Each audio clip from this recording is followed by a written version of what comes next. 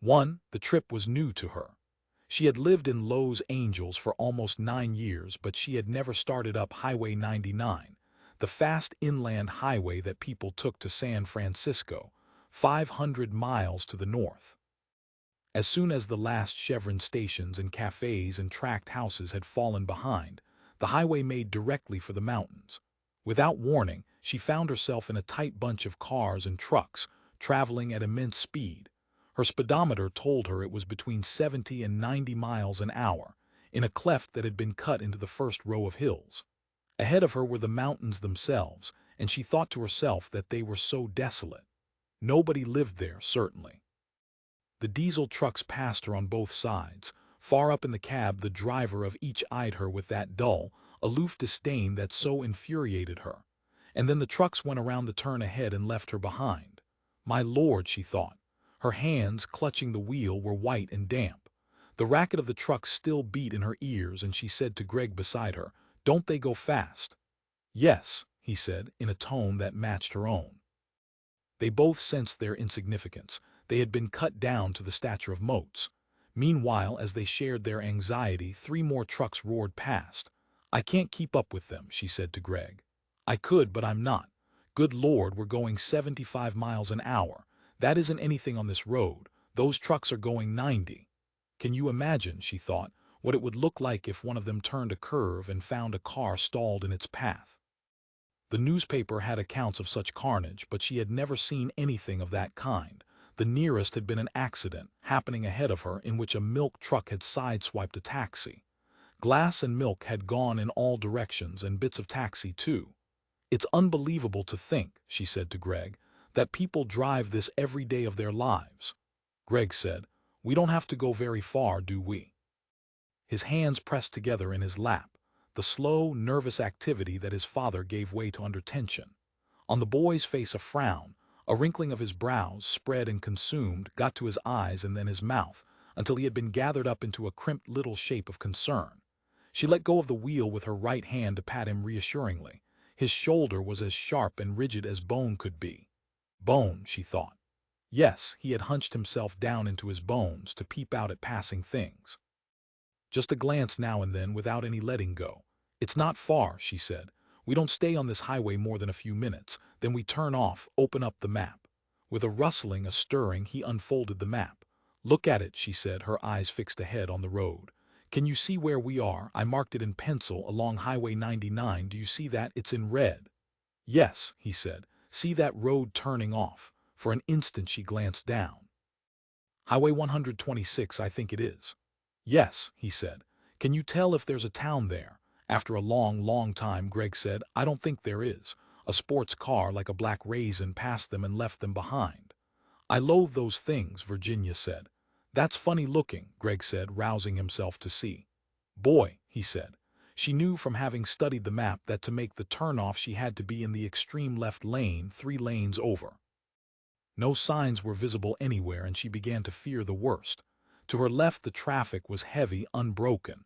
The cars and trucks seemed to gain speed constantly, as if they had decided to race her. She put on the left turn signal, but the cars paid no attention. Or perhaps they did not want to pay attention. She saw the faces of the drivers, and they were without excitement, painted on, faultless. "They know I want to get over," she said to Gregg. "How can I get over if they don't let me?" Turnoff was probably around the next curve, unless she had passed it already. "Look on the map," she said. "See when the next turnoff is after that one." Gregg began to rustle the map. "Hurry," she said. "I can't tell," he said in his choked, apprehensive voice. "Give it to me." Steadying the wheel with her left hand, she glanced down at the map. But she could not keep her eyes on it long enough. A horn honked at her left, and she swerved back into her lane. "Let it go," she said, pushing the map away. "I don't see why they don't let me over," she said. Beside her, Gregg shrank down and paid no attention to the road. That maddened her. She felt isolated. Did nobody care? But then a space appeared in the traffic, and she was able to get quickly into the next lane and from there over to the one she wanted. It was the fastest of the lanes, and at once, without volition, she found herself driving at the head-on traffic at a speed so great that she could scarcely keep from shutting her eyes.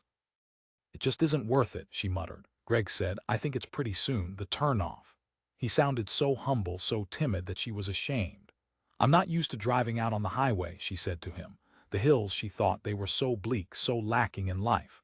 Could a school really be set out in this wasteland? The hills in the east, before the present generation, other people had lived there, and before them others. It was clear that someone had always lived there. Before the English, the Indians. Before the Indians, nobody knew, but certainly some race, some form of life, intelligent, responsible. The animals, she thought, she had heard them in motion, active and alert. That kind of life was enough. Here the hills were like refuse heaps without color, the ground was only dirt, the plants were patches of weeds separated from one another, holding beer cans and paper that had blown down the canyons. This was a canyon, she realized. It was not a cleft. And the wind roared, she felt it lift the car. So the city had gone as far as possible. One house might appear in a particular spot, a billboard would come, a gas station, but each would be set apart. No communication between them, she thought. Remote sparks at night on the side of the highway. "There it is," Gregg said. Ahead of them was a construction, signs and a road. She saw signal lights and white markings on the pavement.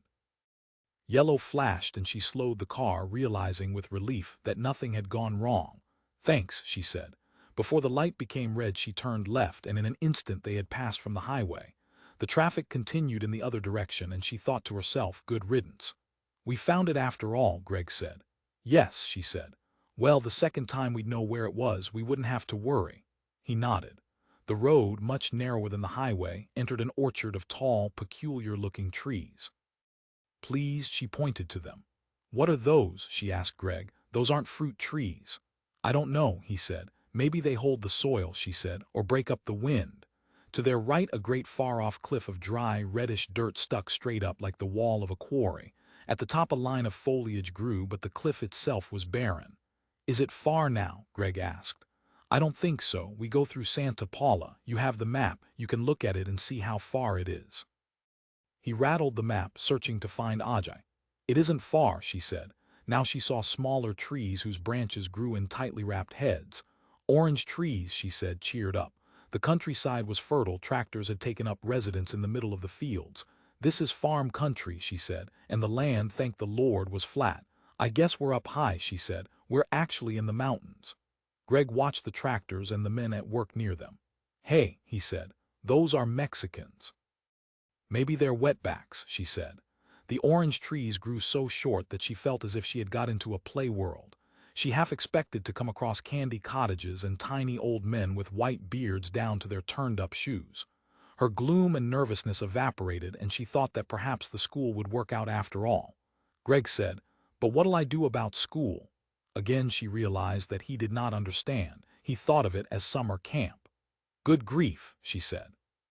"And," he said with agitation, "how about squirming around on the car seat," he said, "and how'll I get back home?"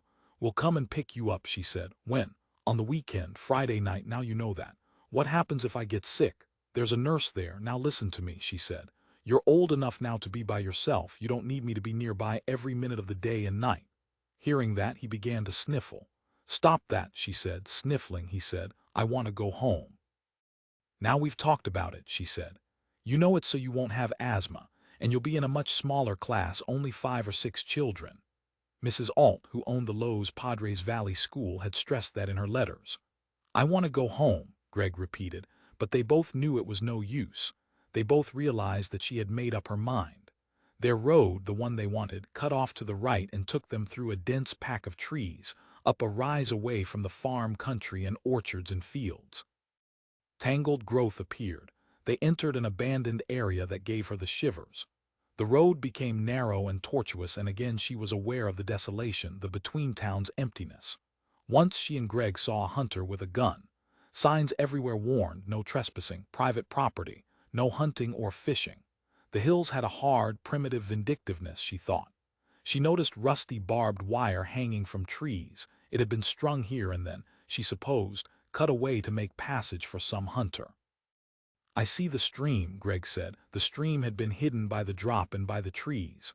As the car crossed a bridge, mostly logs nailed together, she saw for an instant a bunch of fishermen with their lines out. Their cars were parked off the road, and she had to slow almost to a stop to get by them. None of the fishermen looked up. "Hey," Gregg said. "Look, fishing." For a long time he peered back. "Can I go fishing? Are we near the school?" Later he said, "I never been fishing, but Patrick Dix went fishing with his dad one day. I think that was up around some beach. And they caught this huge fish. It was really big. I think it was a shark." The road turned suddenly to the left and rose so steeply that the car chugged and gears within the automatic transmission shifted and selected themselves. She put the lever into low range. Behind them, two cars which had lined up fell back and became lost to sight. "It's steep," she said, wishing she had been told about the mountains. "We're going up high." They continued on up, turning constantly until at last they reached the top of the mountain range. Below them lay the Ajay Valley. Both she and Gregg let out a cry at the sight. "It's flat," Gregg yelled, standing up to see. "Down we go," she said, gritting her teeth and holding onto the wheel. At each curve a sheer blank drop, unfenced, reminded her that she would have to come back on this road, perhaps at night. She thought, how can I drive this? 60 or more miles each way. "Look," Gregg cried. "Here comes a bus." An obese, senile yellow school bus was working its way up the grades and curves toward her. In the bus, children waved and leaped about. The road was barely wide enough for the bus, and already it had begun to honk at her. "Is this your road?" she wondered, not knowing what to do. The bus honked again, and she brought the car off onto the shoulder so that the overhanging bank of dirt and roots scraped along the window. The right wheel spun. She had got into a drainage ditch. In panic, she jerked the car back toward the road. The bus, now just ahead, veered away, honking, and she passed it with a swish of dirt torn loose from the bank. "Oh God," she said finally. Trembling, she drove on. Gregg said, "Boy, that was a close call." Now the ground flattened. They had left the mountains and had reached the valley. The road became straight. Far off at the opposite end she saw the town of Ajay. "Thank heaven," she said to herself. Glancing at her wristwatch, she realized that she had been driving only an hour and a half. The time was 11:30. In time for lunch, possibly. Anything, she thought, for a cup of coffee. At the entrance to the school they both noticed more of the short, plump orange trees. The air was warm and dust blew ahead of them among the trees and along the path. She enjoyed walking, a relief certainly from being in the car. But behind the school buildings were the mountains, the dreadful mountains. "Are you at all carsick?" she asked Gregg. Beside her he had slowed, and now he examined something in his coat pocket. "Put your spray away," she said, stopping his arm. "You aren't wheezing. You haven't since we left LA. Evidently it is the smog. How do you feel?" "Okay," he said, but he held on to his adrenaline spray. Before he got out of the car he had used the spray, and on his pants was a spot that had dripped. His fright had increased, and as soon as she stopped walking he did so too. "I imagine they keep the horses over in that barn," she said to cheer him. "Why, isn't that somebody riding?" She made him look toward the slope of grass and trees beyond the school grounds. A trail, a fire break, separated the shrubbery of the hill from the school's playing field. "I see they have football," she said. A lemon bush, its leaves dark and shiny, grew by the steps ahead of them at the end of the path. Gregg tore loose one of the clumps of lemons. Fruit and blossoms and leaves came apart between his hands as he and Virginia climbed the steps. On his face was an expression of forlorn savagery. Her own mood became dreary, and she wondered if the school, the whole idea of sending him away from home, was going to work out after all. "It's up to you, dear," she said. "If it turns out that you don't like it, you can come home. You understand that, but we want to give it a try." Not answering, he gazed up at the main building, his eyes almost shut, his lips clamped together. And on his forehead the furrows and folds had gathered again, the wrinkles of worry, as if he were oppressed even by the size of the building. The school grounds at this time were deserted. One semester had ended and the children had gone home for a week. For that matter, she did not even see any teachers, but in a day or so, she thought, then it would be more active. "There's a trail up into the mountains," she said. "You can go on hikes. You can camp and build a fire and sleep in a tent, like your friend Bob Rooley did at summer camp." Remembering the pictures in the booklet accompanying one of Mrs. Alt's letters, she said, "And think of the rabbits and the goat and the horses, dogs and cats, all sorts of animals, even a possum, in a cage." The boy's face stayed hating. Ahead of them the glass front doors of the building had been propped open, and Gregg shuffled inside. The lobby dark and still, reminded Virginia of an old-fashioned hotel. Here was the desk, too, and all so silent. For dignity, she decided to impress the parents, stairs to a second floor, and at the far end the dining room. "I'm going to try to get a cup of coffee," she said to her son. No school official had appeared as yet to greet them. What, she wondered, should she do? To her right, in an alcove serving as a library, two wide windows gave a view of the valley. The school had been built on high ground, purposely, she decided as she turned to the windows. The town of Ajay could be seen first, the Spanish-style buildings among which she had driven. Even the automobile garage had ivy growing up its walls. The single main street of the town had, along most of its west side, a park. On the other side, the shops, a single row of them connecting one with the next, made her think of a mission. Or stalls, she thought, each with its adobe arch. And the post office at the corner was in the shape of a tower. It occupied the ground floor under what appeared to her to be a belfry. The park, visible to her, had in it a series of tennis courts. Yes, this was where they held the tennis matches. And the music festivals, too. Beyond the town, the valley extended to the mountains, surfaces perpendicular to each other, meeting at right angles. As if she thought she were down at the bottom, standing where she could see up the sides. But the valley was large, she did not feel cramped. Yet the mountains existed in every direction, no other route back except over them, only two roads according to her map and each as hazardous and steep as the other. "Isn't it lovely?" she said to Gregg, who had wandered over beside her. "Yes," he said. "We were in those mountains," she said. "We drove through them. Wasn't that exciting?" "Yes," he said. Feeling restless, she began to roam around, out of the library and into the hall, past the desk and then back again. An office door was open and books in stacks covered the floor. A single book repeated over and over again, a textbook. It reminded her of her own childhood, this peeping into unfamiliar schoolrooms for the first time, the smells of varnish and paper, the storerooms such as this. From a side doorway a woman appeared, noticed her, and said, "Can I help you?" This woman, middle-aged, with a strong beaked nose, wore slacks and a sailcloth shirt. Her rimless glasses gave her a forceful look, and she walked with that straight, practical authority that Virginia remembered so well. This woman had the unadorned vitality of the professional schoolmistress, a type that had kept order among the young since the days of the Roman country villas. Surely this was Mrs. Alt. "I'm Virginia Lindahl," Virginia said. "Oh yes." The woman put out her hand. "I'm Edna Alt." Her hair was brushed back and tied with, heavens, a rubber band, and her cheeks, although firm, had a grayish cast, probably from hiking and from supervising leathercraft out under the sun.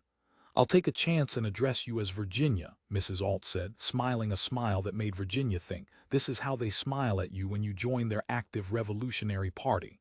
"Is this Gregg?" "Yes," she said.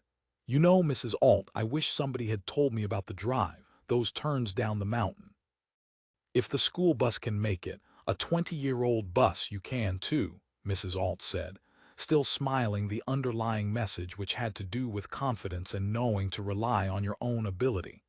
But it was a genial message, even optimistic. Virginia did not resent it. To Mrs. Alt, everyone had great potentialities, and it was a doctrine that Virginia applauded.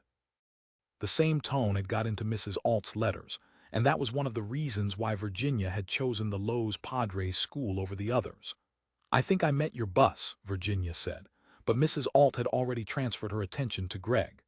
"My," Mrs. Alt said, without making it sound fatuous or quaint. It was more of her enthusiasm, a spontaneous expression. "This is the little boy who has trouble with his breathing. Is that your adrenaline spray?" She held out her hand. "You know what I bet, Gregg? I bet you won't need that up here." Virginia thought, it's fine to talk like that if you can pull it off.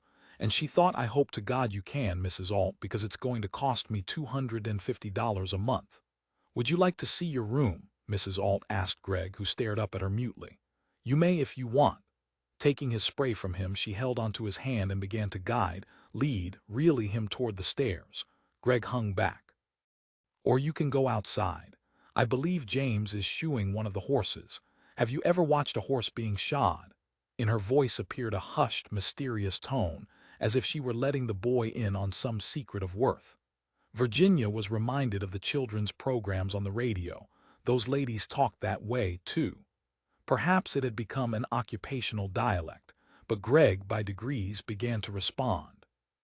Remaining where she was, she watched Mrs. Alt pilot Gregg outdoors onto the stone terrace and then down a flight of steps. And now, Virginia thought, into the pot with you, young man. This is where we boil the new children. But she thought, the woman's good at it. She is no fool. My mother and Mrs. Alt, they would get along. What a pair. Mrs. Alt returned at a great rate, striding as if she had been hiking for miles. We stopped for a minute to watch them put up tents, she said to Virginia. When it's warm enough, we sleep outdoors. The air is excellent up here. His asthma's better, Virginia said. She felt a little afraid of Mrs. Alt. Yes, I thought he was breathing normally. How far back does his history of respiratory difficulty go? I'm thinking that it may be the result of an emotional situation in the home environment rather than the smog. Could that be? Come into the office so I can get your letter from the file. Mrs. Alt had already started along the hall. The office smelled of soap.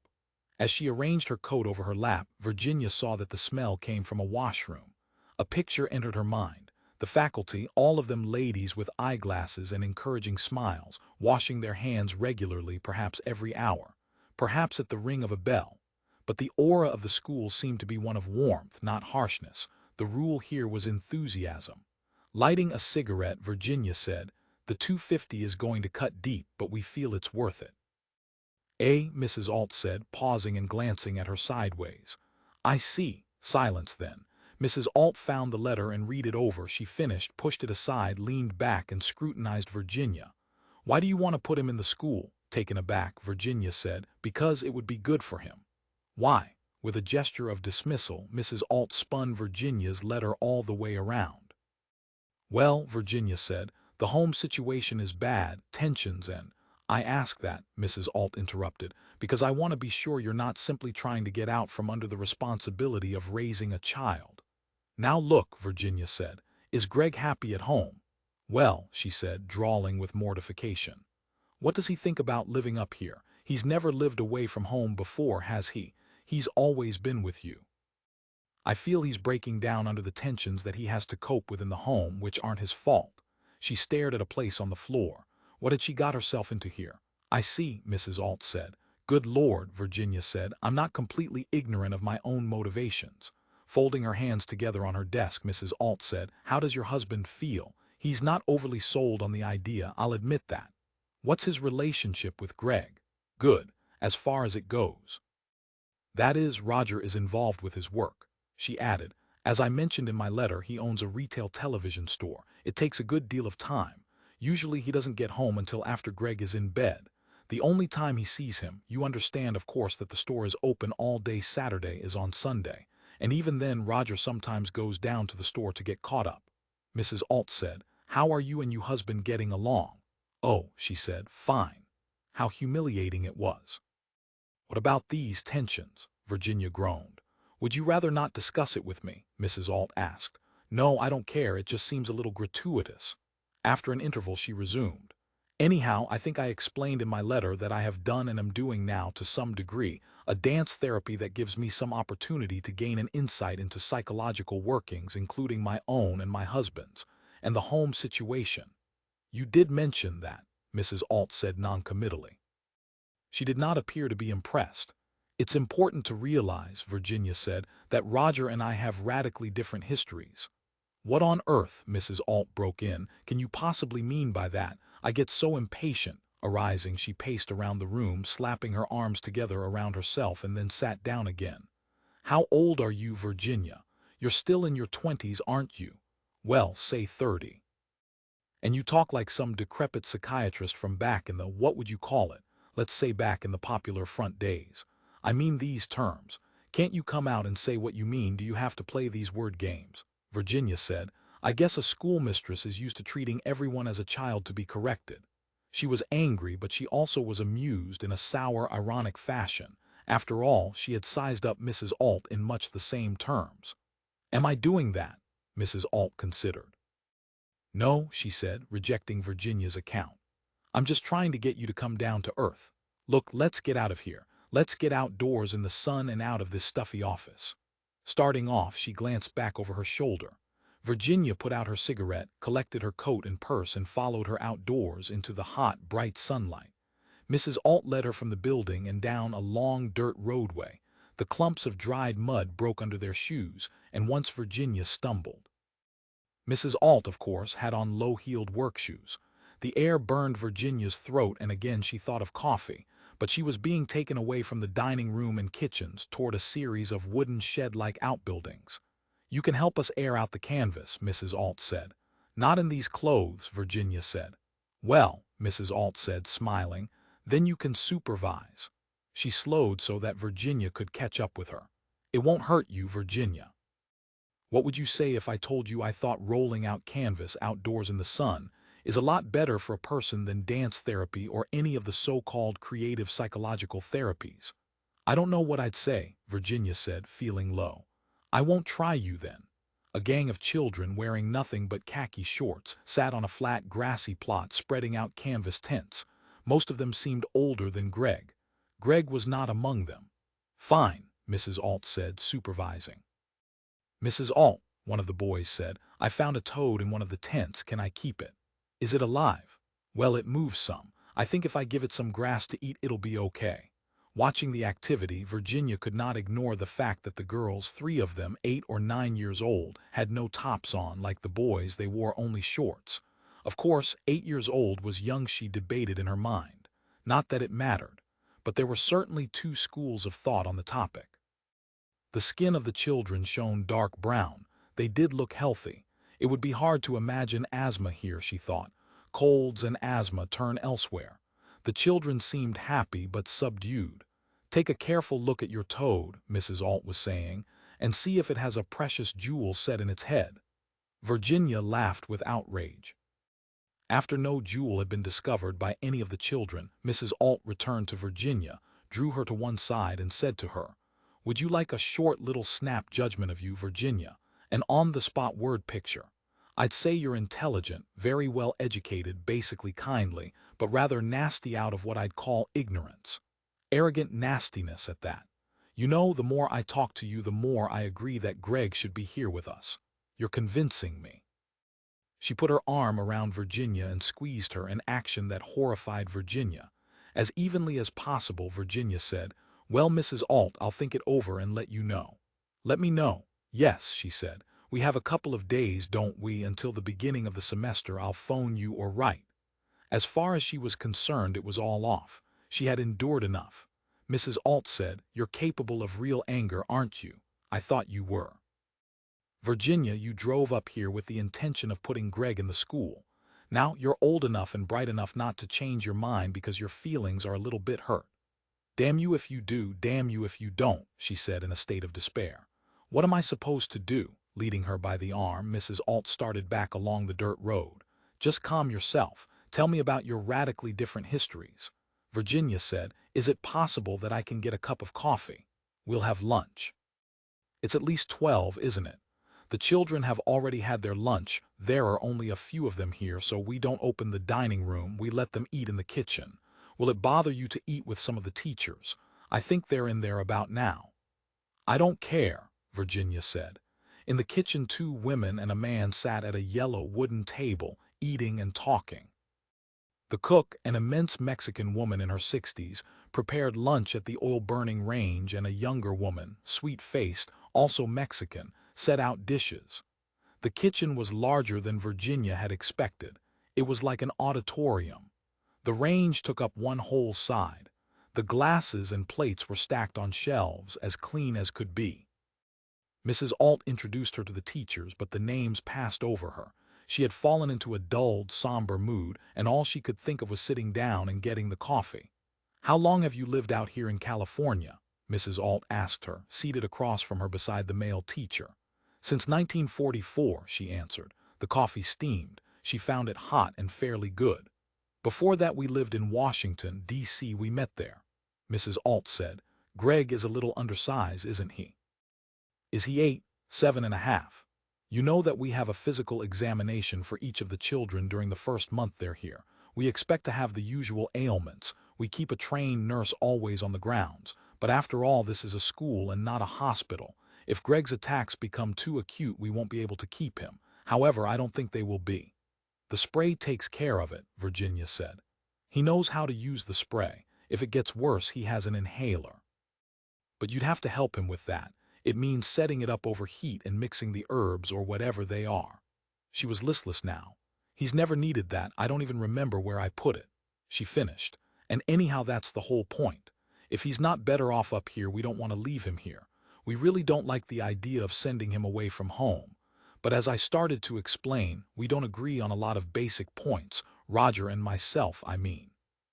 He has his ideas and they're not the same as mine. She sipped her coffee. Were you both born in Washington? I was born in Boston, she said. Roger was born in the Middle West. Why don't you want to tell me where? She shrugged. Arkansas, I think. Whenever she said it, she felt her flesh crawl. He had a very poverty-stricken childhood. During the Depression, they lived on relief and charity. I guess it was common enough. Potato peels from the family next door. The topic filled her with torpor. She recited the information mechanically. My family was better off, but of course we all felt it. Anyhow, she drew herself up and rested her elbows on the table, holding her cup at chin level. Because of his own childhood, he really doesn't talk much about it, so I get it piecemeal. Roger worries about a lot of things that don't bother me, financial matters for instance. Food, for another. They never got all they wanted to eat, although I don't think they really went hungry. He's always afraid something will go wrong, if you understand. He's tense all the time. He spends most of his time down at the store, not doing anything, sort of, she gestured. More or less just keeping his eye on it, to be sure it's there. Won't the $250 a month increase his anxiety? Well, yes, she admitted. But then Gregg won't be there, so presumably it won't affect him. The three teachers had their own conversation going, but they were also listening. Mrs. Alt said, I can't see any improvement in your situation if this bankrupts you. It won't, she said shortly. We have an arrangement by which you could apply for a grant. Some of the children come in that way. The parents pay part of the tuition, interested groups pay the rest. We can manage it, Virginia said, if we decide to go ahead. She drank more of her coffee. And we don't agree on basic matters such as religion. Roger doesn't have any religious convictions. In fact, he's against religious training. I don't want Gregg raised in that atmosphere. I don't want him raised either where there's a contempt for education and learning in general. Mrs. Alt said, what does your husband think of your dance therapy? Oh, she said, he's indifferent. Do you have any interests in common? Of course we have, Virginia said, not caring at the moment. For several minutes, Mrs. Alt discussed some trivial items with the teachers. Virginia ate the sandwich they had placed before her, finished her coffee, lit a cigarette. Nobody offered her a match. The male teacher, in sweater and slacks with tie, was involved in conversation. She glanced at her wristwatch. The road, she thought. The god-awful trip back. Her great dread now was that for one reason or another she would be delayed and have to drive back after dark. To Mrs. Alt she said, I'd better go round up Gregg. We should start home soon. Bring him inside, Mrs. Alt said, so he can have his lunch too. He hasn't eaten, has he? No, she admitted. You don't want to take him off without giving him his lunch. I left him with James. You can't miss the barn. You probably saw it as you came up from parking your car. It's down at the end of the playing field. Do you want me to go with you? Already she had resumed her conversation with the teacher. It had to do with schedules for classes. Virginia said, we really should go. On her feet, she said, thank you for the meal. Why do you have to leave this minute? The drive, she said. That does worry you, doesn't it? The male teacher, he was young, amiable-looking, said, I wouldn't care to drive that very often, but some of the parents do, every weekend, twice each way. To Virginia, he said, if you put your boy into the school, would you want to pick him up on weekends? Yes, she said. That's what I told him anyhow. I feel I should. It's part of the agreement between us. The children aren't dismissed on Friday until after 3 o'clock, Mrs. Alt said, so you couldn't pick him up before then, and he should be back by 6 p.m. Sunday night. You'd have to drive it after dark during the winter. From what you've said, I don't think that would be a good idea. You'd be apprehensive about it, and that would be transmitted to Gregg, and he'd feel that you didn't want to pick him up. This is all assuming, Virginia began. Why couldn't her son go in with one of the other parents? One of the lady teachers suggested. Maybe they could arrange to share the driving. Liz Bonner picked her 2 boys up almost every Friday, the male teacher said. Maybe you could arrange it with her. That's a good idea, Mrs. Alt said. She'll be bringing her boys up sometime tomorrow. To Virginia, she said, why don't you be here so I can introduce you to her, unless you don't want somebody else to drive him. Mrs. Bonner is a good driver, the male teacher said. But real Lowe's angels, one of the lady teachers said, and they all laughed. The idea cheered Virginia. Would she mind? She said. Maybe I could pay her or something, it would be worth it. Liz has to make the trip anyhow, Mrs. Alt said. Let's do it this way. I'll talk to her when she brings her boys up and then I'll phone you. If she's agreeable, you can drive up and settle the details. You're living in Sepulveda and I think they live near there, towards San Fernando, near enough so it wouldn't be much out of her way. If necessary, she could take Gregg to her place and you could pick him up there. Why couldn't she talk to Mrs. Bonner down there? The young male teacher said. Instead of having to make the drive back up here. I'd rather she talk to Liz up here, Mrs. Alt said, so I can be sure it's settled. You know how Liz is. Excusing herself, Virginia left the kitchen and set off for the barn. My God, she thought, it was settled, decided. The burden of decision had faded away. You'll love the Lowe's Padres Valley School, she said to herself. Do as I tell you, young man. Love the Lowe's Padres School, because starting next week it's your home. And Edna Alt is your friend. Too, poking his head into the store's office, Pete Baxiagalupi said to him, Hey, you're still here, aren't you? I thought maybe you went home. The front door of Modern TV Sales and Service was locked and the shade was down. Business had come to an end for the day. The overhead lights flickered as Olson, the repairman, bent and shut them off at the switch. You wife's looking for you, Pete said. She parked in the yellow zone. She just now went back to get something. Okay, Roger Lindahl said. He closed the store books and stood up. Probably she was home from her jaunt up to Ajay. With Pete he walked through the store, checking the various switches to make certain everything was off. The intercom, he said. Get that. I got it, Pete said. It's all checked. You can go home. I'll put on the nightlight. At the cash register he punched the key and began winding a new tape. You put the money away, didn't you? That's the main thing. Olson at the front door said, Some dame wants in. Who gets to tell her we're closed? That's Virginia, Roger said. I'll let her in. With his key he unlocked the door for her. Hi, she said. I'll drive you home. She kissed him and he smelled all the various road smells, cigarettes and heat and dust and the fatigue of fighting the traffic.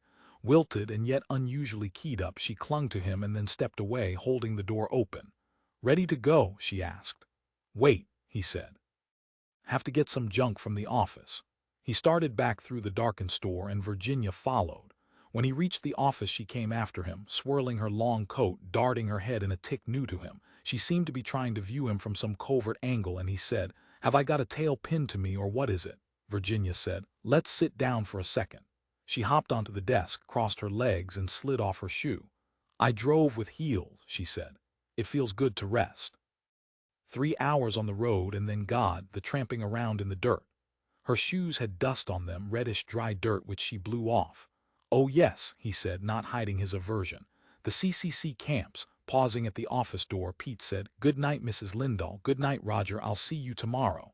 Good night, Roger said. Virginia did not notice. She had opened her purse and was rooting in it. Good night, Olson bellowed from the far end of the store. The door slammed as he departed. After Pete had also gone, Roger said to his wife, Where's Gregg? Home with Marion.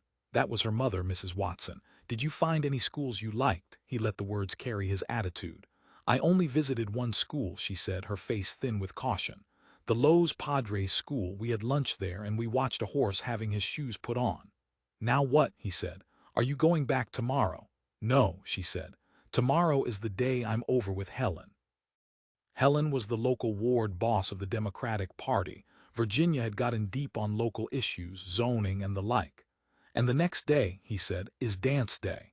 Virginia said, How am I going to tell you? In him at that settled the very thing she had rid herself of, the weight, the burden. Did you give them a check? He said. Yes. How much? The whole first month's worth, $250. I can stop it, he said. Don't. Sure, tomorrow morning. Absolutely, he thought. He had no doubts. She's wonderful, Mrs. Alt. Roger said, Is this so you can have more free time? Is it going to be nothing but therapy classes and PTA? Hell, he said, that's the end of the PTA session.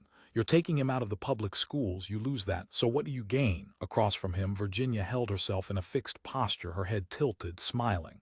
You have to have my permission, he said. I'll go to a lawyer and see. With a bright chirp, she said, do that. They stared at each other. At last she shuddered. I know I'm right, you haven't even seen the school. Let us have the receipt. He stuck out his hand, waiting. You will go see it, will you do that much at least? I'll see it as I go up and get the check back. This is why I want him away, Virginia said. You and I don't, she broke off and swallowed, her eyes wide. Wetness rose, reached her lashes, glowed and quivered, but that was all. I'll call them tonight, he said, picking up the phone. So they won't bank it. When he had got the operator, he asked for the phone number of the Los Padres school in Ajay. Virginia said, I'll leave you. Hanging up, he wrote the number on the pad. Why? I'll be ridiculous, obviously, or isn't that important? Her voice sharpened, but always the reserve was there, the training. Something was held back. I go up, make arrangements to put Gregg in the school. I go over lists with Mrs. Alt to be sure I'm going to have everything he needs ready. Things like labels on his clothes, all of them. Medicines that he has to have. I stopped at the drugstore and got 4 different prescriptions filled. I've had the job all to myself of explaining to Gregg and getting him to understand. I drove that awful goddamn drive twice in one day, a drive that would kill anyone, even you. Wait till you drive it, you'll see what I'm up against. Plucking her handkerchief from her suit pocket, she blew her nose and rubbed at her eyes. Roger picked up the phone and dialed. He asked for the Ajay number. While he waited, Virginia pushed her handkerchief away, stepped from the desk and into her shoes, seized her purse and ran from the office. He heard her heels on the floor, then the noise of the door opening, then the slam. In his ear the phone buzzed. A voice, a woman's low voice, said, Los Padres Valley School. I'd like to speak to Mrs. Alt. Speaking. This is Roger Lindahl, and at that point he was at a loss. My wife, he said, talked to you today. Oh yes, Virginia, did she and Gregg get home all right? Yes, he said. She told me how much the drive upset her. In his ear Mrs. Alt's voice was placid but not unconcerned. I imagine you've just now found out that Virginia's put Gregg in the school, is that so? She didn't tell me, but I had the idea that she was doing it on her own. Yes, he said. She's in a state of great tension, Mrs. Alt said, but I think she knows what she's doing. Well, do you want to come up here and discuss it with me? I'll hold the check until I've talked to you about it. I can come by and visit you if you prefer. I'll be down in L.A. tomorrow sometime late. I have a niece there. I'll come up, he said. That way I can see the school. Good, Mrs. Alt said. What time? Better make it in the morning. 10, he said. Fine. Can you bring Gregg? The more he sees of it before you decide, the better. I wish he could stay here a week, but the semester begins in a few days and we have to have the registration completed. I'll see you at 10 then. If you get lost and can't find the school, ask anywhere in town.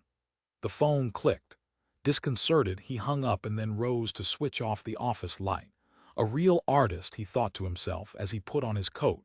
She could sell anything. When he had locked the front door, he realized that their Oldsmobile was still parked in the yellow zone. Virginia had not driven off. She sat at the wheel, waiting for him. I called her, he said as he opened the door and got in. I'm going up tomorrow morning with Gregg. Not speaking, Virginia started the car and pulled from the yellow zone onto the street. The next morning Virginia still had not begun talking, but neither had she left. He phoned Pete and told him to open the store, and then he shaved and bathed and put on a suit and tie and clean shirt. Virginia, moving silently about the house, disappeared into the kitchen when the time came for him and Gregg to leave. She said goodbye to neither of them. Is Mom sore? Gregg asked as they drove toward the highway. Just at me, Roger said. The trip up the highway was a ball for him. He enjoyed each part of it. After the turnoff, he stopped at a roadside drive-in and ordered beer and fried prawns for himself, scrambled eggs and bacon for Gregg. This is swell, Gregg said. Boy, Dad, you sure fooled that truck. The boy had been fascinated by the great game of lane switching. Remember that truck? Later, they drove past short, round trees. Roger said to his son, see those? I'll tell you what they are. They're pecan trees. The drive raised his spirits. When they passed the stream and saw the men fishing, he stopped the car and got out. Come on, he said, leading Gregg down the trail from the road. For half an hour they helped the fishermen. Once, Gregg was handed a pole and allowed to tug a fish from the water. It was a small, dingy fish, but all the fishermen exclaimed. One claimed that it was the only fish of its kind caught in that part of Ventura County. Gregg got the fish as a gift, wrapped in newspaper. It was tossed in the back of the car and then they drove on, speeding up the grades and around the curves to regain time. "That's Ajay," Roger said when they had left the mountains. Gregg giggled. "Mom calls it Ojai." Together, he and Gregg walked from the car, up the road from town to the school. He had left the car in a garage to have the 1,000-mile lubrication. There was no knowing how many miles Virginia had driven without a change of oil. "That's the school," Gregg said presently. Ahead of them on the right began a low split-rail fence that enclosed an orchard. Beyond the orchard could be seen buildings, tall fir trees, and what looked like a flag. "How do you feel about it?" Roger said. "I don't know," Gregg said. He slowed. "There's a possum in a cage. I fed him a turnip." Roger said, "Do you like this school? Do you want to live here?" "I don't know," Gregg said. "You could only see Mom and me on weekends." Gregg nodded. "Is it a nice school?" Occasionally he got an answer by asking the same question another way. "Yes," Gregg said. "Are the kids nice?" "They aren't there yet." "Are the teachers nice?" "I guess so. James is. He's got real dark skin like Louis Willis. He put a shoe on the horse." As they twirled up the road, Gregg expounded on the method of shoeing a horse. "A Negro," Roger thought to himself. "You can't win." They entered the school grounds. The land became flat. Gregg, running ahead of him, shouted back, "Hey, Dad, I'll show you the possum. Here's the possum." Rolling, bounding, he disappeared from sight. His voice trailed off. "Possum? Christ," Roger said. Without his son he felt nervous. He halted and reached for his cigarettes. The pack was back in his coat in the car. He had tossed his coat over the seat when the day became warm. Looking around, he saw the steps leading up to the larger of the buildings. A woman had come out on a terrace and was gazing down at him. A lean, middle-aged woman wearing glasses, her hair tied back. She had on jeans and he saw at once that she was Mrs. Alt and that she was an I-take-no-shit-from-anyone woman. His fear grew. Why, like a child, he thought. Standing there he quaked. My God, he thought, perspiring. He felt as if he were going to faint. "Hey, Dad," Gregg shouted, scampering back, his face flushed, gasping for breath. "Can I ride a horse? Can I ride a horse? Can I ride one of the horses? Please, can I ride? James says, is it okay if I can ride? Please, can I ride?" Dancing around Roger, he caught hold of his hand and tugged at him. "Please, Dad, please, let me ride a horse, please. Dad, please, come on, Dad, let me ride one of the horses. Can I, can I?" On the terrace, the tough woman watched. Sunlight, hot on his face and body, made Roger sweat. "Please, Dad," he saw trees. Off on a trail a horse clopped. Horses, Roger thought, be damned. Nice-looking one, nice rump. The air smelled of dried grass and it was hot, hot. God, he thought, not in years. Wiping his neck, he took a couple of steps forward, sweat in his eyes. He wiped his eyes, dizzying air, the farm smell. "Look at the horse." "Yes," he said, the farm smell reeked manure, straw. On the terrace the woman watched. She put her hands on her hips. "Why do I feel so weak?" Roger thought. "Why?" "Roger," the woman said sharply. "Yes," he said, "I'm coming." The reek of horses. He walked a step. Another. "Please," he said, "please." He saw the barn, dirt beneath his toes, broken heap of wire, line of hills, green and tree-caked. At the back of the barn a slope of weeds, dirt descending toward rock, quiet in the midday summer air, buzzing, and it sprang by him, a black fly. He ducked. "Please," he begged, afraid of her. "Can we go?" Both he and Stephen trembled. Then she nodded. He and Stephen ran over the weeds, the dirt, away from her and the house, past the rusted truck. In the wallow the pigs squirmed. Across the land by the wallow one hog, alarmed, got up to flee. His ears down he ran, bending and puffing as far as the fence. In the shed they slammed the door and fixed the wire so no one could open it, so their mother couldn't open it and get them. "It's cold," Stephen said. "Hey, I can't see, can you see?" Eventually they could see. "This is where," he said to his brother. They had come here to this safe, locked place to find who could pee the furthest. "You go first," Stephen said. "You." "No." Stephen huddled nervously, listening. "It was your idea." The shed floor had broken under the weight of dung and moldy straw. Jars filled with preserves were stacked in the corners, their lids corroded. In the center of a web a dead spider twirled with the currents of warm air entering through the cracks in the shed, the spaces between the boards. Standing at one end of the shed he peed. "Okay," he said to Stephen. Stephen peed. When they measured, they found that he had peed almost a foot further than Stephen. "But I peed more," Stephen said. "That don't count. Why not? Let's see who can pee the most." "I peed already," Roger said. "So did you. Then let's go drink something. It'd take hours." "No," Stephen said. "It comes right out. If you drink milk, you pee milk in around 5 minutes." The coolness made him sleepy. He felt safe. This was their place. They could give up worrying here. He threw himself down on gunny sacks by the remains of a thrasher. Finally, Stephen joined him. "Let's go down to the squidge," Stephen said. He meant the open sewer from the outhouse, the trench cut along the side of the beet fields. Yellow jackets hung around the trench, and it was something to do to catch them. Or sometimes he and Stephen dammed up the trench and made side trenches. At least it was a place where something was happening. While he and Stephen lay on the gunny sacks, a chicken crept through a space between two boards and into the shed. "That's an old hen," Stephen said. "What's she doing in here?" The hen, noticing them, turned and crept back out again. "She must have a nest in here," Roger said. He felt a stirring of interest. "Hey, she must be all the time sneaking in here to lay her eggs." Stephen stood up. "Let's look for it." Together they looked, without luck. "Maybe she'll be back," Roger said. "We'll wait. Don't make no noise." For a long time he and his brother lay in the damp, cool, dark shed on the gunny sacks. A mouse ran over Roger's foot once. He shook the mouse off. Above their heads in the rafters, many mice scuttled and rustled and squeaked. Suddenly the hen appeared at the place between the boards, cutting off the sunlight. Stephen dug his fingers into his brother's arm. The hen's head jerked, turned, lifted.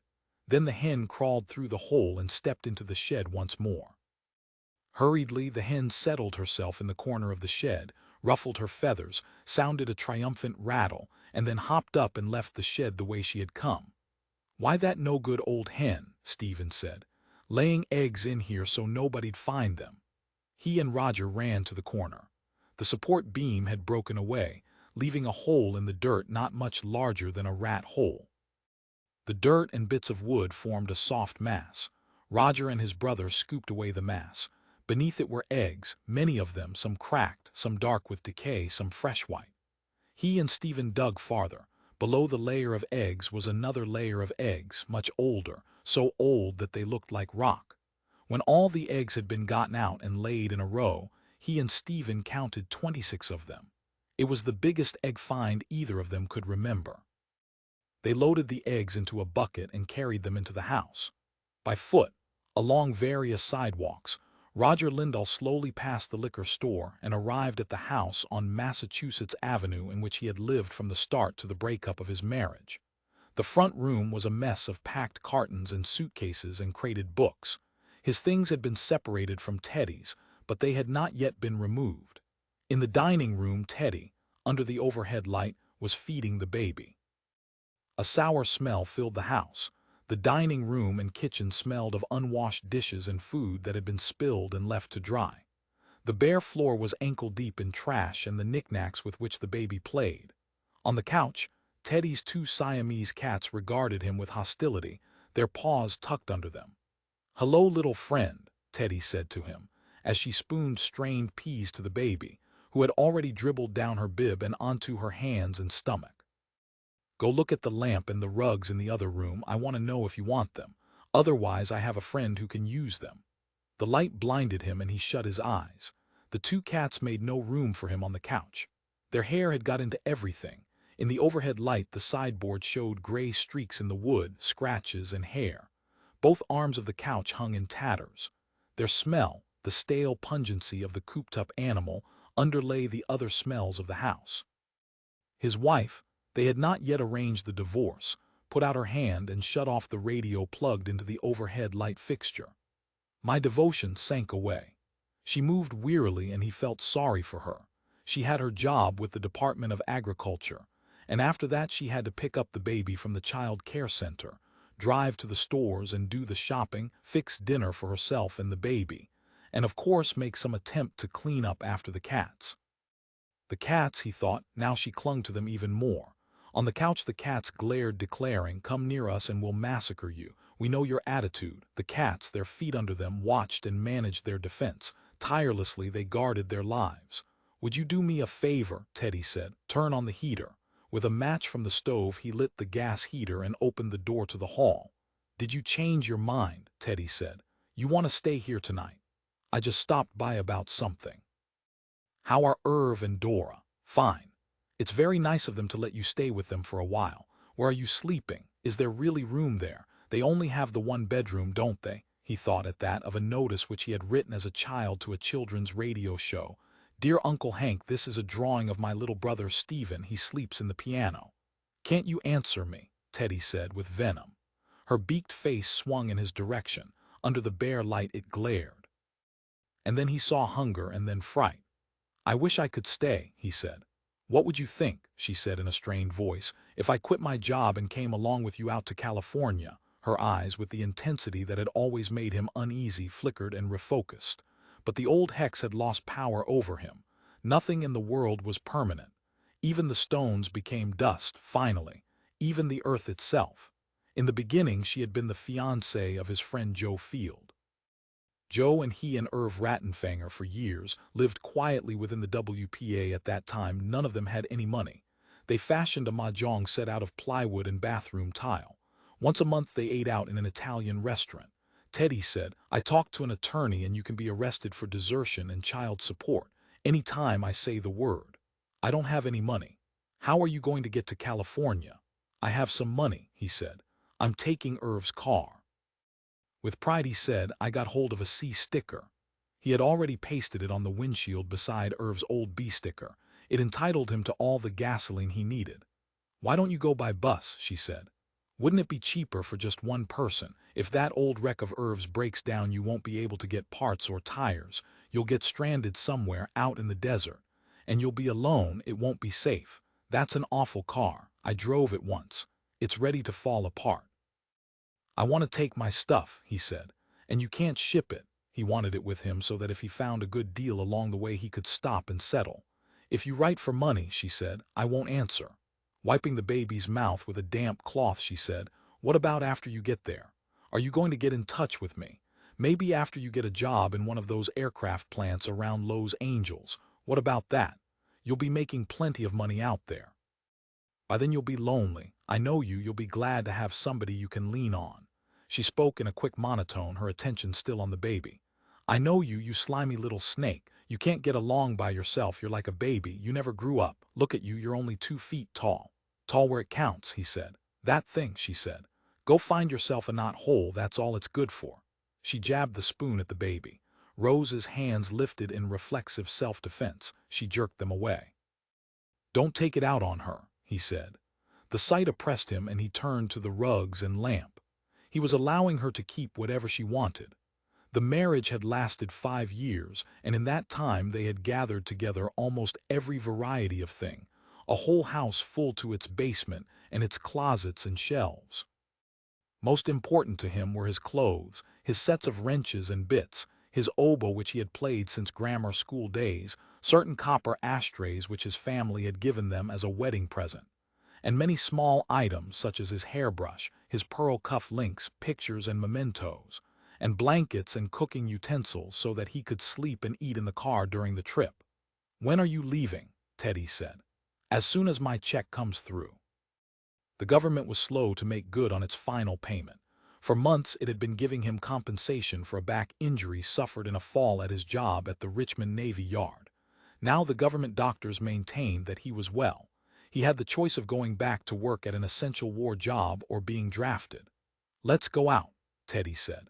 "Let's have some fun tonight. Maybe your check will come tomorrow." She put the baby's food away in the refrigerator and washed her hands at the sink. "I'll change and we can go dancing or to a show. Or we can have a good time here. We can make something of the last time we have together before you go." Already she had started to unfasten her blouse. She kicked off her low-heeled shoes, coming towards him. Her hair flapped in its usual manner, the long, inert, lusterless hair. She had an elongated, narrow nose, and as she approached him she gazed continually down both sides of it, a bird-like habit. Her legs had no grace to them, no lines but those of muscle and bone, and her feet smacked noisily. Her eyes glittered, her breath whistled in her throat. "I don't feel like a party," he said. "I just came from a party." He remembered why he had come here and he said, "I want to get them a bottle of wine, something special." "Can I come?" she said, panting. "Let me go back with you." "No," he said. "Then the hell with you," she said. "I won't give you any money. You want a couple of bucks so you can show up big with the wine, don't you?" he said. "I told them I'd get it." "That's just too bad." For a moment or two neither of them spoke. Pushed close to him she swelled and ebbed like a pulse. How much she would have liked to stick him, to spear him with her nails. At her blouse her hands broke loose and snatched at air. They convulsed. And all the time she kept her eyes fixed on him. Leaving her, he passed on back into the dining room where the baby sat in the high chair under the light. At sight of him the wan limpness left her and she began to smile. Suddenly he made up his mind to take Rose along with him. Why not? He seated himself beside her at the table where Teddy had sat feeding her. On the table was a clean spoon and he waved it before her slowly until her mouth fell open in wonder. Light flashed from the spoon and the baby shouted. He laughed too. On the couch, the two Siamese cats also watched the spoon. They coveted it with hate. He felt their desire to destroy and he turned his chair so that his back was to them. 3 on the terrace, the woman said, "Hello, Gregg. I see you decided to come back and visit us again." "Hello, Mrs. Ant," Gregg said, still tugging at his father's arm. Descending the steps, Mrs. Alt approached Roger with her hand out. "How do you do? I'm very glad to meet you, Mr. Lindahl." He unfastened his son's grip. "Later," he murmured to him. His confusion cleared enough for him to get a good look at Mrs. Alt. "I'm sorry," he said. "He wants to go ride the horse." As they shook hands, Mrs. Alt said, "You have a very striking wife, Mr. Lindahl. Everybody was quite impressed by her." She leaned down to speak to Gregg. "What would you like to do? Do you want to play down on the football field with the other boys? I believe they all went down there. Shall I take you down there?" "I know where it is," Gregg said. "I was there yesterday." He ran off a few yards, halted, turned, and yelled back, "Goodbye, I'm going down to the football field." And then he continued on past the trees and was gone. "Will he be okay?" Roger said. "Can he get there okay?" "He's there now," Mrs. Alt said. "It's just over the rise." Roger said, "I didn't realize you had all the grounds. It's more like a farm." "Oh yes, we keep the children outdoors as much as possible. We have animals. Actually, this was a farm once. They raised prize cattle. Some retired people together. They owned the property and then one of them died." "Where I come from," Roger said, "is where the prize hogs are raised." "Yes," Mrs. Alt said. "I lived in western Arkansas for a year or so, at Fayetteville." "There's hogs all through there," Roger said. "Did you grow up on a farm?" "Yes," he said. "Then this must seem like," Mrs. Alt laughed.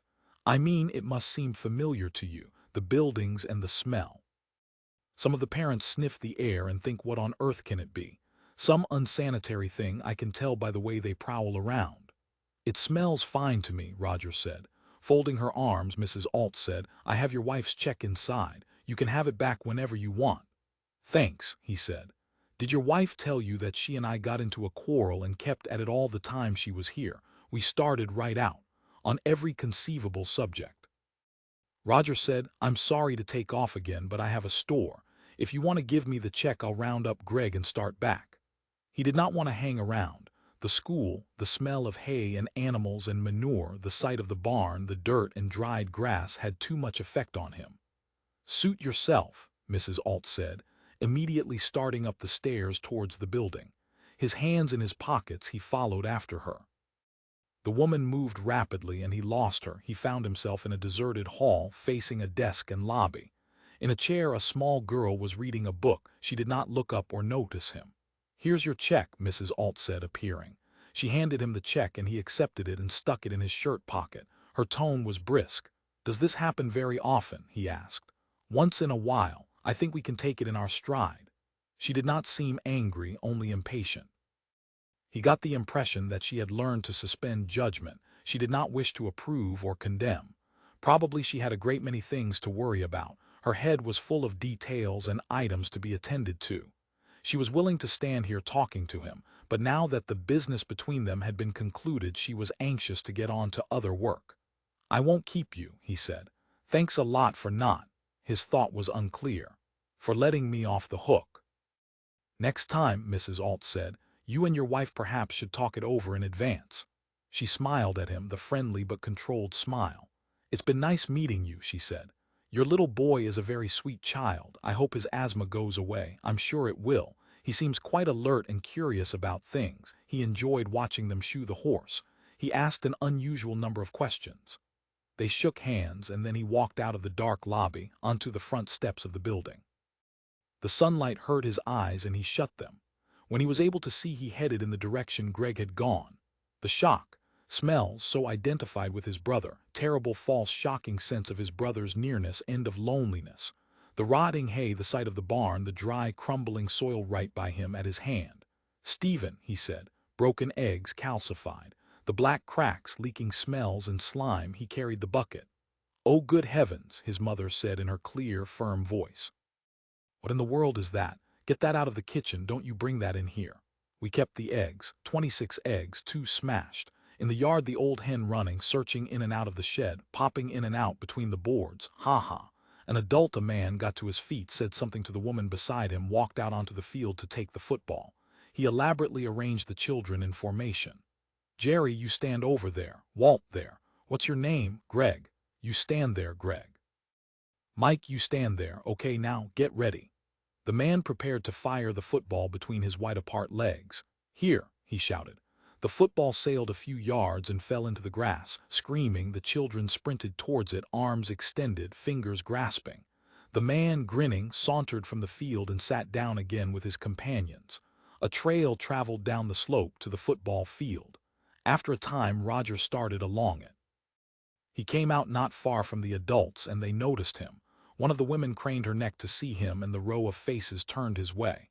Ignoring them, he watched the children. Teachers, he decided. His position was not good here. He was trespassing. Gregg had no right to be scampering around on their football field, playing with their football. The situation made him uncomfortable. He wanted to get Gregg and get right out. But it's a swell place for a kid, he thought. Nobody could deny that. He continued watching the children, standing restlessly by himself, until at last one of the adults arose, exchanged a few words with the others, and then approached him. "You're Mr. Lindahl, aren't you, Gregg's father?" "Yes," he said. "I'm Van Eck, the arithmetic teacher." The man shook hands with him. He had an inoffensive manner, an informality that was probably professional. Both he and the other man wore short-sleeved Aloha sports shirts and lightweight trousers. They and the women seemed relaxed and in an affable mood, and they smiled at him. With them was a portable radio, tuned to popular music, and a pitcher and glasses on a tray. "Why don't you join us?" Van Eck said. "Is your wife with you? I met her yesterday when she came up with Gregg. In fact, we had lunch together." "Not just the two of them," one of the women put in. Everyone laughed. Mrs. Alt was along. Seeing no choice, Roger walked back with Van Eck. The arithmetic teacher introduced him around. "This is Mrs. McGivern, the science teacher, Miss Ty, our English and physical ed teacher, and this is Mr. and Mrs. Bonner, parents like yourself. Their kids are out there with yours," Mrs. Bonner said, "one grade below, first teachers, then parents." "Then children," her husband said. "They're at the bottom of the scale," Van Eck said. "What about the possum?" "He's at the bottom, correction." Van Eck asked, "Is Mrs. Lindahl along?" "No," Roger said. He seated himself awkwardly. "Just Gregg and I." "How old is your little boy?" Mrs. Bonner asked. 7.5, he added. "He's undersized." "After he's been up here a while," Mrs. McGivern said, "he'll be 6 feet 4. Again they all laughed, all except Mr. Bonner, who eyed him intently. They seemed easy-going, except perhaps Bonner, but his sense of discomfort grew. He was going to have to tell them the situation, and it was going to make him look pretty lousy. The teachers chatted away, keeping their eyes on the children. Mr. and Mrs. Bonner were about his age, older than the teachers, who looked to him like college students. Certainly Van Eck was in his 20s. Miss Ty had a colorless, bland face. He guessed that she had got her credentials right after the war. Of the teachers, Mrs. McGivern seemed the most able, the most mature. Bonner had plump, furry arms, a pink face, receding but curly hair. Next to him his wife sat with her arms on her drawn-up knees, her chin forward, a spear of grass switching back and forth between her fingers. Unlike the women teachers, who had on jeans, she was dressed in a skirt and blouse. A ribbon in her hair made her look younger than her husband and the teachers, but when she glanced up he realized that she was in her 30s. She had a pretty, round face and nice eyes. He liked her eyes. "Ed, are you the one I'm supposed to talk to about the ride?" "I don't think so," he said. "Mrs. Alt said something about my driving your little boy in with me on weekends." "No," Roger said, "not that I know of." "Maybe it was somebody else," Mrs. Bonner said, tossing the spear of grass up and catching it. "I thought it was you. I'll ask her again." To her husband she said, "Didn't she say Lindahl? I'm sure she did." Van Eck said, "As I recall, it was Mrs. Lindahl who was talking about the drive. We were having lunch. She said something about how much it bothered her." "Yes," Mrs. McGivern said, "that was Mrs. Lindahl." They all waited expectantly. "I'm sorry," Roger said. "She didn't mention it to me." Bonner tilted his wrist. Underneath, on the inside, he had a watch. The dark leather strap passed along the strands of fur. "Maybe you better go ask her, Liz. We've got to leave pretty soon." "She's probably up in the office," Mrs. McGivern said. "I'll go see who it was," Liz Bonner said. "She said she wanted to get it settled today." Taking her purse, she slipped to her feet and started up the trail to the top of the rise. Halfway up, she said over her shoulder, "I know it was somebody." Then she was gone. "I had better get out of here," Roger thought. To those around him, he said, "It was nice meeting you people. Maybe I'll see you again sometime." He stood up. "Time to head back to L.A. Are you leaving Gregg today?" Mr. Van Eck asked. "No," he said. "No, later in the week." He walked out onto the field, not looking back. "Gregg," he called, "time to start home." "Not yet," Gregg yelled. "Please, just a little longer, okay?" Turning his back, he dived into the group of children and vanished from sight. Filled with anger, Roger said, "You get right over here." Following his son, he seized him by the wrist and dragged him away from the other children. Gregg blinked in surprise and hurt, and then his face folded up in grief. Opening his mouth, he began to wail. The other children became hushed. They all watched as Roger led his son from the field. "Wait till I get you off somewhere," Roger said. "You never had such a whipping. I'm not kidding you, I'm not kidding." Gregg stumbled and half fell. He lifted him back on his feet and went on up the trail. The ground slithered and crumbled under their feet. Clods of dirt spilled in a torrent behind them, carrying weeds and small rocks to the bottom. The group of adults watched without comment. Wailing and whimpering, Gregg managed to say, "Please don't whip me." He had only been whipped once in his life. "I'm sorry, I won't do it again." Probably he had only a vague idea of what he had done. "Please, Daddy." They passed the school buildings and reached the road that led back down to the town. "Okay," Roger said, "I won't whip you." His temper and anxiety began to abate. "But next time I want you to mind me. You heard me, didn't you?" Yes," Gregg said. "You knew I wanted you to come." Gregg said, "When are we coming back?" "Oh Christ," he said, filled with despair. "Can we come back tomorrow? It's too far." "I want to go back," Gregg said. They plodded on down the road. Roger held onto his son's arm. Both of them perspired. Both of them became silent. What a foul-up, Roger thought. What a base-awkward mess. "Mommy said I could," Gregg said once. "It's too far." "No, it is." "It is," he said. "And it costs too damn much. So stop talking about it." On and on they twirled, feeling worse, losing all sense of where they were and what they were doing. Neither of them saw anything. When the road turned, they turned with it. When they reached level ground, they stopped while Gregg tied his shoe. "I'll buy you a soda," Roger said.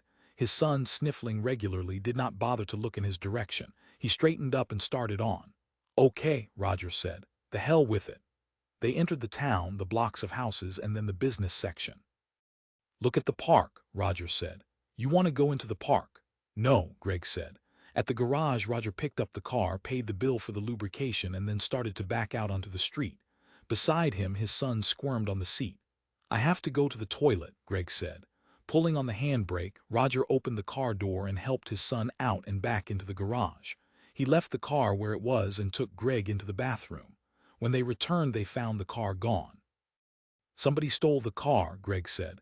"No," Roger said, searching around for one of the garage attendants. "Where's my car?" he said. "I left it here with the motor running." "One of the men parked it across the street," the garage attendant said. "It was blocking the entrance. See it over there?" He pointed, and they made out the car parked by a mailbox across the street. "Thanks," Roger said.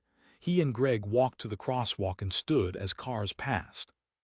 While they were crossing the street, a Ford station wagon halted beside them, and a woman's voice, called, "Mr. Lindahl, wait a minute, will you?"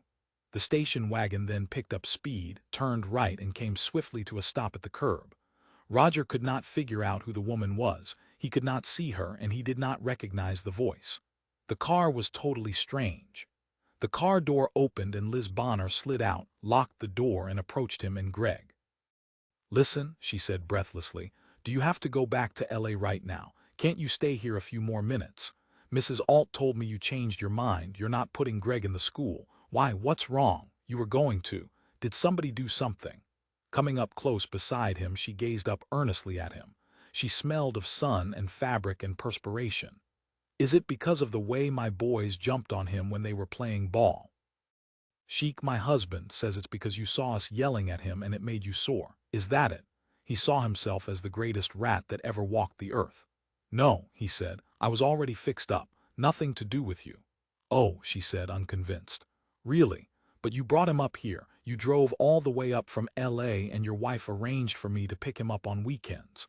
And she and Edna made out the lists of what he's supposed to bring. Didn't your wife even pay her for the first month?" "I don't understand it. Edna seems upset about it and I can't get a clear story from her." The tumble of words ceased at that point.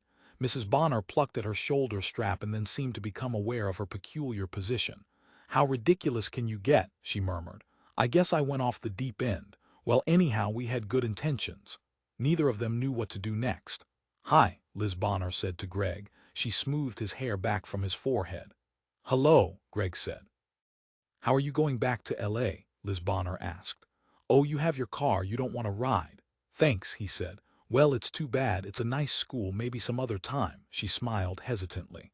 "I'm glad to have met you." She remained for a moment and then she said, "What we thought you were a new parent and you had this idealistic notion about the school and you had just brought your boy up and then you ran into us. And we fouled it up somehow." She shrugged. "Some way or other. And we thought Edna was sore because of that, our doing that. I'll see you then maybe, sometime." She dashed back to her car, unlocked the door, got inside, and scrutinizing the traffic, drove off in the direction of the school. The station wagon needed a bath. Dust and road grime covered it. He saw it again as it reached the first grade at the edge of town. He and Gregg watched the dull shape shoot up the hill down which the two of them had trudged. "We could have come down with her," Gregg said. They got into their own car, their Oldsmobile. The motor was running, the attendant hadn't shut it off. "Back to LA, Roger said. Pulling away from the curb, he headed in the opposite direction from the red Ford station wagon. "What a mess," he said to Gregg. "Did you ever see a mess like that?" He drove slowly with both hands on the wheel. "How did I get into it?" he said to himself. How does anybody get into a situation like that?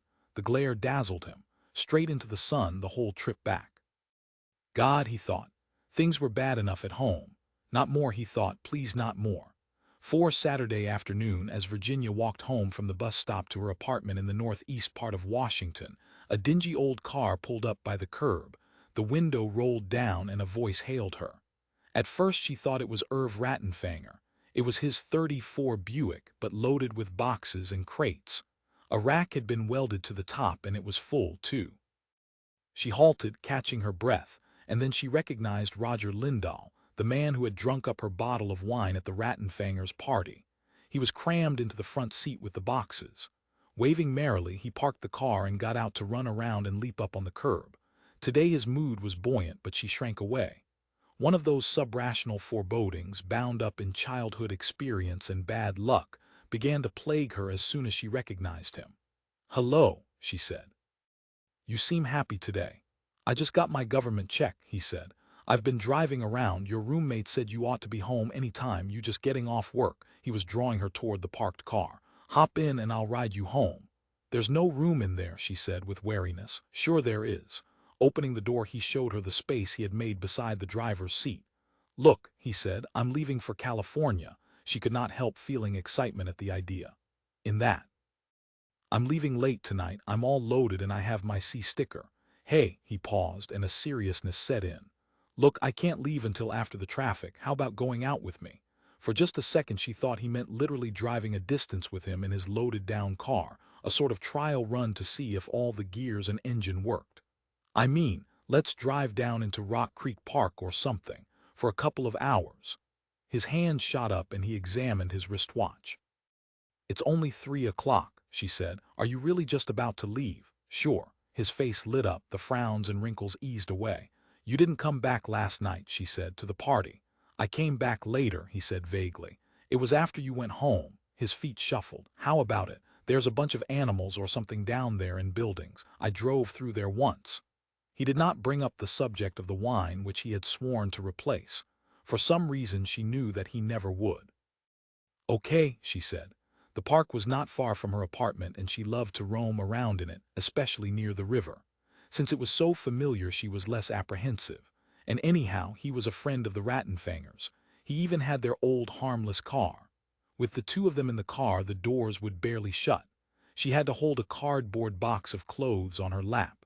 At first his driving unnerved her. At the lights he shot forward and at corners he turned without slowing. But he was skillful. What check? She asked, unable to think of anything else to say. Compensation, he said, from Uncle Sam.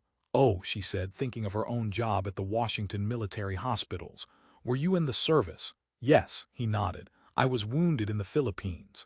He glanced at her and said, we fought it out with the Japs. I was taken off with a bunch of guerrillas by means of a submarine. Where were you hurt? My leg, he said. A Jap machine gunner shot away most of the bone, but I got him with a Filipino throwing knife. Again he glanced at her and she realized that he was making it up. That's a lie, she said. No, he said, it's true, I have a silver plate there. Show it to me. It's inside. His voice sank. It's all healed over, she said. I work with wounded servicemen. You couldn't walk as well as you do. Protests started from him, and then it disappeared. A brief, sly, elfish manner took its place, and in spite of herself she was charmed. But he did not admit it was a lie. For a time he continued to nod his head. I have to stop at a gas station, he said, as the car entered a business district. Without any further word, he swung the car from the street and up by the pumps of a Texaco station. Then he backed it to the grease rack and shut the motor off. But he did not get out. Sitting there, he launched into a long story without explanation, a rapid and nervous account. We had this milkman, and we used to put a note out on the porch, you know, stuck on the door with a thumbtack, telling him not to leave any milk that day. One day I looked out the window and I saw he didn't come up on the porch. When he saw the note pinned up, he just gunned his motor and drove off to save time. So I got to writing different things. I wrote things like, leave 4 gallons of cream and 6 pounds of butter and 6 pints of milk. I put notes like that up and he just glanced out the window of his truck and gunned off. Then one day there was a new driver and he came up on the porch and read the note and he left all that stuff. $20 worth of butter and cream and milk, even a quart of orange juice. Roger became silent then. When was that? She said. When you were a child.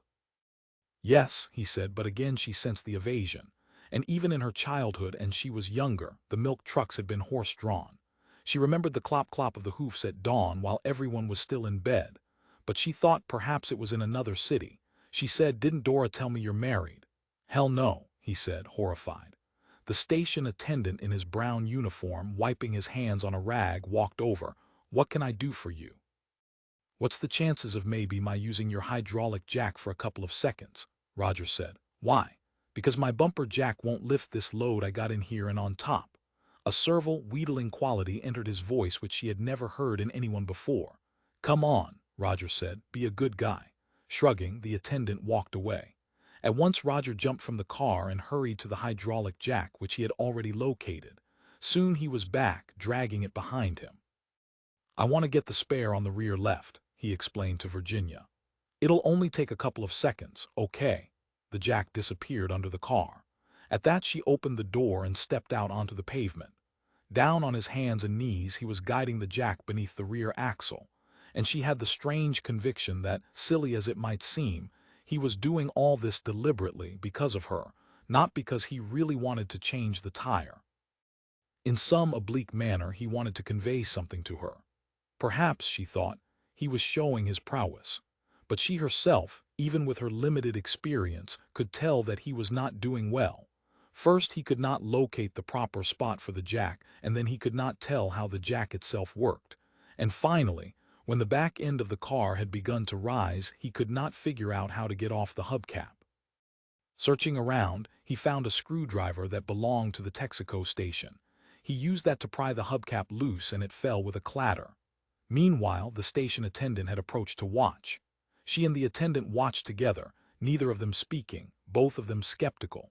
To have the station attendant beside her, sharing her opinion, was pleasant. Still, Roger remained happy. He twirled the wrench and dropped the bolts or nuts or whatever they were one after another beside him. Wheel wobbled off. He set it against the fender and then lifted the spare to take its place. Crouched with his bony knees stuck out before him, sweating and grunting, he struggled until the attendant stepped over to steady things for him. When the first bolt was in place, the attendant departed and Roger finished alone. Cheerfully turning to her, he said, "You think I'll make it to California?"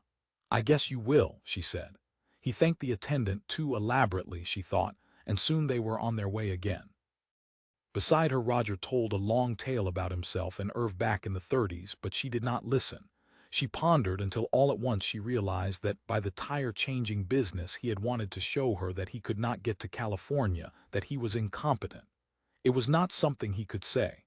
Perhaps he did not understand it. With that thought about him, she felt a wave of emotion, a kind of gentleness. Now she saw that he was astonishingly malleable. Behind the wheel of his car, he waited for her to direct him. He was not really taking her to Rock Creek Park. He had no idea at all, no plan, only the sense that he wanted to be with her. So he drove around corners and through lights, talking unceasingly, but without actually saying anything. And she thought he was hiding almost everything of importance about himself. There was no use asking him direct questions because the answers would be myths, tales like his fighting in the Pacific. But he did not intend to impress her. He was not boasting, he was filling in, but she found him likable. She did not mind being kidded, she saw no harm in it. "Do you know anybody in California?" she asked. "Yes," he said. "I've got a lot of connections out there on the coast around LA. They sure are expanding out there. You can make plenty of money." "Have you ever been out there?" "Sure," he said. "I never have," she said. "I'll drive you," he said. She did not answer.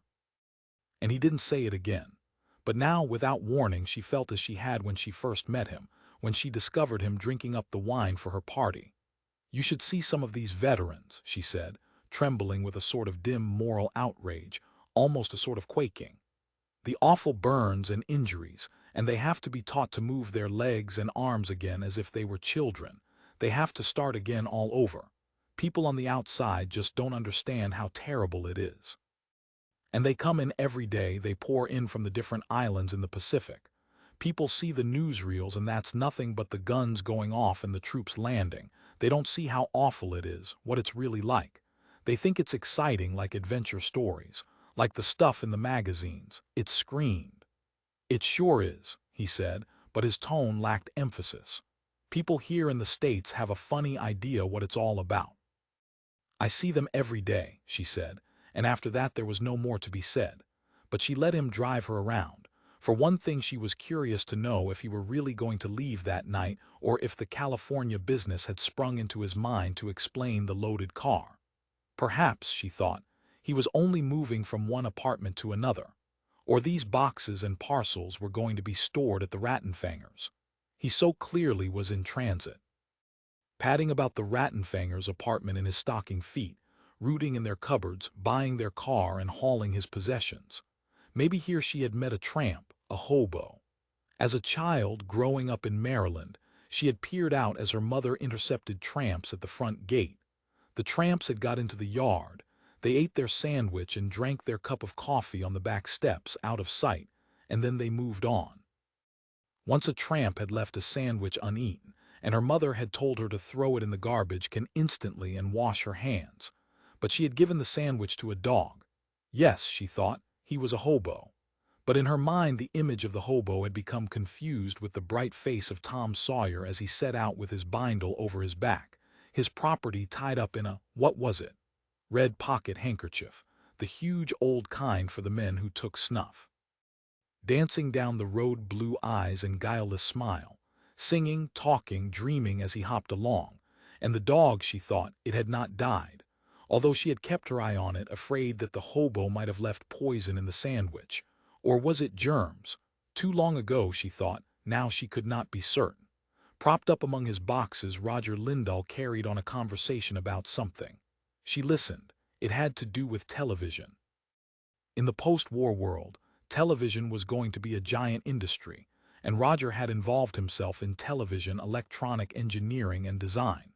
A buddy of his, unnamed, had designed a scanner with more lines or with fewer. She could not follow the discourse because it poured out so fast, the words trying to appear at once. The tail of the discourse came first. He sputtered in his eagerness and became breathless, as if he had run to tell her, as if he had just now witnessed a surprise. She saw him hopping across the snow. She saw his spindly legs pumping over the fields of Maryland. In her mind, the frail, hectic man beside her had become mixed with her view of the land through which they now drove. Looking out the car window, she realized with a start that he had brought them downtown almost to the tidal basin. Delighted, she exclaimed. And he stopped talking instantly, as if sliced off. To her, the tidal basin and the trees had a mysterious quality. They kept the countryside here in the center of the city, as if it could not be completely suppressed. Actually, she was afraid of the tidal basin. It was part of the lines and pools of water that had cut into the ground by the coast, the canals and rivers and streams, Rock Creek itself, and of course the Potomac. When she came near the Potomac, she believed she had been removed completely away from the present. She did not accept the fact that the Potomac existed in the modern world. Along the Potomac grew thickets, scrub brush, tangled bushes that had heaped up in mounds, and the ground, the land, was close to the water. There was no bank, no rise. The water had spread out to the roots of the trees. Even the birds skimmed at eye level when they coasted past, going out toward the Atlantic or west into the further woods. Once she had run along the banks of a canal, deserted, its locks shut for a century. Weeds had split the wooden beams, and in the trapped water thousands of tiny fish moved in and out, born there, she decided, peering down from the great height. How remote it was even then. Desolation. Only the smallest living creatures remained, jay birds, a rat swimming with its tail after it like a rudder. And none of them made any noise except perhaps the jay, and even the jay waited until he was safe, off in the brambles, before he squawked. And she walked with her mother along the cracked plank of the canal. When they arrived at a train track, grass obscured it until their shoes stubbed against the ties. Her mother said she could walk on the rails. No trains or few trains came by. And if one did, she would hear it an hour in advance. The track passed beneath misshapen trees and later across a stream. The water beneath the trestle was muddy brown, thick, inert. If a train came, her mother said, leading her across the trestle, they could drop off into the water. Striding, her mother took her to the far side, and there the trees began again as before. They fought here, her mother said. That was so indistinct to her, then she was 8 or 9. Only the idea of fighting, not people, just the idea of fighting among the brambles. Then her mother explained about the Army of the Potomac. A grandfather had been with the army, McClellan's army, in the Shenandoah Valley. They saw that too, the Blue Ridge Mountains in the valley itself. By car they drove down along the floor of the valley. The mountains poked up like cones, each one separate from the others. And she could see cars up on the sides, traveling around and around, winding up to the top. She was afraid she would be driven up there too, and later on she was. Her mother's family had come from Massachusetts, and she saw on her mother's face a cold look as they drove through the valley. Her mother's eyes got a withered, terrible meanness, and she refused to talk. Everyone else enjoyed the trip, the fields and the maps spread out on laps and the soft drinks, but her mother sat with her face screwed into silence. Her father pretended he didn't notice. And yet her mother had settled in Maryland, had bought a 2-story stone house with a fireplace, and considered herself part of the community. The town was peaceful. At sunset, a band from the Guard Armory marched up the streets, the kids, including Virginia, whooping after it. Her mother remained indoors reading with her cigarettes and glasses. She was a rather sparse, muscular New England woman, living in a town of Southern ladies, all of whom were shorter, more voluble, much more strident. Virginia remembered the low voice of her mother among the strident Maryland voices, and in the almost 20 years that they had lived in Maryland, up to this moment in the fall of 1943, her mother's manners and habits had not changed a bit. "Let's stop," she said to Roger Lindahl. "This is the reflection pool," he told her. She laughed because he was wrong. "No, it is. Sure it is. Those are the cherry trees over there." His eyes danced, a milk-innocent fire of slyness. "It really is." He coaxed her, he begged her in a friendly way to take his word for it. And what did it matter, she said. Are you my guide? Sure. He puffed up, but still joking. I'll show you around. This, the tidal basin, belonged to her, part of her early years. Both she and her mother loved Washington. After her father's death, she and her mother rode into Washington on the weekends, by bus usually, and walked along Pennsylvania Avenue and to the Smithsonian Institute or the Lincoln Memorial or around the Reflection Pool or here, especially here. They came into the Capitol for the blossoming of the cherry trees and once for egg rolling on the lawn of the White House. The egg rolling, she said aloud as Roger parked the car. They called it off, didn't they? For the war, he said. And as a child, while her father was alive, she had been brought in to watch a parade in which the Civil War veterans had marched, and she had seen them, the brittle, dried-up little old men in brand-new uniforms, going by on foot or being pushed in wheelchairs. When she saw them, she thought of the hills and brambles along the Potomac, the deserted train trestle, the jay who flew by her without a sound. How mysterious it was. The air chilled both of them as they walked. The surface of the tidal basin rippled and a mist had come in from the Atlantic so that everything looked gray. The blossoms of the trees, of course, had disappeared earlier in the year. The ground beneath their shoes sank and in some places water covered the path. But the air smelled good. She liked the mist, the nearness of water and earth. Kind of cold, Roger said, his hands in his pockets, his head lowered. He walked slowly, kicking at bits of gravel. I'm used to it, she said. I like it. Are your folks here? My mother, she said. My dad passed away in 1939. Oh, he nodded. She has a house in Maryland across the line. I only see her on weekends. Mostly she spends her time gardening. Roger said, you don't talk like you're from Maryland. No, she agreed. I was born in Boston. Twisting his head, he peered at her sideways. You know where I come from, can you guess? No, she said. Arkansas, he said. Is it nice there? She had never been in Arkansas, but once when she and her mother flew to the West Coast, she had looked down at hills and woods, and her mother had, after examining the map, decided it was Arkansas. In the summer, he said. It isn't damp heat like here. This is the worst summer of anywhere here in Washington. I'd almost rather be anywhere else in the summer than here. Out of politeness, she agreed. Of course there are a lot of floods and cyclones around where I come from, Roger said. And the worst is after the water goes down there are rats, you know, in the junk. When I was a kid I remember there was a rat one night trying to get into the house up through the floor by the fireplace. What happened? He said. My brother shot it with his .22. Where's your brother now? She asked. He's dead, Roger said.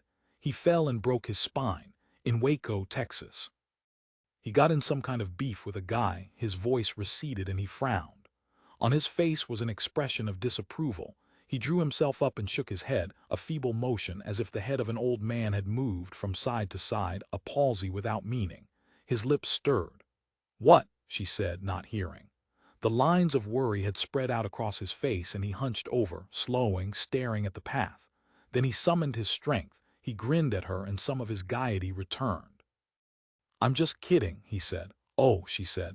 You mean about your brother? He's living in Houston. He's got a family and a job with an insurance company. Behind his glasses, his eyes shifted and glowed. You believed me, didn't you? She said. It's hard to tell when you're telling the truth. Ahead of them, two women had got up from a bench, leaving it unclaimed. Roger made for it and she accompanied him. At the final step or so, he ran like a boy. He whirled and dropped onto the bench, his legs out, his elbows back of him. As she seated herself beside him, he fished a pack of cigarettes from his shirt pocket and lit up, blowing clouds of smoke in all directions, a sighing and snorting of contentment, as if he considered the finding of the unclaimed bench some significant event for which he was grateful. He crossed his legs, tipped his head on one side, smiled at her with affection. His smile was like a little confident breaking open of him, a coming apart of the rigid outside rind. As if she thought he swelled up just enough to break through and for a moment emerged to look around at what she saw, the trees and water and earth. I don't have to go to California, he told her. No, she said, I guess not. I could stay here. Any big city there's going to be a lot of television, like New York for instance, but these guys out on the coast expect me. They're counting on it. Then you better go, she said. He studied her for a long time. I mean, she said, If that's what you told them, that you were coming. At that, he put on such a circumspect expression that she knew he was really very smart. He had been shy, a little uncertain of himself, and he had frisked about while he searched for what he wanted, whatever it was, something to do with her. But as time wore on, he lost that. He got over the awkwardness. The kidding and the half-boasting, the nonsense, rushed by. He got rid of them.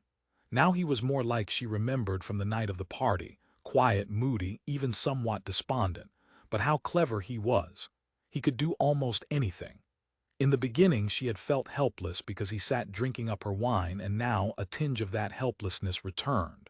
On the bench beside her he seemed so resourceful, so experienced, and of course he was older than she.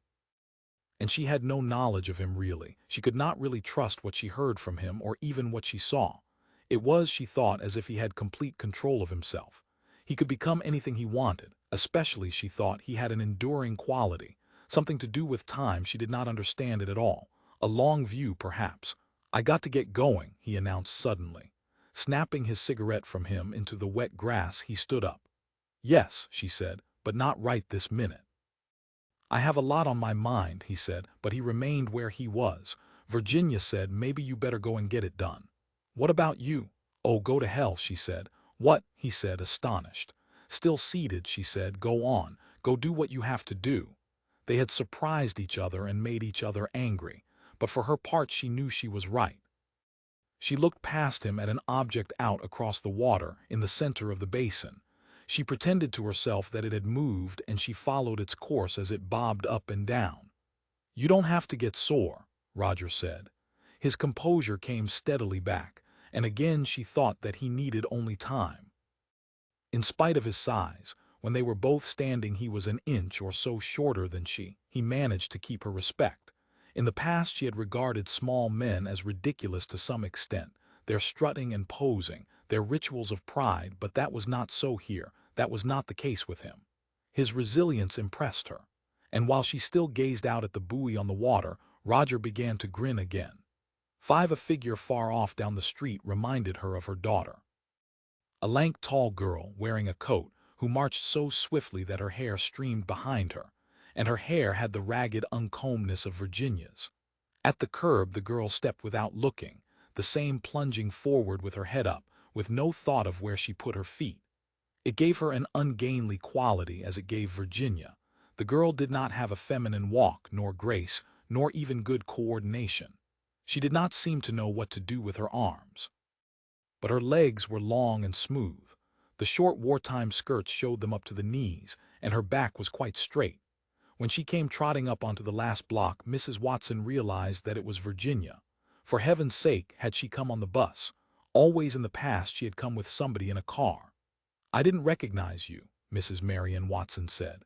Virginia halted at the fence, flushed and breathing through her mouth, an asthmatic wheeze that seemed to rise out of good spirits rather than exertion. She made no move to open the gate and enter the yard. She seemed happy to remain on the sidewalk. After a pause, Mrs. Watson resumed her work. She snapped off another growth from the tea rose bush over which she crouched. Virginia said cheerfully, "What are you doing? You're cutting them down until they're stumps. They look like sticks." "I didn't expect to see you come walking up the street," Mrs. Watson said. "I was looking for Carl's car." Carl was the boy who usually brought her daughter. They had been going together off and on for a year. Opening the gate, Virginia ducked under the arbor of cabbage roses, brushing at the branches without paying attention to them. Something to get past, as it had been with her all her life. The swipe of her hand, the impatience. She came up beside her mother, stopped a moment, and then started onto the back stairs. "I have to finish this," Mrs. Watson said. "This is the time to prune them." She continued snapping the branches. Here and there is the yard. She had left piles of them, and along the side of the house. "I'm almost done." On the steps Virginia surveyed the yard, swinging herself from side to side, her hands in the deep pockets of her coat. In the midday direct sunlight her face gleamed, lacking makeup, somewhat dry, but her mother thought pretty enough. A girl's bright thin mouth, a few freckles on her cheeks, the sandy, shapeless hair. Skin and blouse of a college girl, the same low-heeled shoes, a pair of saddle shoes they had picked out together on a shopping trip several years before. Getting to her feet, Her muscles ached from the gardening, Mrs. Watson said. Now I want to rake them into the back so Paul can burn them. Who's Paul? The colored man who comes around and does gardening and hauling. From the garage she brought the rake and began to strike with it at the cut rose branches. Don't I sound like a southern lady? She said. I know you are. She paused in her work. I wouldn't be out here in this, gesturing at the yard, she said. Of course now it's patriotic. Most of the ground had become a victory garden. Beets and carrots and radishes waved their tops in rows. But let's face it. I can't stay too long today, Virginia said. I want to be back at the apartment by dinner time. Somebody might call. The hospital? No, she said. A friend who's going to California. How can she call if she's going to California?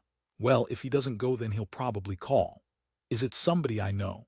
No, Virginia said. She opened the screen door and started on into the house. He's a friend of the Rattenfangers. They had a party for me.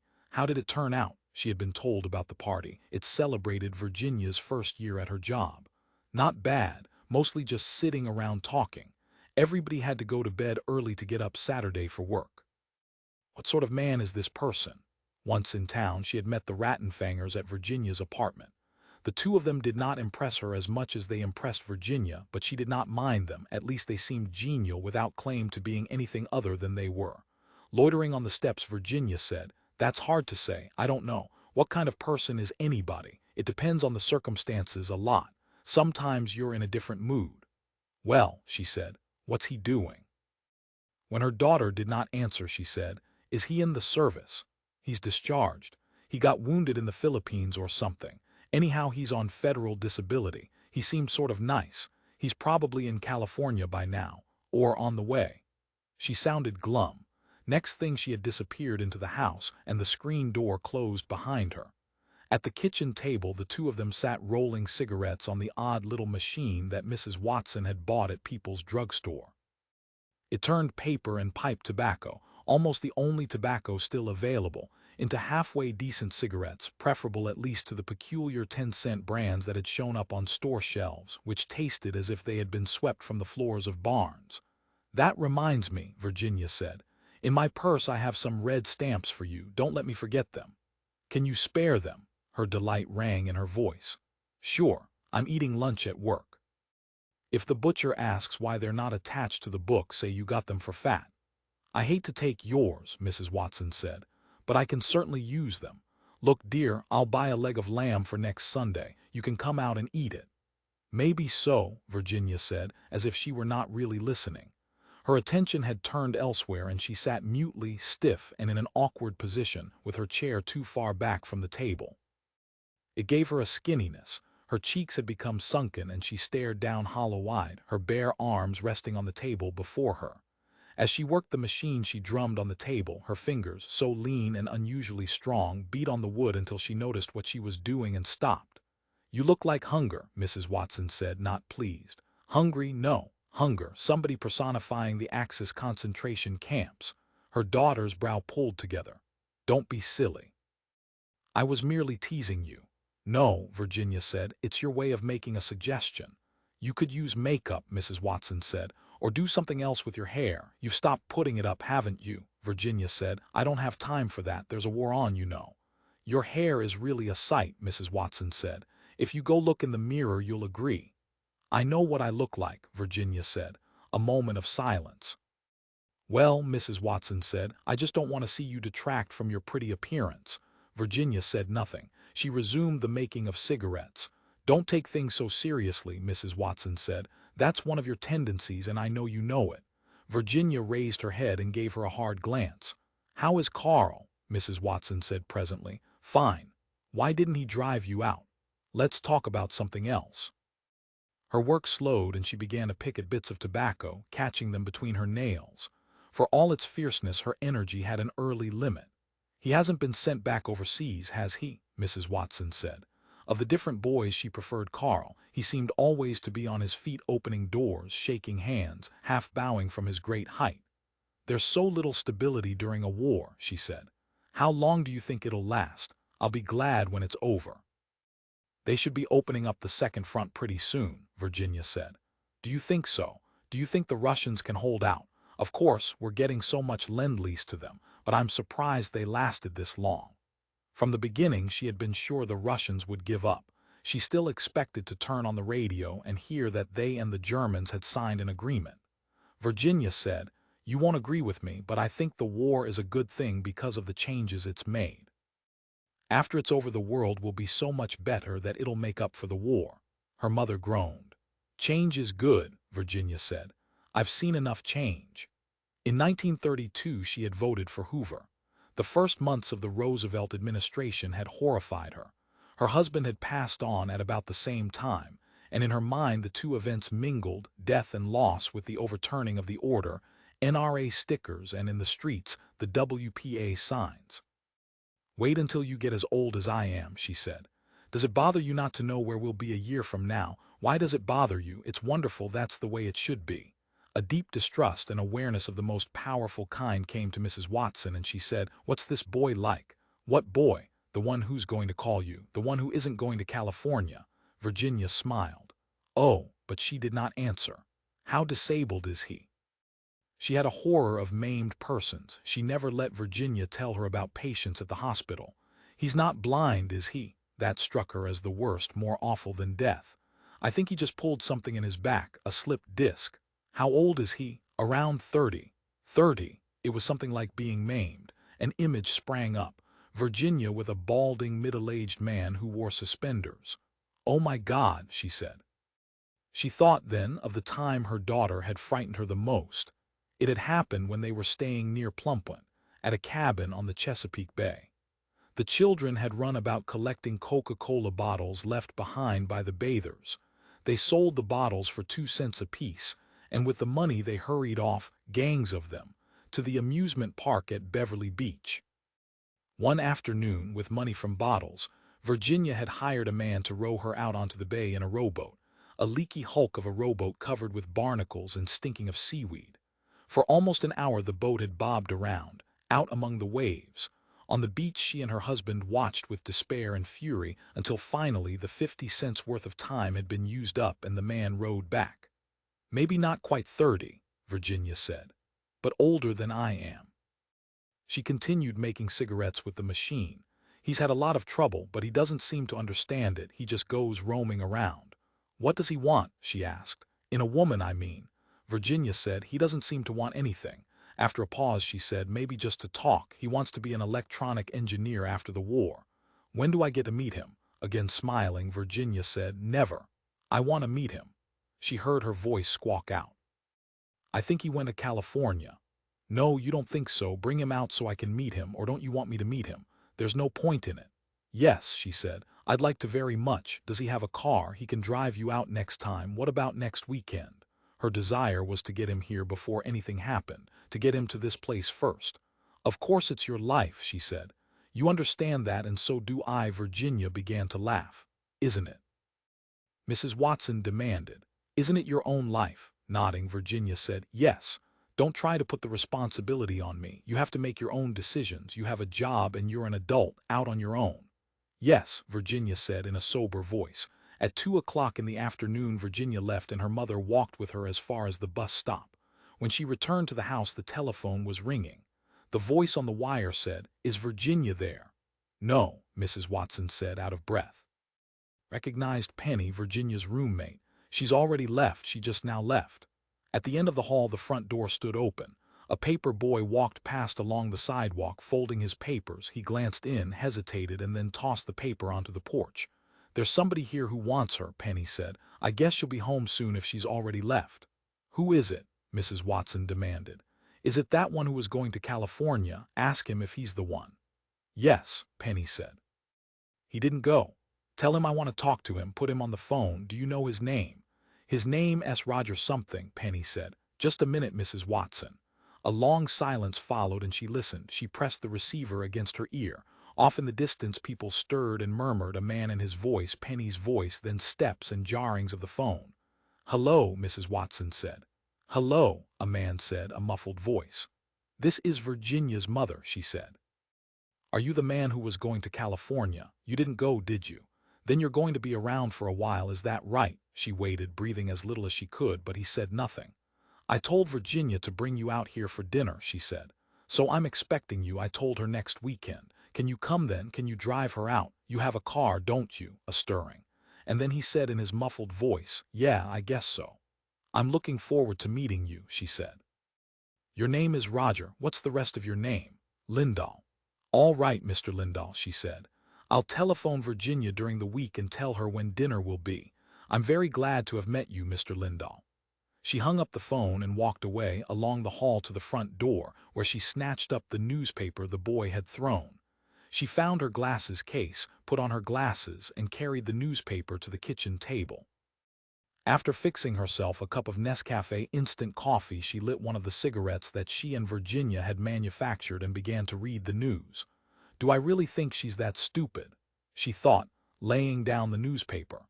Through the kitchen window she noticed the piles of rose prunings. She had not finished raking them to the back. So she took her cigarette with her, outdoors to the backyard, where she had hung the rake. Soon she had dragged the piles together in one heap. She whacked at them with the rake, her cigarette between her lips. Now she thought, I'm scandalizing the neighborhood, shocking the southern ladies by smoking in my own yard. In less than 10 minutes she finished her work. She took up her shears and gazed around for something more to do. I don't care if she's that stupid, she thought.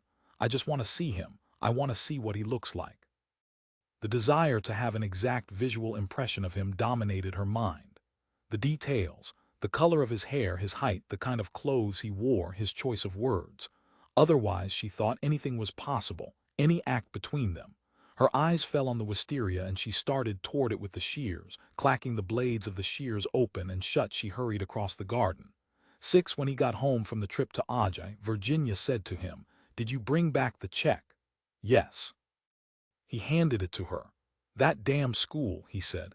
You know what the hell it did? It reminded me of Arkansas. You didn't tell me it was a farm. It used to be a stud farm for some rich people. Entering the house, Gregg said to Virginia, Daddy wouldn't let me play football. He made me come back because I didn't mind him. And he got all mad at me. Dry-eyed, he advanced to his mother and put his arms around her hips. They even have a barn, Roger said. The whole works, a cow, rabbits, a bunch of cats. That woman is a farm woman. Look at her arms. My God, she's a farm woman. Couldn't you tell that? Virginia said. Did you have lunch on the way? No. Irritably, he started back out again toward the parked car. I have to get down to the store. I can't stick around here. What time is it? 1:30. Jesus Christ. Will you call Pete and tell him I'm coming right away? He probably hasn't been able to get downstairs to the kin yet today. While she phoned, Roger roamed through the house. She found him in the bathroom, changing his shirt and tie. I stink like a Mexican, he said, from the driving and the goddamn heat. You could take a shower, she said. She had never seen him so worked up in such excitement. Are you all right? She asked. It was just as if he was there, Roger said. I expected to see him any minute. Everything was there but him. He washed his face in the bowl. The day he and I found the 26 eggs in the shed. It was just that he got it the next week. That was the last time we had any fun. She bawled us out because we brought the eggs into the kitchen. Hell, dropping the towel, he appealed to Virginia. Naturally, we brought them into the kitchen. That's where they taught us to bring eggs when we finished picking them up in the henhouse. You know what's in those damn nests in the henhouse? China doorknobs and junk like that, one in each nest. To fool the chicken. Christ, I used to grope down into the straw and by God, it'd fool me. I'd think, hey, I got an egg. And it was just a doorknob. He stared at his wife. She did not know what to make of him. Following her into the kitchen, he continued, Did you ever get to look into a chicken's guts and see the eggs before they're hatched? All sizes, it's weird. I never saw anything like it. It used to scare the hell out of me. And then we'd eat the chicken. Can you figure that out? She said, I thought you told me your brother was still alive. She had never been able to get the actual picture of his family, his brother or his father or his mother. He jumped from the back of the truck, this old junk heap in the yard, and landed on a bent piece of metal. It practically cut off his big toe. We thought it was funny. I remembered kind of sneaking around with my hand over my mouth, laughing. Anyhow, he got lockjaw and died. Roger threw himself down at the kitchen table and put his head on his arm. Then he is dead, Virginia said. Taking off his glasses, Roger looked up at her vacantly. Years ago you told me he was living down in Texas, she said, feeling indignation. He went on staring at her in his sightless fashion, holding his glasses in his hands. Oh, he nodded. And then he put on an expression of such weariness that she at once seated herself next to him and rested her head against his. "I'm glad you're back," she said. Roger said, "What did you do? Tell them you wanted this woman to pick Gregg up on weekends." Mrs. Alt said something about it. "I met her," Roger said. "She and her husband were both up there and their kids. Gregg played football with them. Liz and Sheik Bonner, I guess they live down here. I think they live in San Fernando." Rousing himself, he said, "I have to get down to the store." He kissed her on the mouth. His body smelled of the arid that he had just used and left the house. Still in the kitchen at the table, she heard the Oldsmobile start up and then fade away down the street. That evening after dinner, while she was showing Gregg the use of different crayons, Roger said to her, "Come on into the bedroom. I want to talk to you. Just a minute." She finished setting up Gregg's coloring book and then followed her husband from the room. In the bedroom, he leaned against the wall, hands behind his head. He seemed in a good mood, and so she also felt cheered. "You want to do it?" he asked. Puzzled, she said, "Do what?" For a moment she imagined that he meant an action for which they used no direct name. It usually happened in the bedroom. She became embarrassed, but he did not mean that. "Up there," he said. "You mean the school," so he had finally come around. "Isn't it too late?" She said, but already she calculated their best bet. Both of them, she and Roger, should appear at the school with Gregg, his assortment of articles, and the check. No telephoning, no preliminaries. "We'd have to drive up tomorrow," she said, "and we'd have to get all this stuff packed tonight. You have a list?" He grinned at her. "Would you help?" "Sure." Together they packed feverishly. At midnight they were still at it. Gregg was not told. They did not want to excite him and keep him from sleeping. "Mrs. Alt is going to think we're crazy," Virginia said. "I wonder what she'll say. She probably won't be able to think of anything to say. You want to pretend, I mean just for a joke, that everything seems ordinary to us, completely ordinary. We'll just say, here we are, here's Gregg. Oh yes, here's the check." "We'll tell her it's all in her mind," Roger said. "Yes, let's say she's just imagining it. We'll look her straight in the eye." Sleepy and tired as they both were, they enjoyed the packing. It had the exhilarating breath of change, of some new level of existence. It marked the end of one period and the beginning of another, and neither of them was quarrelsome or anxious about it now. At 1 a.m. they finished and stacked the suitcases and boxes by the front door. Then in the kitchen they both had a drink. "He can always come home," Virginia said. "I don't think he wants to. He liked it up there. But he could." "He won't," Roger said, "except on the weekends." Early the next morning they fixed Gregg up in his best suit, loaded all the baggage into the Oldsmobile, locked the front door of the house, and set off for Ajay. Roger did the driving. They reached the valley at 8:30. The sunlight was cold and white and all the trees dripped moisture from the night. The air smelled good and they drove with the windows down. From the moment he understood where they were going, Gregg kept up a ceaseless account of what he intended to do. He intended to ride the horse, shoe the horse, hike up to the top of the mountains and plant the U.S. flag and the California bear flag there, feed the possum, win at football, help put up the tents, find out why James had dark skin, give up his room in favor of an underground cave equipped with atomic devices run by clock motor, bring Mrs. Alt, he still called her Mrs. Ant, home to dinner, take all his old friends up to see the school and him in it, bring all his new friends down to L.A. to see his old school, and so on. In addition, he catalogued and commented on each place and object that the car passed. He gave long spurious accounts of the trees, houses, condition of the road, make of cars, purpose of individuals seen in fields or by the road. "All right," Roger said at last. "Take it easy." Hugging the boy, Virginia said, "We're almost there." She had begun to feel sentimental and tearful. From her purse she got a comb and worked with Gregg's hair. He did not pause in his monologue. "And then, to hold them, I ran and nobody could catch up with me. I ran so fast nobody even knew where I was. They all said, 'Where did he go? Where did he go?' And I was up at the place where the water comes from. Maybe I swam part of the way. I think I swam part of the way. That was where all the branches were. And nobody knew where I was." "Okay," Roger said, "knock it off." This time he parked inside the school grounds. Nothing had changed except that today cars were everywhere. Other parents with their children could be seen wandering about along the paths and trails between the buildings. The air smelled of breakfast. "I guess we're not the only ones," Virginia said. How well dressed the parents were. The mothers had on furs, all the men were in business suits. "It's an important day," she said. Roger said, "Looks like a wedding or something, everybody dressed up." They got out of the car, leaving the luggage behind. At the sight of the other parents with their children, Gregg fell silent. He seemed awed. "Wouldn't it be funny," Roger murmured, as the three of them walked up the steps to the main building, "if she says the register is full? We never thought of that." The lobby of the building was crowded with parents and children, all formal and on their best behavior. Small groups had collected, conversation went on in low tones. Now the smell of cigarettes and perfume and pipes and leather filled the rooms and halls. "We better start looking for her," Virginia said. "She must be around somewhere. Keep your fingers crossed," Roger said to his son. "Okay," Gregg said, crossing his fingers. They found Mrs. Alt talking with several couples. As soon as she spied them, she broke away and came toward them. She did not seem surprised, only rushed and businesslike.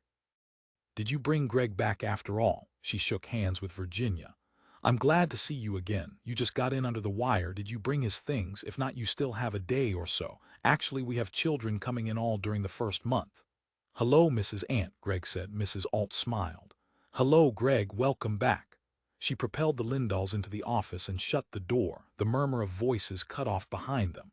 "This is always a hectic day, the day the children arrive.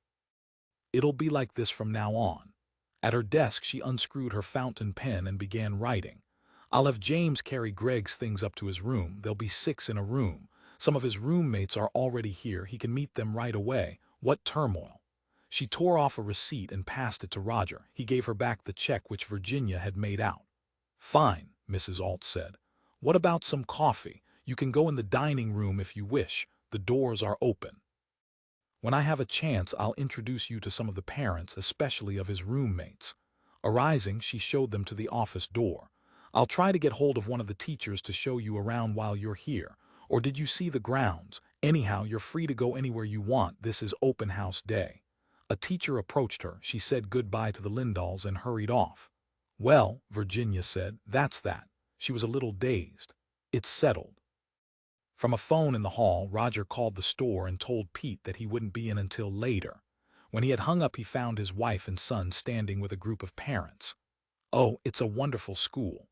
We've had Louie and Barbara here 3 years now. When all the children are here, it's about evenly divided. You see more boys now. For some reason, they're the first to arrive. Some of the boys stay over between terms. I guess a few of the girls do too. They keep them very well supervised. You don't have to worry. They'll write you at the end of each week and tell you how he's making out. Remember to tell them how much allowance he's to get. Don't forget about the laundry, that's extra. They send it out." The talk went on. Leaving them, Roger wandered about, overhearing the various conversations, noticing the different parents. Most of them were young. All of them were well dressed. The women, like Virginia, were for the most part thin and tall, pretty, with sharp faces. Their voices were louder than the men's, and they seemed to be doing most of the talking. The men smoked, listened, nodded, exchanged a few remarks with one another. They had been pushed into the background. The young arithmetic teacher Van Eck passed by in his sweater and unpressed slacks, and Roger greeted him. "Oh, hello," Van Eck said, obviously not recognizing him. "How are you making out?" "Fine," Roger said. Pausing, Van Eck said, "This is the day the parents get to look us over and see if it's worth the money. Most of them don't show up again until the end of the term. Of course, a few drive up now and then, but not very many." He eyed Roger. "Let's see." "Lindahl is my name," Roger said. "Oh, of course. How's your child? Say, did you get that all cleared up? Something about his room or his clothes?" "It's fine now," Roger said.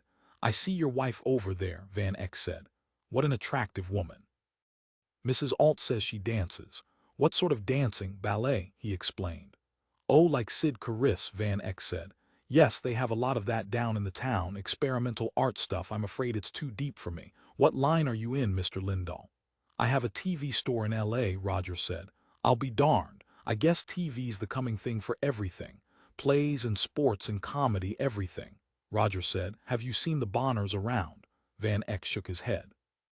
"No, they left early this morning. They stayed overnight. Their boys are here. I guess they're older than your boy. They're 11 or 12. He edged away. "I hope to see you again, Lindahl." The time was 9:30. He entered the dining room, attracted by the coffee smell. Most of the tables were bare, not in use, but in one corner of the room cups and cream pitchers and sugar shakers and silverware and napkins had been put out. One of those two-level metal cans had just now come pushing through the kitchen doors, carrying on it glass pots of coffee. The woman behind the cart, vast, dark, probably Mexican, began filling cups at the tables. Men and women clustered around. It all seemed pleasant. He walked over and took a cup for himself. He had been sitting for a few minutes, stirring his coffee, when a man in a blue business suit took the chair next to his, glanced at him, found a cup for himself, asked someone for the sugar, and at last said, "You're not one of the teachers, are you?" "No," Roger said. "A parent." The man nodded. "Nice school they have here." He stirred his coffee, ill at ease. "Sure a drive up, though, those turns." "Just don't brake on the turns," Roger said. "Keep your foot on the gas. Then don't you get going too fast." "You never brake on a curve," he repeated. "You always have the engine pulling. Brake before you hit the curve, otherwise your rear end will break away on you." "I see," the man said. He continued stirring his coffee and then mumbled, "Pardon me," and got up and wandered off elsewhere. "I'm not doing very well," Roger thought to himself. He felt lonely, but he did not have any desire to rejoin his wife. At his table other people seated themselves, nodded to him or said hello, sat for a while and then moved on. Finally he put down his cup and left the dining room. He walked out of the building, through a side door onto the terrace. For a few minutes he stood smoking and looking at the view. Eventually he continued down a flight of steps to the road, and from there into a grove of fir trees and out onto the dirt ridge overlooking the football field. No children in sight. His hands in his pockets, he stood meditating about nothing in particular, feeling no special feeling. The time was about 10 o'clock and the first real warmth was beginning to get into the day. Far off, along a valley road, a truck moved. Its diesel smoke followed it like a tail. From behind him he heard footsteps. He turned around. A Negro came toward him carrying some folded papers. "Are you Mr. Rank?" the Negro said. "No," Roger said. "I beg your pardon." The Negro wheeled around and set off in the direction from which he had come. "That's James," Roger decided. "Hello, James, goodbye." And in him the fear, the always present memory of them, the pain at his mouth. After an interval he meandered on in no particular direction. Ahead of him was a small square concrete building from which stuck a funnel. Part of the school's heating system, he decided. He passed the building and climbed a steep trail to a bluff. Not far away was another building, tumble down. From it came an odor of feed and manure and animals, but not a familiar smell. Not horses, he thought, walking toward it. The building had no door. He entered into the gloom, a row of cages, nothing more. In the cages shapes shuffled and sniffed, rabbits. He stopped by the first cage. The dark ochre rabbit peeped up at him, twitching. The smell was overpowering, but he did not object. He looked into each of the cages. Some of the rabbits noticed him. Some had their broad backs to the wire, poking their fur through in patches. He chucked one rabbit. The rabbit shifted slightly and squatted down, away from the wire. And all the time the noses of the rabbits were in motion. Their great tepid eyes watched him. He left the shed and walked at random. Once he saw a group of parents and their children. He stepped over a heap of boulders, a dry creek bed, and jogged up the far side. No sound, no stirring. Forcing a path through bushes, he stepped out. Onto the football field, the far side. Walking with his head down, he crossed the field step by step over the weeds. At the spot where they had been he stopped. Here, he thought, in the shadow under the rise, away from the sun. He fooled aimlessly, kicking at clumps of soil. On the ground was a long straw of grass, several cigarette butts pushed into the loose soil. Right here.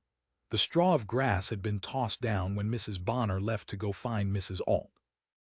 Bending down, he picked up the straw of grass and put it in his pocket. "I must be nuts," he said to himself. Then he walked on up the same trail as before to the top of the rise. "No," he thought, "what a mistake that would be. I really am nuts." He walked until he came to his parked car. Unlocking the door, he got in and sat with the windows down. He put on the radio and listened to music and news and commercials. Then he shut it off, got out of the car, and locked the door again. The goddamn windows. He hadn't rolled them up. Opening the door, he stretched across the seat and rolled up the window on the far side. After that, he started back in the direction of the main school building. In the lobby, he found a chair and settled down. Some of the parents had drifted off upstairs to the children's quarters or to the classrooms or outdoors. The lobby was less crowded. Mrs. Alt, noticing him, came over and dropped into the cane-bottomed chair beside him. "I'm worn out," she said. "It's a mess," he agreed. "You know, I'm so glad you changed your mind." He nodded. "Can I say something about your wife?" "Sure," he said. Mrs. Alt said, "I think she's very cold with children, withdrawn. I don't really think she's very good with children. That's my snap judgment for the day. I told her that, or I wouldn't be saying it to you. I told her that was why I was willing to take Gregg." "It's true," he said, "I guess. Did she want to have a child? I don't remember." "What's her mother like?" "Worse." He grinned. "She said something about her mother living near you." "Too near," he said. "She followed us out from the east." "I think you're doing the right thing," Mrs. Alt said. "Your wife passes on too much of a sense of menace to Gregg." "So do I." "Yes, you do too.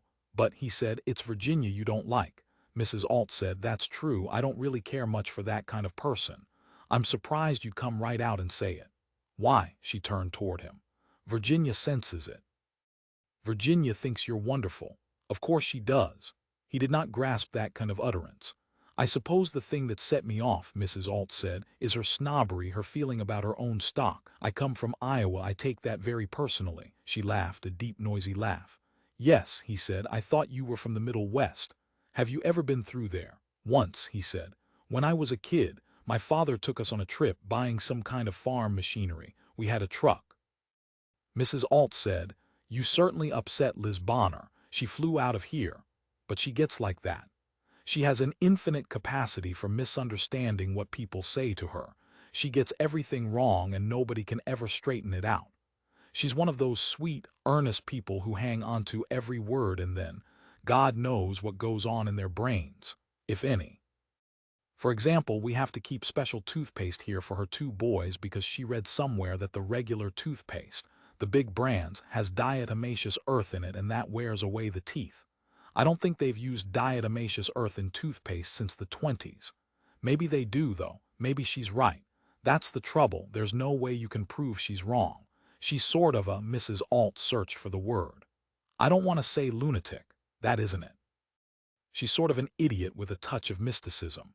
In the Middle Ages, she'd probably have been burned at the stake and sometime long afterwards canonized.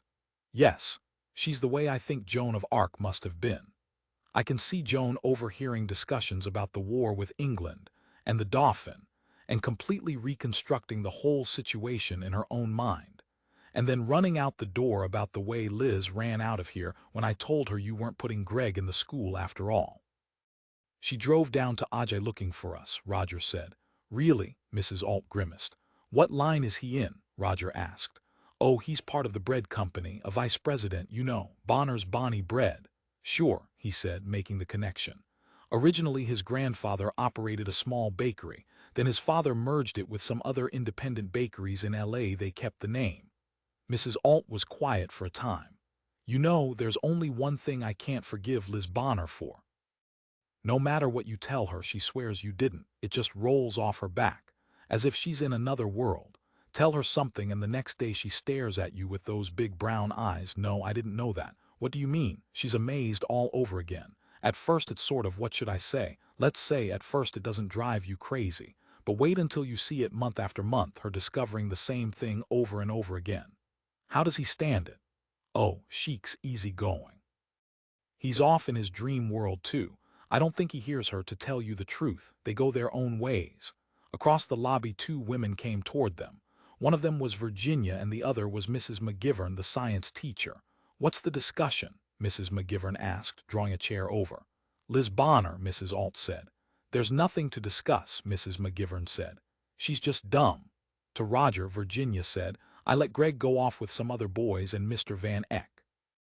A hike down into town." "Okay," he said. "I don't think so," Mrs. Alt said. "Scatterbrained, maybe." "That's the same," Mrs. McGivern said. "No," Mrs. Alt said. "She isn't plotting, she's not slow. I always associate a sort of pedestrian, dulled personality with dumbness. Liz is alert, too alert. She picks up everything she sees and hears. That's part of the trouble. She isn't selective. She just grabs it all in without sorting through it." "She has no perspective," Mrs. McGivern said. To Virginia she said, "Aren't we clever? sitting around here tearing down someone who's 70 miles away. If we're going to talk about somebody behind their back, we really better be sure it is behind their back, Mrs. Alt said. Oh, Liz wouldn't care, Mrs. McGivern said. She had her own slow, pedantic way. She was a rather masculine woman with short hair and a rough, square face. She'd think it was funny. I guess I don't know her, Virginia said. She's the woman I mentioned to you, Mrs. Alt said. The one who comes up every weekend for her kids. Oh, Virginia said. Well, I hope she's intelligent enough to be able to make the drive. She is, Mrs. McGivern said. That has nothing to do with intelligence anyhow, just lack of imagination, Roger said, or an eye for traffic situations. What's that? Mrs. McGivern said. The ability to size up the road, he said. Mrs. McGivern made a gesture of dismissal. With all these new automatic shifts and power steering and power brakes, all they have to do is turn the key. And go right off the road, Roger said, angered. Driving is a skill. Either you have it or you don't. How much driving have you done? What do you do when you feel your rear end break away on you? Slam down on the brake. Mrs. McGivern did not answer. She drew her chair so that she faced Mrs. Alt. A conversation began, having to do with science lab tables. He felt Virginia's hand on his arm. She put her finger to her lips warningly. Okay, he said. I'm surprised at you, Virginia said. Okay. He lapsed into silence. On the trip back to Los Angeles, both he and Virginia were downcast. It was going to be hard on them, they felt it already. Roger drove. Beside him, she stared out at the scenery. The useless land, she thought, miles and miles of it, worth nothing to nobody. Goddamn woman, Roger said. Who? That science teacher. Yes, she did seem sort of horrible. She remembered the occurrence then, and she said, but you didn't have to start yelling. Whatever got into you? The reason women are such lousy drivers is because they have that attitude, he said. They figure all they have to do is turn the key. That's why they drive right into you. Mrs. Alt seemed tired. Yeah, he said. I'd hate to have all that responsibility. After a time, she said, I've been thinking of things we overlooked. We didn't pack his heavy wool socks, those long ones he puts on over his regular socks. I'd better make a list. We can take them up to him, or we can give them to him when those people, the Bonners, bring him down. You better call them, Roger said. Yes, she said. That's right. That all got mixed up. I better get in touch with her myself. Mrs. Alt probably won't think about it again. Anyhow, the Bonners aren't up there now. At least that's my understanding. Did you see them? Not today, he said. I'll call them this evening. In her purse she found a pencil and note paper. She made out a list of things for Gregg, and she also jotted down, find phone number, call Liz Bonner. But then she got to pondering the gossip between Mrs. Alt and Mrs. McGivern. I don't know, she said. From what they said about her, she sounds unreliable. Did you get that impression when you met her? No, he said. What impression did you get? She seemed all right. Maybe she'd leave him off somewhere along the way. Scowling, Roger said, get a bunch of old women together and look what you have. Virginia said, is she pretty? No, not particularly. What does she look like? Maybe I met her and didn't know her. She wasn't there. He chewed his lower lip. They're both around 30. He's getting bald. When I saw him, he had on a sports shirt. He looked like anybody else. She has brown hair. I met Jerry and Walt, Virginia said. Who the hell is that? They're children. Oh, he glanced at her. The boys have red hair and freckles. I saw them, Roger said. They're big. Well, she said, they're 12, she calculated. Then she's older than 30, unless she was married at 17. 35 then, he said. I don't think Mrs. Alt likes me, Virginia said. She likes you okay. I always run into women like her head on, Virginia said. When they got back to Los Angeles, Roger parked the car in the yellow zone in front of modern TV sales and service. I'll see you later, he said. If you start feeling lonely, go to a movie or something. He'd be in childcare anyway, she said. During the afternoon. It was the evening she was thinking about. She drove home and parked the car in the garage. For an hour or so she did things around the house, and then, oppressed by the quiet, she opened the phone book and looked for a Charles Bonner who lived in San Fernando. 2 were listed. She called the first and got no answer, so she called the other. Hello, a girl's voice said, a breathy teenaged voice close to her ear. With great uncertainty she said, is this Mrs. Bonner? Yes. Are you Mrs. Elizabeth Bonner? Yes. Virginia said, I'm Mrs. Lindahl. Who? You have 2 boys up at the, and then at that point she forgot the name of the school. Up in Ajay, she said. Jerry and Walter. Oh, the voice said. Yes, certainly. Who did you say you were? Virginia Lindahl, she said. Mrs. Alt was going to talk to you about me. Who, you mean Edna? There was no recognition in the voice. What about? Just a moment. The phone at the other end was put down. Virginia heard the noise of a radio and then the noise ceased. She heard footsteps and the phone being picked up again. Say it again, Mrs. Bonner said. Very distinctly, Virginia said. Mrs. Alt said she was going to talk to you and your husband about driving my son Gregg home on weekends from the school up in Ajay. The name came back to her. The Los Padres Valley School. Yes, exasperated, Virginia said. I'd like to discuss it with you. Maybe we can work out some sort of arrangement. Either I could pay you or we could alternate or something. Mrs. Alt thought we could work something out. Are you down here in L.A.? Mrs. Bonner said. Yes, I am, Virginia said. I thought you weren't going to put your little boy in the school. The voice rushed on in bewilderment. Didn't your husband come and get him? We changed our mind, Virginia said. Oh, that's fine. It's a wonderful school. Is he up there now? We already took our boys up. We left them there this morning. It was yesterday when we met your husband. I forget his name, his first name. What was your little boy's name? George. Gregg, Virginia said. He's real cute. They were all out playing football. Sure, I'd love to bring him down when I come. I'm going up Friday night. I can get him then if you want. Or maybe you should get him the first time. What do you think? It's up to you. I'm going anyhow. Or we could both go together. Why don't we do that? Just take one car. I could drive up and you could drive back or something. What do you think? That sounds all right, Virginia said. I guess it doesn't matter which car we use. We better go in the station wagon, Mrs. Bonner said. If the boys get tired, they can crawl in the back and go to sleep, and that way they won't be climbing over us all the time. I leave around 1 in the afternoon on Friday. I'll drive by and pick you up. Or maybe you better come by here in your car so when we get back you can take Gregg right home, okay? I'll give you my address. I have it, Virginia said.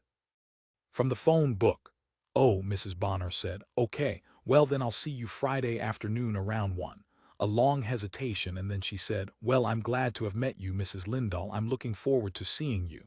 Thank you very much, Mrs. Bonner, Virginia said. I appreciate your help a lot. I'll see you then. She hung up and closed the phone book. Real scatterbrain, she thought. They're certainly right, but she sounded nice. 7. During the winter of 1944, when his divorce became final, Virginia married Roger Lindahl. She quit her job with the Washington Military Hospitals. Roger quit his job as standby electrician at the Richmond Navy Yard, and by train the two of them left for Los Angeles, California. The weather in California was warm.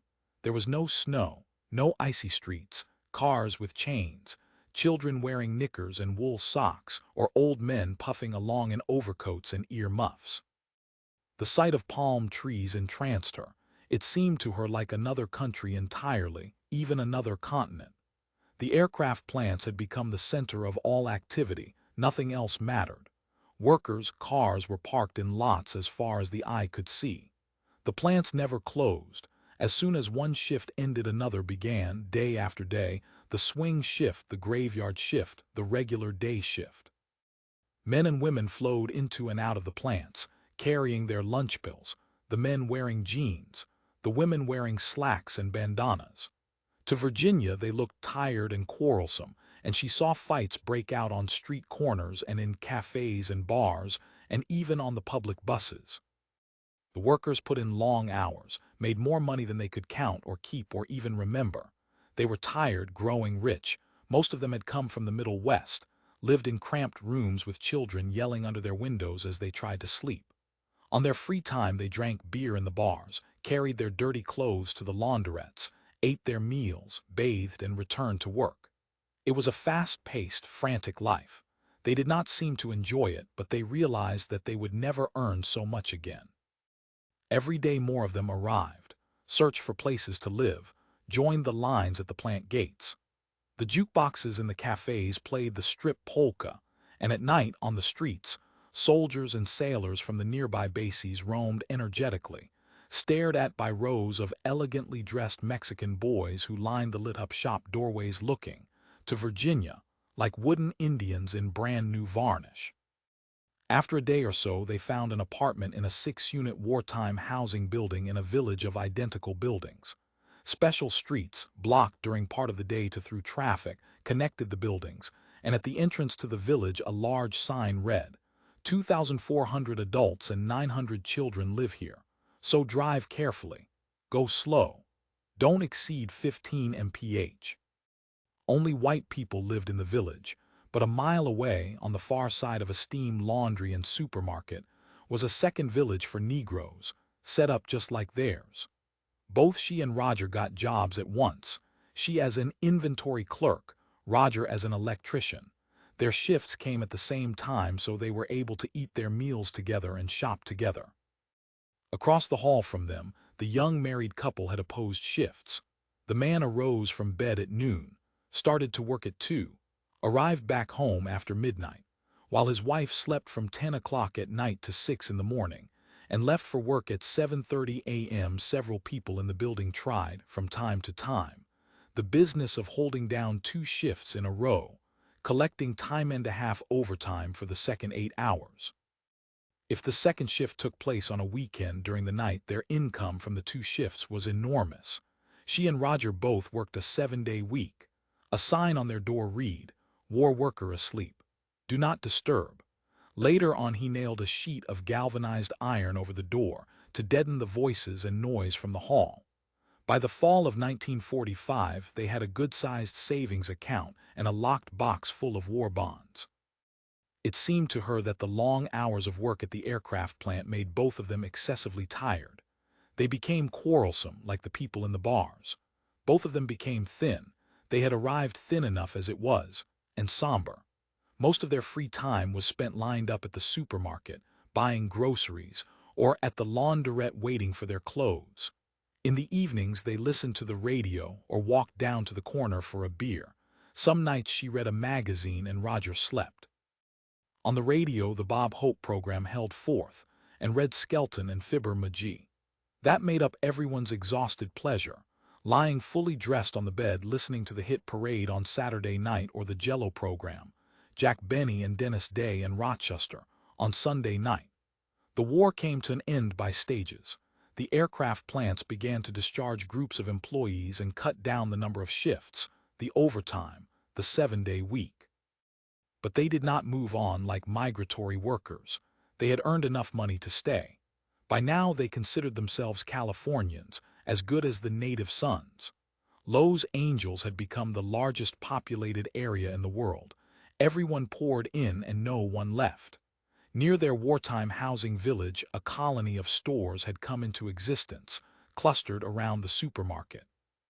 First, after the laundrette, appeared a shoe repair shop, then a beauty parlor, a bakery, 2 bar and grills, a real estate office. Later, the real estate office moved elsewhere and the store became vacant. One day a new sign was hung up, announcing, "One-day radio repair." Presently the first post-war table model radios appeared in the window beside displays of tubes, batteries, flashlight bulbs, phonograph needles. Within the store a man in a cloth smock could be seen puttering at the counter. Their Emerson radio had stopped working, so one morning Virginia carried it to the one-day radio repair to be fixed. "I think it's just a tube," she said to the man. "I don't think it's anything serious. It just stopped playing." "Well, we'll see," he said, plugging the radio in and clicking the knob on and off. Bending over it, he tapped the tubes with his knuckle, peered inside, listened with his ear against the speaker. He was large, round-faced, and he reminded her of Irv Rattenfanger. He seemed pleasant in a preoccupied fashion. The little shop, new and barely open for business, had already become littered with discarded tubes and ads. "I'll make out a tag," the man said, reaching under the counter. "I can't work on it now." She gave him her name and address, and he gave her a claim check torn from the bottom of the tag. Several days later, when she stopped by, the radio had been fixed. The bill ran $7.50. "Just for a tube," she protested. "Filters," the man said, showing her the tag. $1.50 for the pans, the rest labor." He turned on the radio and it ran satisfactorily. "Just to put in a part," she said. But she paid him the money and left with the radio. That evening she told Roger how much it had cost. He listened solemnly. At one time, back in Washington, he would have run about in anger, but now he only picked up the receipt and read it, put it down, and shrugged. "They're probably crooked," she said, thinking of a magazine article she had read. Stretched out on the couch with his feet up on the arm, Roger said, maybe not, they charge around that. He had taken off his glasses, his arm lay over his eyes. I wish you had been along. She could not shake off her sense of aggravation. Prices for everything were going up, it was terrible. You could have talked to him, I don't know anything about radios. And they know when you don't know anything. They always size you up and take advantage of you. But he remained unbothered, apparently asleep. For half an hour he lay on his back, his eyes shut, sometimes sighing, shifting, smoothing his hair with the flat of his hand. Meanwhile she washed underclothes in the bowl. From the downstairs apartment a radio could be heard, and once a dog barked in the yard. A car motor started up. Children ran along the cement path beneath the window. A woman yelled for them to come indoors to dinner. To Virginia the apartment was peaceful enough. The pressure on all of them had let up and they were glad of it. They had finished the war in a sprint, an ordeal lasting night and day, without humor and certainly without idealism. Now it had come to an end. They lay on the couch or washed a few things or sat around discussing what to do with their money, which opportunity to take advantage of. They had earned their money. The servicemen had begun to return. They had little or no money and many of them wanted to go to school on the GI Bill, or they wanted to get their old jobs back, saved for them by law, or they spent their time with their wives and children, glad to be able to do that and nothing else. For the warplant workers something more was required, something tangible. They had got used to having something in their hands, some real object. I guess we can afford it, Virginia said. On the couch he grunted. We have the money, she said. She got the real estate ad section of the newspaper and read it, as she had been reading it now and then, watching the prices, the new areas opening up. How high property prices had gone in the last year.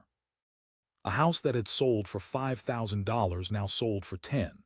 New tracts, subdivisions they were called, had started to advertise. Each had a picturesque name.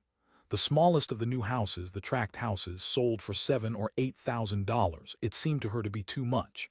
The tracts advertised low down payment to GIS, and she thought that it would be harder without the GI provision. In their case they would need $1,000 or $2,000. They're not built as well, she said. The new houses. Isn't the lumber green? Isn't that what we read? After a moment he sat up, rubbed his eyes, lowered his legs and reached about for his glasses. I'm sorry, she said. I didn't mean to wake you up. Look, he said. Let's go down to the market and get something for dessert, some ice cream or a pie. Stepping into his shoes he looked around for his coat. I'm still hungry. She put on her coat too, over her cotton shirt, and they strolled along the evening street to the supermarket, where all the lights had gathered into one colorful smear. The sidewalk was untidy with candy wrappers and trash, but nobody noticed. They had got accustomed to it. Inside the market, blue-white fluorescent lights flooded down on the stacks of cans and bottles. She and Roger lined up at the Checkers counter with a cart of small items, beer and a jar of pickles, margarine, lettuce, and a berry pie. On the trip back to the apartment, Roger stopped at a curb and peered around. Is that the radio shop? He asked. Yes, she said. It was shut up for the night. The neon sign had been turned off. In the window the table model radios could be seen, illuminated by a row of small bulbs set behind them. Hoisting the bag of groceries, Roger stepped from the curb and crossed the street to the window. She followed him. I wonder how much he's got invested in it, he said. I don't think he has much, just a few little radios and some tubes. Roger put his hand to the glass and gazed in past the window display at the fixtures and shelves to the rear of the store. You think he does the repair work himself? Yes, she said. He's the only one there. A couple $100 worth of radios, he said. Used fixtures, a tube checker, repair parts. What else? A cash register, I guess. That's about all. There's rent, she said. He probably lives in the back. Turning away from the window, he walked on. I'll bet he opened that place for less than $3,000. I don't think he's making very much, she said. She did not like the store. It was too barren, too small and dismal. She could not imagine herself in a place like that, and she said, Do you think a place like that can last very long? Nobody goes in there, that's why he has to charge so much. In a month or so he'll give up, and he'll probably lose what he's got invested. There's nothing to sell now, Roger said. No, she agreed, he just has those little radios. Later on, he said, in a couple of years he'll have television sets to sell. If he can stay in business that long, she said. He did not respond to that. She waited and then she said, "Is that the kind of place you mean? I thought you meant a larger place like the shops downtown." She was thinking of the department stores with their carpets and warmth and salesmen and indirect lighting. The escalators and the whir of the air conditioning. All her life she had loved to wander through the big downtown department stores. She loved the smell of the fabrics, leather, the jewelry, the perfumed salesgirls in black wearing flowers. "My Christ," he said, "it takes $1 million to open a department store." "I just meant," she did not know what she meant. "I'm talking about something that's possible," he said. "We could buy a place like that. I can handle the repair work, no salaries to pay like he works it. We only have $1,200. That's pretty good," he said. "It's awful in there," she said. "You've never been inside, I have. Ratty little hole in the wall, it's like a shoeshine parlor or something, just a place." Nodding, he conceded that she was right. "What would you do then?" she said. "Why wouldn't it be like that?" That man probably thought his place would be nice looking, she thought, and he didn't have enough capital to fix it up. "He probably wishes he never opened it," she said. But as a matter of fact the man had seemed content in his bleak little store. But she thought he was a pale, soft, clerkish man, a sort of neuter humming to himself, smiling at the customers. Surely it was a miserable way to exist. She said, "You don't want that, you want more than that. I know you wouldn't be happy. If you're going to get a little store of your own it ought to be something nice." Pretty, she thought of a modern shop, a dress shop she had visited in downtown Pasadena, an attractive, stylish front and plants set into a moat the length of the window. "You want to be proud of your store, don't you? It wouldn't be to make money anyhow, it would be for something more." Beside her, Roger said nothing. "If it were me," she said, "I'd rather work in a nice store than on a place like that." After that neither of them said anything. They walked the rest of the way back to the apartment in silence. Later, as she heated the pie in the oven, she said, "I can see if my family could help." Of course she meant her mother. The securities and annuities had been owned originally by her father, so they did not seem as much her mother's as the family's. In a sense, then, they were hers too. She did not know exactly how much they amounted to, but as she remembered they were worth at least $20,000, enough so that her mother could begin thinking of a trip to Europe now that the war had ended. In letters her mother had described various travel plans, including a visit to the West Coast. She had even considered going to Africa. "What are you giggling about?" Roger said at the doorway of the kitchen. "I'm sorry." She hadn't realized that she had laughed at the idea, the vision of Marion in hip boots, tramping across the veldt, a sun hat on her head, clutching a shotgun. Her calm, practical New England mother, good Lord, she thought. She remembered how Marion had looked when she came back from her vacation in Mexico. Giant lacquered sandals on her feet, crimson trousers with gold braid, far too tight for her, a lace shawl, and a hand-carved cigarette holder as long as a ruler. At that she had told her that she looked like President Roosevelt, and the cigarette holder, at least, had vanished. But for months her mother had gardened in her Mexican outfit, until the crimson trousers split. The high sandals, she said, kept her feet out of the mud. Beneath the kitchen window the woman from the next apartment gathered her washing in from the lines that crossed the lawn. A dog ran back and forth nearby. The woman, plump in her 30s, wore her hair up in a net, and Virginia thought she looks like a waitress. In a highway cafe, somewhere between, she had thought, between Arizona and Arkansas. Suddenly the woman screeched at the dog to go away from the clothes basket. Her voice blared like a trumpet. Lord, Virginia thought, is that how I sound? Do I look that way? Automatically she dried her hands and lifted them to her hair. She patted her hair into shape. Now she kept it short, clipped close because of the machines with which she worked, for safety, and tied up in a red cotton bandana. In the living room Roger had again sprawled out on the couch, his feet up on the arm. She thought, he can't have a hole-in-the-wall store like that, even if he wants it. It has to be better. After they had eaten up the pie, Roger said, "I'll see you a little later." He had his watch out. "Go to bed if you get sleepy. I'm just going down to the corner for a while." "Why don't you stay here?" she said. "I'll be back pretty soon," he said. From his eyes shone the leisurely, confident look. It was the sly quality that always annoyed her. "I thought maybe we could talk," she said. He stood at the door, his hands in his pockets, his head tilted on one side. And he waited, showing his endurance, not arguing with her, simply standing. Like an animal, she thought. An inert, unspeaking, determined thing, remembering that it can get what it wants if it just waits. "I'll see you," he said, opening the door to the hall. "All right," she said. After all, it didn't come as a surprise.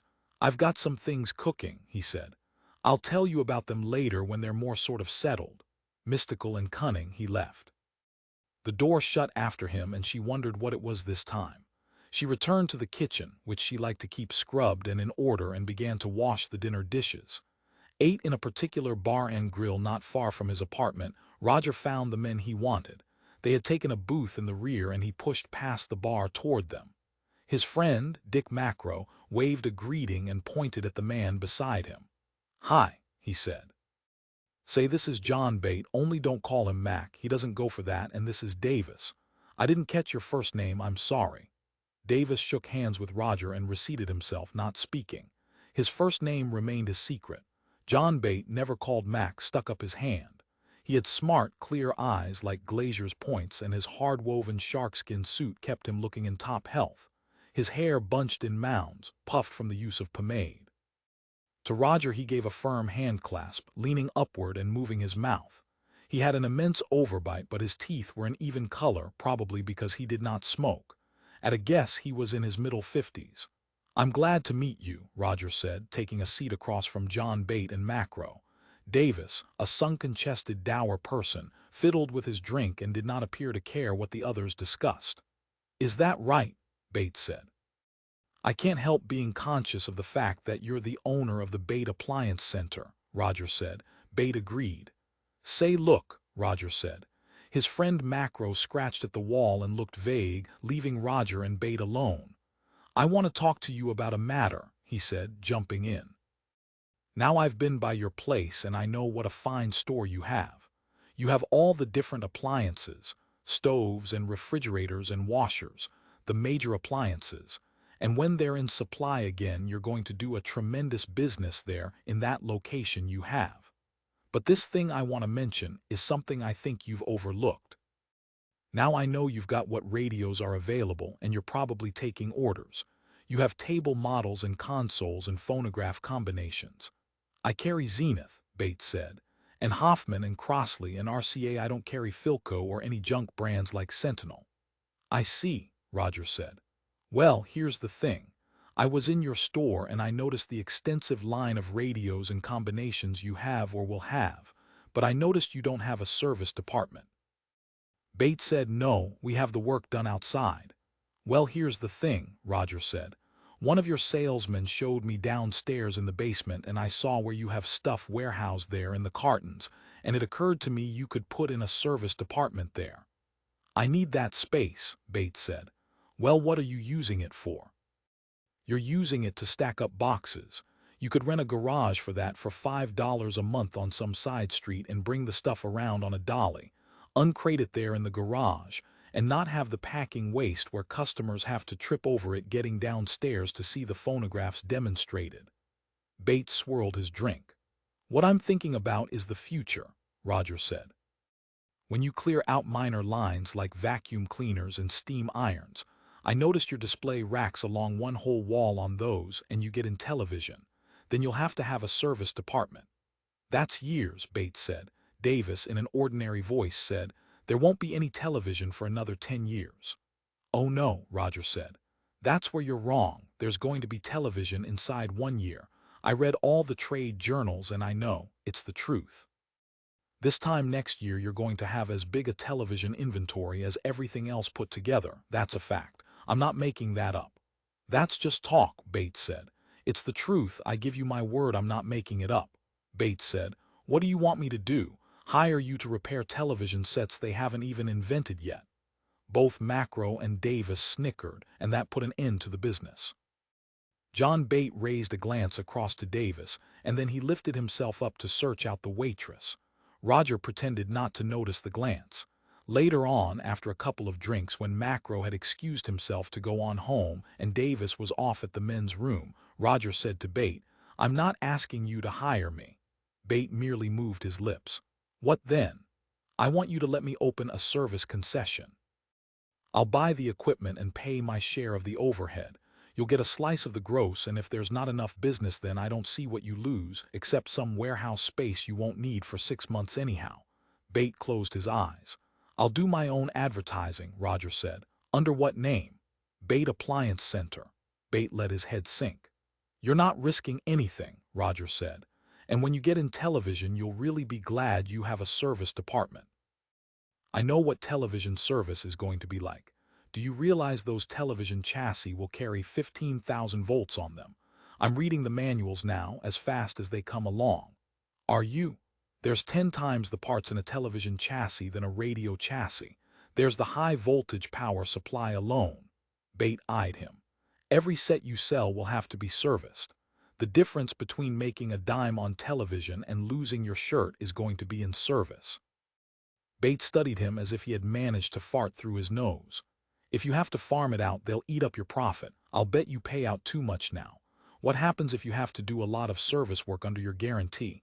You have to take that off the books, you write it off. It's a big item, isn't it?" Bate studied him, smiling. "Somebody else is making a profit out of you," Roger said. "Who's making the real profit, you or the outfit that does your service?" At that point Davis returned. "I'll tell you what," Bate said. "If I decide to put in a service department, I'll give you a call and you can drop around and we'll talk about it. I want to see how good you are at a bench." He shook hands with Roger, and then he and Davis arose and departed, leaving Roger alone in the booth with the empty glasses and ashtray full of cigarette butts and twisted-up paper. The three of them had been drinking mixed drinks, but before him were bottles of Golden Glow beer. And he realized he alone did not have on a tie and business suit. He had left the apartment in his work clothes, his trousers and canvas shirt and coat. Finishing his beer, he left the bar and grill and miserably took a bus home. Virginia had already been laid off from her job, and a month or so later he received his dismissal notice. They drew California state unemployment checks, reported each week to tell about their efforts to find work, and began to spend some of the money they had saved. In early December of 1945, John Bate called him on the phone. "Hey, I want you to drop down to the appliance center," he said. "There's something I want to show you." Putting on a suit and tie, Roger went downtown on the bus. A gang of workmen had begun remodeling the basement of Bates' Appliance Center. Long service benches were going in. "My repair department," Bates said. "Look, you want to go to work for me. Macro says you know your stuff." Macro had worked with him at the war plant. Now Macro had got a job as parts buyer for a big supply house. "I want to buy in," Roger said. "You can't, it's my store." They sat upstairs in Bates' office above the display floor.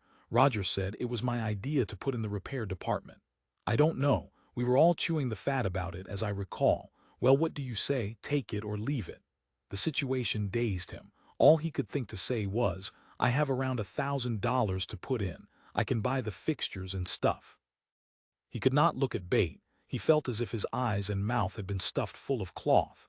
He sat rubbing his upper lip. "Well, I got work to do," Bates said when he did not say anything. Getting up, he left the office and walked downstairs and outside onto the sidewalk. He spent the afternoon wandering around downtown, inspecting store windows, wondering what to do. Finally, he entered a radio repair shop and asked the owner if he needed a repairman. The owner said no, and he left. When he saw another shop, he asked there too. The answer was again no. He asked at 2 more places and then gave up. By bus he started home. The bus was crowded with women shoppers and their parcels. What an awful deal, he thought. How could it have happened? Perhaps, all in all, he had gone in the wrong direction. He thought of Teddy, his first wife, and their child, who had been put in a school somewhere in the East 2 years ago, and he had not seen either of them since. She had remarried. Well, he had got to California, he had got his wish. But things did not have the shape he wanted. The ordeal of the war work, sleepless at night, long bus rides every day, the cramped apartment. Shit, and what was it for? Several blocks from the apartment he got off the bus and walked inside a barber shop. All the chairs were busy and men sat everywhere, reading magazines and smoking. So he gave up and left. He crossed the street to a bar where he ordered a bottle of beer. But as he drank his beer, he longed for the feel of the barber chair, the hair lotions, and the hot wet towel, the comfort. From where he sat he could see the barber shop. He watched until fewer men were waiting, and then he recrossed the street. "Give me a shave," he ordered the barber when his turn came, "and a haircut both. I want both of them." Only once in a year did he get a shave from a professional barber. To him it was a luxury like nothing else. He lay back and shut his eyes. Later on the barber had to rouse him. "What do you want on your hair? Just water?" "No," he said. "Some of that oil that smells so good." The barber let him sniff several of the bottles until he found the one he liked. "You going out to a party or something?" the barber asked, rubbing the oil into his hair with the palms of his hands. "You sure are going to smell good. I guess that's what attracts the ladies." He paid the barber and left the shop in a much better mood. His cheeks and chin had not been so smooth in years. "That was the best shave I ever had," he thought as he walked along the sidewalk. The buses had let off workmen everywhere and he had to thread a path among them. They hurried to get home, saying nothing. Their faces, grained and stubbled, passed and passed until he stepped into a bar where he had gone a number of times before. For almost an hour he sat hunched over on his stool, drinking beer and meditating. The bartender lounged by him once and said, "Did you ever see a horse that could run backwards?" "No," he said. "I'll bet there isn't no such thing, but a person can run backwards." Another man, a worker in a black leather jacket and steel helmet, said he could run backwards if he tried. "Hell he could," the bartender said. He couldn't see where he was going. When he had finished his beer, Roger stepped from the stool, said good night, and walked slowly outside. The street had darkened. The lights bothered him and he shut his eyes. Putting his glasses in his coat pocket, he stood for a moment rubbing his eyes. Where else? He wondered. He had done that at another time. He thought about Teddy again and Irv Rattenfanger and the tune Bei mir bist du schön, which had been popular when he and Teddy were going together. They had danced the Dipsy Doodle at a roadside tavern in Maryland. One night in those days he had been a darn good dancer. Strange that Virginia, who used to be a dancer, didn't like to dance. They had gone dancing only once. Her coordination, he thought as he walked out onto the sidewalk, no good, no sense of rhythm. Why, it did not make sense. Ahead of him, a big Negro stopped to talk to another Negro. Roger, walking with his head down, stumbled against the big Negro, who did not budge. "Watch where you're going," the Negro said. Roger said, "Look out for me." "Watch yourself," the Negro said, as big as a barge. "You watch it," Roger said. "You coal-black jig." But it was not soft enough. The Negro heard him, and as Roger started past, the Negro raised his fist and hit him a blow in the ear. Roger spun and fell. Bounding to his feet, he jumped forward and hit the Negro with all his might.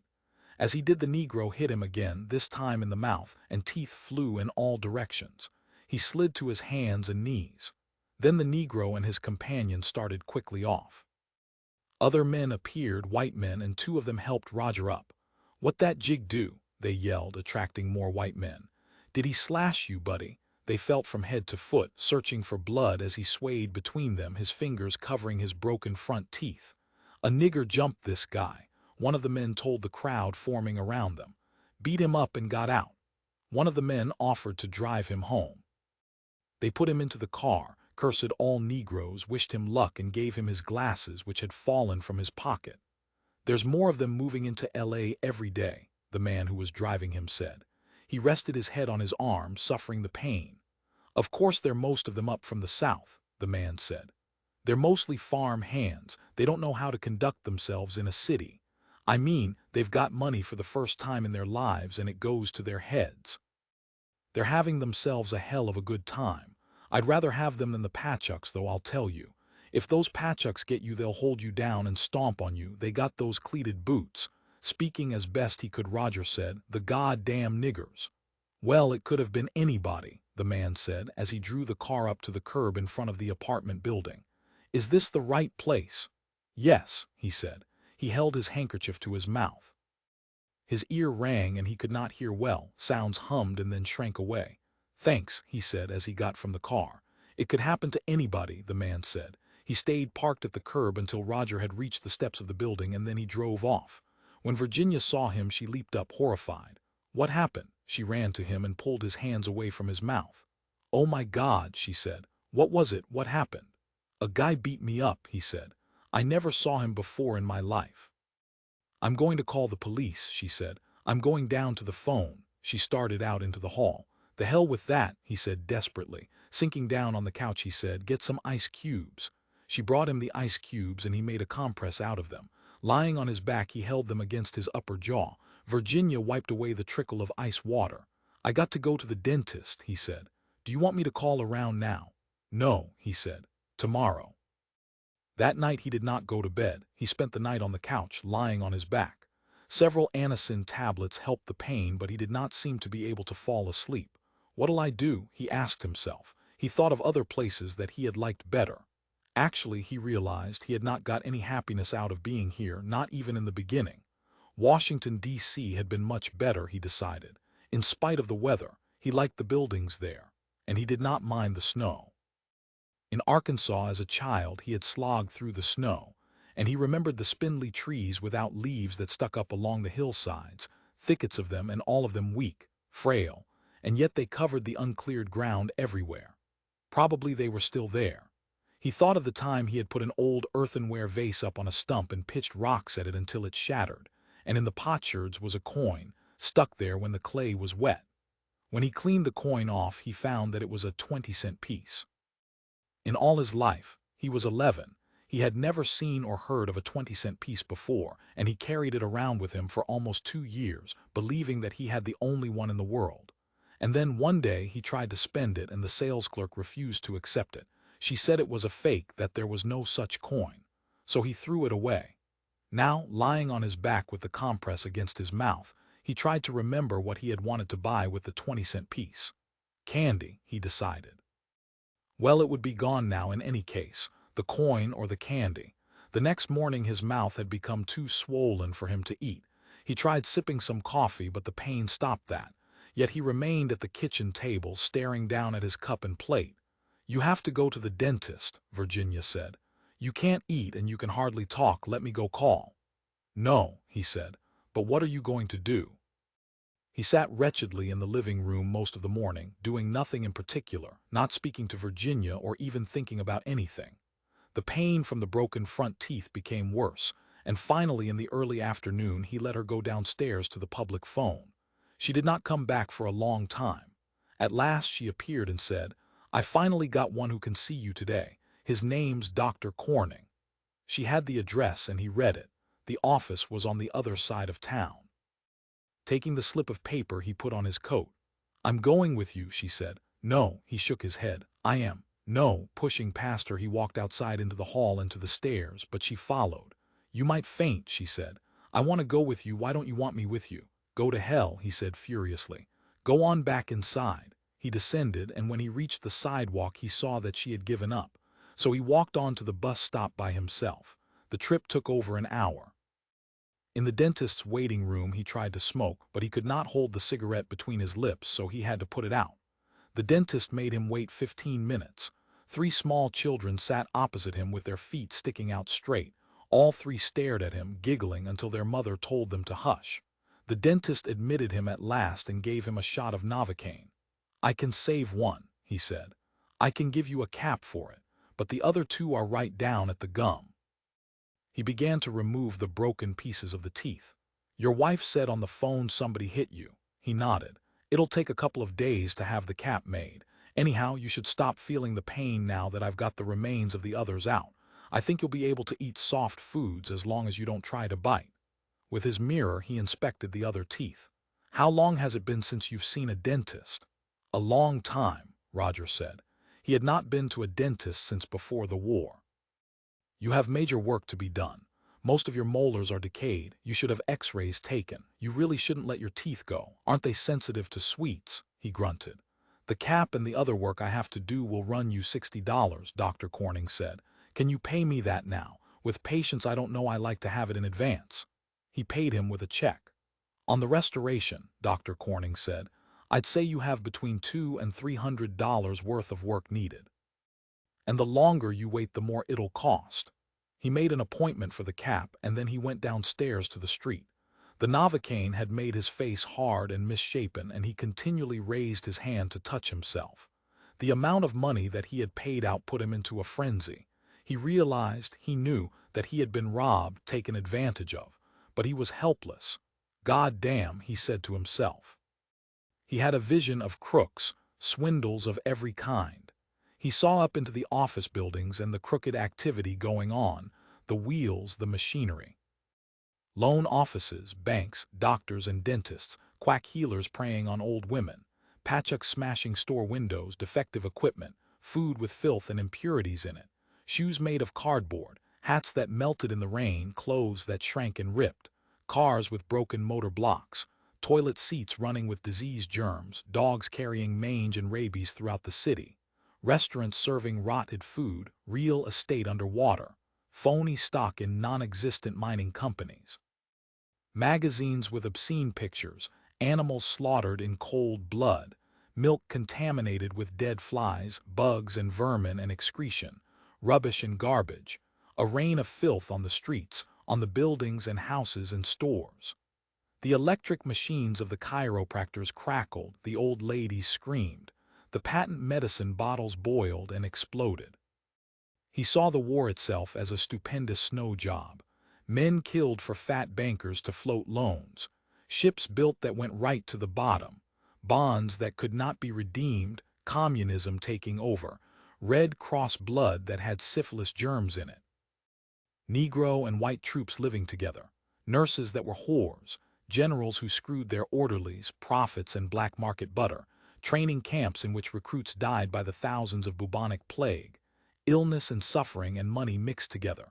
Sugar and rubber, meat and blood, ration stamps, VD posters, short-arm inspections, M1 rifles, USO entertainers with corks up their asses, motherfuckers and fairies and niggers raping white girls. He saw the sky flash and drip, private parts shot across the heavens, words croaked in his ears telling him about his mother's monthlies. He saw the whole world writhe with hair, a monstrous hairy ball that burst and drenched him with blood. Shit, he said, walking along the sidewalk, his hands shoved down into his pockets. Gradually he got control of himself. Jesus Christ, he said in a weak voice. His hands shook and he felt cold. Perspiration gathered in his armpits and, as he walked, his legs wobbled beneath him. At a drinking fountain he stooped and took a mouthful of water. He spat it into the gutter and then wiped his chin with his handkerchief. Things weren't as bad as that, he thought. They still had $700 or $800 in the bank, more than he had ever had in his life. But he was still frightened. He did not know what to do. So he continued walking, among the grocery stores and used car lots and drugstores and bakeries, and shoe repair shops and dry cleaners and movie theaters, gazing into the windows and trying to think what was the best thing for himself and his wife. In front of a used car lot, a salesman stood picking his teeth and watching people go by. As Roger passed him, he said, "What kind of car did you want, buddy?" Stopping, he said, "How did you know I wanted a car?" The salesman shrugged. "What do you have?" he asked him. "Lots of clean cars, buddy," the salesman said. "Come on in and look around. I'll give you a good deal, the best deal in town." His hands in his pockets, he wandered onto the lot. When Virginia heard him coming up the stairs, she ran to open the door. He no longer seemed miserable and discouraged. He smiled at her in his old manner, the secret, meaningful smile, as if there was something he knew that she did not. "What did he do?" she asked. The swelling had gone down. He seemed able to move his mouth. "Why were you gone so long?" Roger said. "Come on downstairs." "Why?" She hesitated, not trusting him. "I want to show you something." Turning, he started back. "I bought a car." At the curb, a blue pre-war sedan was parked. "A '39 Chevy," Roger said. "Why?" she said. On his face the cunning, the sense of having done an act of importance and daring flooded out.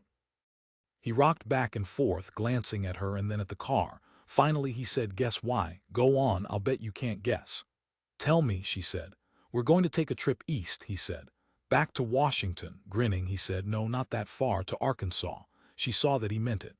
9 on Friday at the store, Pete Baxiagalupi said to him, "Boy, you're all up in the air." "What is it?" "Some hot deal cooking," Roger said. "My kid's coming home from school today." The afternoon dragged on, hour by hour. He spent some time next door at the drugstore lunch counter and some time in the basement with Olson, going over service questions. When he went back upstairs, he found Pete clearing off the counter. "I finally moved the 21-inch bleached oak Philco," Pete said.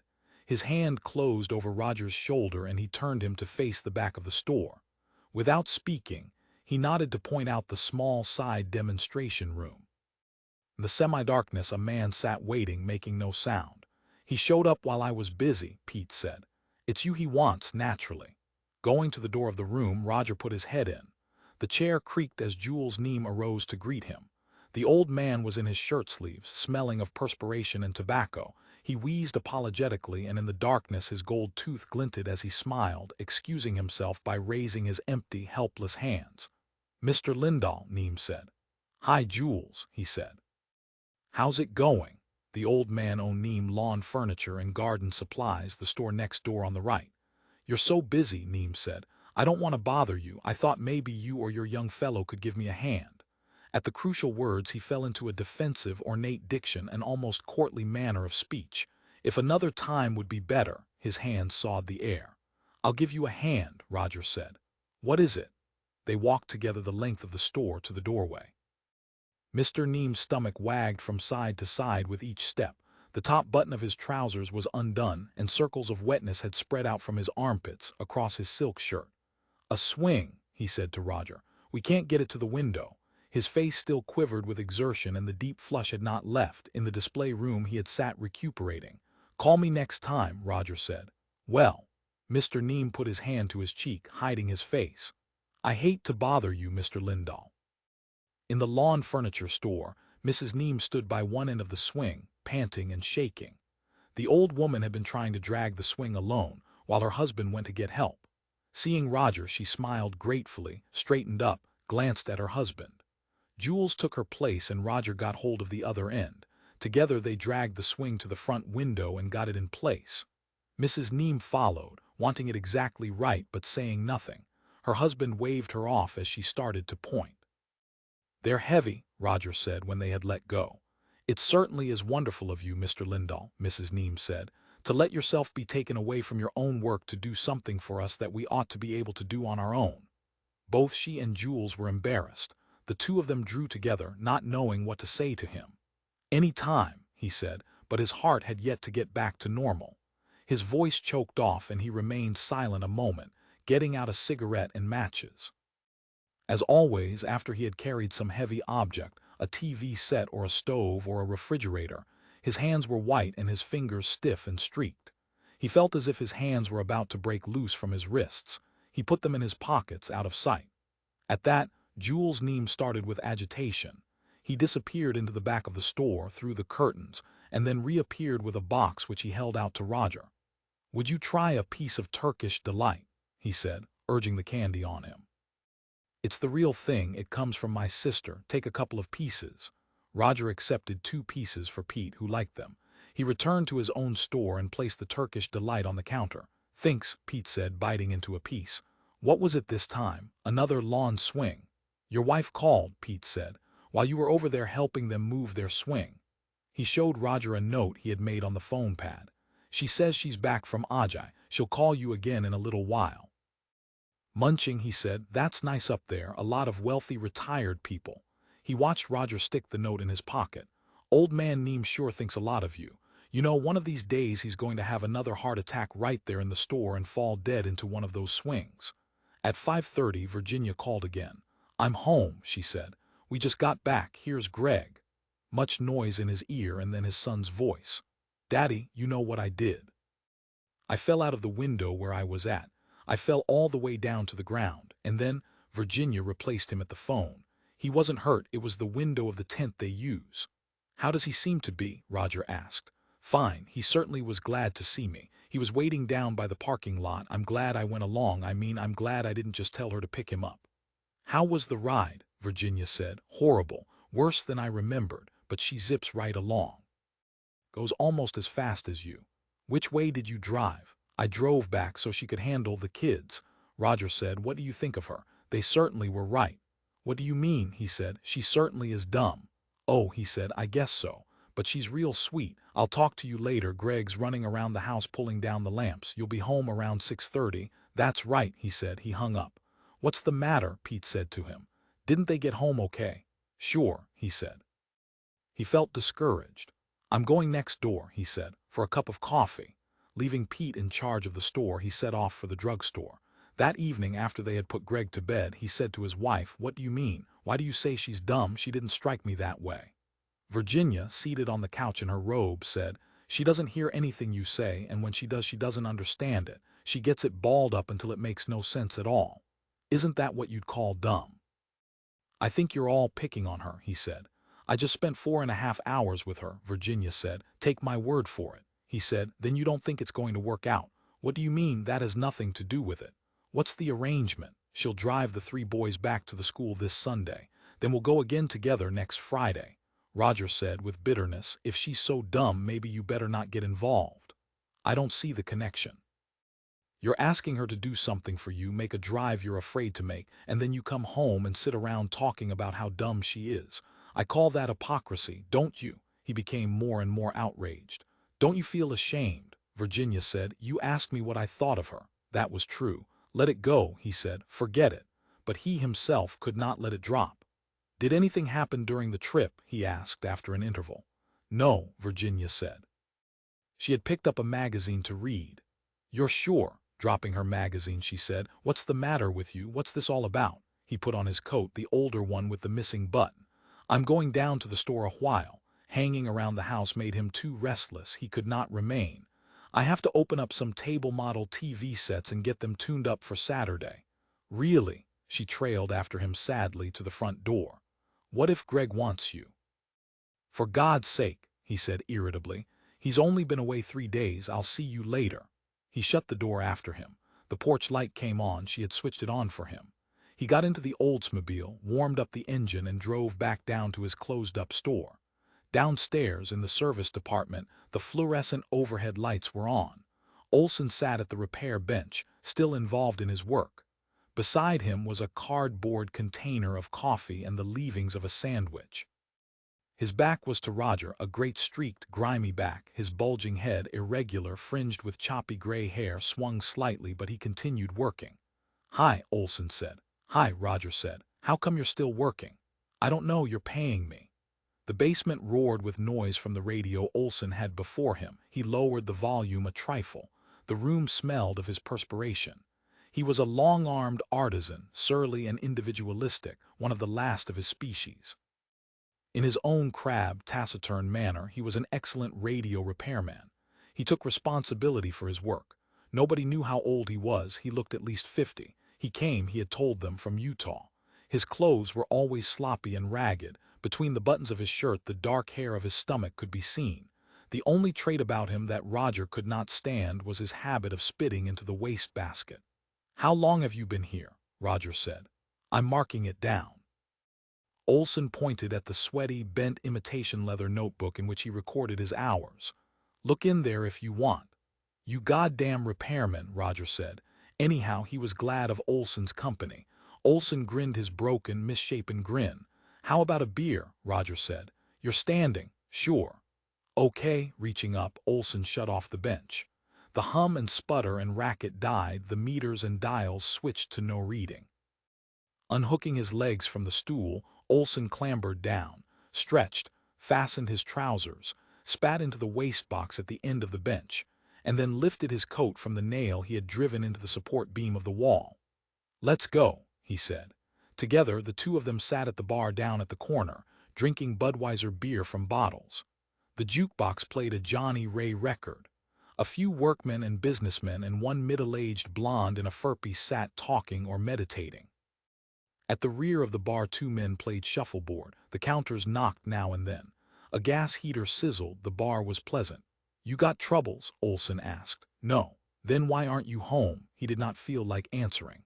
"I'm down at the store setting up TV sets," he said. "Like hell you are," Olson said. Raising his head, Roger said, "What kind of troubles am I supposed to have? I've got a paying business. I've got a wife and a kid. My health is reasonably good. I've got no particular problems." He drank his beer, resting his arms on the surface of the bar. "I'm married too," Olson said after a long period of time. "I got no kids, but I got a fair to middling job, even though the guy I work for is a horse's ass. But I'm not home. I'm down in the service department at 9 o'clock in the evening." He turned his head sideways and scrutinized Roger. "What's the matter with you?" Roger said. "Nothing." The bloodshot eyes shifted about. I was just wondering something. Say it, Olson said in his grating voice. How long's it been since you've had a piece of tail? It depends on what kind you mean. You know what I mean. Olson put his thumb into his beer and then lifted it up to examine it. I do mean your front parlor. 2 years, Roger said. In 1950, on New Year's Eve, he had gone to bed with a girl that he met at a falling about drunken party. Virginia had got offended at something and had gone home early, leaving him alone. Maybe that's what's wrong with you. Go to hell, he said. Olson shrugged. That's what's wrong with a lot of guys. They fall sick without it. What you get at home don't count. I don't agree, Roger said. You ought to be at home where you belong. The broken smile returned. You're saying that because you do know where you can lay your hands on any. No, he disagreed. I mean it. Aren't you glad for what you got 2 years ago? I wish I hadn't, he said. Afterwards, he had felt remorse and he had never done it again or even tried to. What's the point of getting married? How about your wife? You approve of her cheating if she wants to. That's different, Olson said. Sure, Roger said, the double standard. Why not, Olson said. It's natural for a man to play the field. It's just as natural for a woman to not. If my wife cheated on me, I'd kill her. She knows that. Do you cheat? Roger asked. Olson said, every chance I get, every chance. He put on a righteous expression, a grim, elevated thing. What a lousy business, Roger thought to himself. He drank his beer. I know it isn't right, but that has nothing to do with it. Love is more important than marriage, he said to Olson. A man gets married because of love, isn't that so? In some cases, Olson said, going along with him. Then love is first. He pointed his finger at Olson, who gazed down remotely. You have to think about love as the primary thing. Marriage just grows out of it. Love leads the way. In China, they marry without love. They never even see each other before they're married. That's just like breeding cattle, isn't it? That's the difference between man and an animal. Man falls in love, and if you don't go in the direction that love points, then you're acting like an animal. And what the hell are you alive for? You tell me that. Are you alive just to work and eat and reproduce? I see that, Olson said, but how can you be positive when you're in love? Maybe all you want is a piece of tail. That isn't the same. You can be in love and not want to go to bed with her. In fact, maybe that's how you know you're really in love. You don't want to go to bed with her. You don't want to sully her. If a man really loves a woman, he honors and respects her. There's nothing disrespectful about sex, Roger said. Sex is unfair to the woman. It robs her of her virginity. That's the most precious possession a woman has. Would you want to do that to a woman you loved? I'll bet you'd kill some guy that violated a woman you were in love with. You'd castrate him for doing that. I think if you really love a woman, you're supposed to protect her. A woman don't get nothing out of sex. Most women hate it. They submit to it to please the man. That's a lot of bull, Roger said. A woman enjoys it as much as a man. Only a certain type of cheap woman, Olson said violently. A real lady you could love and be proud of and would want to marry wouldn't enjoy it, and she wouldn't let you do it to her, I'll tell you that. You find a woman that'll go to bed with you and I'll show you a bum. Even after marriage, Olson picked at a blister on his thumb. That's different. There has to be kids, but it's a sin to have sex outside of marriage. We weren't meant to have marital relations except for the production of children. I thought you said you got it every chance you had. Olson glowered at him. That's none of your business. There's nothing degrading about sex, Roger said. If you didn't think there was, there wouldn't be. Do you have a sister? Olson said. Answer me that. Do you have a sister? You talk about it being a sin, Roger said, and then you sneak off and cheat on your wife. You sure are mixed up. Setting down his beer, Olson said, you better not talk disrespectfully to me, even if you are my boss. You're a swell guy and all that, but you better not talk disrespectfully to me, especially where my wife is concerned. I don't allow you to talk about my wife, even though you are a good friend of mine and I think a lot of you. I'm sorry, Roger said. He stuck out his hand and after a prolonged moment Olson shook it. You're just riding for a fall, Olson said, when you talk like that. He picked up his beer and in a mood of deep sternness gulped it down. Roger returned to his own beer. After that, neither of them said much. When they left the bar and returned to the store, Olson descended to the service department, leaving Roger alone. Going into the office, he sat in the darkness, watching cars and people beyond the locked front door of the store. What a mess, he thought to himself. The time was 9:30. Not so late, he decided. He put on his coat, left the store without saying good night to Olson, and got into his car. Very soon he was driving out to San Fernando. At a standard station he parked and looked in the phone book for the address. 2 Charles Bonners were listed, but he remembered the street name. Virginia had mentioned it. Getting back into the car, he drove up to the Bonner house and parked in front of it with his engine and headlights shut off. The house looked like those around it, a small, recently built one-story California ranch-style house, with a wide garage, a single pepper tree in the front yard, a picture window which showed drapes and faint light. In front of the house the red Ford station wagon was parked. Under the dull streetlight the car looked gray. Now or never, he said to himself.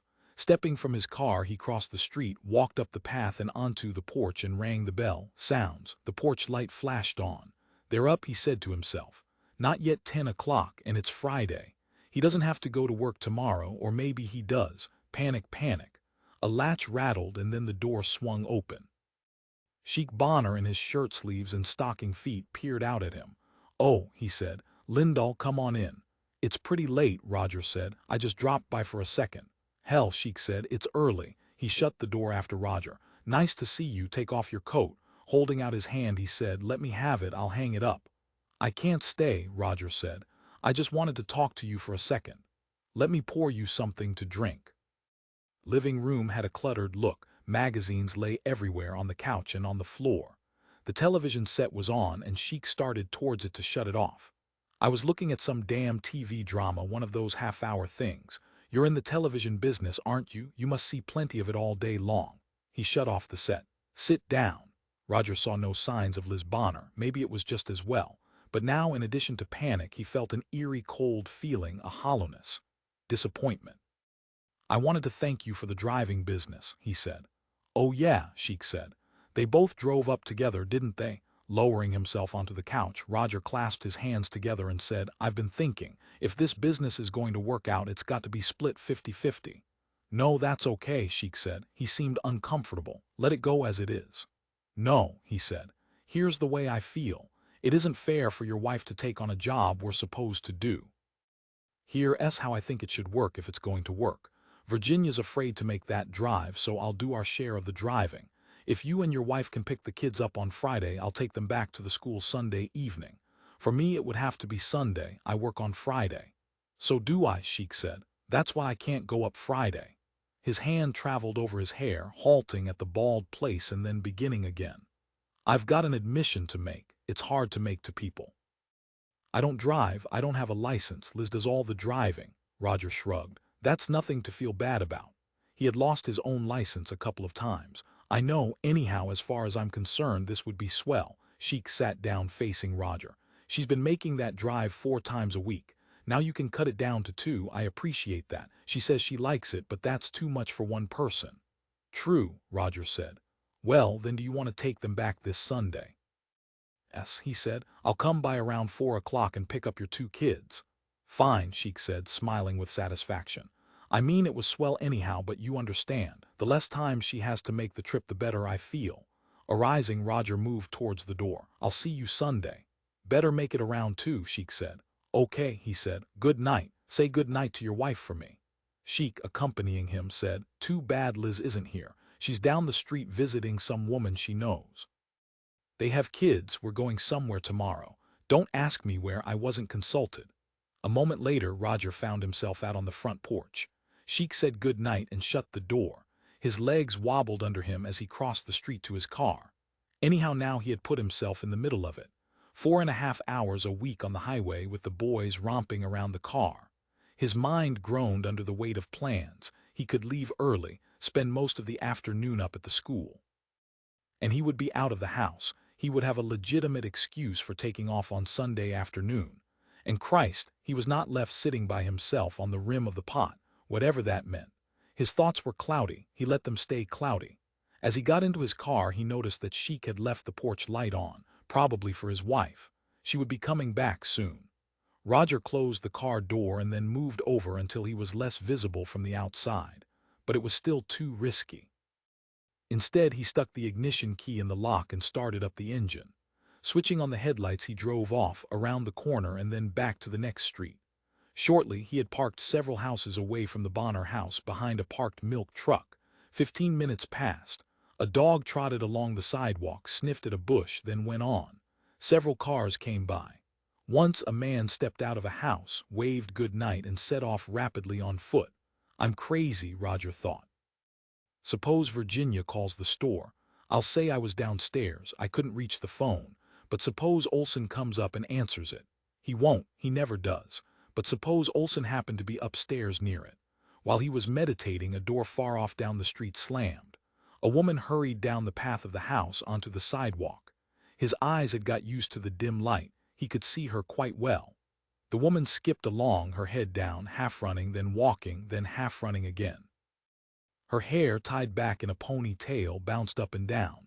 She wore a short coat, and as she ran, she hugged it against her with her hands. Her skirt flared out behind her. Liz, he thought. He watched her until she raced up the steps of her own house and vanished inside. The door slammed. The porch light died away into darkness. After a few minutes, he started up the engine of his car and drove away, back towards his own house.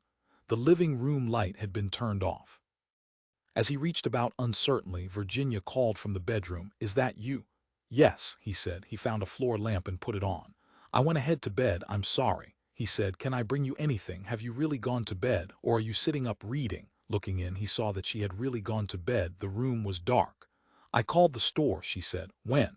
"About half an hour ago. I didn't get any answer. I must have been down in the basement. Olson and I worked on some new sets. Are you going to fix anything to eat?" Stirring about, she raised herself up and switched on the lamp by the bed. "If you are, I might want something." "I don't know," he said. He did not feel hungry, but he went into the kitchen and opened the refrigerator. "I might have a sandwich." He rummaged aimlessly around until he had found the Swiss cheese. "Olson and I were out for a while," he said. "We had a couple of beers. I thought you went down there to work." "We talked." Virginia appeared, fastening her robe.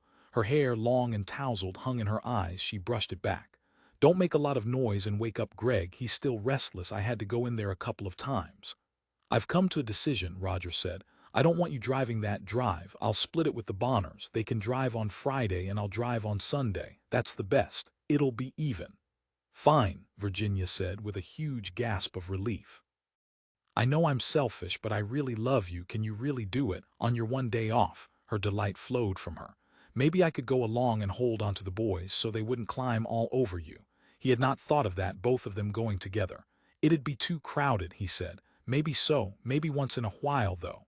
She looked at him with such fondness that he felt leaden with guilt. "I love you," she said. "You know that." "What did you do? Sit down there at the store figuring out how you could do the driving?"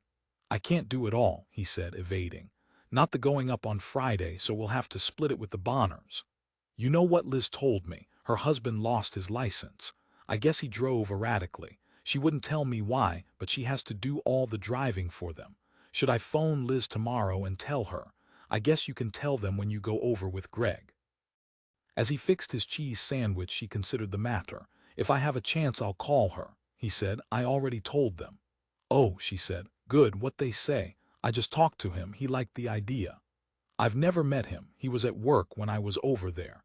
They have one of those little tract houses, ordinary furniture inside, the usual TV set and drapes, coffee table, couch and rug. The furniture you see in those carload sales places, those complete living room outfits for $30 down and the rest at $1 a week. Where the Okies go," he said. She rushed on. "Yes, where they have those loudspeakers and Okie music."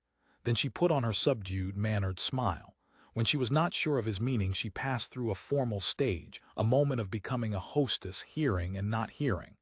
"Oh, come on," she said. "I know you don't like other people to say that." "No," he said with venom. "She says they're buying the place. Most of their money must be in the bread factory. Of course, I shouldn't judge everything by her housekeeping. I wouldn't want my house to be judged by some woman coming in and snooping around. But that's what they do. I've had it happen to me. The PTA wives. I don't think Liz cares. If she did, she wouldn't leave everything lying around. It doesn't seem fair to him, but maybe all he cares about is his work. He's a vice president. It's that Bonnie Bonner bread. We've used it. Maybe this bread I'm using," he said in a shaky voice. "What's wrong?" Virginia said. They have a little house, ordinary furniture. She's dumb, she's a lousy housekeeper. When you meet him you'll say he's bald.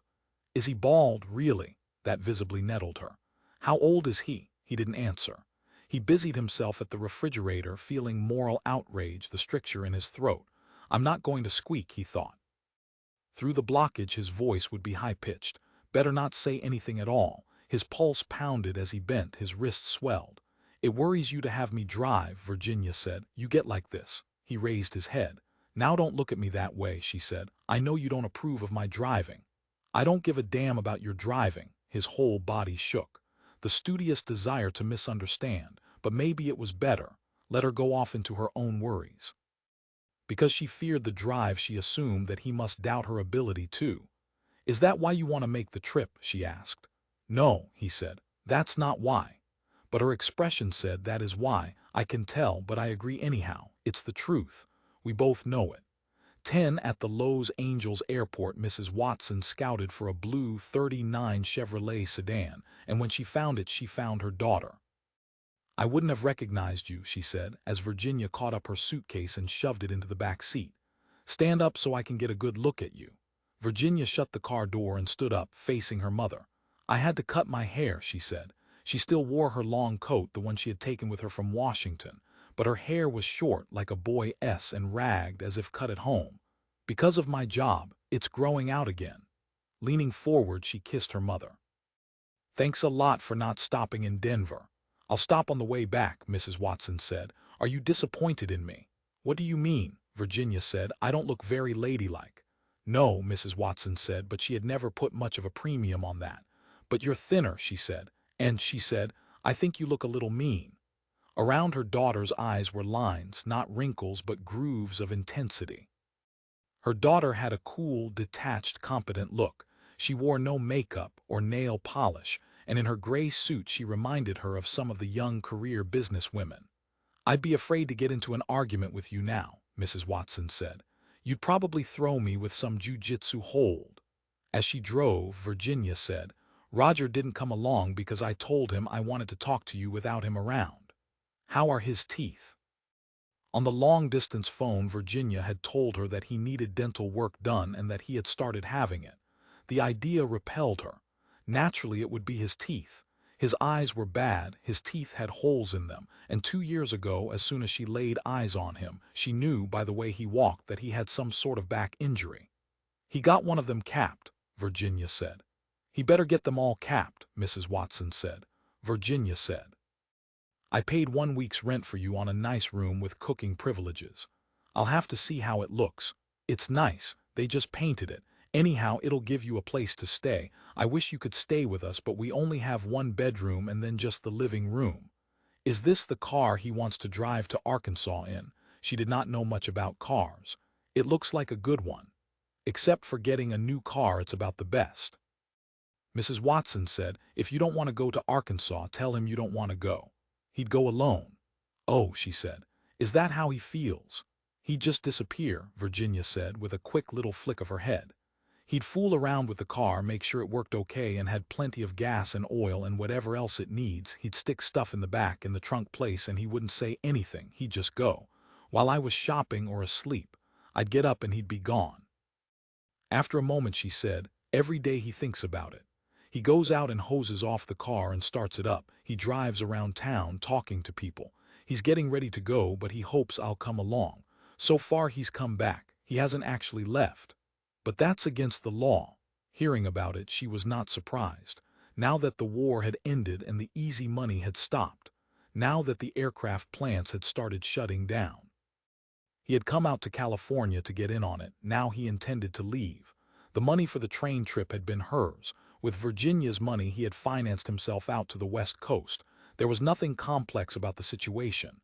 Virginia said he feels he can't get anywhere out here. He could get a job. He wants to open a television shop. Maybe he can do that in Arkansas, she said, by himself.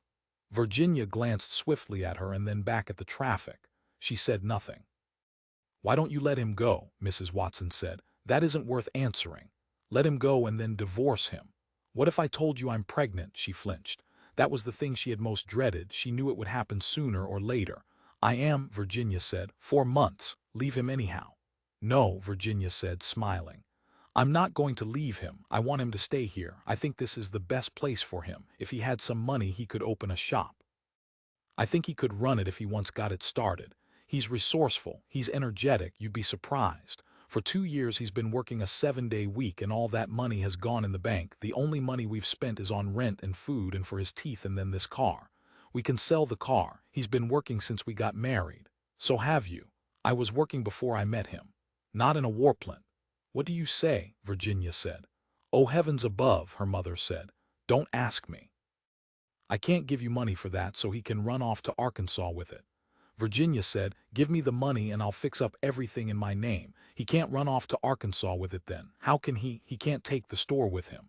You certainly are a prize sucker, Mrs. Watson said. A sucker? You never saw her, did you? I wouldn't be that for anything. Who? Mrs. Watson said. His first wife. No, she said. I never met her. I did, Virginia said. What an awful spectacle. She came around once before Roger and I were married. She had their little girl with her. Did she want you to take the girl? Mrs. Watson said, abhorring the idea. No, of course not. She just wanted to see him and see me, see what I was like. What an awful situation to be in. Don't you understand how that would be? Imagine seeing her husband with me. Virginia raised her head. I thought, suppose sometime it's my turn. He gets tired of me and decides to go off by himself or with some other woman. I made up my mind. On the steering wheel her fingers clamped and strained. I'm never going to be in that woman's position. I'm not going to let him go off with somebody else and then come around begging for scraps like she did. Scraps, Mrs. Watson said. You mean he just left her to starve? No, I mean she had nothing. What was she left with? The child. Virginia said, that's the awful part. The child too. That won't happen to me. I promised myself then, and now I have to face it. Now's the time I have to do what I said. This would work out. I talked to the loan people at the bank. They wouldn't loan anything on something like that. Virginia agreed. But they told me a lot. How much it would cost, how much net profit we'd have to make, the sort of location we should look for. One of the men even drove me around in his car. They like to have something they can foreclose on, Mrs. Watson said. They can't foreclose if they don't make any loan. Beside Mrs. Watson, her daughter sat bolt upright behind the wheel, steering with great vigor. I didn't know you drove, she said. When did you learn to drive? Roger taught me. You have a license, don't you? She felt a pang of nervousness. I mean, it's all legal, isn't it? The car had entered a shopping district. Virginia slowed and then pointed to a row of stores. Look. See that second one? The store passed before Mrs. Watson got any kind of look at it. I'll drive around the block, Virginia said. I want you to see it. Mr. Browmaner showed it to me. He's the bank man. He says the lease will expire in another couple of months. The woman is retiring. He says it's an excellent location. Again they drove by the stores. Virginia turned into an empty parking slot and shut off the engine. From where they had parked they could see the front of the store, the window displays and sign. It was a hat shop. The bank owns the building, Virginia said. The Bank of America. They're the largest bank in California. They're up to their neck in real estate. They used to be the Banco d'Italia in the old days. They held the mortgages on all the farms in the Imperial Valley after World War I, and in the Depression they got all the land. Did Mr. Browmaner tell you that? I read up on it, Virginia said. I have nothing to do all day. I'm not working. I don't feel like sitting around a wartime housing unit listening to other people's radios and kids. She spoke so fiercely that her mother felt uncomfortable. It's a nice-looking store, Mrs. Watson said. The building was put up in 1940, so the wiring and plumbing are modern, and the front is modern. It won't have to be remodeled for at least 10 years. Is this the one you want? He showed me a couple more. And he gave me the name of a realtor who specializes in small businesses. Do you realize how many people are moving out here to Los Angeles? In 10 years there will be more people here than in New York. I doubt that, Mrs. Watson said. Virginia blushed. You always go at it so, Mrs. Watson said. Once you start, try taking it a little more slowly. Virginia eyed her. I want to get it arranged. There's no rush. How much do the bank people say you ought to have? They suggest at least $10,000, preferably 15 or 20, no less than 10 anyhow. How much do you have? Smiling just a little, Virginia said, about $700 including the market value of this car. So, Mrs. Watson said, I'd have to put it all up when you get down to it. It's a good investment. You can't make a mistake putting money into real estate in California. But you're not buying real estate. You just be leasing. You'd own nothing but the stock and fixtures. And the location. Why don't you buy lots, land for subdivision? Because, Virginia said in her old inflexible way, that's not what we're interested in. We want a store we can run. Voices, his wife's and another woman's, drifted down to him as he started onto the hall stairs. At once he realized that Mrs. Watson, his mother-in-law, had arrived from the east. The two of them, he thought, sitting together in the living room, waiting for him. However, he continued on up and opened the door. His mother-in-law lifted her head and both she and Virginia stopped talking. The room smelled of cigarettes and women's clothing. Over a chair their two coats hung with their purses, and beside the chair was Mrs. Watson's suitcase. All the windows had been shut. The room was stuffy, overly warm. On the bookcase the radio, fixed by the one-day radio repair, played light music. He did not find the sight, or the smells and sound, unpleasant. In a sense he was glad to see Mrs. Watson. Back in 1943, when he had met her, she had treated him with courtesy. The meal at her home in Maryland reminded him of the best restaurant meals, pot roast and baked potatoes and rolls, linen napkins. He wore his good suit and a tie borrowed from Irv Rattenfanger. The conversation revolved around his plans, and that was all right. He expected that. Explained to her about his trip to California. At least she listened to him. Later on, when Virginia told him that her mother had not cared much for him, he accepted it as natural. His first wife's mother had not liked him either. "Hello," he said, laying down his package. "I'm glad you got here okay." Mrs. Watson put out her hand, so he shook hands with her. Her hand was small, rough, muscular. Her skin, he noticed, had darkened and become spotted, especially around her throat. On the back of her hand were liver spots and her veins stood out. She was even thinner than Virginia and somewhat shorter. For a middle-aged woman she looked good. At least she lacked the soft, flowery clumsiness of Teddy's mother. Mrs. Watson said, "It's nice seeing you again." "What did you get?" Virginia said, picking up the package. "Just some stuff." At a hardware store he had bought one of the new soldering guns just now appearing on the market. It had two elements, one extremely hot, both of which heated instantly. At a radio wholesale supply house, he had got schematics on a new type of phonograph cartridge invented by General Electric. It operated on a radical principle called variable reluctance.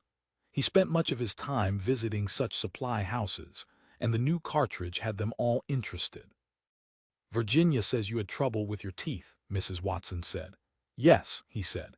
He wished the two women would sit down, and he started uncertainly towards the couch.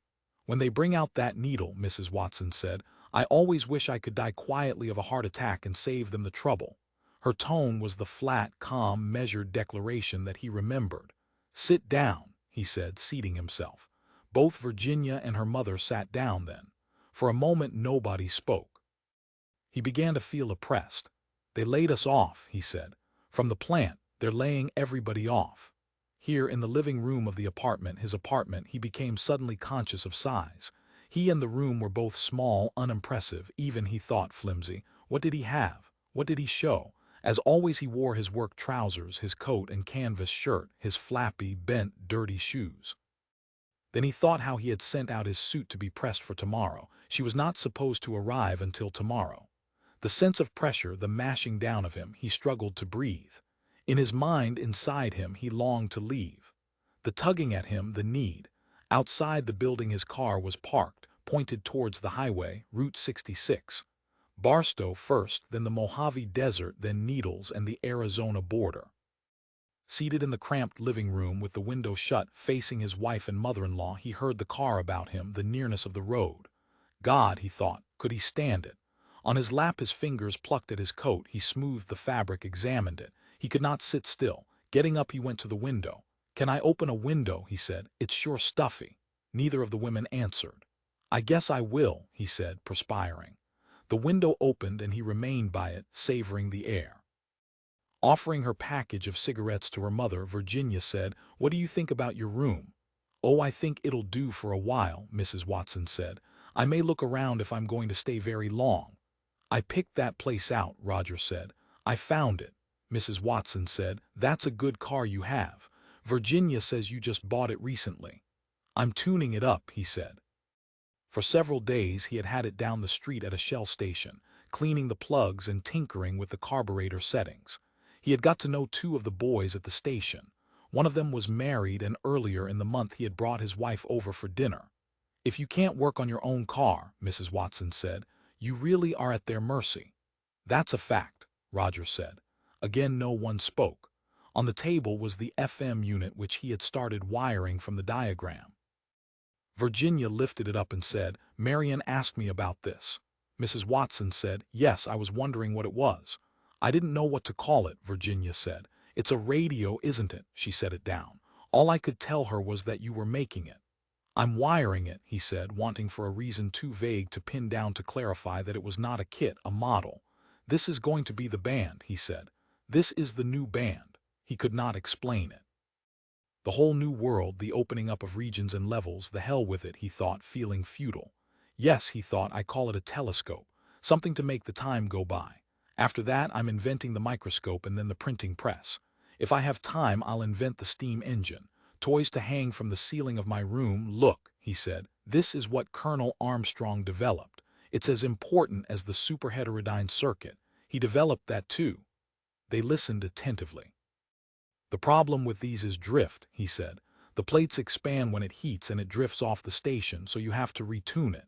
He picked up the incompleted FM tuner. Somebody'll figure that out, though. He felt like a boy.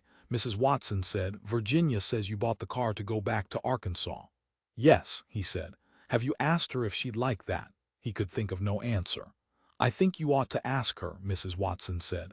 Maybe she doesn't want to go to Arkansas. It's a nice state, he said, not looking at either of them. What are you going to do back there? Look around, he said. Why can't you do that out here? This isn't like I thought it was, he said. It didn't turn out to be what I want. My luck isn't any good out here. You think your luck will change back in Arkansas, he said. That's where I grew up. Do you want your children to grow up there?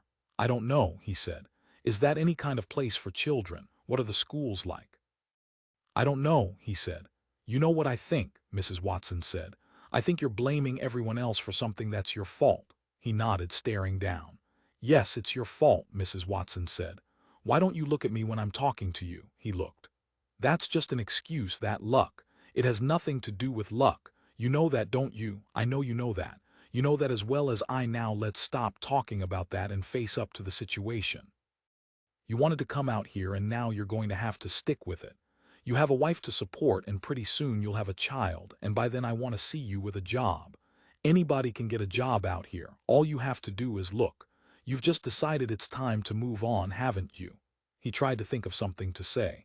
Across from him, Virginia showed no expression. I have a lot of things to do, he said. I have to finish getting the car tuned up. Arising, he said, I think I better go down to the station for a while. Mrs. Watson said, you sit down and listen to me. I have to get going, he said. That car isn't yours, Mrs. Watson said. According to law, it doesn't belong to you. It belongs to both of you, you and Virginia. If you run off with that car, it's stealing. It's my car, he said, feeling panic. Don't you listen. I told you that you don't own it, and you just stand there repeating that it's yours. It's yours, but you can't run off with it. Anyhow, you can't leave the state without your wife. You know that. You can be arrested and brought back. You can't run out on your family, he said. We're both going to Arkansas. Virginia's not going to Arkansas. She's staying here, so you can't go. That's desertion, and taking the car out of the state is grand theft. I have to go get the points cleaned, he said. There's no law that I can't drive my own car down to the gas station and have it worked on. Moving toward the door, he waited for Mrs. Watson to say something or to stop him. He expected her to leap up and fly at him and catch hold of him. But she remained seated, smoking her cigarette, and beside her, Virginia still showed no emotion of any kind. Her face remained blank, as if she were deep in thought. I'll be back in around an hour, he said, speaking to his wife, hoping for some word, some remark that would release him. The two women glanced at each other. If you're going to take the car, Virginia said, you could drive Marion over to her room. I have to take some things from here, Mrs. Watson said. Sheets, Virginia said. What else can you think of? Pots and pans, dishes. If you're sure you can spare them, Mrs. Watson said, I have 2 wool blankets, that should be enough. Where's the list we made? Virginia searched among the papers on the table. Let's see, you'll need some face towels and bath towels. The 2 women collected everything, wandering here and there in the apartment checking for items they had missed. He did not stir. He stood by the door, not leaving, not helping or speaking, not knowing what to do. I think that's enough to get me started, Mrs. Watson said practically. I can shop at the store for food, don't pack any food. Virginia had filled a cardboard box with silverware and dishes, a skillet and double boiler, a salt and pepper set. You want to carry this down? Virginia said to her husband. Picking up the box, he carried it downstairs and set it in the car. Virginia followed him with the bedding. Hurry back, she said. After the bedding, she put a waste paper basket full of china packed in newspaper into the back of the car. Aren't you coming? No, she said. I still have to go to the laundrette and pick up your shirts. Mrs. Watson appeared, carrying her suitcase. There's probably a waiting list for phones, she said to Virginia. We can try anyhow, Virginia said. I'll call them and talk to them. Opening the front door of the car, Mrs. Watson said to her daughter, I'll drop by in the morning. Fine, Virginia said. She stayed on the sidewalk, her arms folded as he drove his mother-in-law off in his car. After they had gone a few blocks, he said, I wasn't going to leave Virginia. Mrs. Watson said, You just better forget about this Arkansas business. I'm telling you the truth, he said. You were married once before, Mrs. Watson said. Isn't that right? Yes, he said. Where is she now? I don't know, back east. Did you have any children? 1. Do you ever hear from them? No. Do you contribute any money toward their support? No, she remarried. I knew it would work out like this, Mrs. Watson said. As soon as I laid eyes on you. But Virginia wants to stay with you. It's up to her. I told her originally how I felt about you. He said bitterly, I don't think much of you either. I'll tell you one thing, Mrs. Watson said, and that's this. You're not going to walk off and leave my daughter, especially now that she's going to have a baby. You better make up your mind to that. You're staying right here and support them. What is this business you want? Some sort of radio fix-it shop. Are you competent to do that? He concentrated on driving. As far as I'm concerned, Mrs. Watson said, you'd be better off at some kind of laboring job, but Virginia thinks you could manage a little store. Horrified, he said, It's none of your business. You mind your own business. That's my affair between me and my wife. You have nothing to do with it. Don't you dare talk to me like that. His voice stuck in his throat. Don't you meddle in my family, he told her at last. Mrs. Watson said, She's my daughter and I've known her a lot longer than you have. I'm much more concerned about her welfare than you'll ever be. All you care about is loafing at some easy job where you won't have to do any work. You're what the people back home call trash. Isn't that the truth? Now you know that down inside you. You know you're just a no-good man with a lot of trash talk. I told my daughter not to have anything to do with you, but she was working there in the Washington hospitals, and she had a noble thing about the war and helping crippled people. If she wants to waste her own life, give up her life and devote herself to trying to patch you together into something worthwhile and useful, I know she can't be stopped by me from doing it. Of course, I think someday she'll wake up and realize. Anyhow, I came out here with the determination to aid my daughter as much as I can, because I've always been behind her, even after she married you. I'm not like some who'd turn against their child because they disapproved of what their child did to them. There's no mean or wicked streak in Virginia, just ignorance like everybody else when a war-'s going on and people have lost their good sense. Her speech took on the sharp, sing-song Southern whine, the accusation and sense of suffering of the Southern lady. But all at once she ceased. Opening her large leather purse, she began searching for her cigarette lighter. Don't you go too far with me, he said. Having lit a cigarette, she resumed.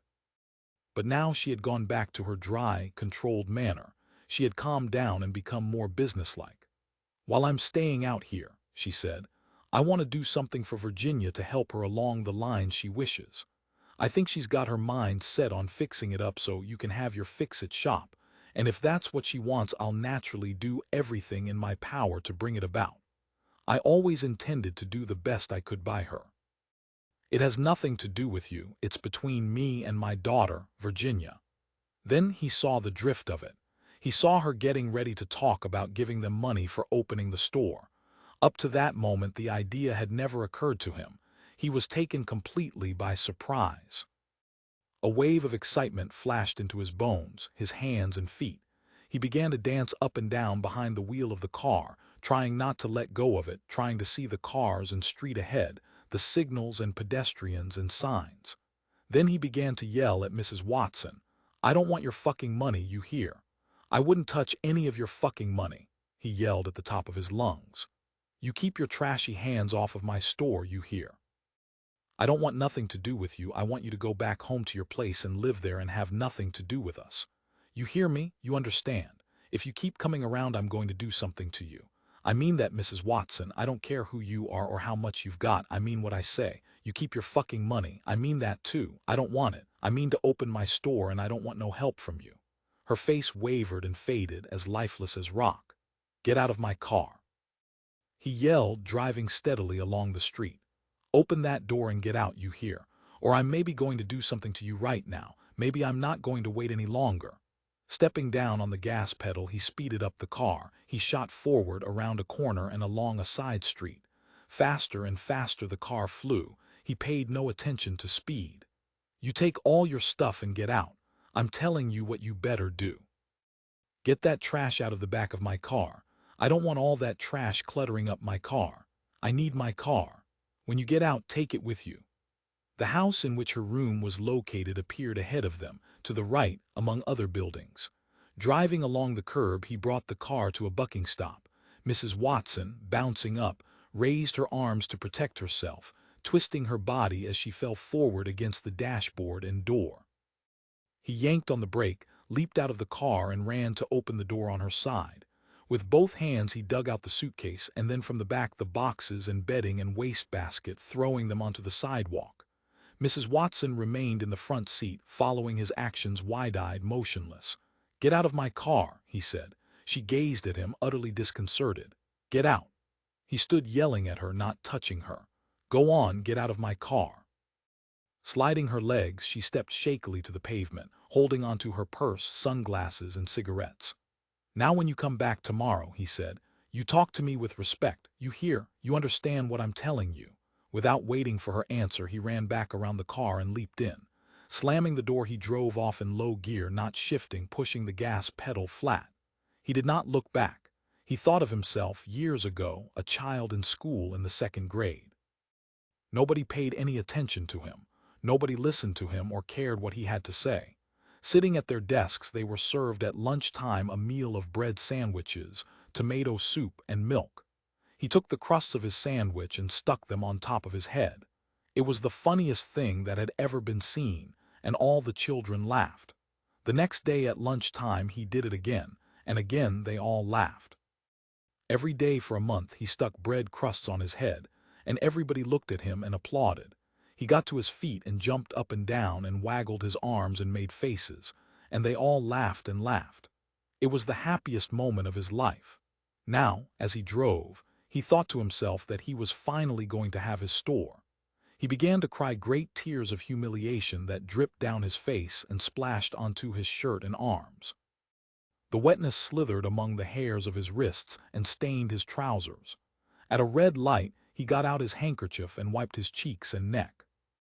Hating himself and his wife and Mrs. Watson, and the Negro who had hit him, and the dentist who had charged him $60, and the salesman who had sold him the car which he had no use for, and John Bate, who had not let him open the repair department at Bate Appliance Center. He continued crying and wiping his face as he drove back to his wife, and the wartime housing unit in which he lived.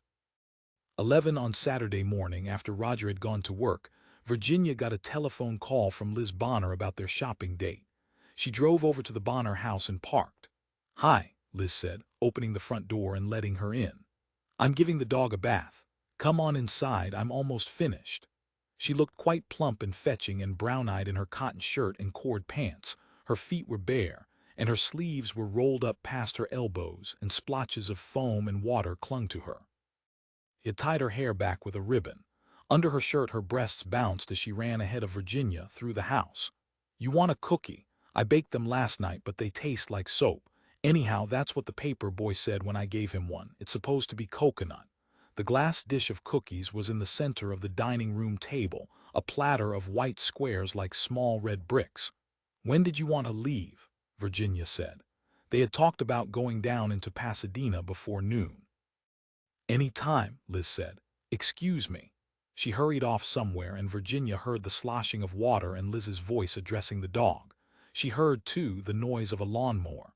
Beyond the dining room window, a red-faced man wearing a blazing sports shirt passed with the lawnmower.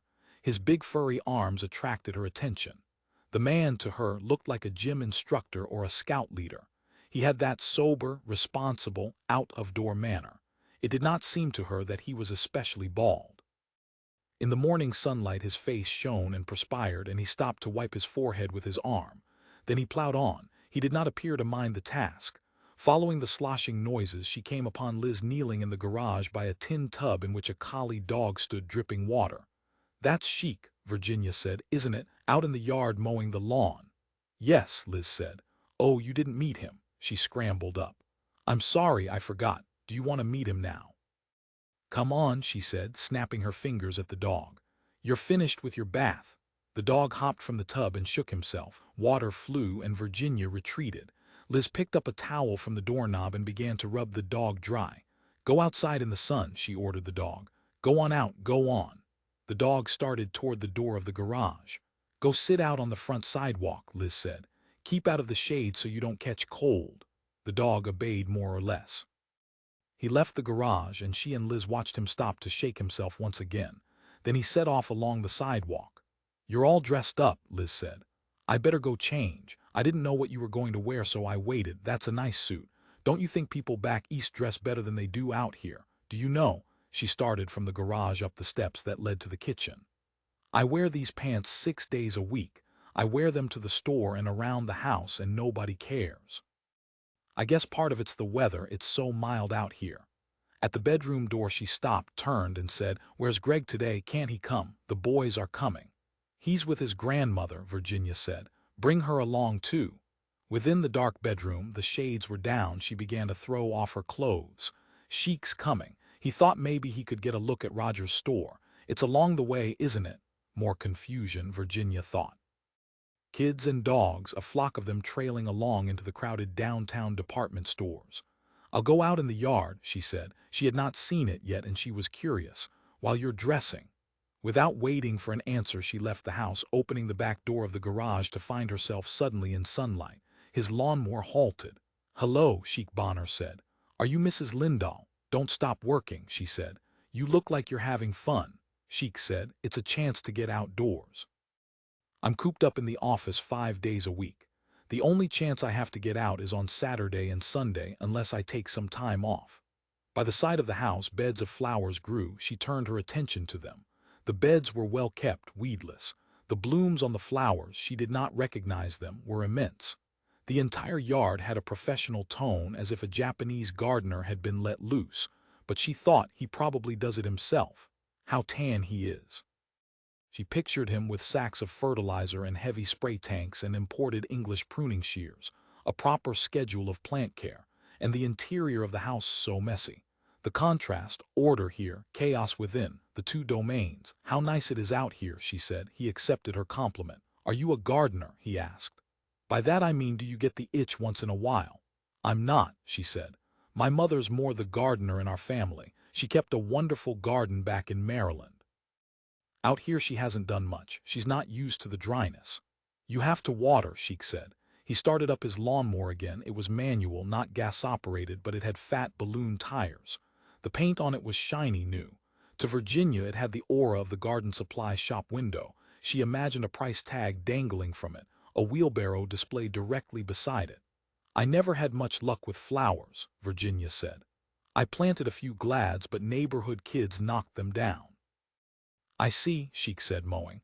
"That's something that really offends me. I had tulips along the front path, but the kids in the block picked them as fast as they bloomed." "Tulips are limited to 1 bloom per plant a year," Sheik said. "From a gardener's standpoint, they're more trouble than they're worth. You have to really love them to make it worth it." 1 bloom, she thought, or 100. It didn't matter, since the kids were going to steal them anyhow. The kids had even uprooted the plants in their eagerness to snatch the blossoms. She had come outdoors in the morning and found the hairy white bulbs littering the walk. Don't they run through your garden, she thought. Apparently not. You have it all like a model, a world. And if I could get the darn things to come up in the first place, I was never able to protect them. After the kids had yanked up the tulips, what did they do with them? Sell them, give them to their mothers, teachers. I stood at the window, ready to deal out justice, but I never caught them. They didn't come back, at least not that week. And I couldn't stand there forever just for a few flower bulbs. I admire you, she thought. I admire anybody who can keep a garden operating with kids around. The two Bonner boys shoved open the side gate and came toward her and Chic, carrying armloads of comic books. When are we going downtown? Jerry asked. Hello, Mrs. Lindahl, he said to her. May I see those? Chic said, resting the handle of the lawnmower against his stomach and reaching out his hand toward the comic books.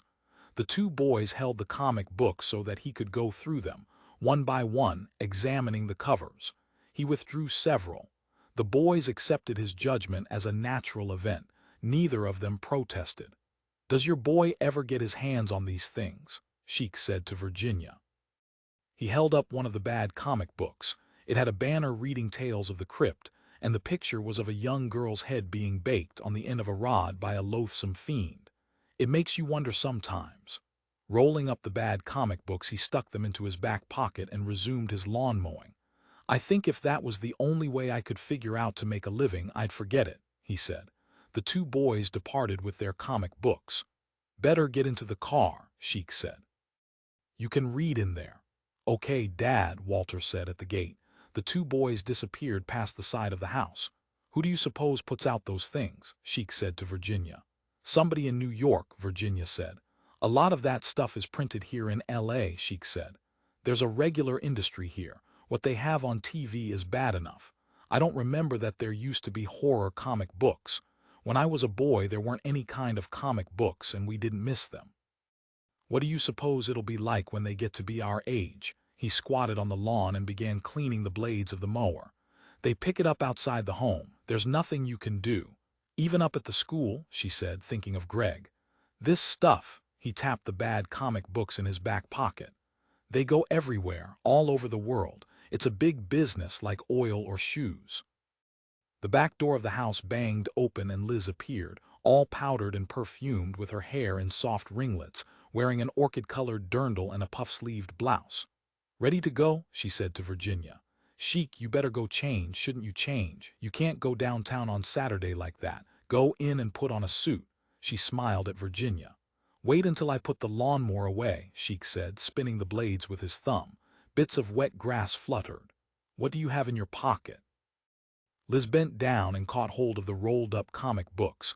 Flattening them, she studied the first cover. What's all this? She seemed unable to imagine where the comic books could have come from. Carrying them over to the back step, she seated herself, spread them out on her lap, and began to read them. This is awful, she said, in a bewildered voice. She did not seem offended, only confused. Chic winked at Virginia as he straightened up. While he wheeled the lawnmower to the garage, Liz remained seated on the back step, poring over the comic books. The wind blew her hair and ruffled her skirt. She reflexively smoothed her skirt. In the sunlight she looked flushed, charming. The color of her clothes stood out, and Virginia could not help admiring her hair and the smoothness of her skin. And there you sit, Virginia thought, struggling with a comic book, holding it with both hands, frowning and moving your lips. Glancing up, Liz said, Where did he get these? From the boys, Virginia said. Did you look at them? No, she said. Liz said, Is it true that a corpse can come back to life and point out its murderer? That's what it shows here. That's absurd. Leaning on her elbow, Liz drew up her legs, crossed them, and resumed her reading of the comic books. Then she closed the comic book and tossed the stack indoors behind her into the house. Her legs stretched out to balance her, and Virginia saw that she had on high heels but no stockings. I have not seen that since the war, Virginia thought. Liz patted her waist, tucked her blouse into her belt, brushed her hair back from her eyes. Sprawled on the step, she said, I guess we better go. It's almost 10. With reluctance, she got to her feet. Appearing from the garage, Chic stepped by his wife and gave her a spank. Let's go, he said. How do I look? Liz asked Virginia. Okay, Fine, Virginia said, but the comic books, she thought. Then she felt guilt. I am mean, she said to herself. Mean and unfair, but she thought with delight, wait until I tell Roger. I wish I had a snapshot of her sitting there. It would be something to keep. In the back seat of the station wagon, the two boys read their comic books with great seriousness, uninterested in the drive. Don't read in the car, boys, Sheik instructed them. It's bad for your eyes. At his voice, the collie started up. Come on now, boys. Gradually, they ceased to read. They put away the comic books. How obedient, Virginia thought. They had the same gravity that their father had, his making something important out of every act. She herself felt lazy and lulled, as she always did on Saturday. The idea of shopping carried with it the atmosphere of prosperity, as if money was left over beyond the demand of necessities. She could go as slowly as she wanted, pick over the skirts and dresses, try on what she wished. She did not have to buy or not buy, and if the girls behind the counters did not approve, then it was too bad. She did not need their approval. She could leave. She was mobile, she could go somewhere else or even back home. And she liked the buzz and pressure of the crowd, the hectic pushing and shoving of the downtown shops on Saturday, the air of drama, the gathering of many. While she meditated about that, she became aware that Sheik and Liz had begun to argue in low, snappish voices. No stockings, Sheik was saying, seated so that he faced his wife, his back to Virginia. And what do you have on under that blouse? Nothing at all, do you? I have a slip-on, Liz said, driving with her eyes on the traffic. You don't even have a slip-on. I do, look. Letting go of the steering wheel with her left hand, she showed him the strap of her slip. What else? He waited and got no answer. Nothing else. Why don't you put on a bra when you're going out? Why do you always leave some part of your clothes missing? Do you like to go out in such a way that you attract attention? It's some infantile drive toward exhibition or nonconformity.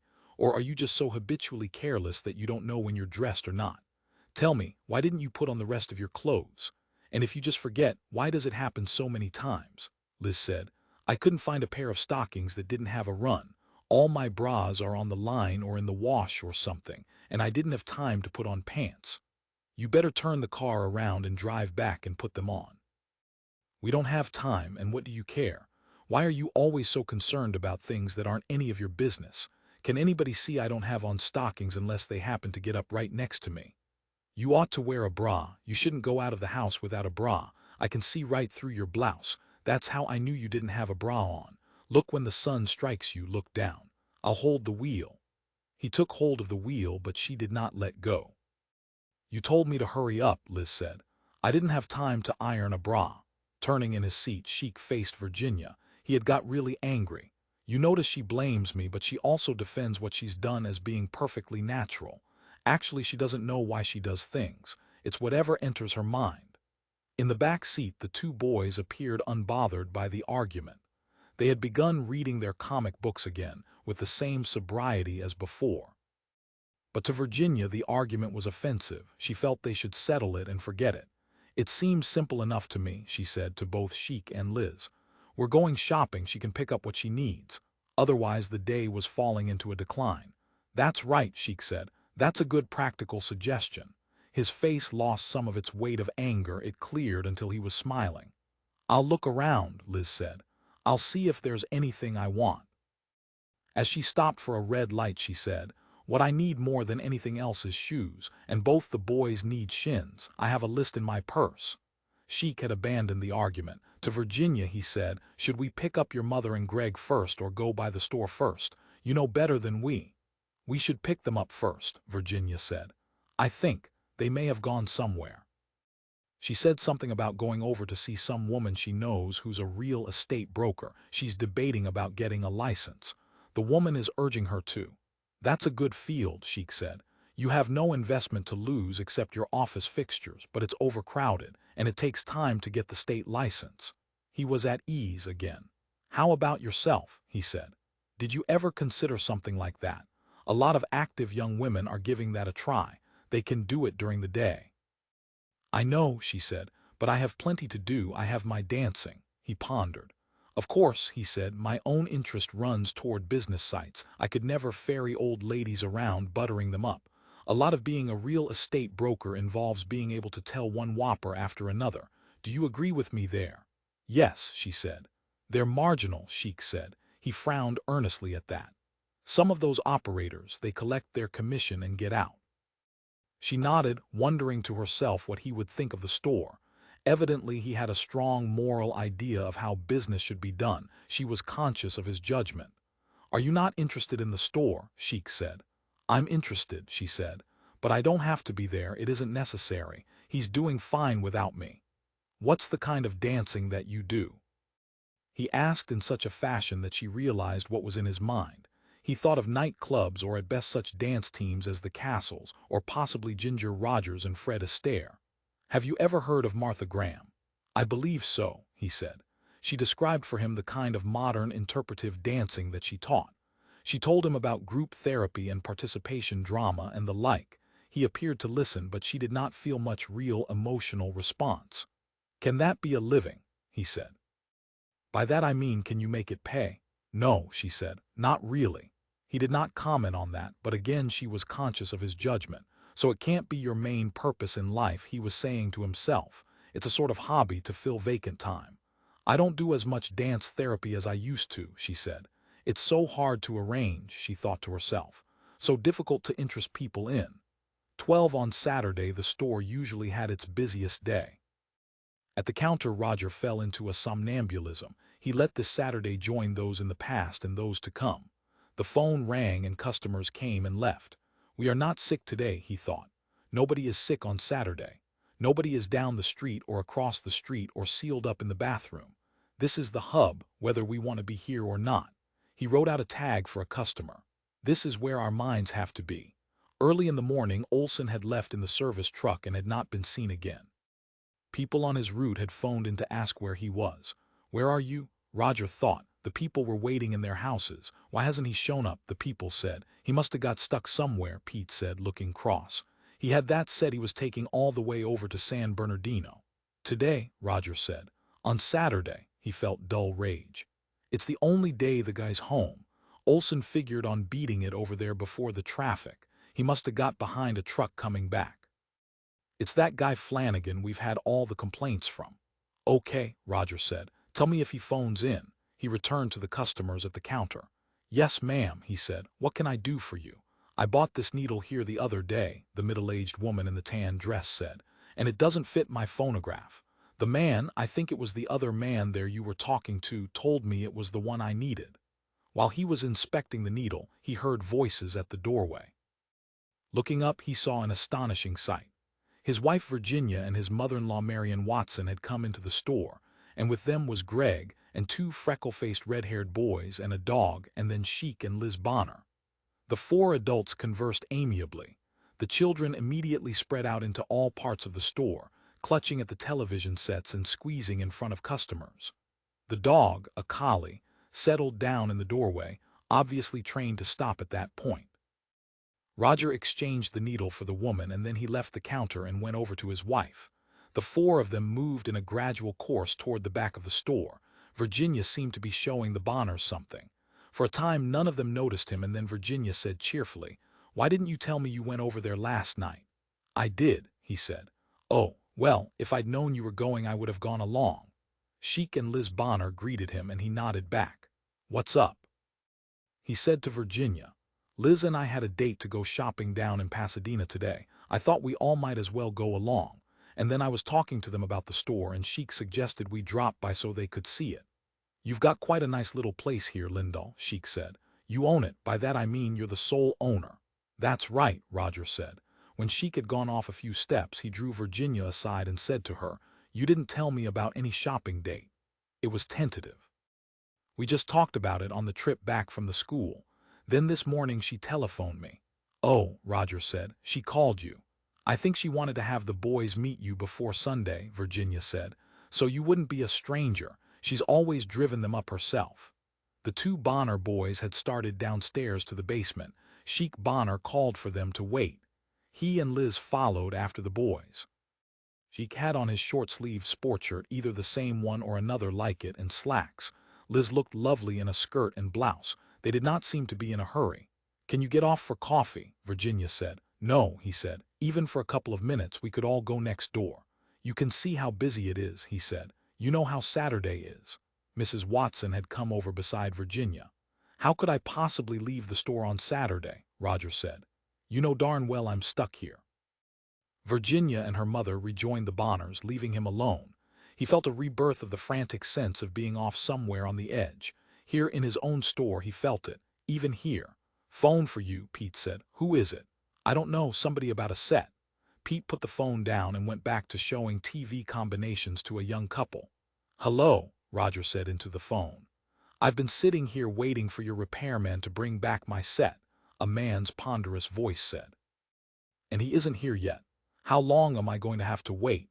He was supposed to be here this morning. I have to get downtown. I can't stay around here."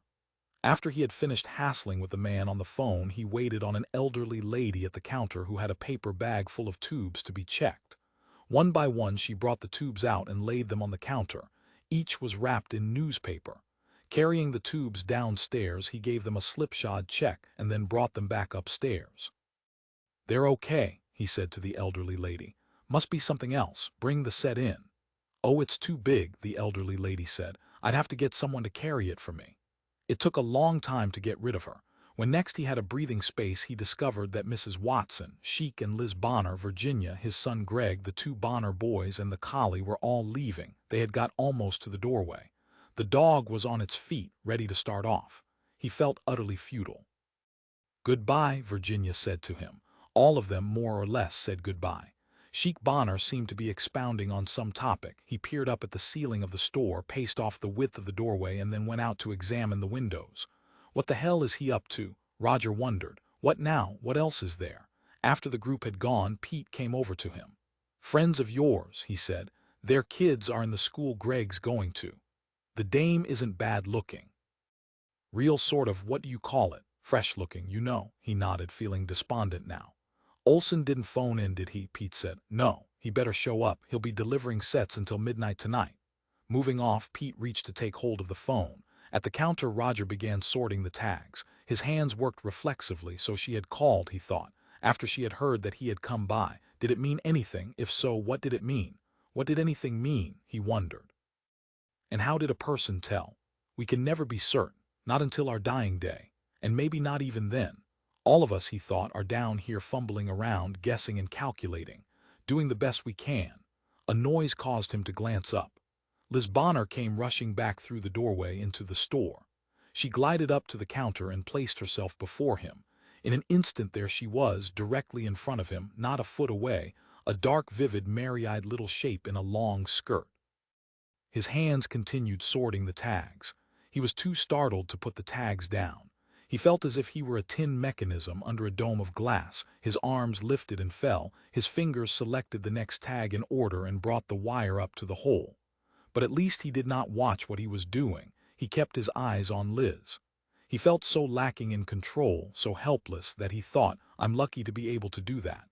"I forgot my purse," Liz said. All the colors of her had deepened, become more intense. She's blushing, he realized. But even her skirt and her hair were dark. Her eyes had dilated and he saw that they were coffee-colored.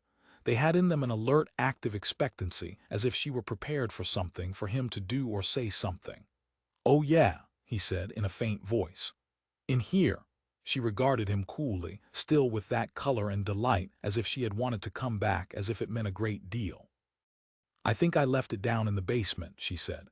"Where all those big TV sets are." "Okay," he said. He could think of nothing else to say. He had lost his ability to talk. Across the counter from him, her warm, shiny face reflected equal confusion. The darkness of her eyes shrank and she started to say something, hesitated, and then, without a word, she skipped off in the direction of the stairs, her long skirt trailing out after her. "What?" he thought. "What should I do?" Before him on the counter, his hands sorted tags, wired and selected. "Just stand here," he said. "Let your life run out of your fingertips until you go blind and your legs curl up and you die." In a moment she returned with her purse. The purse was leather, new, with a strap that she now fixed over her shoulder. She seemed happy, relieved to find it. "I'd hate to lose it," she said. "I've got all sorts of junk in it."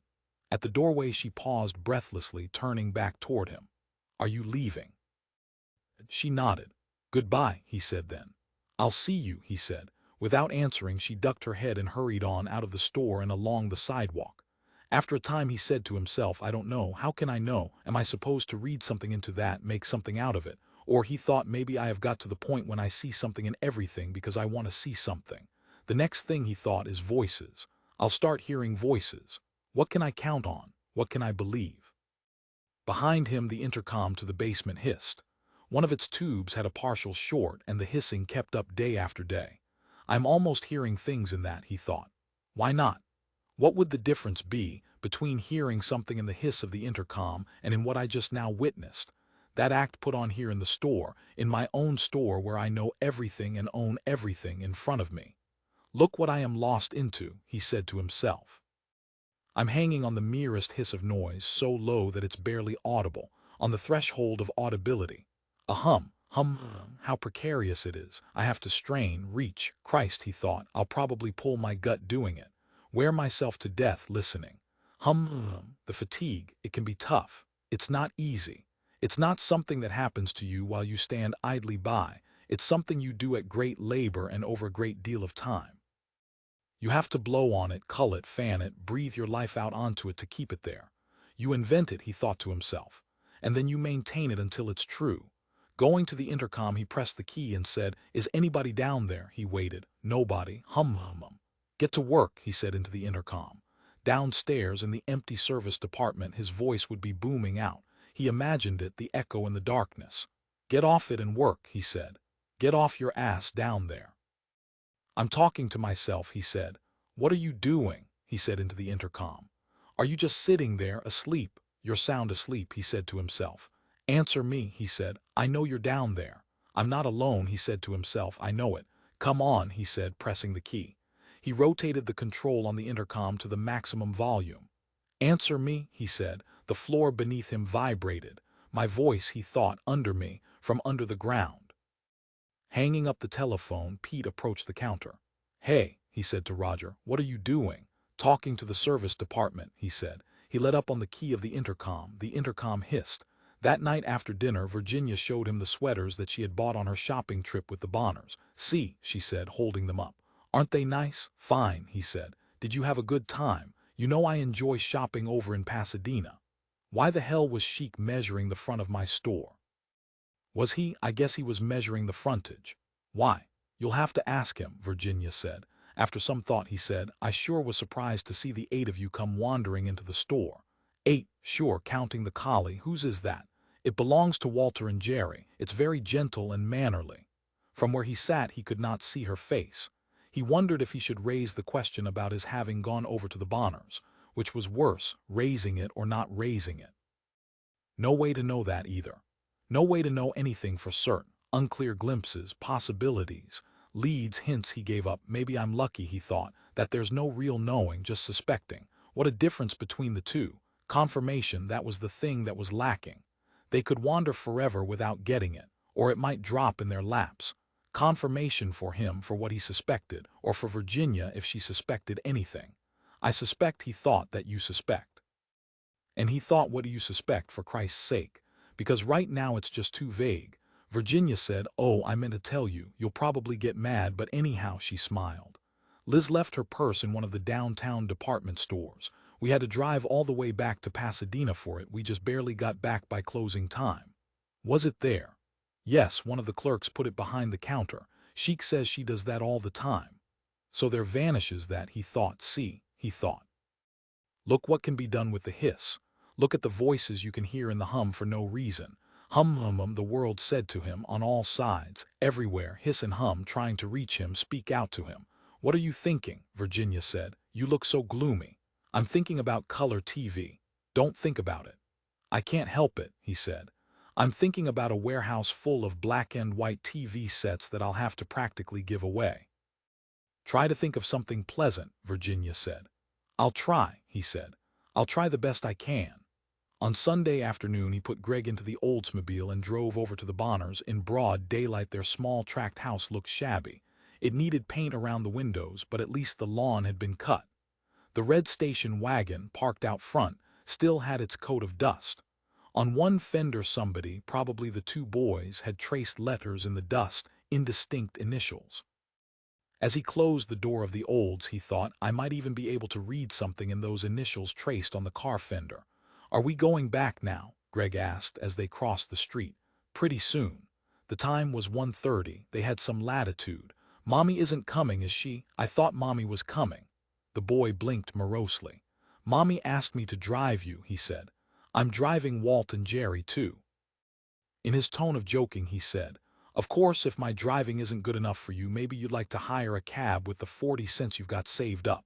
Gregg said, couldn't we go a little later? We'll see, he said, leading his son up onto the porch of the Bonner house and ringing the bell. No one answered the bell. He rang again. The house had an air of emptiness. Maybe they're not home, he said to Gregg. And then he discovered that he was standing on the porch alone. Gregg had slipped off.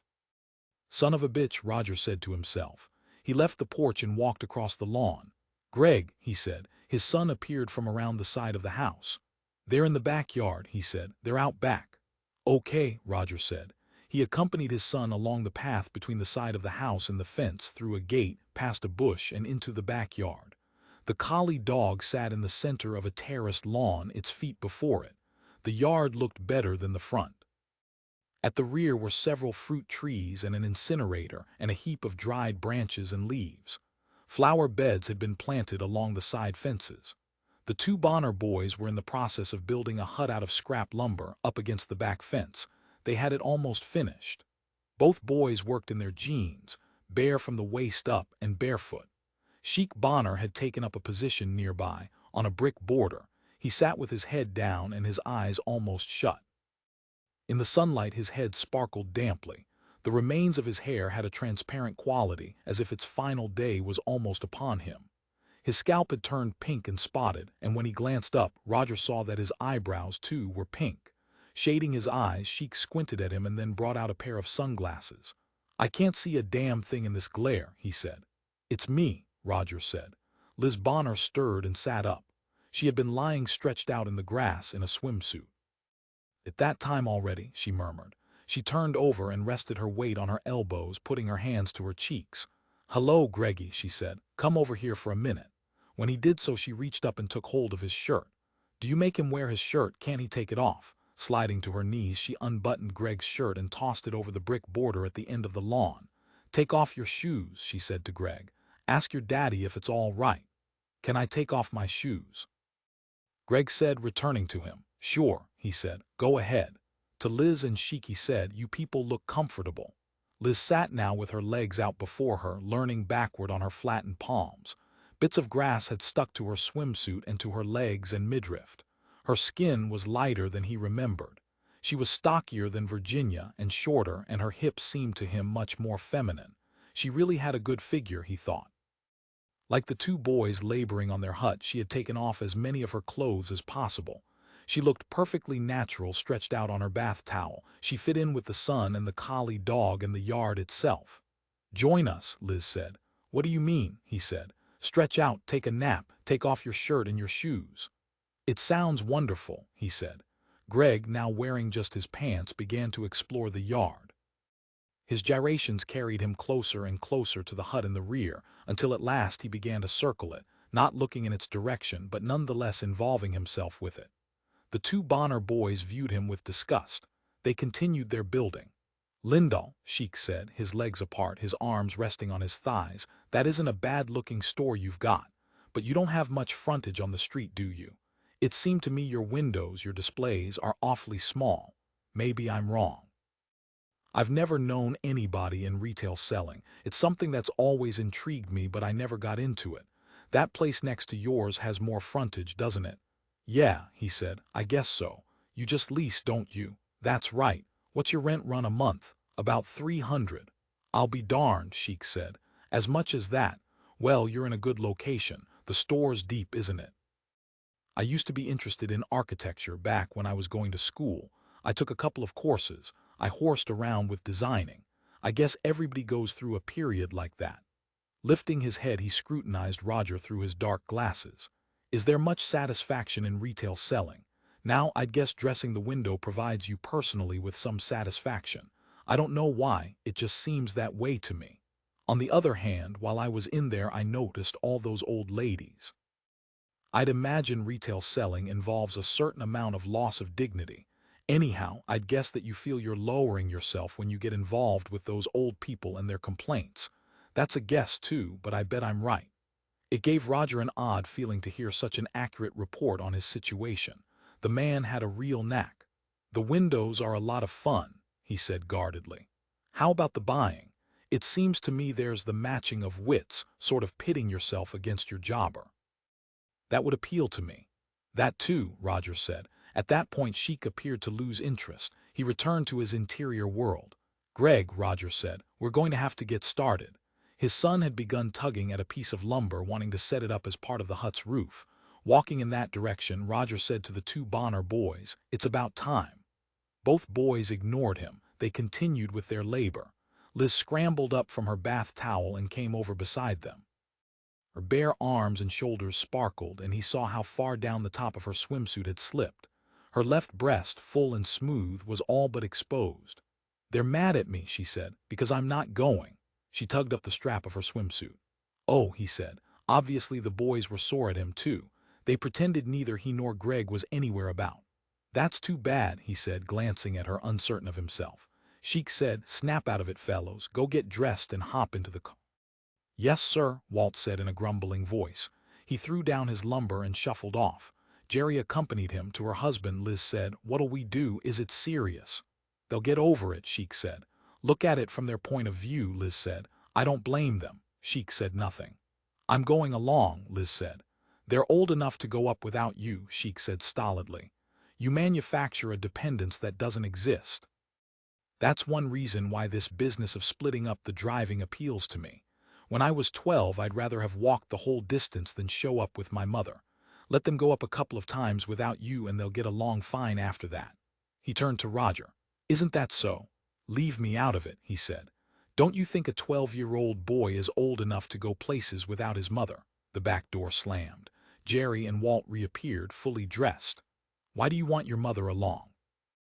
Sheik asked them. They muttered and hung their heads. Go get in the car, Sheik ordered them. Sit there until it's time to go. The boys slowpoked off in the direction of the car. Let me go this time, Liz said. I'll drive up and Roger can drive going back. You just can't let those kids out of your sight, Sheik said.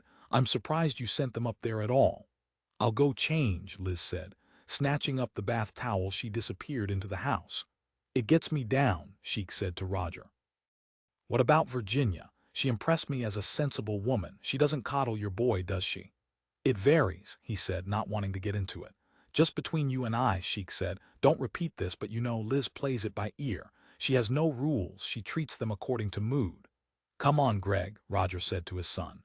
Put on your clothes and go get into the car with Jerry and Walter. Taking his boy by the arm, he guided him over to his shirt and shoes and socks.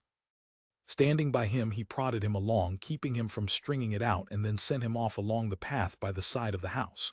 Sheik Bonner said, You don't let your tongue wag, do you, Lindahl? He looked at Roger with resigned respect. I guess if you're going to operate a business, you have to be able to do that. Time passed. Neither of them spoke. Finally, from within the house, Liz called, I'm ready. I guess we can go. Don't put me on the spot like that, Roger said to Sheik. You're right, Sheik said. He sounded chastened. I don't have a sense about things like that. Have a good trip. If the boys give you any trouble, smack them down. You have my permission. Otherwise, you won't be able to handle them. Going around the side of the house, Roger came out onto the front lawn. Gregg and the two Bonner boys had got into the Oldsmobile. They glared at one another, and then all three of them looked out and glared at him. But he did not bother to worry about that. I have other things on my mind, he thought.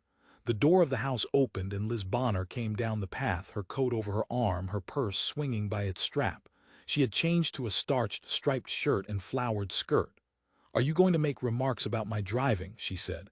Oh, it's your car, she said in dismay. Are we going in your car? Makes it even, he said. Can I drive your car? Hesitantly, she peeped inside. Three boys stirred somewhat. Both Jerry and Walt began to perk up as they realized she would be coming along. What kind of a shift does it have? Automatic shift, he said. You won't have any trouble. You drive up, she begged. Okay, he said, holding the car door open for her. She got in, he slammed the door and walked around to the driver's side. Here she is, the voices said in his ear. They no longer hummed, they spoke. But what did it mean? Anything, nothing. He did not know, he could not tell. 13 fixing dinner, her hands buried in the egg and mustard and bread and onion and ground beef that would become the meat loaf. Virginia heard a man's steps on the front porch. He's home, she said to herself. But then the doorbell rang and she underwent a tremor of fright. A vision of highway patrolmen formed before her, notification of the catastrophe in the mountains between Ajay and Los Angeles. She wiped her hands with a paper towel and ran through the house to open the front door. On the porch stood Sheik Bonner with a flat packet under his arm. "Hello, Virginia," he said docilely. "He's not back," she said. "Did something happen?" "Not that I know of," Sheik said with his sturdy calm. "Shouldn't he be back?" Raising his arm, he held his wristwatch up to the light. "No, not necessarily. Liz usually never got the thing tied up until 6 or 7. Lowering his arm, he proceeded into the house, a steady moving forward that brought him deep into the living room. At the coffee table, he put down his packet. He removed his coat, and Virginia found herself closing the door and coming after him to accept the coat. "You startled me," she said, taken aback by his entry into her house. He seemed to consider himself welcome. He did not go into an explanation or apology, or make any attempt to find out what she was doing, if she had company or if she was busy, or even if she was willing to have him come in and lay down his packet on the table. "Ah," he said, sinking down on the chair that faced the fireplace. "Say, listen," he said. "Go on with what you're doing. I can talk while you work." "I was fixing dinner," she said, uncertain as to what she should do. He accepted her statement. "Go ahead, I think your husband's smarter than I am. I brought over some stuff I want him to see." His tone was melancholy. "Excuse me," Virginia said. "I'll go on with what I was doing." She went into the kitchen and resumed her kneading of the meatloaf ingredients. She poured the milk in and began stirring with a wooden ladle. In the living room, Sheik Bonner occupied himself with his packet. She could hear him opening it. Once she glanced behind her and saw that he had put out a row of manila sheets the length of the table. His approach had a thoroughness and silence to it that reminded her of the activity of provident mammals, those that set about collecting materials for winter. Sheik surveyed things and saw where they would be 10 years from now. He was unimpressed by the present. "You have a second," Sheik said. "Not right now," she said, adding salt to the meat loaf. She had almost forgotten it. He entered the kitchen. Immediately his size became evident. Just by standing there, he made it impossible for her to get from one side of the kitchen to the other. He had planted himself, and now he watched her go about her work. "Let me ask you," he said, "if you don't mind me talking to you while you're working. What does that store of his gross in a year?" She did not know. "You'll have to ask him." "I imagine his markup runs between 25 and 40%. How many salaries does he pay? Can I assume he draws a regular salary out of the gross? It shows on the books like any other salary, is that right?" "You better ask him," she said, pushing the meatloaf pan into the oven. Sheik said, "Let's see. He's got a repairman, and that salesman, anybody else?" "No," she said, "he has his bookkeeping done outside." "That's right.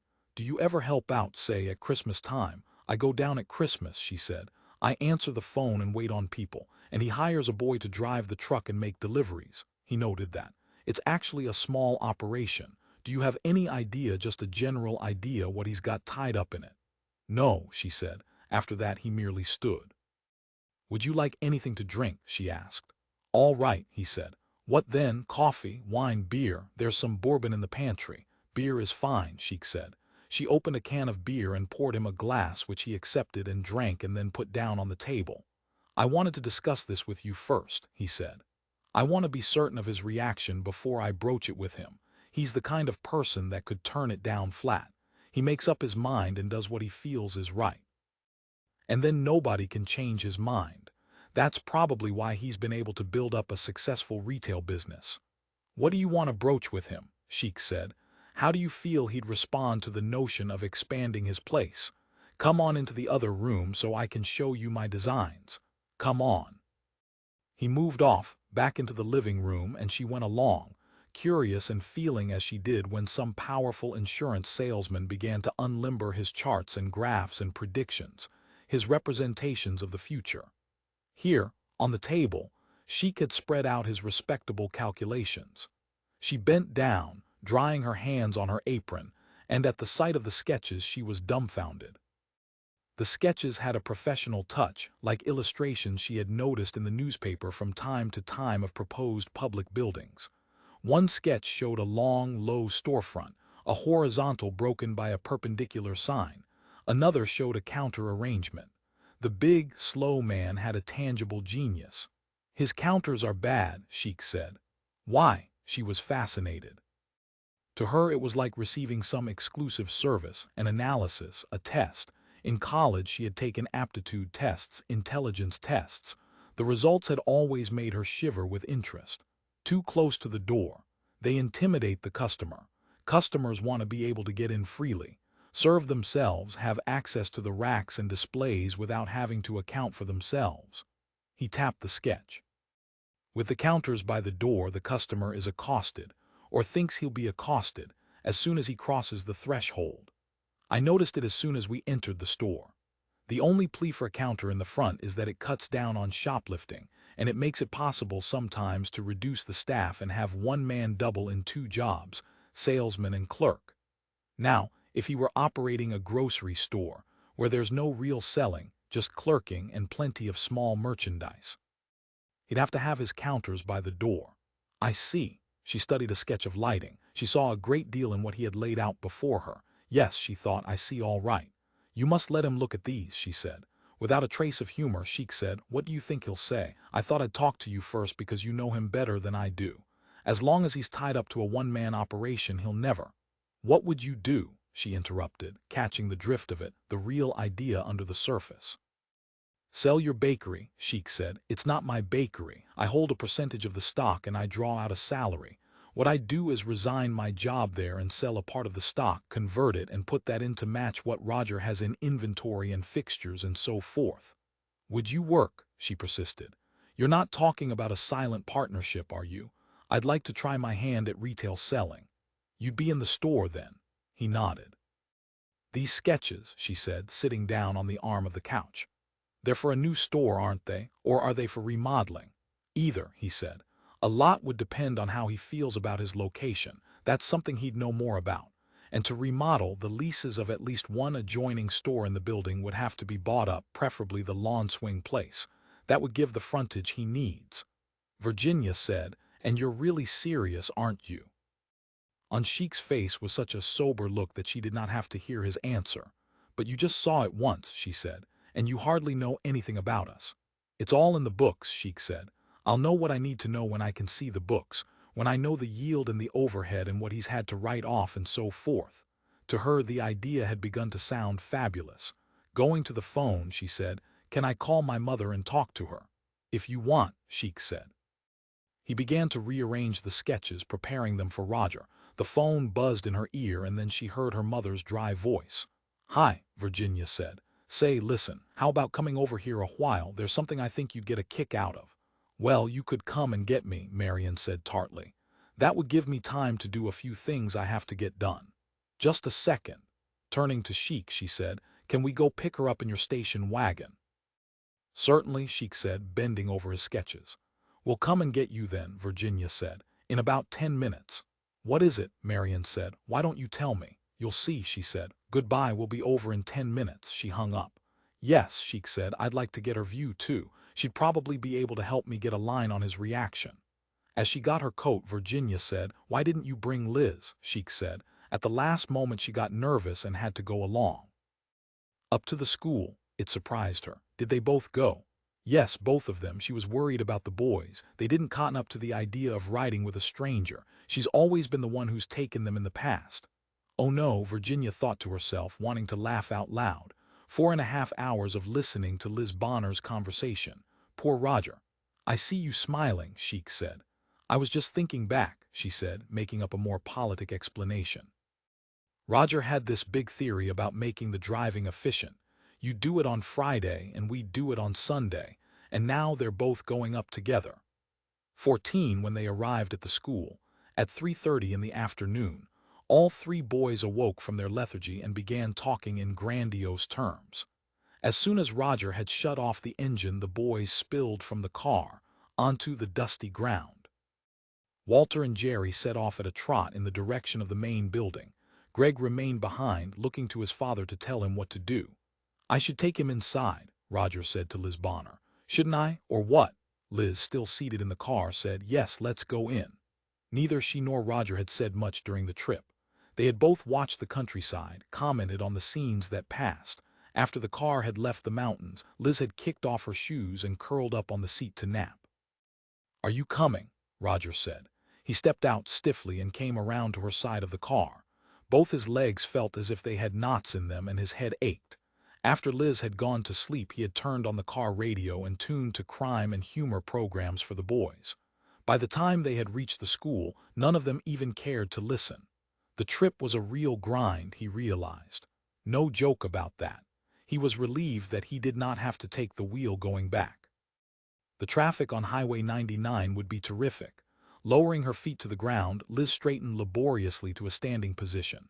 "Mind if I go in like this?" she said to him, stretching her arms. She had left her shoes on the floor of the car. "They won't care, they're used to me." She picked up her purse and started after the boys. "It's good to get out," he said, keeping up with her. "Did I snore?" "No," he said, startled. "Sheik says sometimes when I go to sleep in the car I snore." "Have you got a cigarette?" He gave her his cigarettes and then lit a match for her. Both of them halted and stood with their hands shielding the match. A late afternoon wind had appeared. Liz's long skirt pressed against her legs, and as she stepped away with her cigarette, a gust of wind untied her hair and spread it in a sheet across her face. Holding her cigarette away from her, she turned aside, throwing her hair back. "Will they be given dinner?" Roger asked her. "Yes," she said, "at 6. That's why Edna makes us all pop up before then with the poor little prisoners." Gregg, slowing ahead of them, said, "Daddy, when will you and Mommy come back?" "Next Friday," he said. "Oh, I see," Gregg said. Hanging back, he drooped and scuffed at the dirt beneath his feet. "What do you see?" Liz said, catching the boy around the waist and propelling him up and forward. Gregg stumbled and she hugged him against her. Giggling, he struggled. Liz let him go and he raced off, circled her and Roger, and came rushing back with his arms out. "Take it easy," Liz said, fending him off. She gave Roger a breathless smile. "Don't get burned on her cigarette," Roger said to his son. "He won't get burned," Liz said, holding her cigarette high. "You worry too much, and suppose he does get burned, look." She brought her bare wrist close to Roger's eyes. "See." He saw a white scar. Her skin was warm and smooth as he took hold to see better. Both of them stopped walking. "Let me see," Gregg yelled. Ahead of them, the two Bonner boys had disappeared onto the terrace of the building. They knew their way. "The little boy down the street did that to me," Liz said. "With the head of a match. I bet him I wouldn't pull away. I was in love with him." "Did you?" she said. "You bet your life I did. I ran all the way home screaming. I told my father, and he went down the street and told Eddie Tarska's father, and he whipped Eddie half to death. I didn't tell them it was my idea." "How old were you?" 8. I had no stamina." She kicked a stone. It rolled to one side of the path. "That was in Soledad. Have you ever been to Soledad?" "No," he said. "It's up in the Salinas Valley, right on the SB track. There's a minimum security prison near there. We used to hang around and kid with the prisoners. They had them in the fields. We used to put pennies on the train track. They came out flat. I still have one. I carry it around for good luck." Gregg said, "Didn't it make the train go off the track?" Coming to the steps, they started up. "How soon do you want to head back?" Roger said to Liz. He hoped she wanted to stay a while. He was counting on it. "Any time," Liz said. "I'd like to stick around a while," he said. "I like it here. I was born on a farm." "Oh, you were? In Arkansas?" "This isn't like a farm," she said with certitude. "There's no crops, no beef herds or sheep. It doesn't do anything except keep the little prisoners chained up. Does it remind you of a farm? Why, the animals." "What animals?" She looked at him blankly. "The horses," he said, "the rabbits." "Oh," she seemed to remember. "That's right. I pay $5 a month so Jerry and Walter can learn to ride, or maybe it's $5 for the laundry." At that moment Mr. Van Eck, the arithmetic teacher in tie, sweater, and khaki shorts, came by and noticed them. "Hi, Liz," he said. "Hello there, Mr. Lindahl. You finally got it all straightened out, did you?" "Pretty well," Roger said. Van Eck fell in beside them. "Where's the chief baker, Liz? Home with his loaves?" She wrinkled her nose at him. On the terrace at the doorway of the building, the two Bonner boys had met a group of their compatriots. Gregg avoided them, conscious of his inferiority. Without appearing to do so, he edged away until he stood with Liz and his father and Mr. Van Eck.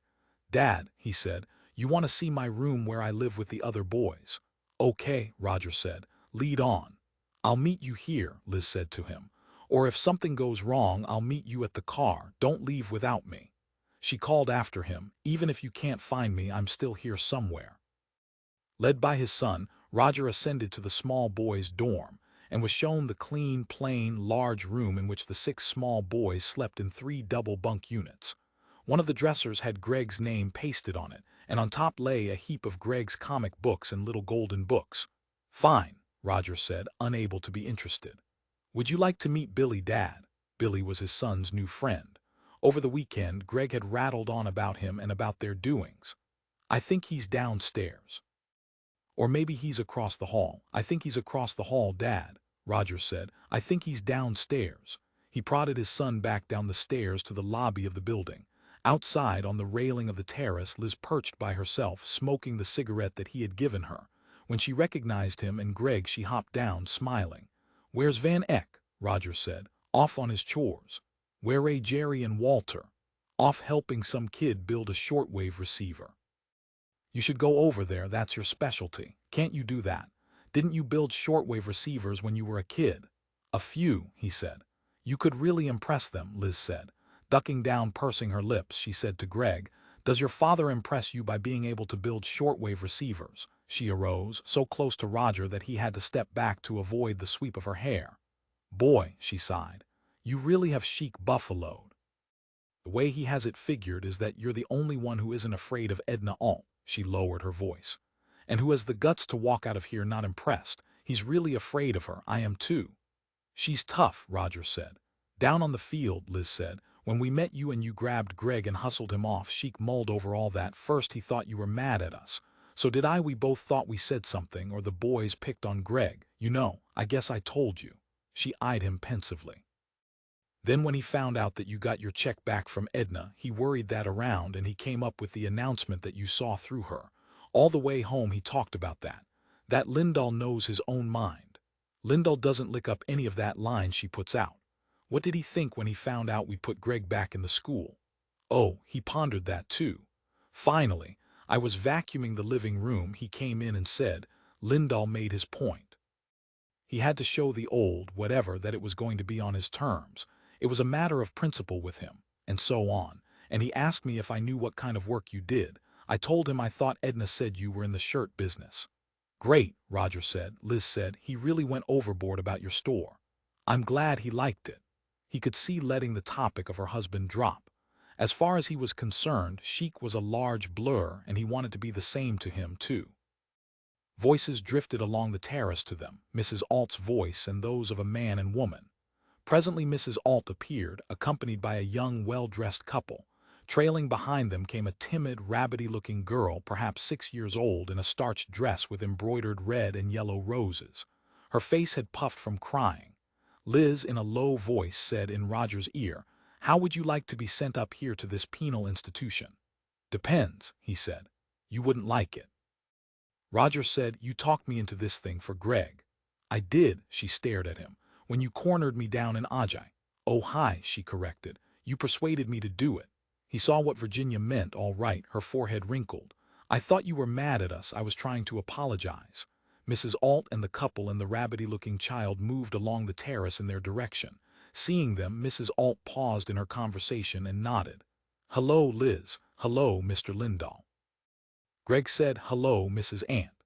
The young couple smiled.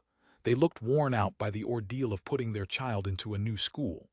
"Mr. and Mrs. Mines," Mrs. Alt said. "I'd like you to meet Mr." The slightest hesitation, a narrowing of her brows so that her eyes became brighter, and then she finished, "Mr. Lindahl and Mrs. Bonner. And this young man is Gregg Lindahl, Mr. Lindahl's son. I think Gregg and Joanne might very well be in several classes together." They all said hello and shook hands. The two groups commingled for an interval. Gregg said to the Mines, "One day I fell out of the window where I was. Everybody ran to see if I hurt myself. I think that was just yesterday." Cordially, Mrs. Mines said, "Were you hurt?" No, Gregg said, but everybody thought I was hurt. To Liz, Mrs. Mines said, how long has your little boy been in school up here? He's not my little boy, Liz said. I never saw him before in my life. For some obscure reason that struck Mr. Mines as funny. Laughing, he said, I know just how you feel. It's true, Liz protested to everyone in general. I'm no relation to him. I have 2 boys. Where the hell did they go? To Roger, she said, did you see where Jerry and Walter went? She seemed absolutely unable to cope with the situation. Mrs. Alt, in her energetic fashion, said to Liz, come on now, Liz. You know perfectly well you have seen Gregg before in your life. You drove up here with him. To the Mines, Mrs. Alt explained, with Liz we sometimes wonder who's the parent and who's the child. The Mines smiled, and then they and their child and Mrs. Alt continued on, along the terrace and into the building. With gloom, Liz said to Roger, why did I say that, do you know? It's okay, he said. Like Mr. Mines, he too saw it as funny. I must be crazy, Liz said in a despairing voice. She put her arm around Gregg and patted him. I mean, well, look at how awkward it was. Those people, what was their name? Naturally thought we were married and Gregg was my son. It got me upset as hell. Even Edna Alt started to introduce us as Mr. and Mrs. something. She salvaged the situation, Roger said. I guess now she's sore at me. Nobody's sore at you, Roger said. I get so mad at myself, Liz said. Gregg, she said, I didn't mean that. Obviously, Gregg had not followed the interchange. Knew Liz was not his mother. He had paid no attention. Gregg hates me, Liz said. Suddenly she leaned against Roger and rested her head against his shoulder. Her hair brushed his face, it scratched at him, and he smelled the warm, fragrant presence of the woman. Can I rest on your shoulder? She asked him. Sure, he said. Then just as suddenly she whisked herself away and started off along the terrace. We better get started back to town. It's worse going back. The traffic is enough to kill you. I forgot about that, or I wouldn't have asked you to drive going back. I can drive both ways if you want. I don't feel tired. You didn't drive up, he said. I did, remember. No, she said. I think I drove up. All at once she was indignant. I know I did. You're supposed to drive back. Wasn't that the agreement? I'm happy to do it, he said. At that she subsided and became doubtful. It's okay, he said. He did not want to leave the school. That was what he was thinking of. But he realized that she was right about one thing. The longer they waited, the worse the road conditions would be. I'll go inside to the powder room, Liz said, while you're saying goodbye to Gregg. She turned back towards the doorway and then halted, saying, suppose I meet Mrs. Alt and those people again. Go on, he said. Don't worry about that. She looked at him uncertainly, depending on him. Honest, he said. Okay. She nodded and continued on into the lobby. On the drive back through the Ajay Valley, Liz said, your wife is a wonderful woman, really extraordinary. We talked and talked. I don't know when I've ever been so conscious of being in contact with a person who seemed so aware of what's going on in the world. She glanced at him. That's true, he said. She told me about her dancing. She's going to let me watch one of her lessons she gives. She explained about the therapy part. I don't understand that. I told her I didn't. She's very patient. I mean, it didn't seem to bother her that I didn't have the background to follow it. It seems to me she likes me. I had that feeling. When I called her Saturday morning, she got all enthusiastic about going shopping. When Sheik said something about wanting to see your store sometime, Virginia right away said we should go down and drop in for a couple of minutes.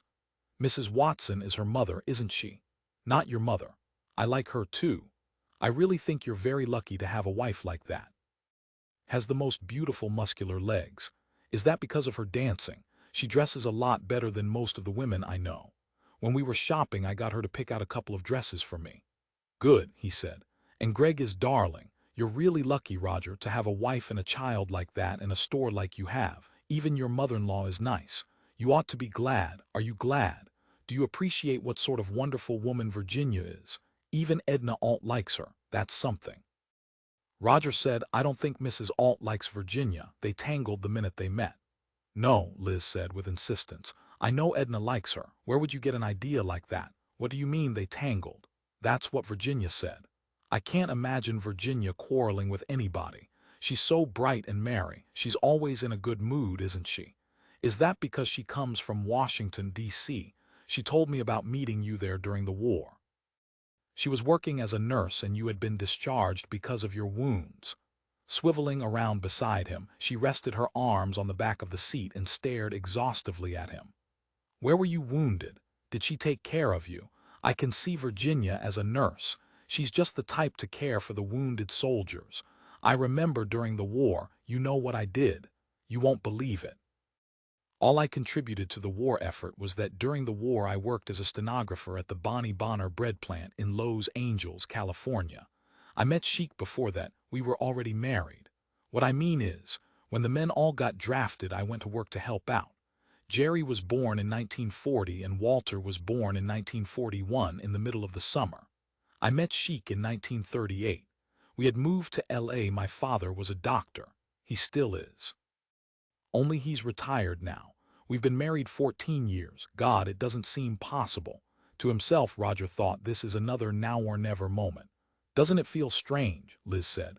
Without the boys, the car is so empty. Yes, he said. He could feel his hands sweating on the steering wheel. The surface beneath his fingers felt like glass. His nervous tension had increased, and as a result he found himself driving too fast. Liz noticed. "You really drive this car," she said. "I better slow down." He took his foot off the gas, the car lost momentum and began to glide. "Now we're just coasting," Liz said. He said in as clear a voice as possible, "How late is it? Do we really have to hurry?" Liz did not appear to hear him. Leaning against the back of the seat, she had turned her attention on something behind him. "Look," she said. "Walter left his pocket telescope in the car. It must have fallen out of his pocket." "Want me to stop?" "Why?" "So you can go around and get it."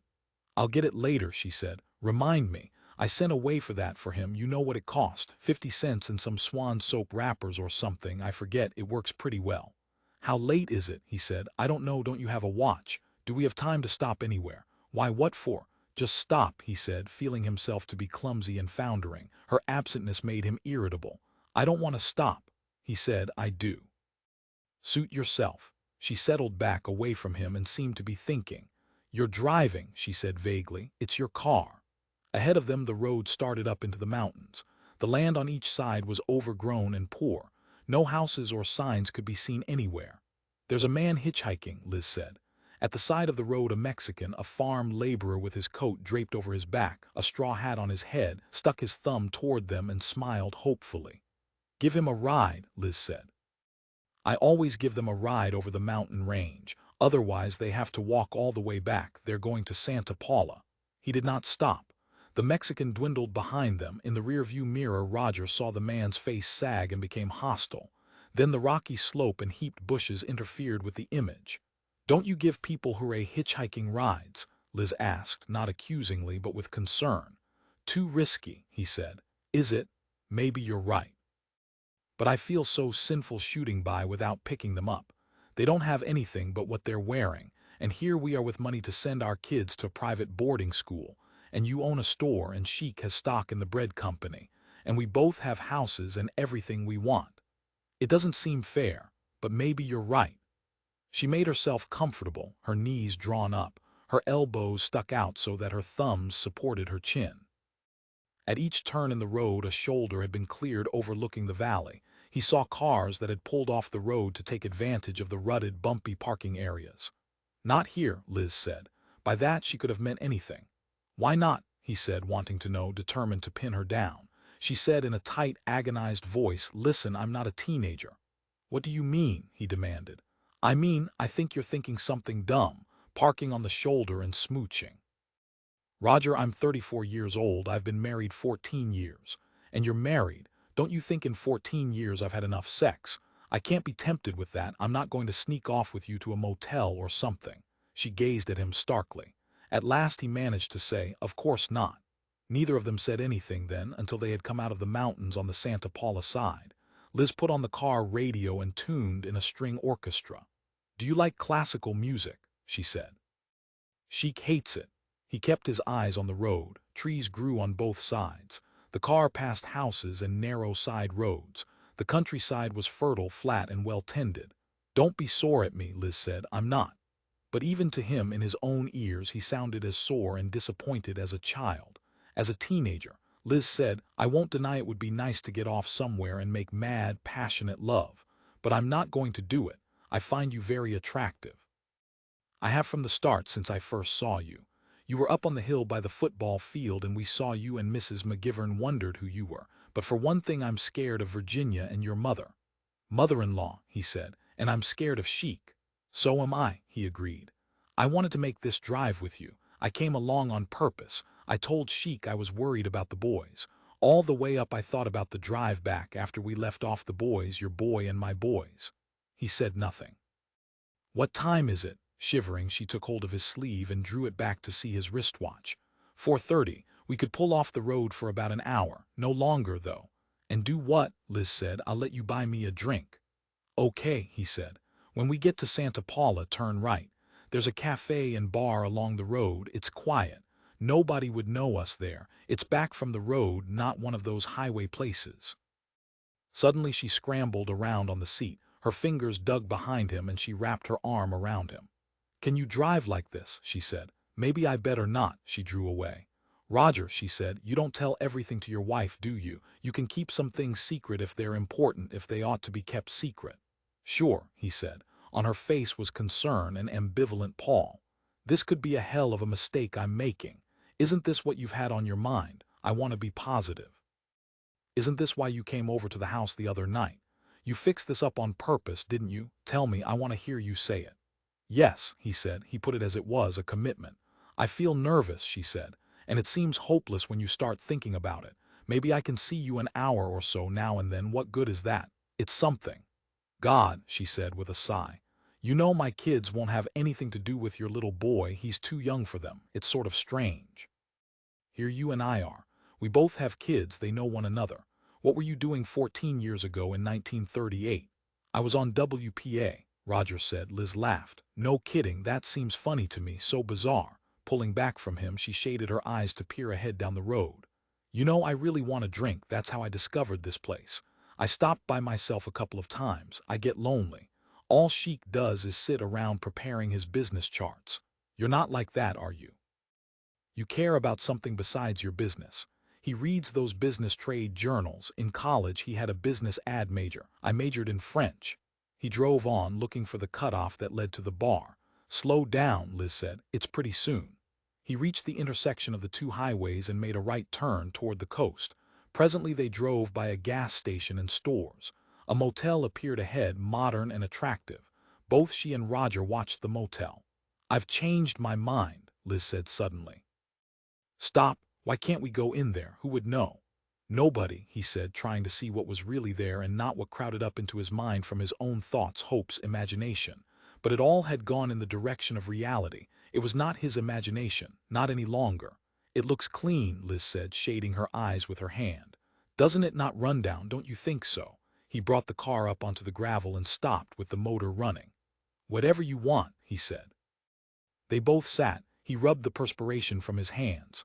Well, he said, let's go in, Liz decided. She opened the car door and hopped out onto the gravel. The late afternoon wind fluttered her long skirt about her. She held onto it and reached up to protect her hair. Will you talk to them? She said. I'm scared to. I'll leave it up to you. I just want to get indoors where I can throw myself down and rest and be with you. While he made the arrangements at the motel office, she drove the car through the ivy and lattice arch into the court where the cabins were. You opened the door, she said, when they had gone up onto the porch of their cabin. Without warning, she put her arms around him and kissed him. She pressed her mouth against his with such force that he felt the impact of her teeth. I'm really scared, Roger, she said, lifting her face up with her mouth at his ear. But I want to do it. How long do we have? An hour. That's not very long. An unromantic notion appeared in the uppermost part of his mind. What about precautions? Liz said. I put on my diaphragm back at the school. She passed on indoors ahead of him and tossed her purse down in a chair. Remember when I left you just before we got into the car? It's good for a couple of hours yet. Reaching behind her, she unhooked the snaps of her skirt. He saw with surprise that she had on nothing under it, and when she took off her striped shirt, he saw that she had on nothing under that either. I never wear underclothes, she explained. She glided toward him and put her cool, small hands to his shoulders. I don't know why, I just don't like to. I want to be able to feel the sun. In proof of that, she insisted on having the shades of the cabin up. She even had him move the bed so that the dimming sunlight streamed down on them. It warmed both of them as long as they were there. 15 They got back to San Fernando after sundown. The streetlights had been put on and the neon signs. The streets were dark as Roger searched for the house. "It's in the next block," Liz said. "What time is it?" 6:40, he said. "It's not very late. I usually get home this late. If he says anything, I'll tell him about Mr. and Mrs. Mines and Mrs. Alt asking me to tell them about the school so they'd put their daughter in it." Beside him, she withdrew to study. She pressed her hands to her face, squinted, and then said to him, "I think you better come in with me. It would be natural, wouldn't it? Just for a second. Then say something about having to get right home for dinner. But don't stay." From the time they had left the motel, Liz had churned the difficulties into every combination. She had insisted that they work out a complete account together, covering the interval from the moment they left the school to this moment, when they drove up before her house. But she was animated and cheerful. She fidgeted about in the car, clung to him as he drove, commented on everything they saw along the road, asked him questions about himself, how many girls he had been in love with, how long he and Virginia had been married. Was this the first time he had done a thing like this? "Roger," she said, "you know what this is, adultery." She clapped her hands to her cheeks in horror. "Take it easy," he said, feeling deep affection for her, even for her confusion and fragmented recall. "Isn't it?" she demanded, sitting up on her knees so that she was above him. "It's a crime, it's against the law. Oh my God, suppose people found out like Edna Alt, everybody up at the school." She really did look stricken. Her face was pale and her eyes grew larger and darker. "Don't worry about it," he said. "They won't know unless one of us tells them. I might blurt it out." He had to concede, to himself at least, that she might very well. "You won't," he said, however. But the idea did not increase his own sense of security. He could imagine her suddenly, on the spur of the moment, declaring to Sheik, "I have to tell you, on the trip back from Ajay, Roger and I stopped at a motel and went to bed together." "I feel so wicked," Liz said. "I feel as if I've betrayed my two boys and Sheik and Edna and everybody. How do you feel?" "I feel swell," he said truthfully. "You don't regret it?" "No," he said. "Neither do I." She subsided beside him, pressing against him, her arms around him. Then she leaped back. "We're almost there. It's past that telephone pole. Where's the station wagon?" At once she was alert. "It's gone, and I don't see any lights. Something else happened. Maybe he drove out looking for us, do you suppose? My God, could he have followed us or something? It's possible he might do that." Roger parked the car across the street from the Bonner house. It did look dark and deserted. "Come in with me," Liz said, clutching at him. "I'm scared. If anything happens, I don't want to have to face it alone." He opened the car door and assisted her out. "Don't say anything to me," she said in a low voice. "Or look at me, you know. Don't make any signs or anything. You understand, don't you?" Closing the car door, he walked with Liz across the street to her house. Pinned on the front door was a typewritten note. She tore it down, then got her key from her purse, unlocked and opened the door and switched on the porch light in order to see. "Shit," she said. "What is it?" "He's over at your place." She handed him the note, groaning. "Now what? Oh God, let's not go there. See, he wants you to drive me over there." "I'm not going over there. I'm not going to face your wife. All she'll have to do is take one look at me, she'll know." "We better go over," he said. "You better come along." "Can't you go and tell them I have a headache or something?" he considered. "That might make them wonder." Suddenly Liz bolted into the house. From the depths of the darkness she called back urgently, "I'm going to take a bath and change my clothes." "No, I can't take a bath. It has to stay in at least 6 hours. Anyhow, I'm going to change my clothes. Come on inside." "Do you think we ought to telephone them?" "Oh Christ, suppose he comes back and finds you in here and me in the bedroom changing my clothes." From the bedroom she burst forth. She had already taken off her shirt. "What'll he think? He'll kill both of us, me first." Buttoning her shirt around her as fast as possible, she said, "Let's go, let's get out of here. It'd be the end if he found us here together." Roger put her into the car and drove to his own house. "Roger," she said as they made the last turn before his street, "are you in love with me, do you think? What a problem it is. 14 years, how long have you been married? You told me, but I forget what you said." "A little under 9 years," he answered. "Sheik and I were married 5 years before you and Virginia had even got married. We were married before you even met her, weren't we?" "I guess so," he said. "Jerry and Walter were in kindergarten when you got married." They were born before you met Virginia, she sighed. What a mess. How will we ever get it straightened out? No wonder people are against adultery. Look at all the complications. Maybe we should just walk in there and tell them. You tell Virginia and I'll tell Sheik. She began to laugh. Or you can tell Sheik and I'll take Virginia aside and say to her, Virginia, I have something to tell you. Your husband and I stopped off at a motel and went to bed together. What do you think of that? How would you put it to Sheik? What would you say? I don't know, he said, wishing she would stop talking about it. It's sort of funny, Liz said. As he parked the car before his house, the living room lights were on and the red Ford station wagon was parked in front, she said. Let's walk in there and hand them a note. Here, I'll write it out. She dug into her purse, but he stopped her hand. No, she said. It would be sort of funny in a way. Announce it like that, I guess not. They got out of the car and walked up the path. Look, Liz said. Your car parked right behind ours. It makes me feel funny. In the darkness she reached out, caught hold of his arm and squeezed him.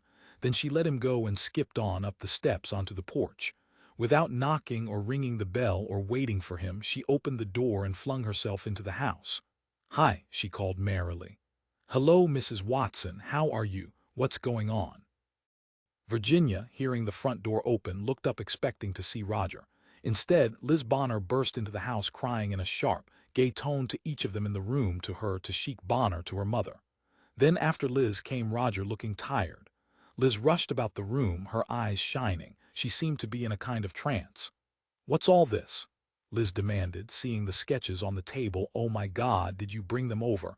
I thought you were kidding. She dropped her coat and purse into an empty chair and then ran over to Virginia, so close to her that her collarbone and breasts bumped against Virginia's arm. Do you have an aspirin I can take? I have an awful headache.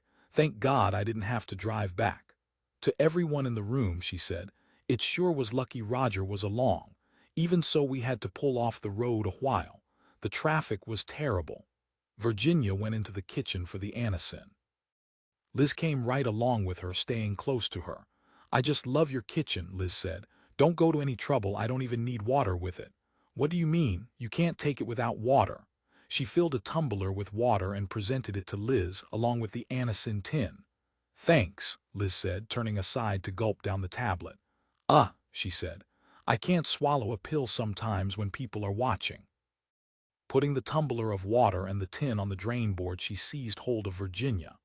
You're always so good to me, she said, with an imploring expression that Virginia did not see the need for. It's just an anisin, Virginia said, wondering what had got Liz so animated. Her face was strained and she had on no makeup. Her hair was disarranged, probably by the wind, and she had about her a dark, musky scent, something like that of cigarettes and fabric and perspiration and deodorant. She looked very pretty and round, and Virginia could not help liking her in spite of her meaningless chatter. Are you sore at me? Liz asked, her mouth hanging partly open. Without waiting for an answer, she grabbed Virginia and buried her head in Virginia's neck. I think so much of you and Roger, she said.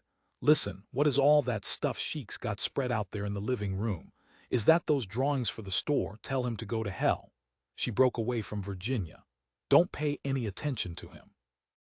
Virginia said, Liz, you really are a screwball.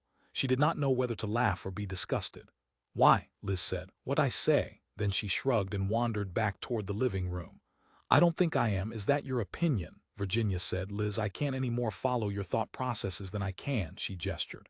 Why don't you go sit down and I'll fix you some coffee? Have you and Roger had anything to eat? No, Liz said, remaining in the hall. She drooped wearily. What about some food then? Come on back in the kitchen. No thanks, Liz said. You're very kind to me. I don't deserve it. Coming toward them from the living room, Roger said to his wife, Did you say something about food? We were going to stop and have something to eat, but we got involved in the heavy traffic. You look tired, she said. You both look worn out. What's there to eat? He said. What's going on? What's all the pictures? He had a haggard, rumpled look. His eyes were red-rimmed, probably from the glare. How come your mother's over? We went and got her, Virginia said. She felt a little in the wrong at having done so. She knew how little her husband liked to come home and find Marion there. You and Liz sit down here in the kitchen and I'll fix you some soup or something. Liz, look in the refrigerator and the pantry and see what you want. I don't know how hungry you are. To Roger, she said, Suppose I heat up one of those frozen chicken pies for you. Anything's okay, he said. Anything hot? Liz said, can I use your bathroom? It's just down here, isn't it? She disappeared. The bathroom door closed. Sitting down at the kitchen table, Roger said, it's good to be home. Did she talk the whole way both ways? He gave her an odd look. Never mind, Virginia said. She knew what it was like. She had made the trip with Liz herself. In the doorway, Sheik Bonner materialized with some of his notepads. Excuse me, he said to Virginia. Hi there, Lindahl. Virginia, where did Liz go? She went in the bathroom, Virginia said. She'll be right out. Thanks, Sheik said. He lingered in the kitchen, regarding Roger with his thorough gaze. We got kind of worried about you.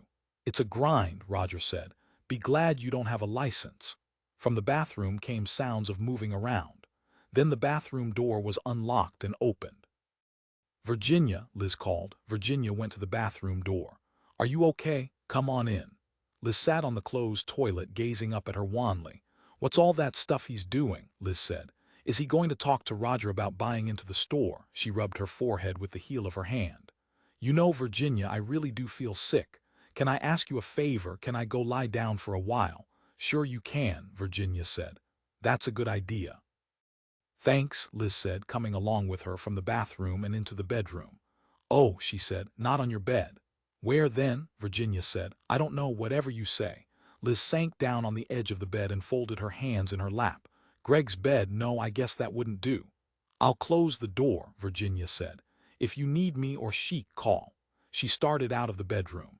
Liz kicked off her shoes and then lay back with her head against the pillow. Virginia, she said, I hope you and I will always be good friends. Do you think we will? Why not? Virginia said, thinking to herself that it was a dismal prospect. And yet there was that appealing quality in Liz. She showed it especially when she was with her children. It made her feel a little tender toward her. You go to sleep, she said, and shut the door after her. What's the matter with Liz? Roger said when she re-entered the kitchen. Just tired, Virginia said. Car's sick. She'll be okay. Scowling, he said, I'm probably responsible. He eyed Sheik Bonner. No, I don't think so, Sheik said. She has moods like this after we fight. She's trying to get sympathy from me for the long, hard drive. Show me how she suffered. She just wants somebody to hold her hand. To Virginia, that sounded likely. How long does it last? She asked Sheik. It fitted Liz. Not long. She'll realize I'm not coming in and she'll get up out of it. Slumped over in his chair, Roger said nothing. She hadn't seen him so tired in months. He barely followed what was going on around him. Did Gregg act glad to get back to the school? She asked him. He showed me his room, Roger said. His response came tardily, and it was so vague that she repeated her question, knowing that he had not actually heard. Yeah, he said. He was glad. He likes it up there. Sheik said, say, Lindahl, come on in the living room for a minute. Opening his eyes, Roger said, why? I've got a few things here I've been showing your wife and mother-in-law, Mrs. Watson. I wanted to get their opinion on them, too. They gave me some valuable pointers. I think your reaction was favorable, wasn't it, Virginia?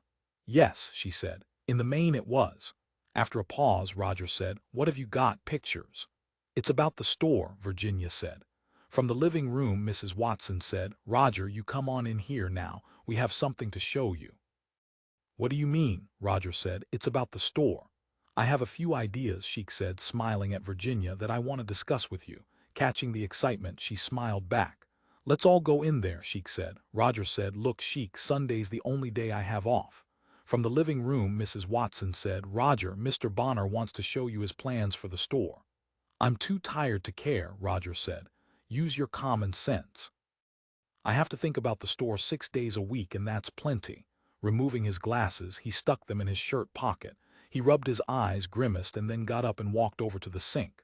I'm sorry, Sheik said, looking at Virginia with injury. I guess I should have realized. I didn't mean to offend him. Virginia said, Roger, I'm surprised at you. What do you want to do? Roger said, his back to them. Buy into my store. Something like that, Sheik said. But we can talk about it some other time. You don't know anything about my store. Does he always get mad like this? Sheik asked Virginia. Lindahl, I really beg your pardon. With dignity, he returned to the living room, and when she looked in, she saw him gathering up his designs. Don't put them away, her mother said. Leave them out. If I have to, I'll show them to him myself. No, mother, Virginia said. You stay out of this. To her husband, she said, sit down at the table again and I'll fix the soup for you. Both you and Liz, you're like a couple of children home from an all-day hike. "I'm tired," he murmured at the sink. "I know you are." She kissed him on the cheek. His skin was dry, rough with beard. At the doorway, Sheik said, "We'll be going, Virginia." He had his packet of designs with him and his coat over his arm. She made him go back into the living room where she could talk to him. "You can see he's tired. Tomorrow he'll be wondering why he was so cross. Don't think he isn't interested." "I guess I got carried away," Sheik said. He had a diminished manner now. His voice had ebbed and his enthusiasm was gone. "Should I telephone him or what?" He allowed her to put a sketch into the packet that he had overlooked. "Thanks," he said. "I appreciate your help, Virginia." He gave her that humble look, his look of deflation. Almost whispering, he said, "He carries a lot of weight on his shoulders, doesn't he? You know, sometimes I have to go around to supermarkets and chain stores and talk to them about handling our bread. I've had my share of dealings with the public. He isn't the only one who gets tired. Of course he's had more of it than I," Virginia said. "Sheik, I have a favor to ask." "What is it?" he said, large and tame, but conscious that he had been ill-treated. "Before you and Liz go, I wish you'd drive my mother home, so Roger won't have to. I don't want him to do any more driving tonight."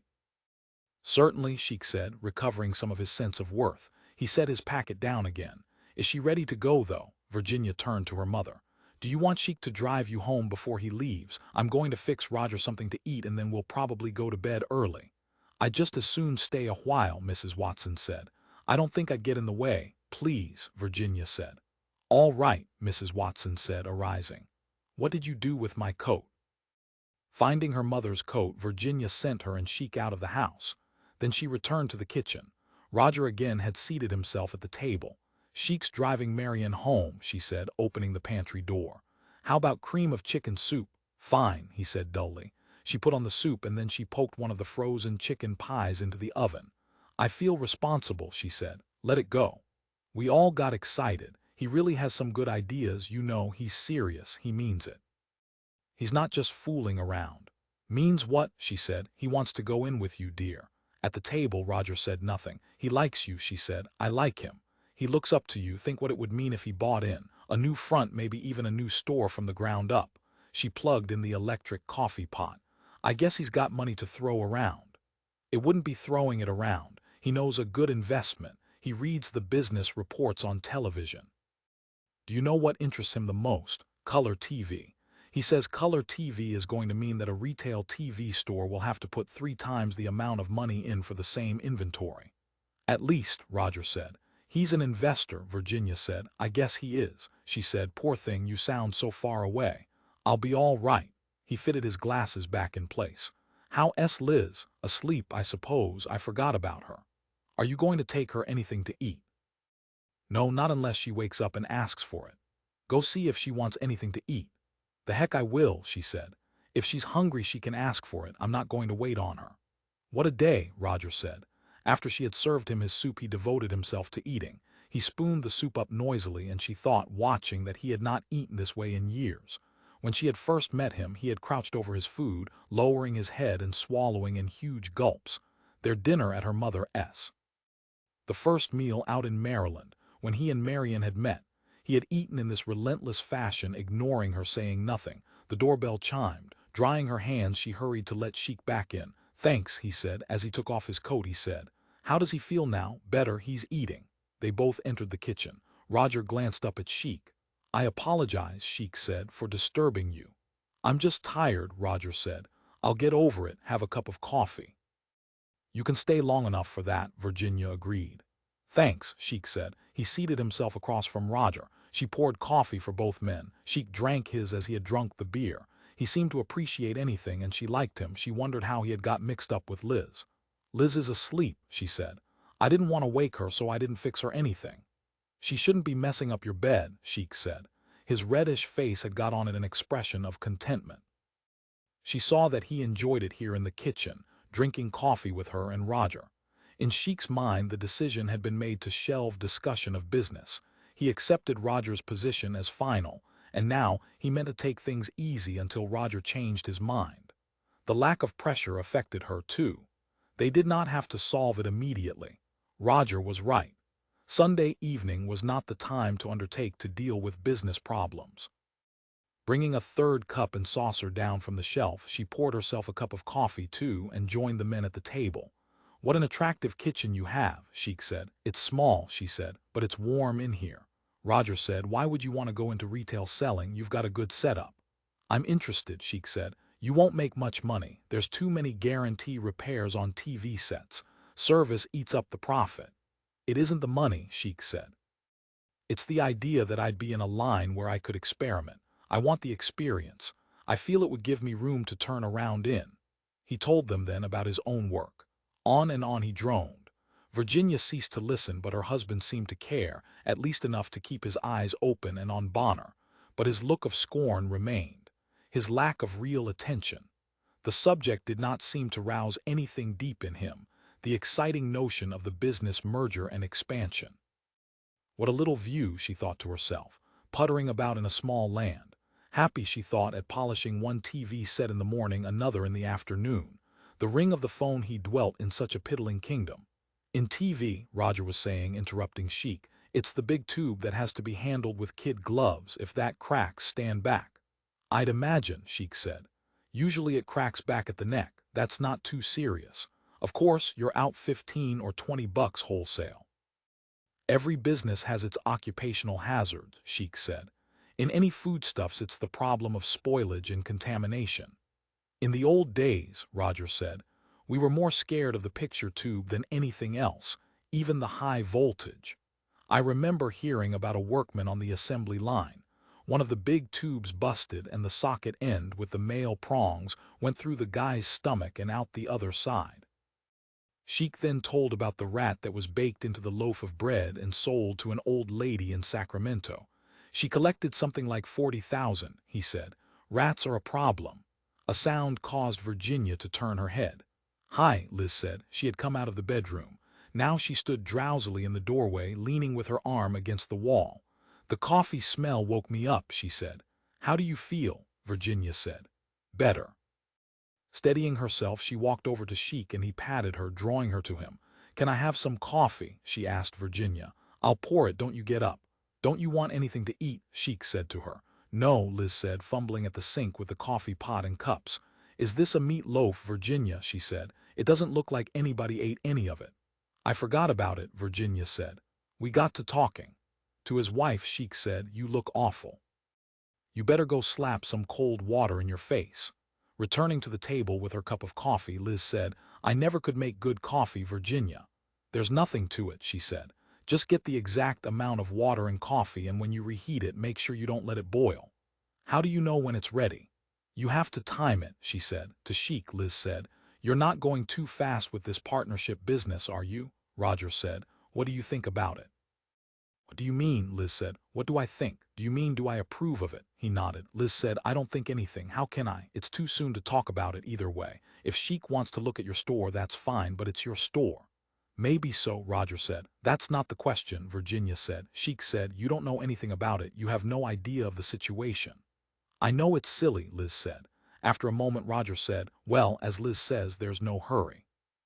Sheik said to his wife, "On what are you basing your statement? Have you any knowledge or experience of business relationships?" "Common sense tells me that," Liz said. "Look at Gilbert and Sullivan. They wound up not even speaking to each other." Sheik said in Roger's direction, "They made an awful lot of money." "Did they?" Liz said. "Personally," Sheik said, "I'm not too concerned with whether I'm going to be speaking to my partner or having him to dinner or swapping trout flies with him. I'm primarily concerned with whether he's a competent and reliable business partner." "But we couldn't help getting tangled up," Liz said to him. "You'd both be working together in the store. Both Virginia and I would be coming in." "Yes," Virginia said. "But it's natural. Partners, wives always go in and out of the store. Employees' wives, too." "Isn't that right, Roger?" Roger said. "Somewhere I heard something to the effect of don't do business with your friends or they won't stay your friends." "This is all so pessimistic," Virginia said. "There's no reason why we should assume we're going to lose anybody's friendship." To Liz, Sheik said, "We were doing fine until you came in." "Thanks," Liz said, sipping her coffee. "Anyhow," Roger said, "we don't have to carry it any farther tonight." "Shall I call you?" Sheik said. "Sometime tomorrow or the next day." "No," Roger said.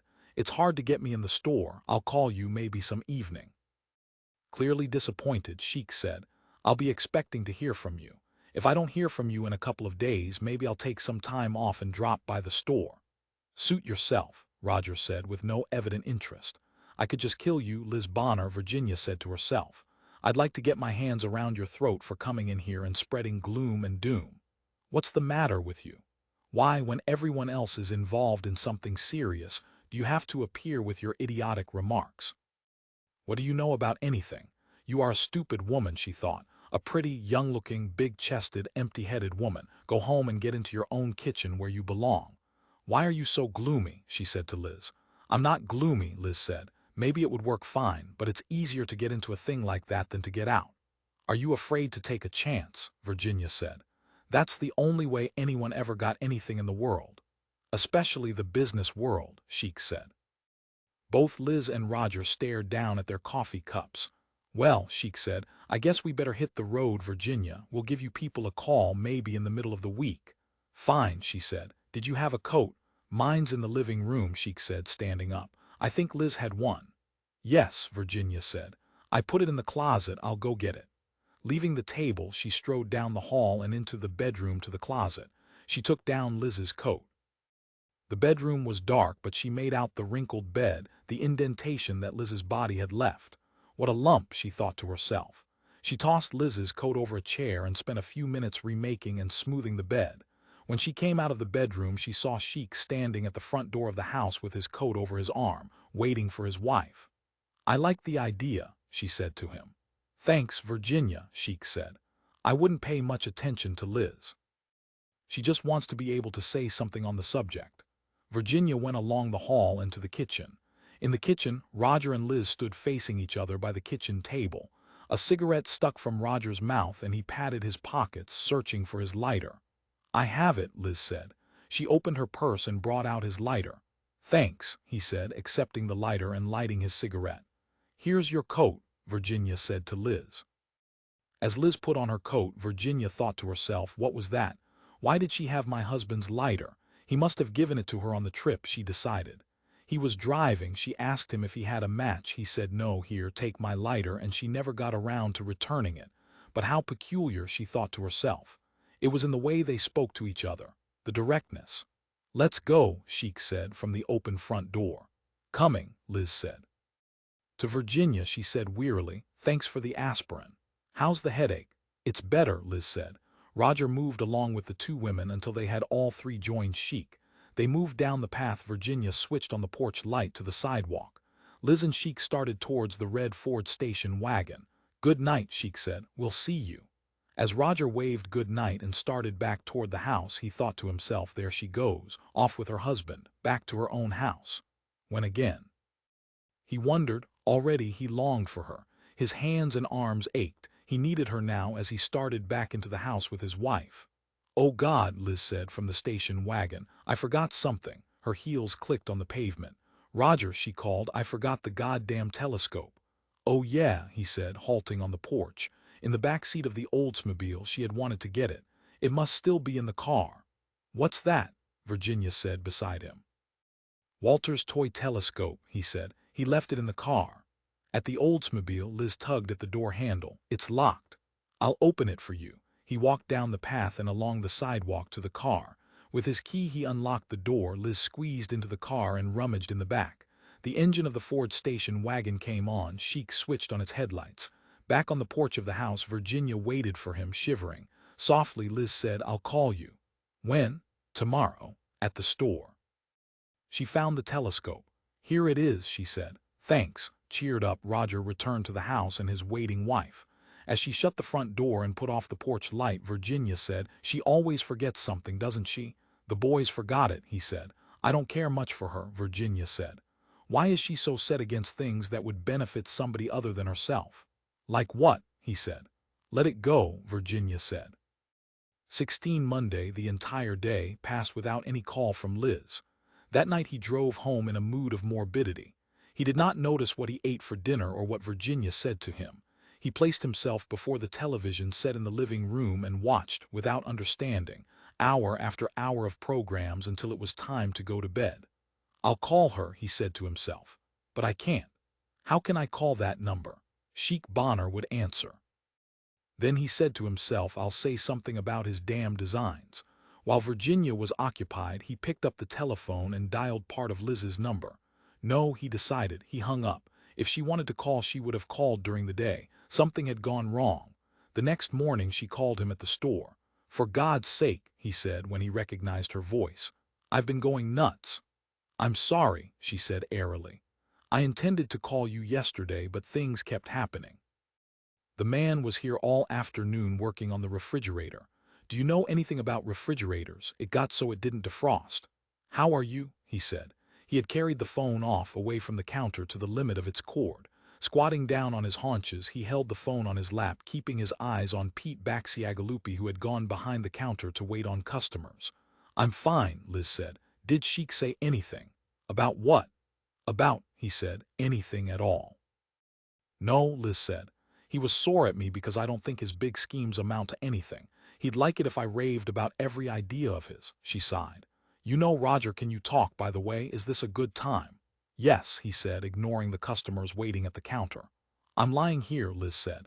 In the bedroom. We have an extension in the bedroom by the bed. I feel very lazy today. I really feel good. Do you think Virginia suspects anything? No, he said. She kept looking at me funny. I really had to get out of there. I couldn't think of any other way except to go lie down. I certainly felt strange lying down on her bed. Your bed, I mean, do you see? It's certainly complex how we ever get into it, he said. Do you want to get out of it? Oh no, she said. Roger, that was really wonderful, what we did. It was never like that between me and Sheik. That's the truth. The store had filled up with customers. Olson had appeared from the basement to talk to a man about repairs. The din of a TV set made it impossible for Roger to hear. He settled back against the wall, evading the racket. What's all that? Liz asked. Nothing, he said. Go on. What do you think Virginia would do if she found out? She's so sweet. She's one of the most adorable women I've ever known. I wish she liked me better, he said. When can I see you again? I've been thinking. Her tone made him apprehensive. How about tonight? He said. Roger, she said, is this really right? Christ, he said, this is not time to start talking like that. No, she agreed. You're right, I just wanted to make sure how you felt. You know, Roger, you can get out of this any time you want. You understand that, don't you? He said. When can I see you? Well, she said, mulling. He could imagine her scratchy hair, the heat of her skin, the elaborate convolutions of her ear, the short, stiff fuzz growing at the back of her neck. She cut her hair herself, she had told him. You know what I have on, she said. All I have on is the bottom part of my swimsuit. I've been lying out in the garden getting some sun. I came in to change and then I decided to call you. I was afraid to call. It wasn't that I didn't want to. I'm not used to this. I don't know how to act. It was so strange, you and me sitting here in your kitchen, only a foot or so from each other, and I couldn't say anything to you or touch you. I wanted to touch you so bad, once I almost reached out and touched you. But God, if Sheik saw that, or Virginia, wasn't that strange, the four of us gabbing away about nothing, and all the time I was just yearning to throw my arms around you and hug you. When? He repeated. What about tomorrow night? Okay, he said. Sheik has to go to a business meeting. He goes every Wednesday. He takes the car. What time? I'll call you when he leaves. Not at home, he said. I'll come down here to the store. When? 7 or 7:30. Yes, she said. And then you can come over here, or I can meet you somewhere. Only he'll have the car. Is it safe for me to come there? He said, thinking about neighbors and thinking about Sheik coming home. I think so, she said. Or you can pick me up and we can go somewhere. Suddenly her voice took on urgency. Somebody's at the door. I have to go. I'll call you Wednesday at the store. Goodbye, he said. Goodbye, she said, and the phone clicked dead. That evening, Tuesday evening, Virginia heard him say from the other room, I better get down to the store. I gotta get some sets set up. Oh, she said, feeling herself grow wary. But he remained in the house reading a magazine, going over some order sheets. At 9 o'clock he said, I guess I won't go down tonight. I'm too tired. Have you thought any more about what Sheik said? No, he said. Are you going to call him? That horse's ass, he said. Don't use expressions like that, she said, her wariness becoming anger. I think he is, Roger said. He's nothing but a fat, soft jerk who's had things easy all his life. He was born with a silver spoon in his mouth. How absurd, she said. Him and his schemes, I know what kind of ideas he has. He'd put me out of business in a week. He'd have gardenias for the ladies and dishes and spotlights. He'd hire salesmen to stand around doing nothing. Potted palm salesmen, we call them. I see them down in those department stores, all a bunch of fairies. Her indignation was so great that she gave up talking to him. She went off into the kitchen and sat at the kitchen table, smoking. I hate guys like that, his voice sounded along the hallway. They're like pants salesmen, oily. Sheik isn't oily, she said. No, but he'd hire them. I know Sheik. He's the kind of fat, well-dressed partner you see in stores, hanging around the back somewhere. They're always hanging around. They don't do anything, they're just there. He wouldn't get up off his ass all day long except to go down front when the newspaper boy brings the paper in. Believe me, I know that type. And you're so industrious, she said. I do my share, he said. Pete does the work. You drink coffee next door and lie over at the steam bath talking with the other, she started to say, other little merchants. Say it, he said. Say what? I don't know. He came into the kitchen. Whatever dirty remark you started to say and didn't. You can't tell a good man when you meet him, she said. I read somewhere that that's the best use college has to teach you to recognize a good man. It's too bad you didn't go to college then. I can tell a good man, Pete's a good man, and you treat him like he was dirt. Olson's a good man. Sheik Bonner's nothing but a horse's ass. He started out. She said, you don't deserve to have a store. I wish I hadn't worked so hard so you could have it. Pausing, he said, too late now. I know, she said. What do you want? He said, gratitude. He continued on back into the other room. Just some decent response from you, she said, something rational and intelligent. For Christ's sake, he shouted. I'm not going to take that guy into my store. It's my store and nobody else buying into it. Liz is right. It's interesting, she said, feeling bitter. You find her opinion to be worth more than mine. I wonder why. Because she's right. Is that the reason? You know, she said, I finally figured out what Liz reminds me of. In those big supermarkets on Saturday you go in and there's some little fat jolly woman at the back with a tray of crackers and some new cheese they're selling. She has on a yellow uniform tied at the waist, you know. And when you go by wheeling your cart, she calls out in that bright, cheerful voice, say, honey, don't you want to try a free sample of Kraft's new bacon and cheddar cheese spread, or whatever it is? Roger said, I think I'll go down to the store. Wait, she said, not wanting him to go. I'm sorry, I shouldn't say that. But then she said, why do you think so much of her? What is it about her? Is it because she's sort of sexy in an oozy way? I'd like to know. Really? Go to hell, he said. What I'd like to know, she said, unable not to say it, is how a man like Sheik Bonner could get himself mixed up with a woman like that. The front door closed. Instantly she leaped up and ran through the house. Now I've done it, she said. She opened the door. Roger stood on the porch, his hands shoved in his pockets, his body hunched. I'm sorry, she said, going out to him and putting her arms around him. Don't go down to the store. I won't say anything more. Maybe we could do something. Could we take a walk or go to some club for a while? Maybe there's a band playing. No, he said, I'm too tired.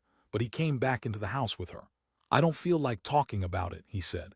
Maybe it's because I miss Gregg, she said. He said, doesn't that dance stuff take up enough of your time? Again she felt anger. But she kept her mouth shut. In her anger was a quantity of dread. I don't quite understand this, she said to herself. What is it? What's going on? Maybe I don't know everything, she thought. And then she thought, could he be getting to where he's falling in love with her? But she's such a fool, she thought to herself. That was the word for Liz. She was just a plain fool. A comedienne, she thought, with a floppy cap and a trident or whatever it was that fools carried. Little Liz Bonner keeping them all in stitches. But she thought, remembering an unbreakable Decca record that Gregg owned and treasured, Danny Kaye's recording of Tubby the Tuba. In the end, the funny little thing won out. The next evening, Wednesday, when Roger got home, he said to her, I just have time to eat and then I've got to get back to the store. Okay, she said, expecting it. At dinner he ate almost nothing. Worries, she said, wishing he would say something to her, tell her about them. Why don't you let me come along? Maybe I can help you or keep you company. No, he said, thanks. Is it hard work you have to do down there? Some. I have to shove a few crates around. Bring some table model TVs upstairs. She said, be careful of your side. Putting on his coat, he started out the door of the house, his car keys in his hand. As he passed her, she noticed something odd. He smelled unusually good. Stopping him, she reached up. What is it? He said, jerking away. She thought, it's aftershave that smells like that. He must have shaved. I may go out on some prospects, he said. A couple was in the store today, I got their name.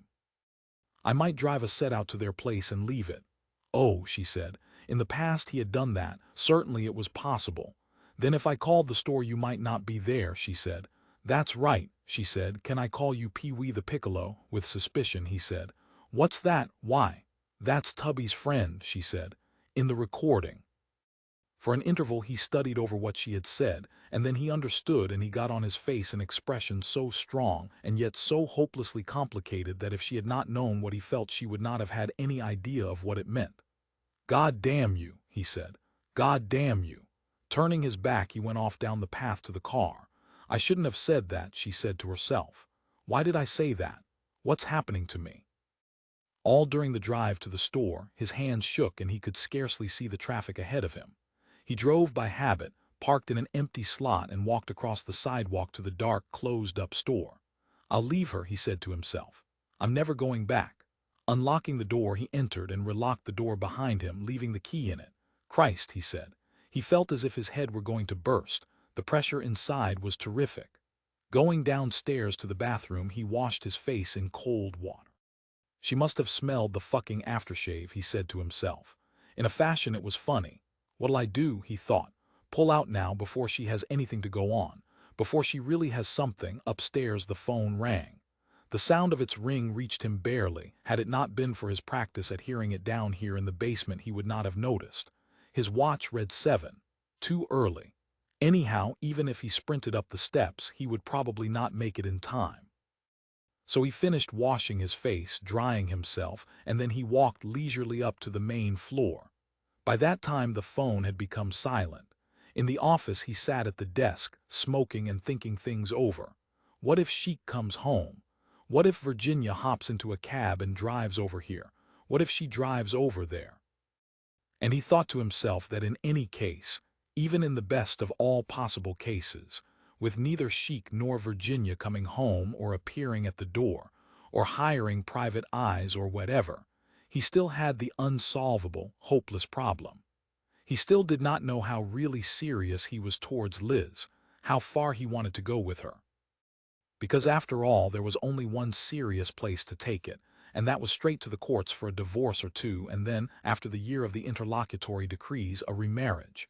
He and Liz Bonner, or rather Liz Lindahl, and how many children, he asked himself. She would probably keep the 2 boys. No, he thought, not if the divorce was by Sheik, not if she was divorced on the grounds of adultery. And Virginia, in any case, would keep Gregg. So at best he would wind up with Liz and her 2 boys. He would lose Gregg, and he might find that Jerry and Walter were no substitute, even Jerry and Walter and Liz together. Of course, he and Liz would have children. Realizing that, he felt a little better. God, he thought, how far ahead his thoughts had gone. It seemed a little premature. And yet while they were in the motel, after they had gone to bed together and were just lying, doing nothing, Liz had said suddenly, "You know what?" "What?" He had said, "I'd like to bear your child, I really would, that's what I want more than anything else." And he had thought of her as being an instinct-driven female body, prowling about in search of a man to impregnate her, and then after that she would search for a place at which to give birth to that child. A secure, peaceful place. It would not end simply with the impregnation. It would not end here. She had to have the rest. How could she not have the rest? If he did make her pregnant, then he had only just begun to get himself mixed up with her. And even if she did not actually become pregnant, the notion was there, the idea. When they went to bed again, if they did, she would be thinking of that. Of course, she would not dare let herself become pregnant until he had shown that he could and would leave Virginia. In a sense, he was lucky to be married to someone else. Liz could not possibly take such a risk. She could not, in her scatterbrain haste, leave the cap off the tube or the diaphragm in the box. So he did not have to worry about a surprise announcement from her, unless it happened by mistake. But he knew perfectly well, whether Virginia did or not, that Liz had all her wits about her. Especially, he thought, when she was doing such a thing as fitting on her diaphragm. There, she was beyond foolishness. She could not err, and he thought not because some instinct held her hand steady, it was because she could not afford to err. The situation was too serious. Did he love her? He asked himself. Do I love her? What kind of a question, he wondered, did that really amount to? No, he decided, I guess I do not. On the other hand, I never loved Virginia, nor Teddy, nor the girl in high school whose name was Peggy Gottschalk, who was the first girl I ever took out and got. Nobody loves anybody in this century, nor does anybody pray or open gulls to examine their gizzards for a harbinger of the future. But he thought I would stand up for her. That's as close as anyone can come. If it were a question of her or me, I would let myself get the axe between the shoulders rather than her. Isn't that enough? The rest, he thought to himself, is talk. I used to feel like that, he thought to himself, about my brother. That was before he died. In a sense, I felt like that about all of them, my brother and then Peggy Gottschalk and then Virginia Watson and now Liz Bonner. But he thought, does that prove anything? Does that prove I'm a liar or that I am kidding myself? No, he thought. It only proves that nothing is permanent. Even the Bank of America building, where all the money and all the property deeds in California eventually wind up, even that will pass away. We will all be gone in a little while. But my love is as great as theirs, and theirs is practically a legend. The phone rang. He lifted the receiver off the hook. Hi, Liz's close, breathy voice came. Hi, he said. How are you? Fine. He's gone, she said. Come on over. Okay, he said. Hurry, she said. She hung up. He locked the store after him, got into his car, and drove over to San Fernando as fast as he could manage it. At 8:30 that evening, Virginia called the store. She got no answer. Later on at 9, she called again. Depressed, she called her mother. Have you gone to bed? She asked. At 9, Marion said, you must think I'm getting to be a regular old lady. I'm here alone, she said. Roger went down to the store to work. He took the car. Poor Roger, Marion said. Has he talked to Sheik Bonner again about the store? No, she said. What do you think about it? You like the idea, don't you? It seemed promising. You like Sheik, don't you? Yes, Marion said. He impressed me as a forthright man and of more than usual capability. You think he'd make a good partner for Roger? I think he'd make an excellent partner, provided that Roger can work with him and not feel, how should I put it, not be conscious of certain disparities. What do you think of Liz Bonner? Do I have to answer that? Please, Virginia said. You won't hurt my feelings. As far as I'm concerned, her mother said, she's about what I'd expect to run into out here in Los Angeles. By that I mean she's not particularly anything. I don't really have an impression of her, just a sort of blank space. She doesn't talk well or stand well. She doesn't know anything. I'd say that the drive-ins and department stores and cafes out here are full of girls like her. That's my feeling, Virginia said. She's the type you see in the supermarkets giving away free samples of some new cheese spread. Oh no, Mrs. Watson said. I'll tell you what type she is.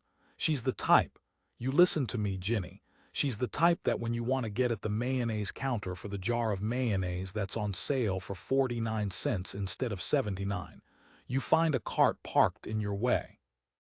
And there's a plump, short woman who pushed that cart there in your way, and that woman is at the mayonnaise counter herself, and while you're fuming and saying to yourself, does this woman intend to block the aisle indefinitely? That short, plump woman is smiling vacantly in your direction, and she's taking the last jar of that 49-cent mayonnaise. Why do you say that? I just know, Mrs. Watson said. You mean you think she's smarter than she acts? What do you mean? She felt cross. Be more specific. I just mean that cart of hers, interpret that whatever way you like is going to be parked where you want to go one of these days. I don't follow such imagery, Mrs. Watson said. Let's talk about something more pleasant. They discussed various topics, and then Virginia excused herself and rang off. What coyness, she thought to herself. Nevertheless, she herself had started it. Again she telephoned the store. Again she got no answer. And then she did something that she knew was wrong. Looking through the front window, she made certain that the Olds was not anywhere nearby. She opened the front door so that she would hear its engine if it came up the street, and then she went into the bedroom to the dresser and opened the bottom drawer. It was the drawer in which Roger kept his personal articles. She had never looked into his secrets in all the time they had been together. But she said to herself, this is different. This is the only thing I can think of, and I must do something. I can't just stand here, but it disgusted her. She felt as if she had got herself into a degrading position. Let it go, she said to herself. Forget it, this surely is worse. This is the worst of all, this rooting around, peering and searching and at the same time listening with one ear for the sound of the car. What would I say, she wondered, if Roger walked in and saw me? It would be the end. But she kept on, her fingers flew. She examined papers, photographs. They turned out to be business papers, and the photographs were mostly of herself and of him. How fitting, she said to herself.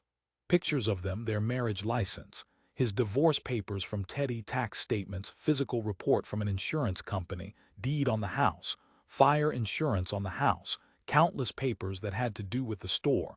Her shame grew until she felt her skin simmering and red. At the bottom of the papers she found a manila packet. Should she open it? She unwound the string and opened it. Inside, to her disbelief, were pictures torn out of girly magazines. One was Jane Russell standing with a bow and arrow. Another showed Marilyn Monroe wearing a slip, sideways at a window so that the light showed through her slip and showed her bra. Good grief, Virginia thought. She sat down on a chair to examine the picture. It looked as if the light shone through the bra, too. Looked as if, by a freak brilliance of illumination, the naked breast and nipple could be seen. What a large nipple, she thought, like a bean. Fascinated, she searched farther into the packet. Next she came upon a calendar for the year 1950. The girl, young with a rather drab face, had been photographed undressing. She had on only a sort of wrapper at her waist, and it too was unfastened to show her bare thigh and most of her pelvis. The girl's breasts were somewhat soft, she decided. They hung down. And curiously, instead of nipples, they seemed to have on each a smear of red and nothing more. After the calendar she found a regular 3-cent envelope. In it was a sheaf of paper, rolled up and tied. She unfastened the string. The sheaf fell apart on her lap. The paper was unbleached, coarse. The pictures were so dim that at first she could not make them out. The first showed something anatomical, and she traced it until she discovered that it was a woman's body, twisted into a shape she had never seen before. What was shown? She wondered. She looked at the next picture. It showed a woman and a man, and then she realized that for the first time in her life she was seeing a genuinely obscene picture. This was pornography, and it was not like what she had always imagined. It was vague, tortured, almost funny. It was revolting. She glanced at the rest. How could human bodies get into such postures? She asked herself. It was worse than an old medical book she had come across once in a doctor's office, but it was similar. She rolled up the sheaf and stuck it back in the envelope. She closed up the packet and put it back in the drawer with the business papers. Any person, she thought, who would enjoy looking at a picture like that had something wrong with him. She thought to herself as she left the room, if he would own those pictures, he certainly had some unnatural quirk. Folding her arms, shivering, she walked into the kitchen and stood before the oven. There's always been something the matter with him, she said to herself. She felt a presence, pressure of his thin, bony body, his breath in her face. God, she thought. She shuddered. Her own fault. Why did she look? It served her right. The pictures swam in her mind. I must get rid of them, she said. I have to. Why did I have to go rooting around? Will I ever be able to think of sexuality as I used to think of it? She lit a cigarette, smoked for a few minutes, and then put the cigarette out. Opening the refrigerator, she searched for something good to eat, some candy or dessert. She found the last of a pint of ice cream in the freezer. After she had finished the ice cream, she felt better. Lighting another cigarette, she began to wander about the house. Her peace of mind gradually returned. She felt herself return to normal. What hysteria, she thought. Men from the age of 8 years and up get and prize such pictures. Roger is normal. At the store such pictures probably pass from hand to hand. Probably he had acquired them from another merchant along the street, or from Pete, or from Olson. Even boys, she thought, writing on the walls of bathrooms, writing on fences. Words, pictures, natural and universal, from the time of the Egyptians to the present. So it showed, after all, that she had got herself into an irrational frame of mind. She was ready to fly apart at any sign. Her perspective was gone. She had witnessed it leave her. My judgment, she decided, is faulty. At least this incident has one good outcome. It has made me aware of myself. She turned on the radio and listened to music and then the news about Korea. On top of the bookcase was a collection of short stories by New Yorker and Harper's writers. She made herself comfortable on the couch and began to read. starting at the back story and skipping first paragraphs and then pages, until she had gone almost through the volume without really reading anything at all. Finally, she found one story that interested her. It had to do with New England, and she noticed the author's name. A woman, she realized. She finished the story, enjoying the deft style of the writer. I wish I could write like that, she thought. Perhaps her sense of rhythm would help her. Rhythm was important in everything. Laying aside the book, she went into the bedroom and changed from her skirt and blouse into her leotards and cotton t-shirt. In the living room, she put on a record of Ravel's La Valse, and after a bit she began to dance. While she danced, a thought matured in her mind. I could call the Bonners, she thought. I can make sure. She sorted through all the possibilities. Nobody answered the phone. She could assume that either nobody was there or that Liz and Roger were there. If Sheik answered the phone, she could assume that Roger was not there but that Liz might or might not be there. If she was there, then everything was fine. But if she was not there, oh God, Virginia said aloud. She stopped dancing. The hell with it. It wasn't worth it. Picking up the phone, she called her mother. Were you asleep? She asked. No, I asked you that before. Maybe this time I was, Marion said. Roger isn't here, I can tell you that. I know where Roger is, she said heatedly. I'm not calling to find him. He's down at the store, down in the basement working. I just called to find out whether you would like to have lunch with me downtown tomorrow. It was the first notion that came to her mind. I suppose so. Is there something in particular you wanted to discuss with me? No, she said. I'll come by about 12 and pick you up. We can decide where we want to go after we get started. Should I dress up in my finest? Are you going to take me to some fancy place? No, she said, just wear your street clothes. She hung up the phone. Now she felt better. Thinking about lunch with Marion cheered her up. They could talk. To pass the time, she considered the various limitations of Liz Bonner. She told herself that only by the remotest stretch of the imagination could Liz be conceived of as dangerous or effective. She elaborated the image that she had constructed of Liz, the short, plump woman in the supermarket giving out free samples of crackers and cheddar cheese. With her name on the back of her uniform, she decided. The word Liz in red thread so that if anybody wanted to call her, they would know how. Ernie's Supermarket, the red thread declared. And I am called Liz if you should happen to want me. Just call. I am here to serve you. 17, she held him in her arms. She held him in her as close and far as he would go. She patted him and stroked his back and breathed through her mouth against his ear so that she heard her own breath rushing back at her. The bedroom smelled of cinnamon. I've got you, she said. I could kill you. I love you, she thought. What would your wife say? Raising her hand, she let up the window shade. She wanted to view him. Enough light entered the room and she could see. In the next house, the living room lights were on, and so were other lights in other living rooms in the houses across the street. A porch light shone more brightly than the others. She saw on that family's front walk a tricycle and a toy wagon. Lying there, she listened to radios and voices. They're sitting around the living room, she said, watching TV and darning socks. Who? He said. They all are. They're talking about, she considered. Mr. Daniels is saying that county taxes are going up this next June. Mr. Sharp is saying that he likes to watch accordion players better than dramas.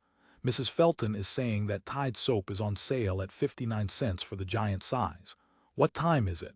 9 o'clock. What's on TV? You know that, you sell TV sets. I don't know, he said. His voice was muffled because his face was buried in the pillow and in her hair. She smoothed his hair back into place. The scratchy underside of his jaw pressed at her shoulder. She felt the bristles penetrate her skin as he spoke. You have a very nice back, she said. Why? You're not fat, you don't have rolls of fat all over you. She shifted so that she could lift herself. She wanted to look through the window and see the entire street, each of the houses. I like to think about them, she said. The people living out there. What do you think they'd say if they could see us? She thought about Virginia. She always thought about Virginia. I'm lying here with her husband, she thought. That's how I think of it. I have your husband, Virginia. Don't hate me. Aren't I hurting you? Roger said. No, don't move. She hugged him until she heard her own ribs crack. You're not heavy. Much lighter, she thought, than he is. How different bodies are. If they could see us, she thought, they would turn to stone. Yes, she thought, I can see them, marble statues with weeds and brambles growing around them. The cracking apart of the walls. She saw the houses fall apart and decay. She saw the rose bushes grow over them, weigh them down, cause them to collapse. And the stone statues gaped. "We have got old watching," the statues said. "We could not look away." "Why would it kill them?" she said. "Couldn't they stand it? It's not that bad. Something else must do it to them." "Jealous," he murmured. She kissed him. "You're wrong," she thought. "I love you, but you don't understand. Why would they be jealous? Men are so odd, walking along with a girl and telling other men by a certain code, 'Hey fellows, look what I get to lay.' I know about you," she thought, holding him tighter. "And maybe you do make a few of them jealous, a few who haven't had any for a while. But the others, I'm thinking about them. Mr. Sharp and Mr. Daniels and Mrs. Felton." She thought they would stand gaping because they would feel themselves getting weak. Every second the tiring out, the fumbling. "When I am like this," she thought, "I don't get old. As long as I am lying here holding him inside me, I neither sink nor fall. I do not go in any direction. I am simply me. As long as I want. Long as I can keep him here." Superstition, she thought. "Do you believe that?" she asked. He seemed almost asleep. "What? That you don't get any older as long as you're having sexual intercourse?" Stirring, he said. "I never heard that." He drew himself back onto his haunches, and then he slid to one side of her and lowered himself out. He put his face next to her throat and his arm on her stomach. "You know why she hates me," she said. "Because I'm here," she thought. "Because she has to," she said. "I'd hate her. I don't blame her. You can only do this with one person, isn't that so?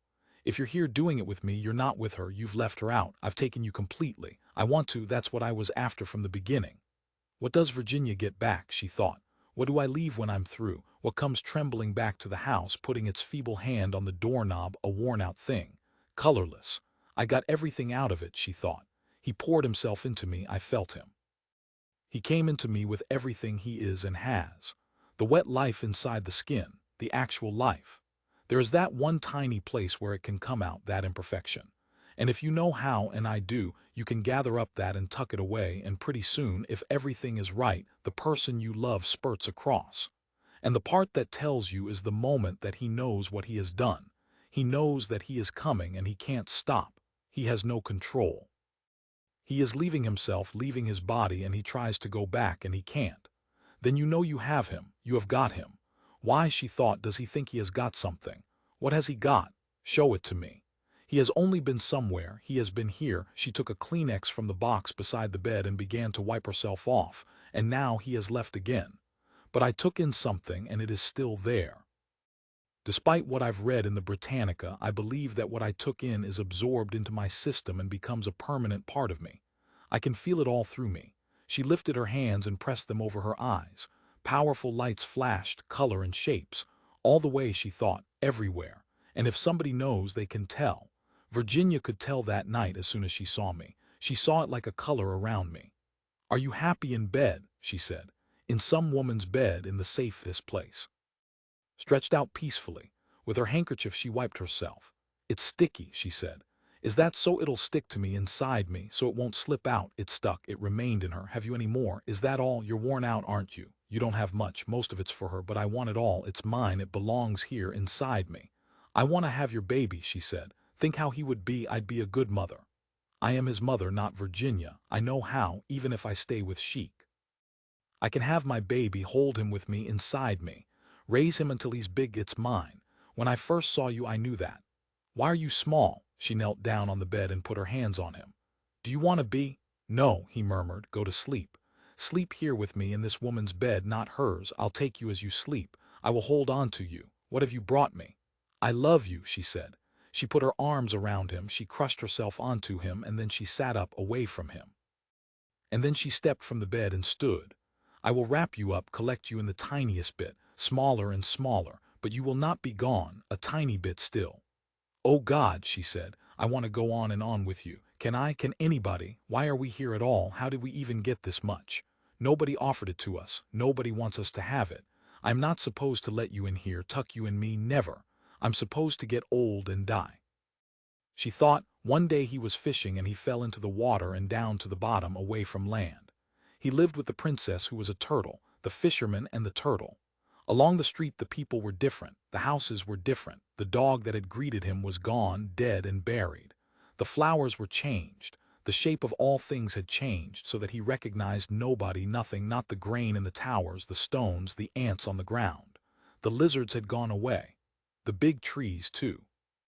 The marshes, the water itself had cooled. He thought it's getting toward nightfall.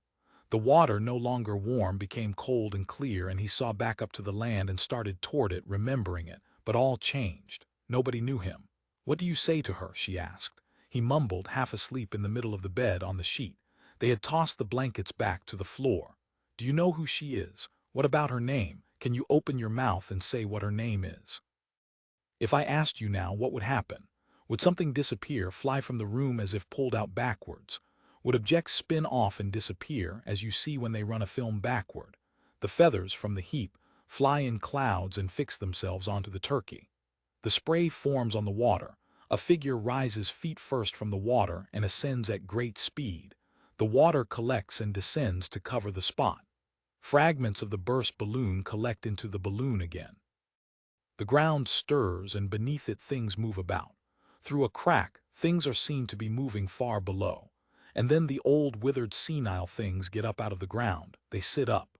They stand, they step out, they begin to wave their arms and talk. And gradually they return to the town and take up where they left off. If she shouts her name, then everyone must wake. If anyone says her name or their name. In the street, the house is lit up.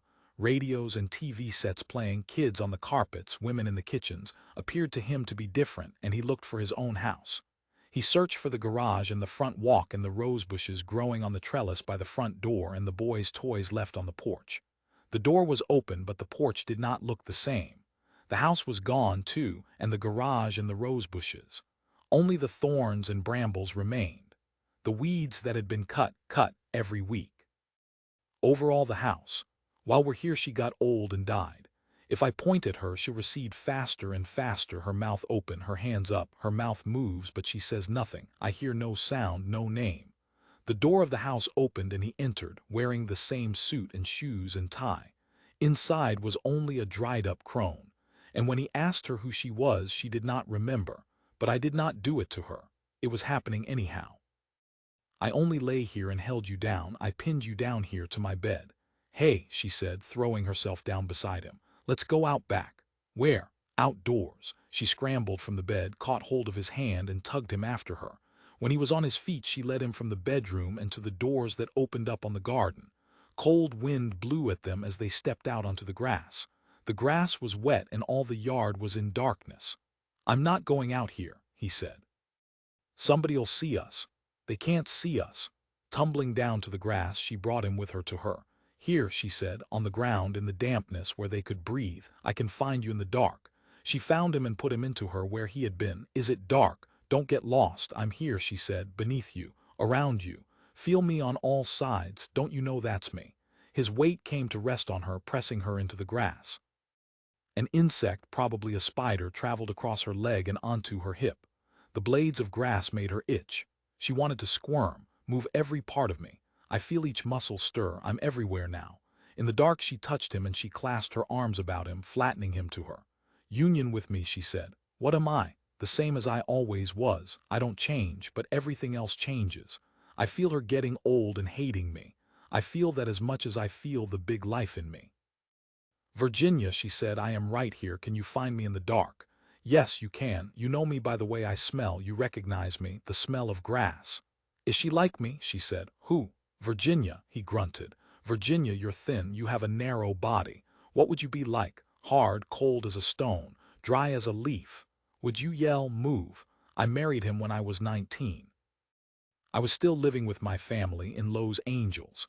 He and my father played cards, and my father, being a doctor, went to the dresser drawer where he kept the samples of medicine from the pharmaceutical houses and loaded him down with pills and tablets, everything he might want. My father liked him. They talked about the Japs and Roosevelt and the Soviet Union and Freud and Joe Hill. In the summer he and I drove up north to the Salinas Valley and looked at farms. We found a fine truck farm, vegetables and grazing land for cattle or sheep. He hates sheep. "You hate sheep," she said. He grunted. "After a year or so I got pregnant. Jerry was born first and then Walter. Gregg came last. He was always his favorite. We bought more land and had hogs, and we always had chickens and ducks. We raised alfalfa. He knows a lot about farming. He has made even a small farm pay. In 14 years, we've made it a going concern. Now Jerry is 13 and Walter is 12. Gregg is 7. 7, she said. Isn't Gregg 7? About, he said. I pick apricots and peaches and the green satsuma plums from our trees. I dry the apricots on the flat wood door of the basement. I make jam from the plums and I make jelly from the grapes. On the stump behind the barn I hack off the chicken's head. The chicken flaps about, scattering feathers. In the kitchen, Gregg stands by the table watching me as I open up the chicken to clean it. I explain to him what each of the inside parts is for. I show him the gravel and the gizzard. I let him handle the eggs that were going to come out someday.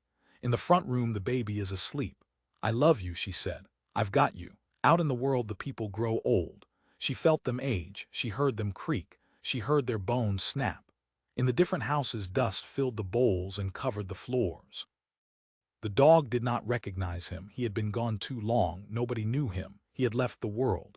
She felt his arms go about her waist so that he had lifted her middle with his hands. She felt herself bend, lifted up higher and higher. She put her hand over her eyes to shield herself, and then she wanted him to kiss her. At the same time, she said. She waited, letting him find his way into her. You are going to cover me up, she said, with yourself. She caught hold of his face and turned it toward hers so that she could look at him. She brought her face so close to his that perspiration fell from his cheeks onto hers. She made him open his mouth. She put her open mouth near his, her teeth to his, holding him there as he moved inside her, and then she pressed her mouth to his mouth as she felt it happen again inside her for the third time. Did you ever do it so many times before? With her? She kept his mouth against hers. You are inside me and I am inside you, she said, putting her tongue into his mouth as far as it would go. I'm as far into you as I can be. We are exchanged. And which am I? Maybe I'm the one who must go back to her, all worn out and empty. No, I'm the one who will never wear out. I am here forever, lying here on the ground, holding you down where I can reach you and get at you and inside you. 18 at 10 o'clock, a knock at the door startled Virginia. Putting down her book of short stories, she went to the window and peeped out at the front porch. The porch light was on. She had switched it on for Roger, and on the porch stood two men. One was Sheik Bonner in a business suit, and with him was an older man, tall, lean, with large ears.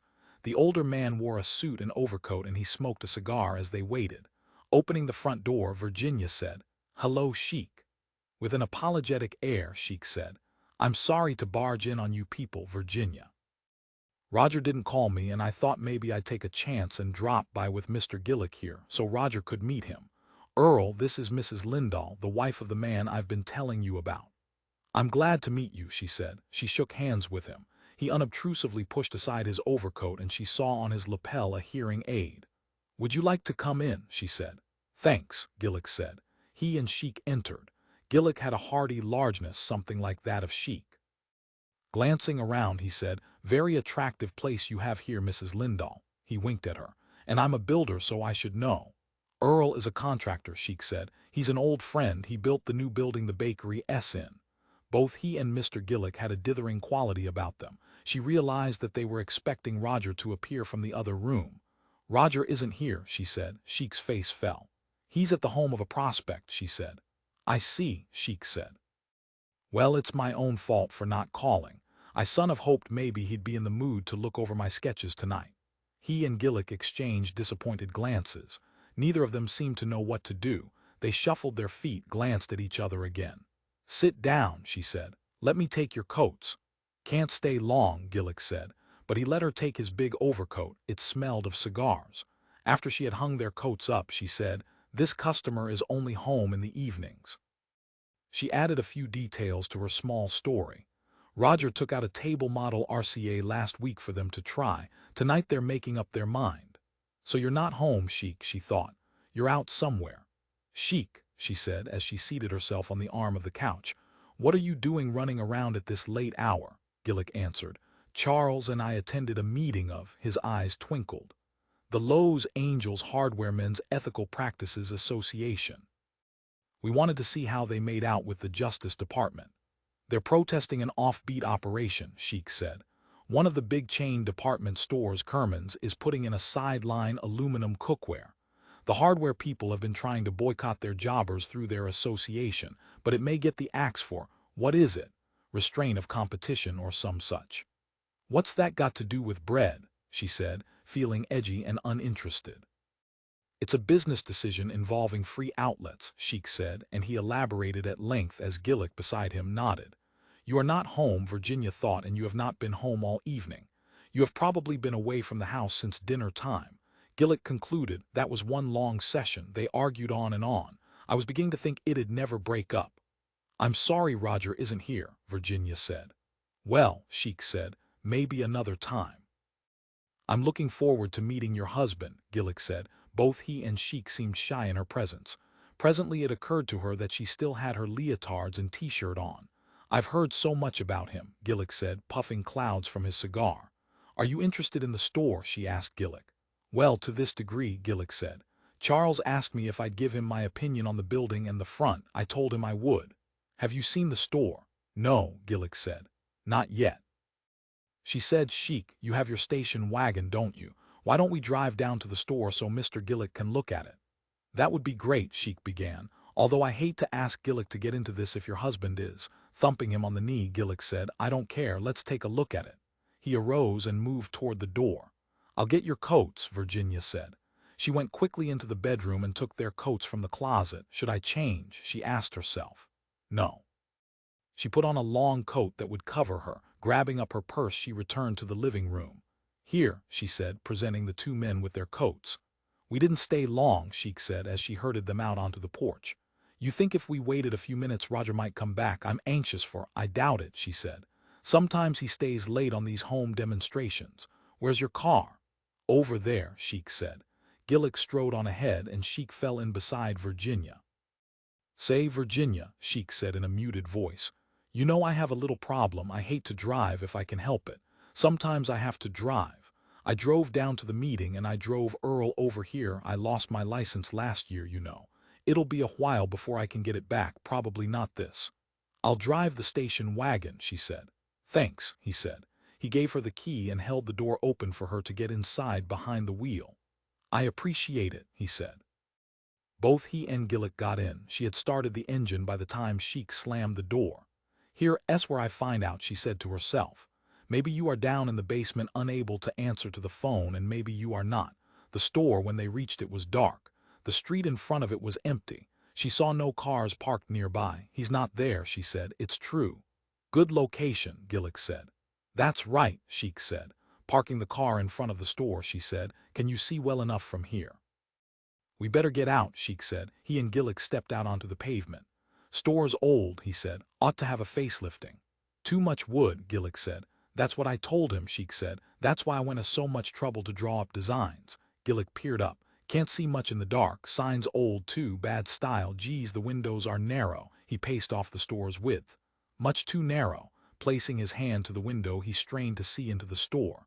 Long, though, basement. Yes, with a toilet and wash bowl. I can't make out the interior fixtures too good. What's the overheads? Fluorescents, Sheik said. Seated in the car, Virginia listened to the two men as they walked about on the pavement. You weren't here at all, she said to herself. Were you? Counter is obsolete, Gillick said. Look at that old till, what a relic. I told him that, Sheik said. Gillick tried the knob. Locked. Too bad we can't go in. Maybe during the day, Sheik said. If you happen to go by some time, to Virginia, Gillick said. Mrs. Lindahl, do you have the key? Can we get in? Yes, she said, opening the car door. I'll let you in. She entered the store ahead of the two men. In the rear, the ghostly blue night light lit up the television sets and displays. The air was cold and the stale leftover smell hung everywhere, coming up from the ashtrays and from the trash box under the counter. If he were here, she thought, his key would be in the lock. He has that neurotic habit. He has always been afraid of being trapped in the store, so he makes sure the key never leaves the door if the door is locked. Downstairs, she said. Yes, Sheik said. Let us have a look at that so Gillick can see the foundations. I can't see the foundations from inside, Gillick said as they descended. Virginia led them down the steps. She put on the basement light. The service department was empty. You bastard, she said to herself. Okay. She asked, her hand on the light switch. Gillick glanced at her. Anytime you want to leave, Mrs. Lindahl, he said. Maybe we should, she said. It's so late. Yes, Gillick said. Virginia said, do you like my husband's store? Why sure, Gillick said. I helped buy it for him, she said. My mother and I. Is that so? Sheik said. I didn't realize that. Both he and Gillick eyed her. Then it's in your name, is it? Sheik said. No, she said. He holds the legal title. I let him have it made out that way, Sheik said. That was certainly wonderful of you and Mrs. Watson. You know why I have on these leotards, Virginia said. She pushed aside her coat and showed herself how she was dressed the way they had seen her in the beginning when they had first come. This is what I do my dance work in, she said. I gave up my dance work so he could have his store. Isn't that a shame? Isn't it too bad? I really made a mistake. Gillick and Sheik were silent. You look very nice, Mrs. Lindahl, Gillick said finally. He puffed on his cigar. Let's go, Virginia said, snapping off the light. Come on, come on. She started back upstairs. The two men followed. At the front door she stood waiting. Let's go, she said again as they passed by her out onto the sidewalk. She locked the door and hurried to the station wagon. As soon as the two men were in, she backed out onto the street, shifted into a forward gear, and turned in the direction of her house. Take it easy, Sheik said once during the drive. Both men, failing to understand, were troubled and alarmed. Slow down, Virginia. The car had gone close to a parked truck as Virginia made a sharp right-hand turn. Not answering, she continued to drive as fast as possible. When she reached the house, she stopped the car and hopped out. Good night, she said to Sheik and Gillick. She tossed the car keys back onto Sheik's lap. Clutching her purse, she ran up the path and onto the porch. A moment later she had entered the house, switched on the living room light, and had seated herself at the phone. She dialed Liz's number. Time passed, and then at last the receiver at her ear clicked and Liz's voice said, "Hello." "Is Roger there?" she said. What?" Liz said. "Is Roger there?" "No," Liz said. "Let me talk to him," she said. "He's not here," Liz said. "Why should he be here? I haven't seen him in a week." Virginia said, "Let me talk to Sheik." "He's taking a nap," Liz said. "You're a goddamn liar," Virginia said. "And I know you are because Sheik is here. He's outside the house in the station wagon. He and Gillick, they haven't even left. Sheik wasn't home all evening. He was at a business meeting." The phone clicked dead. She put the receiver back on the hook, then lifted it and dialed again. She let the phone ring on and on. Finally Liz answered. "What do you want?" Liz said. "Don't you ever come near my house again," Virginia said. "You stay away from here. You're nothing but a no-good little bit of a cracker, you hear me? You keep away from here. I don't ever want to see you switching your tail around my house again." On the other end of the phone, Liz began to say something, but she did not listen. She hung up. Leaping to her feet, she walked away from the phone to the window and looked out. The station wagon had gone. The street was empty. 15 minutes passed. She remained at the window with her coat still on. After a half hour had gone by, she saw the Oldsmobile turning onto the street. It parked in the driveway. The lights and motor were shut off. The door opened and Roger stepped out. He locked up the car and then made his way up the front walk onto the porch. There he stopped. The front door was wide open. She had not shut it. For a moment he stood, and then he entered the house. As soon as she saw the expression on his face, she knew he had been there when she called. He had that closed-up look.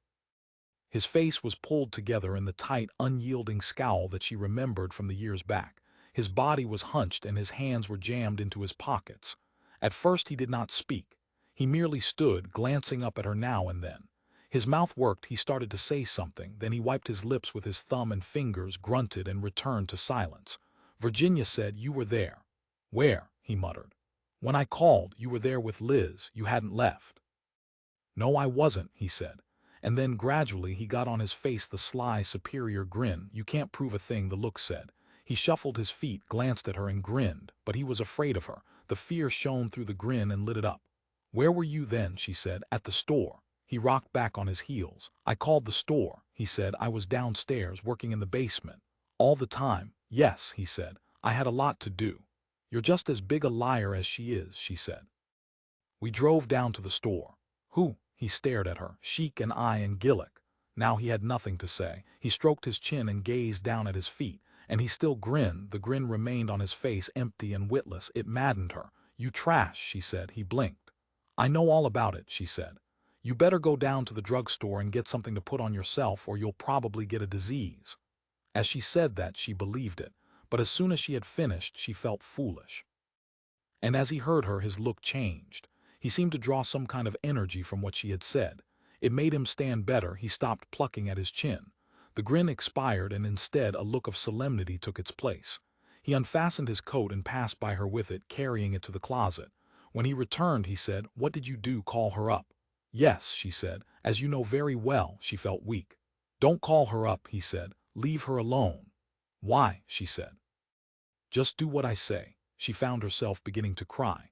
"That's a big help," he said with irony. Going into the hall, she stayed by herself a while, wiping her eyes on the sleeve of her coat. "My own fault," she said to herself, "for saying that. Why did I say that? Never again," she said. "I'll walk out before I say something like that again." She returned to the living room. Roger was sitting down in the middle of the couch, regarding her carefully. "Have you had dinner?" she said.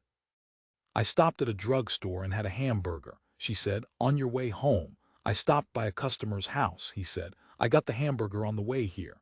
He put his hands behind his head, extending his arms on either side.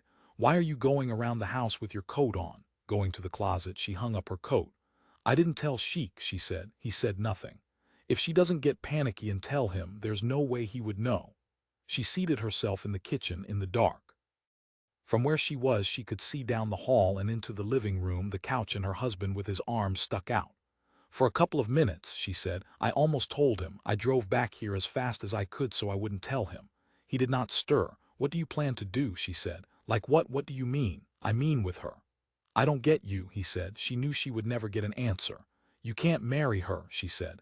"I'm not going to let you marry her." And he said nothing. "I can't stop you from meeting her," she said, "if that's what you want to do, if you really want somebody like that, but it's not worth it, is it? Suppose she caught you, wouldn't he kill you?" "No," Roger said, "that doesn't happen. I thought that happened. He's just a bag of hot air."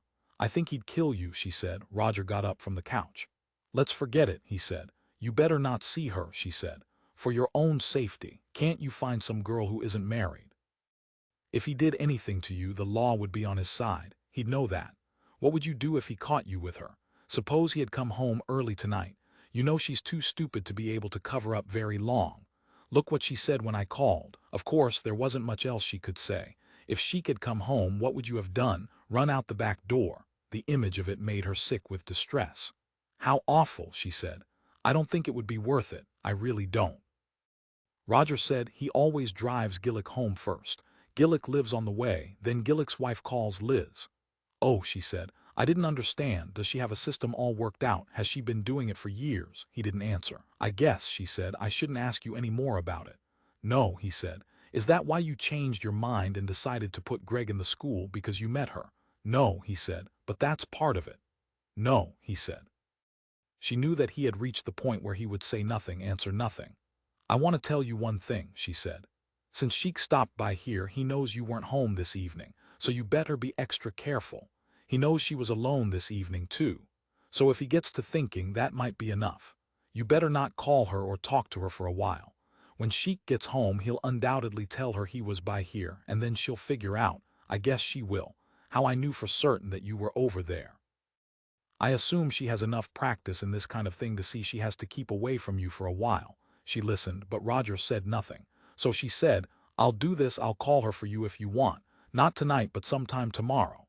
"Christ, no," he said with such vehemence that she gave up the idea. "It's up to you," she said. Sitting at the kitchen table, she listened. She waited for him to do something or say something. Off in the other room he was waiting too, she realized. The next morning after breakfast, Roger said, "I'm going to take the Olds down to work today." "Where'll you park it?" she said. "In the lot around the corner." "You almost never do that," she said. He said, "I feel beat out today." "I need the car," she said. "I have to pick up Marion at noon. We're going downtown shopping and to have lunch." "The hell with that," he said. "I worked until 10 o'clock last night. I'm beat out. I need that car. My work comes first."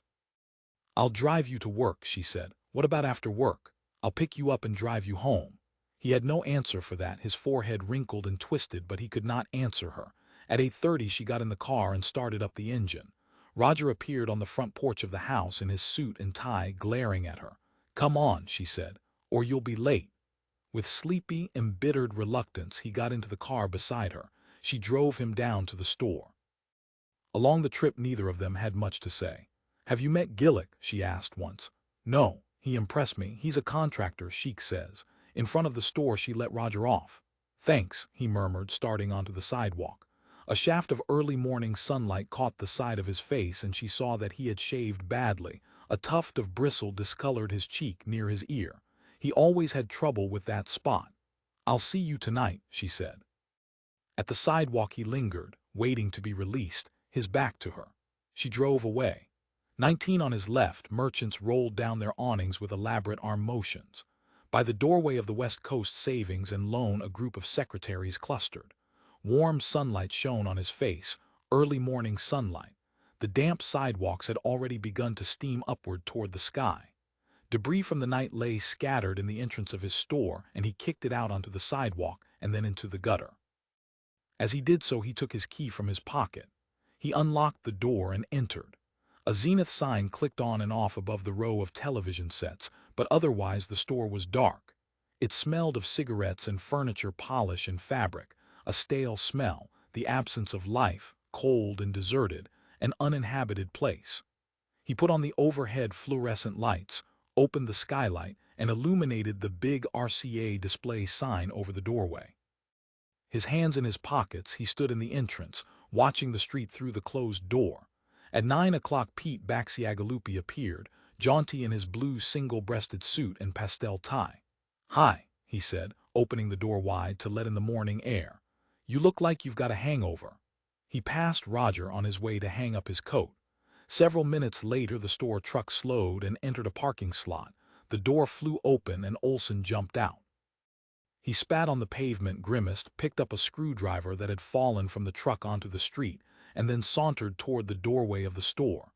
"Greetings," he said to Roger. Roger said, "I want to take the outside calls today. I want you on the bench." When Pete returned from hanging up his coat, he said to him, "Don't let anybody take the truck out today. I want to use it. I told Olson to stay down at the bench." "Suit yourself," Pete said, "but a lot of those calls have to be taken care of today." "I'll take them," Roger said. "You're sure grumpy today," Pete said. He put his hand on Roger's shoulder. "Why don't you go over to the drugstore and have a bromo?" He peered at him. "Maybe so," Roger said, but he stayed by the front counter. "Can I do anything?" "No," Roger said, "except wait on the customers." On and on he stood, doing nothing, ignoring the people who came into the store and the phone and what Pete was doing. Just before 10 o'clock, he made out on the far side of the street a familiar flash of coat. At once he started from the store. "I'll be back," he said to Pete, who was on the phone. Without pausing, he started along the sidewalk in the direction that she was going. He reached the corner and crossed against the light and arrived as she did. She had on little high heels and her checkered coat. Her hair was up in a kerchief and her face was heavily made up. Her lips were almost brown. When she recognized him, her eyes filled up, strong and dark and wet, so that passers-by noticed her and some of them glanced back at her. She had stopped. When he reached her and took hold of her arm, she did not budge. "No," she said. "I just wanted to go by and look in at you." "Come on," he said, propelling her into motion. "She might see us." "Let's go down here," he said, leading her around the corner and onto a side street. Liz said, "I came downtown to get a watch I left. I have to go by the jewelry store." "I'll go with you," he said. "I lay awake thinking about it all night," she said. "I kept thinking maybe she'd call again or even come over. I kept listening for the phone or the doorbell." Two businessmen came out of an office doorway, and she had to step behind him for them to pass. Both men had fat, pink faces, chinless. They looked enough alike to be brothers. One picked his teeth, and both of them glanced at her in their fashion. "Where's the jewelry store?" Roger said. "In the next block, I think." From her coat pocket she brought out a small purse. As they walked, she rummaged in it. "I have the claim check. The address is on it." When she found the check, she passed it to him to read. "We should stop," she said. "Shouldn't we?" She took the claim check back from him. "Goodbye," she said. Pulling away, she hurried off between two parked cars onto the street. A taxi slowed for her and she crossed to the other side and disappeared among a group of people, women shoppers at the entrance of a clothing store. He followed after her. "No you don't," he said. "I know you. I knew you'd show up and then run off." In the middle of the block he caught up with her. She had the claim check held up and she was reading the numbers of the storefronts. "Give it to me," he said. "I'll find it." He walked along with her. "I have to get right back home," she said. I have a lot of cleaning up to do around the house. I have to vacuum and wash the windows, and this afternoon I have to go see about a chair. Sheik wants me to get one of those big smoking chairs for the living room, those green leather ones. Not the old-fashioned ones, they make a new kind. It looks a lot better, it's like an office chair. He said, "Are you going to deny me?" "No," she said. "I love you, but I came to say goodbye. Maybe I'll see you again sometime later on, and even if I don't see you for a long time, I'll be thinking about you. I won't forget you. Goodbye." Her fingers brushed his face over his lips and chin. "I'm not sorry," she said. "It was fine. Wasn't it for you too?" Sayings, he thought. The commonplaces which she had picked up here and there from books and movies and TV and magazines. "I know I'll see you again," she said, still close to him, touching him. "You can't keep two people apart when they really belong to each other." Her words, everybody's words, deliberate emptiness prepared in advance, as if he were hearing an edict of some council, read aloud to him. A group of persons who continued on and on with nothing else in mind, sorting the phrases, reciting them back and forth among one another in their cold voices. At the end they had sent her out to deliver it to him. She was a clerk. Now he thought he either accepted this nonsense or he tossed it up in the air right now with no delay. Nothing else was fair to her. If he strung along, listening to her, nodding and responding, trying to argue, he would find himself laughing. "I can't take you seriously," he said to himself. "Now I'm hearing what the rest of them hear, the scatterbrain talk, the ridiculous conversation you turn on them. You're turning it on me, aren't you? I'm getting it too, and I can see how it feels. In just a second, in the barest fraction of a second, I'll be able to view it the way they view it. I'll slip over. It isn't far. I can almost do it now," he thought. "Damn near," he said. "Liz, when I woke up this morning, I lay in bed a while and I said to myself, I'm in love with Liz Bonner." She accepted that calmly. She seemed to take it for granted. "I know," she said, "but I wonder if that's what it really is. Last night after your wife called, I got to thinking about it. Maybe it's just that we just stimulated each other physically. Couldn't that be? Only from a book," he thought, from a textbook or an article, from a popular magazine she had picked up in a bus. "Sex is a complicated thing," she said. "Nobody really understands it. Even when you're asleep, it works on you. When you have a dream, it has to do with sex. Did you know that? The different things that happen in a dream are sexual symbolism. The other night, for instance, I dreamed about a long, low building, like a courthouse. That represents a female sexual organ, according to this book I read on psychology. It was a book I had when I first got married, before chic, and I began to have intercourse. According to the doctor who wrote it, a woman should always be careful to take an active part during marital relations. He said that most women are frigid because they don't realize that they have to really participate in the act. So I always tried to participate. I mean, maybe because I was trying to live a healthy marital life, I somehow overstimulated you or something. I don't know." "Did he say anything else?" Roger said. "He explained about different muscles. Most of them lie dormant during the woman's entire life, and she isn't even aware that they exist. I used to know the names." She walked on a few steps along the sidewalk. He followed her. People hurried past them in both directions. "Sheik has never been much good," she said. "Concerning marital relations. He always wanted to put it in immediately, if you understand what I mean. Does this bother you, my talking like this? I've been thinking I wanted to talk about it openly with you. He never liked any of the foreplay. I guess that's what it's called. But to a woman, that's terribly important. If a woman is going to reach climax, she needs that. Actually, the lining inside a woman isn't sensitive beyond a certain point. So once it actually enters her, she may stop responding. There's a place that's very sensitive, but I forget what it's called. Do you know?" "No," he said. "It's a sort of bone, and if you go in right, it's stimulated at the same time. You can reach that with your hand. If a woman, especially a young girl, one who isn't married, wants to stimulate herself, she usually does it that way. And that's outside. A lot of men think that isn't the way it is, but it is. Sometimes afterward, after a climax, a woman can't bear having that touched. I wish I could remember the name of it. It starts with S or C anyhow. They actually scream if it's touched. But a woman can go on, most of them, and have climax after climax, and a man can't. So if a man comes too fast, then it isn't fair to the woman. He's all done and she's hardly started. So very seldom, maybe not ever, a woman gets anything out of the act. Meaning," he said. She said, it's usually just for the man, for his enjoyment. The woman sort of submits to it to please him, but that isn't right. A woman shouldn't do it if she doesn't get something out of it. Don't you agree? If she realizes that she's not, even if she wants to, very often she can't. It isn't her fault. In most cases, it's the man's fault. It all depends on how he is, and if he doesn't care about her enough, then naturally she can't get anything out of it. At the corner, she started down a side street. He held onto her arm. She allowed him to. It's bright, she said. I should have brought my dark glasses. In a yard, a plump Pomeranian dog yapped at them, and Liz started away from him toward it with her hand out. I love dogs, she said, bending.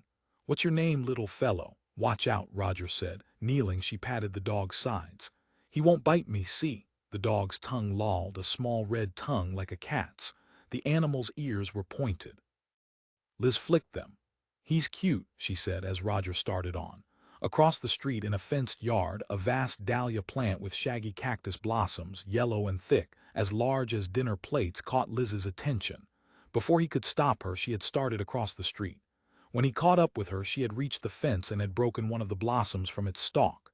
An elderly, heavy-set woman in a print dress was sweeping the walk, and when she saw that, she hurried toward them. What do you mean?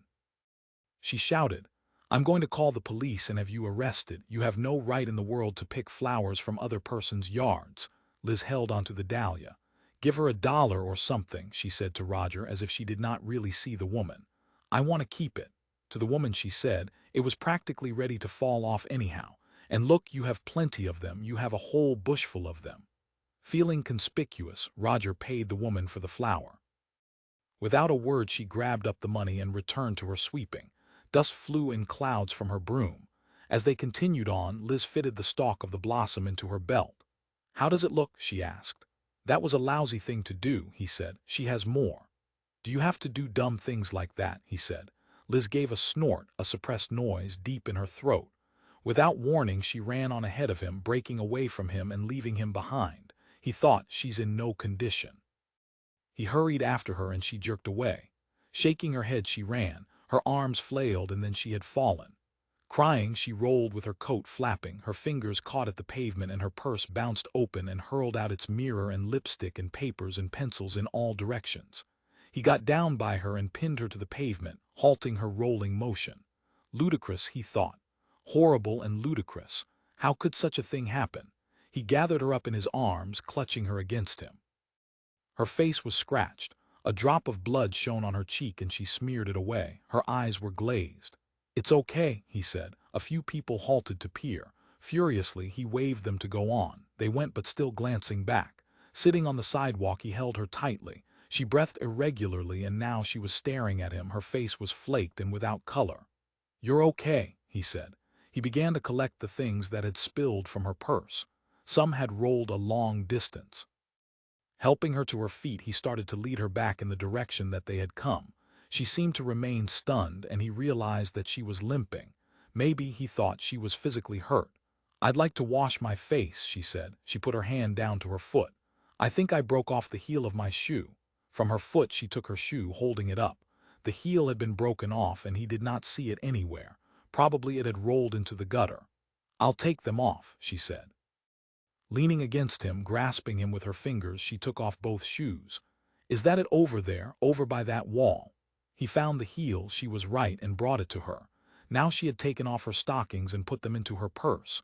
Barefoot, she began to walk slowly and with great stiffness. I guess the dahlia got lost, she said. He led her back to the business street, and together they found a shoe repair shop. Inside at the machines, a boy in a blue uniform was stitching the sole of an Oxford. The shop screeched with racket. Be right with you folks, the boy said. Liz seated herself in one of the cloth and chrome chairs by the ashtray. Do you have a cigarette? She said to Roger in an unsteady, weary voice. He lit a cigarette for her and put it into her hand. Isn't it strange? She said presently. What? He said, rousing himself. How we found each other. You came up to the school to put your little boy in. There Sheik and I were, watching them play football. We had never heard of each other, and now we're completely together. Nothing separating us, nothing holding us apart. And a month ago we had never heard of each other. He said nothing. What could he answer to that? She is dumb, he thought. Yes, there is no doubt. What do you think it was that brought us together? Liz said. His voice answered, nothing brought us together, we brought ourselves together. Don't you think that something watches over us? No. Why should it, considering that, she said. Do you think in the world there's just one person? No, he said. The boy shut off his machine and hurried cheerfully over. Sorry to keep you waiting. I see you got your shoes off, lady, already there. He took the broken shoe and heel from Liz and examined them. Catch it in a grate. The other day a lady caught her heel in one of them sidewalk grates. You know, I can fix it back on right now, cost you 75 cents. Without waiting, he trotted back behind the counter and began working with a hammer and small nails. What do you want to do? Liz said. I'll leave it up to you. I want to go on, he said. So do I, she said. It's worth it. I know how I feel and I know how you feel about me. I don't care about anything else. I don't even care if she knows. In a way, I'm glad she knows. Does that sound silly? No, he said, lying, wanting to keep going and knowing that he had to listen to her and believe her if he really meant to. Are you willing to run the risk? She asked.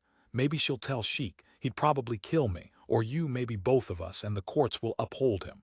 I don't think he will, he said. You're not afraid, are you? No, I know you're not, or you wouldn't have gotten into this in the first place. I don't think she'll say anything to him, he said. Liz got to her feet, swayed as she pressed out the cigarette against the ashtray. Then very slowly and cautiously she walked in her bare feet across to the boy working with his hammer. To the boy she said, "This man and I slept together last night." The boy worked feverishly, not looking up. Probably he had been listening to the whole conversation. "Come on," Roger said, standing up. "Leave him alone." She came back. "I wanted him to know," she said. "He knows anyhow." Turning to the boy, she said, "Didn't you already know?" The boy poured himself into his work, ignoring her. The hammer clacked in a frenzy. "Why do we have to hide?" Liz said, seating herself. Her face still had the dry, set look, the shock. "I want to tell them. They know anyhow. I'm going back to your store with you." "No," he said. Finishing the job on the shoe, the boy came around the counter, wiping his hands on his apron. "That'll be 6 bits," he said, staring past the two of them. He was flushed and a little hysterical. He shoved the shoe at Roger and started back again. "Thank you," Liz said to the boy. "I appreciate it." She stepped into the shoe and then into its mate. "It's fine," she said to Roger. Now in her shoes again, she picked up her purse and started toward the front of the store. Roger dug into his pockets, found $1 and gave it to the boy. "Thanks," the boy said, glancing at him and swallowing. Liz at the doorway said, "Why are you so embarrassed?" The boy ducked his head and snapped on one of the machines, but she walked back toward him. "Why shouldn't we sleep together?" she said to the boy. "We're in love, isn't that what counts? I have 2 children and he has 1 little boy, a real cute little boy. What else can we do? We can't get married, we would if we could, it's not our fault." Roger took hold of her arm, but she resisted. "Wait," she said. "I want to ask him, why does he think it's so wrong?"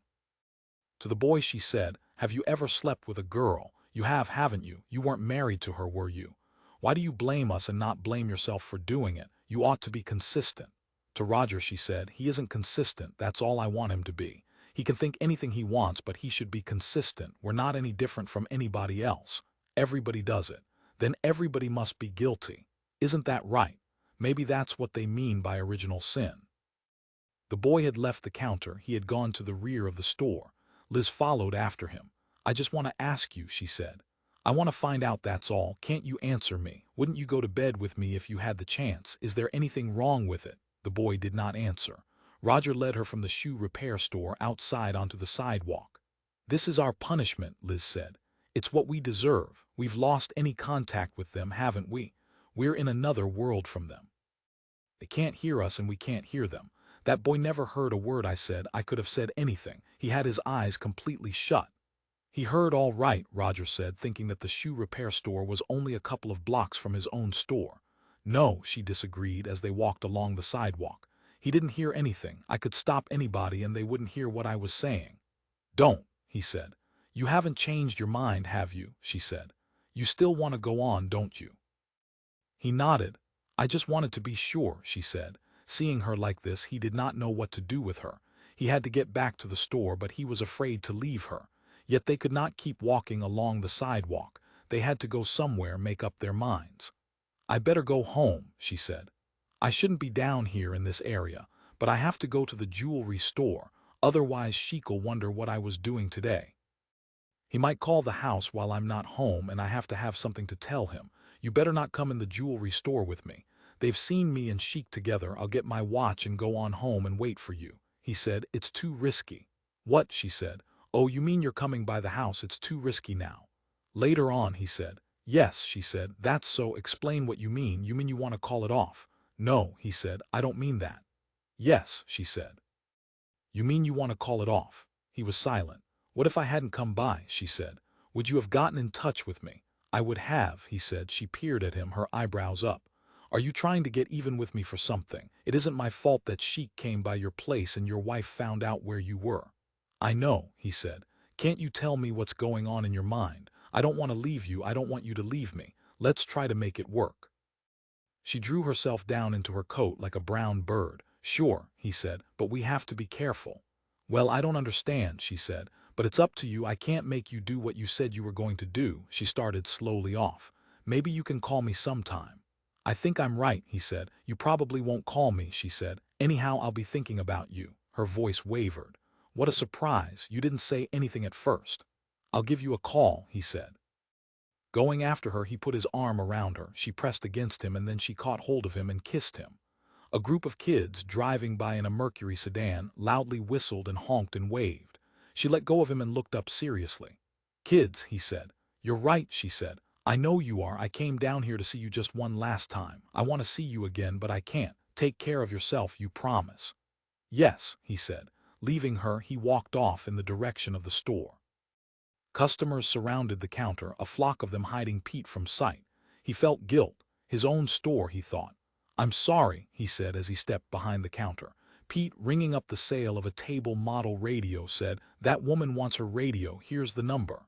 He passed Roger the claim check. After the customers had been taken care of, Roger picked over the tags by the register. He involved himself in the business of the day.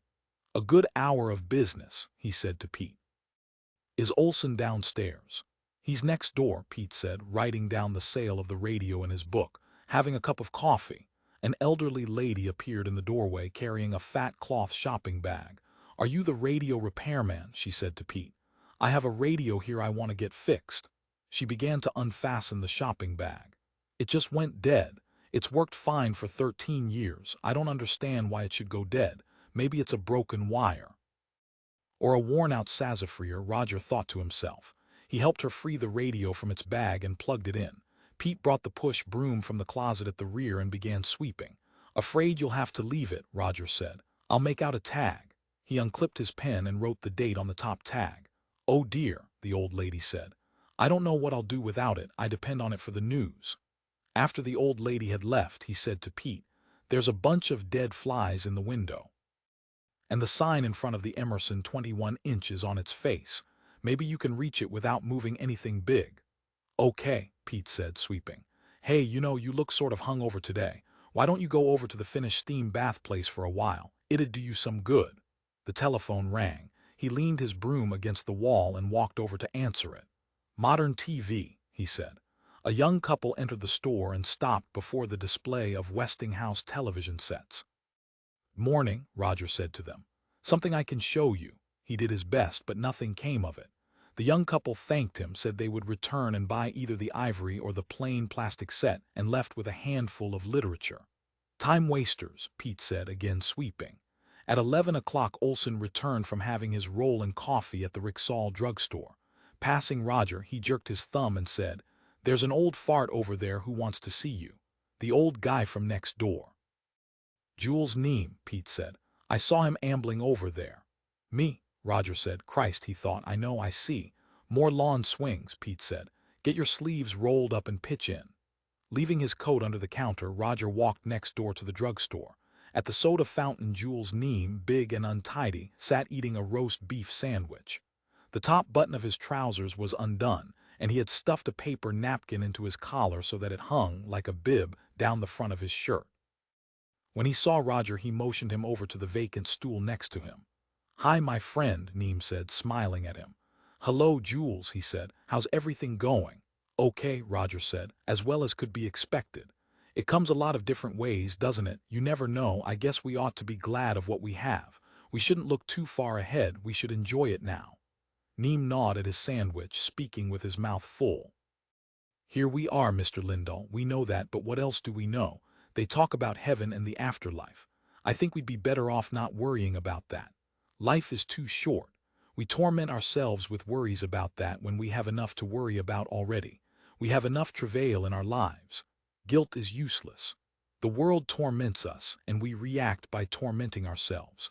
I wonder how we can ever have such a low opinion of ourselves that we join in. I suppose we agree that they're right about us.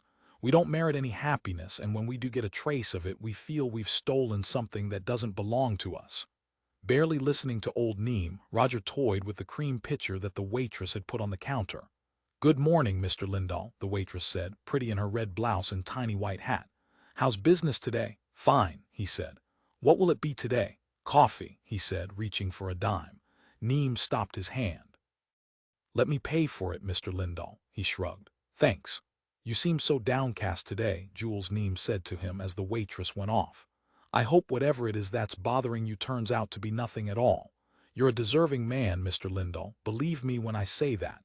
I know how you do business. I know how you treat your employees and your customers. Everybody in this block has a high regard for you. If there's anything I can do to help, I wish you'd tell me. I have a lot of respect and confidence in you. They say, you hear people say, there's a lot of good in everyone, but I don't go along with that. To me, that's a terrible thing, taking on the role of judge that way, putting up a standard and passing judgment, as if they were in a position to tell what's good and what isn't good. A man has to determine for himself what's the best thing, and those who are fond of him, if they really respect him, leave it up to him to decide. I know the religious people don't feel along those lines, but that's too bad. Human beings are more important than their theories of morality. You know, when I was young, I did a lot of speculating about philosophical matters. Did you ever by any chance run into a great thinker by the name of Spinoza? He had something he said once about a procession of musicians, a street band, you know, like they have down in the South, going past a funeral. And the music of the band, he rambled on and on. The coffee came and Roger took up the cup automatically, paying no attention to the large old man beside him. "Now my store," Neem was saying, drinking down a glass of buttermilk, "has all that space in the back where we keep the merchandise. It's practically a world of its own back there. Nobody ever goes back there except myself and my wife, and usually we're too busy to go back there ourselves. I remember once I went back there and found a cat asleep on one of the sacks of grass seed. How it got into the store I don't know. We never notice who passes in and out. If they want to come in, let them come in." He leaned close to Roger and spoke in a lower murmur of sound. "Why don't you walk back to the store with me? I have to go back there." Wiping his mouth, he pushed his empty plate away and stepped from his stool. "Just for a moment. I want you to see something. I told your repairman I wanted to talk to you. I saw you in there when I went by the front of your store, but you were busy talking to a young couple, so I didn't go in. I don't want to stay away from my place too long. I'm not sure how long she'll stay there. She was so upset. But my wife calmed her down, so I think she's probably feeling a lot better by now. She didn't want to go in your store because she didn't want to cause you any trouble. So she came walking into our place and explained the situation to us. Not the whole situation, but just that she wanted to see you for a moment and that she couldn't go into your store, or she felt that she couldn't. So I told her to stay there and I'd go over and get you and bring you back." His hand on Roger's shoulder, he steered him from the counter, toward the door. The smell of buttermilk blew down the back of Roger's neck and he felt the weight of the old man's hand on him, the heavy, boneless paw. "What's her name?" Neem asked him as they reached the sidewalk and started toward the lawn furniture shop. "We didn't want to ask her. You don't have to say if you don't want. No, maybe you shouldn't." Pausing before his own store, Roger signaled to Pete that he was going over to Neem's store. Pete winked at him and made a motion of lifting some heavy object. "She's a very pretty woman," Neem said. "Yes," he said. "She has a very sweet face. Here." Neem held open the door of his shop and Roger passed on inside. In the back, beyond the partition, Liz sat in the middle of one of Neem's swings, her hands in her lap, her purse beside her. As soon as she saw him, she started to her feet and dashed breathlessly toward him. Her figure grew and she came with her arms out. Without a word, she reached him and flew against him. "Please," she said. He said, "What did you do? Come right here." "I couldn't go home," she said. Her face was strained and all her features had slid sideways. The distortion amazed him. "I know it's a mistake," she said, "but I don't care. The hell with her. The hell with Sheik and the boys and all of them. You feel like that, don't you?" "God damn," he thought. "Is it wrong?" she demanded. "I love you. They all seem so vague. I knew I had to come back. They're out there like those people."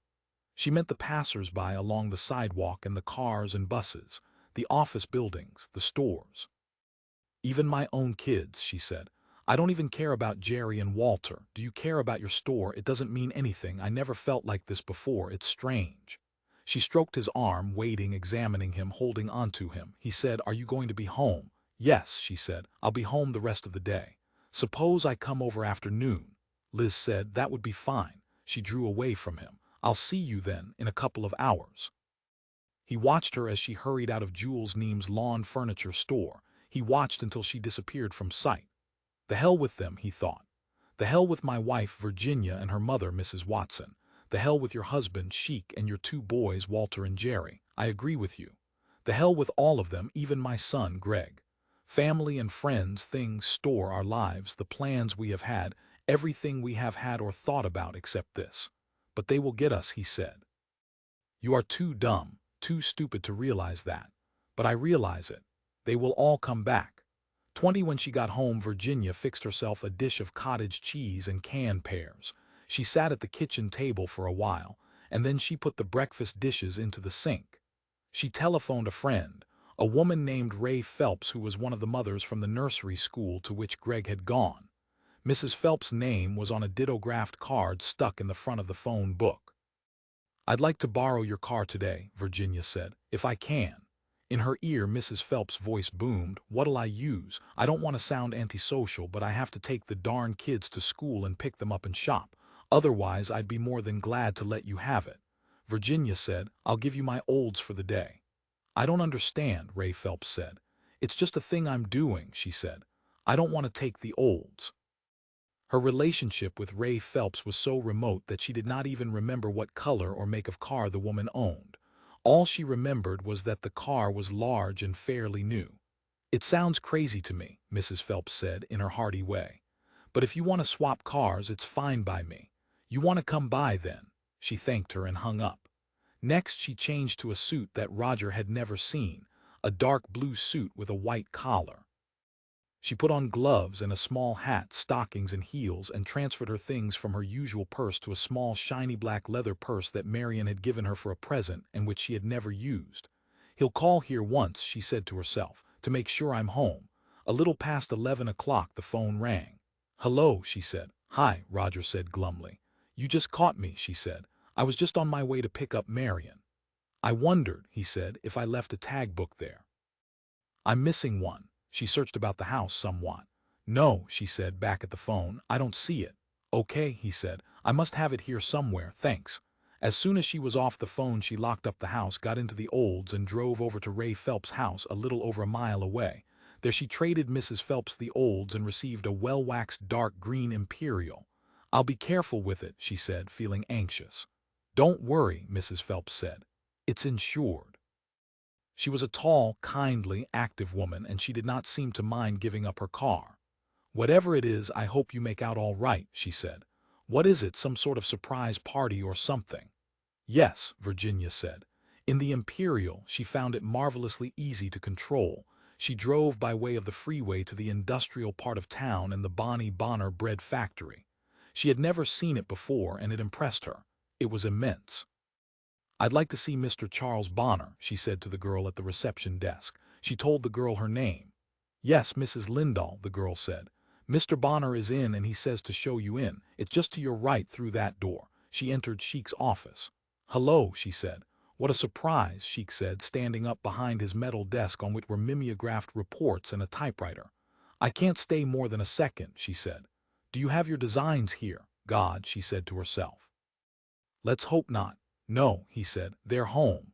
"I want to show them to our attorney," Virginia said. "I'd like him to see them." A gratified expression appeared on Sheik's face. "That's a top-notch idea, Virginia. You mean now, where's a phone?" she said. I'll call and see if Liz is there. If so, I'll drive over and pick them up. Mr. Charpentier is expecting me and it's almost noon. Yes, he said, pushing his phone towards her. She ought to be home unless she's out shopping. He hovered nearby as she dialed. She dialed her own number and of course there was no answer. She let it ring, she let him hear it. Damn, he said. Wouldn't you know Liz would be out somewhere, probably chewing the rag with some neighbor lady. Well, Virginia said, hanging up the phone, maybe I can make another appointment with Charpentier later on in the week. Digging into his trouser pocket, Sheik said, suppose I give you the key. You could get them, there in the living room on the coffee table. All right, she said, looking at her watch. She had only a little time left as she calculated. Taking Sheik's keys, she left the Bonnie Bonner Bread Company, got into the Imperial and drove through the downtown business section until she saw a key store. There she had a duplicate of Sheik's door key made for her at a cost of 35 cents. She then drove back to the bread factory and returned Sheik's keys to him. I missed Mr. Charpentier, she said. He had already gone to lunch. Oh, Sheik said. That's too bad. I'll make another appointment with him, she said. You people are getting pretty serious, aren't you? Sheik said. I could tell by the way you got out of the store last night. You were afraid you might say something, he smiled. That would commit you, am I right?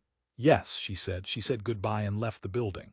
At noon, she picked up Marion. What's this? Her mother said, peering about at the car as they drove.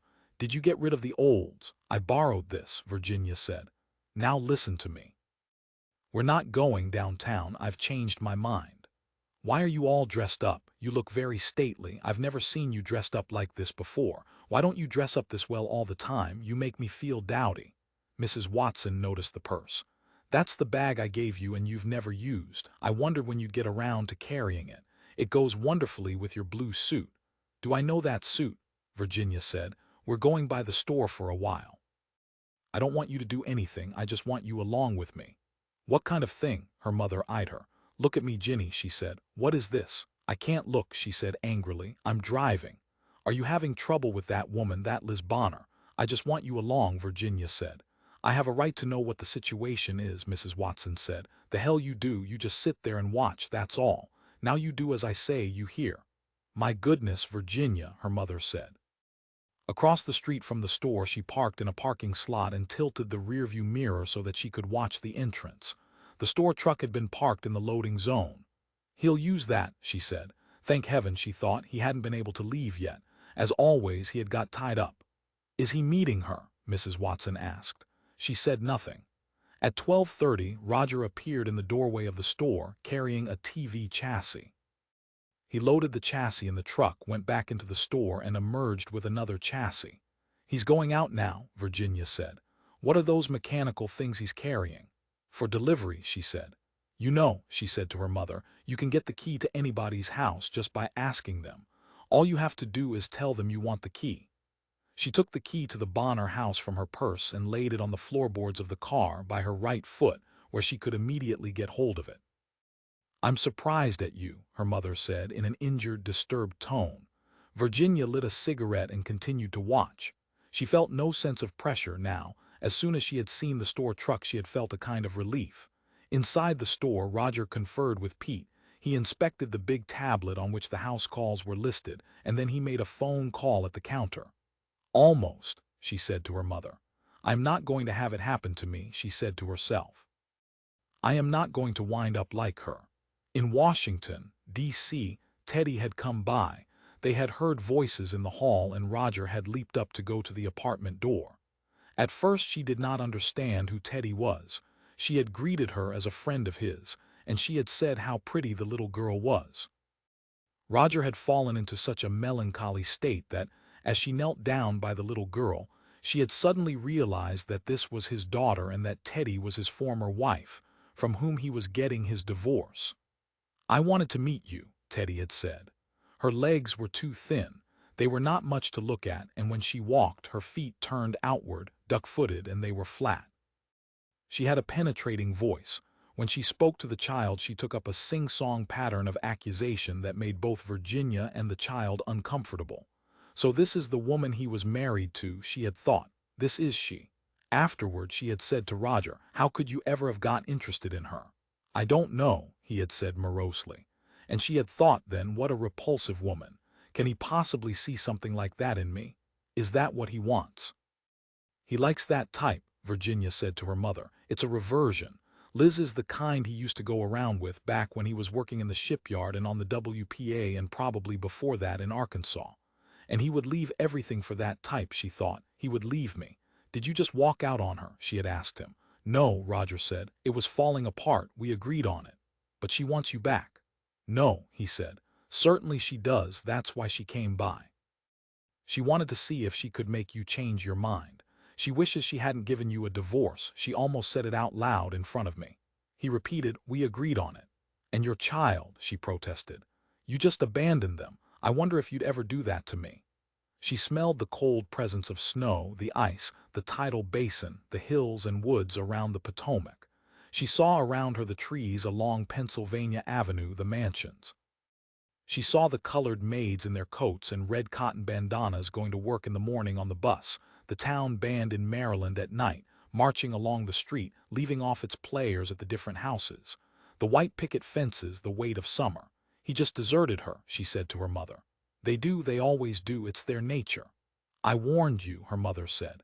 How dare he do that to me, she said, for someone like that. I knew he would sooner or later when he got the urge. Coming out of the store, Roger halted, blinking in the sunlight.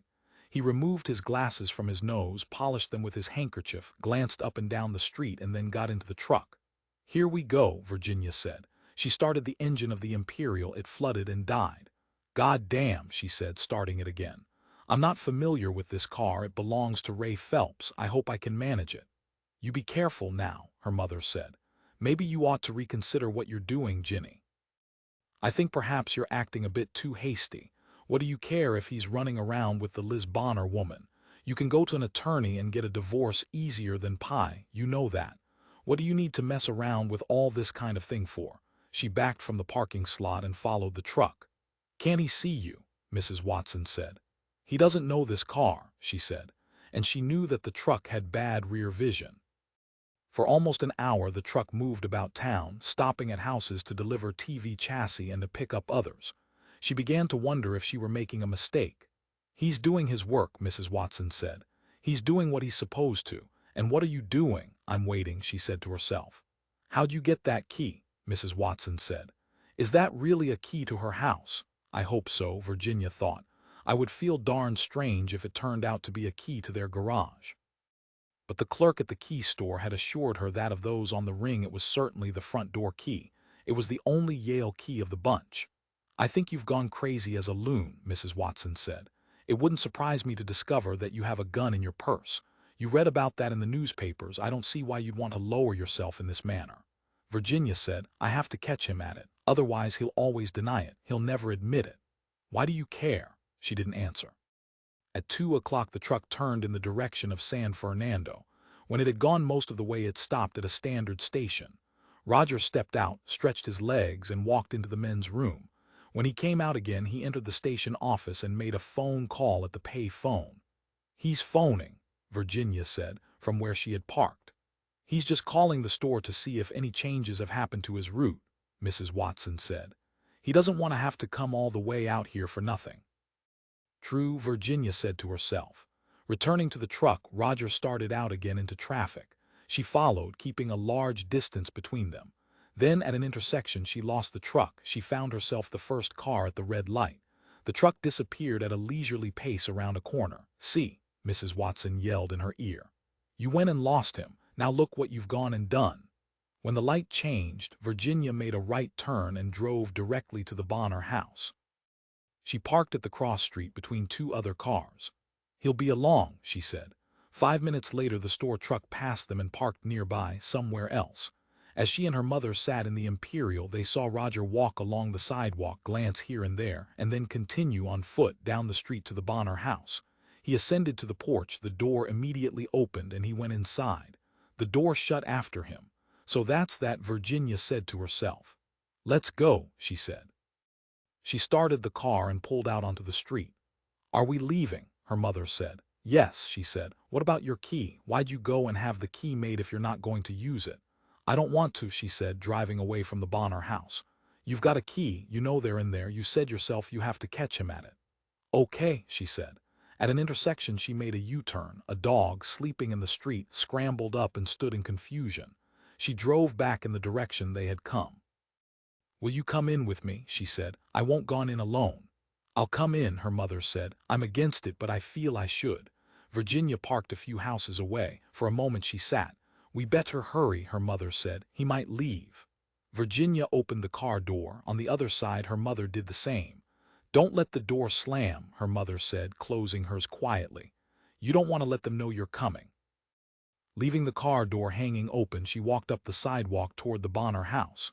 "Did you have the key?" her mother asked. "No." She returned to the car and picked it up from the floorboards. "Now don't you be scared," her mother said. She did not feel scared. She felt lightheaded, as if she were floating. As a child she felt like this as she walked up the steps to the stage of the school auditorium. "I feel like I'm going to make a speech," she said. "A patriotic speech or something." She laughed. "For you mind about that," her mother said. "Just you get on in there." Now it did seem funny to her. On the path she stopped. "I can't do it," she said, still laughing. "I'm sorry, but it's too absurd. You go in if you want." Snatching the key from her, Mrs. Watson said, "I will go in, I most assuredly will." "Wait," Virginia said. "I don't want you to put your oar into this." She took the key back, climbed the steps, and unlocked the front door. Tugging along her mother, she entered the house. The living room was dark and cool. The drapes at the window were drawn. The room seemed messy to her, and it smelled of wood. Why wood? She wondered, and then she remembered the fireplace. Oak logs had been stacked near it, and the logs gave off the smell. In the fireplace itself was a heap of newspapers and magazines to be burnt. From the hallway Liz appeared, her mouth open and her face elongated and stiff with fright. "I was out in the garden," she said. "What do you want?" She had on the bottom part of a woolen bathing suit, and over it she had thrown a shirt. She was barefoot. The tails of the shirt hung down almost to her knees, and between the buttons Virginia saw her tanned, bulging skin.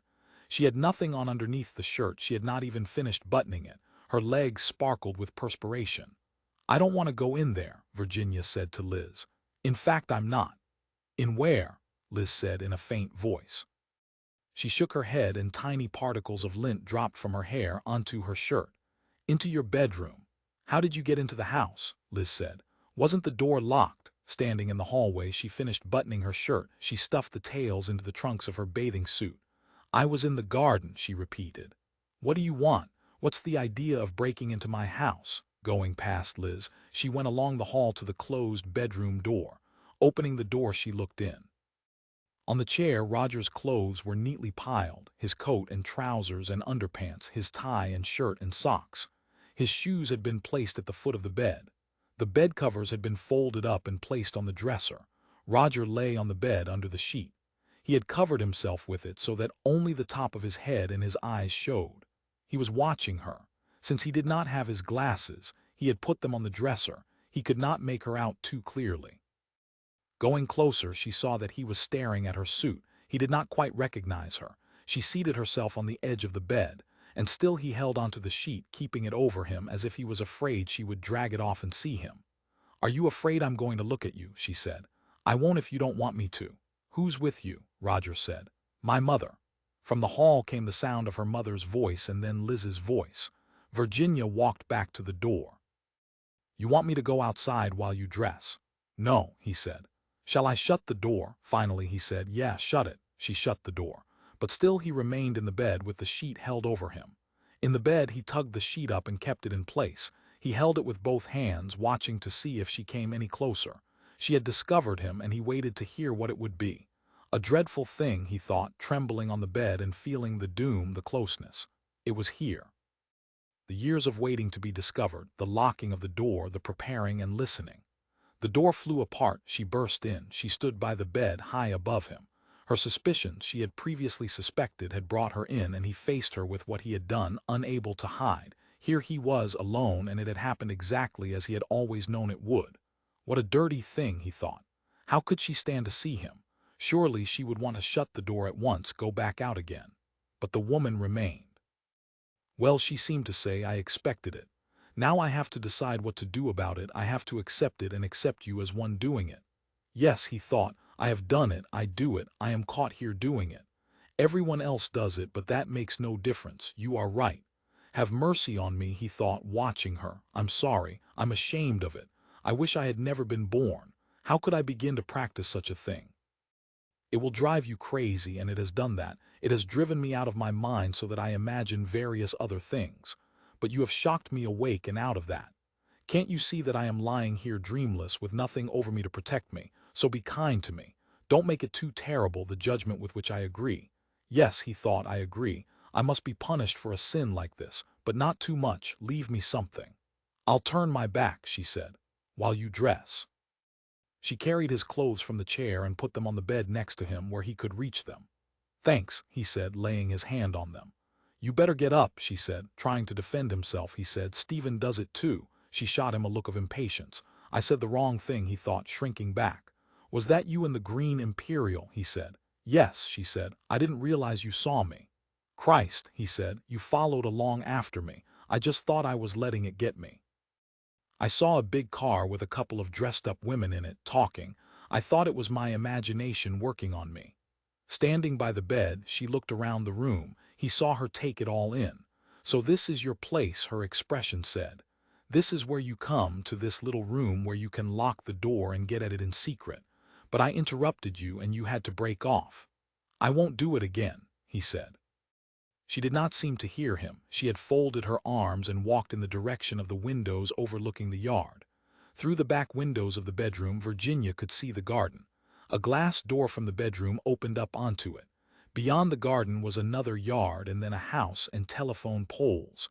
He could have run out that way, she thought to herself. Why hadn't he? Maybe he was too frightened. What an awful thing, she thought, to be trapped like this. To have people burst in. He lay in the bed naked and helpless without even his glasses. But I had to do it, she said to herself.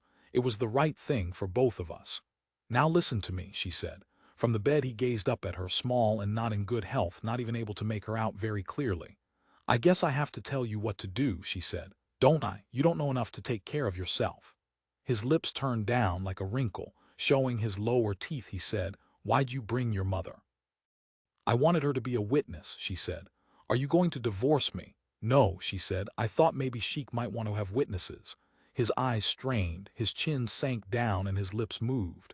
After an interval he said, Does he know? No, she said. He considered that, pushing it about in his mind, frowning and trembling. I don't want to harm him, she said. I don't have any desire to break up his marriage.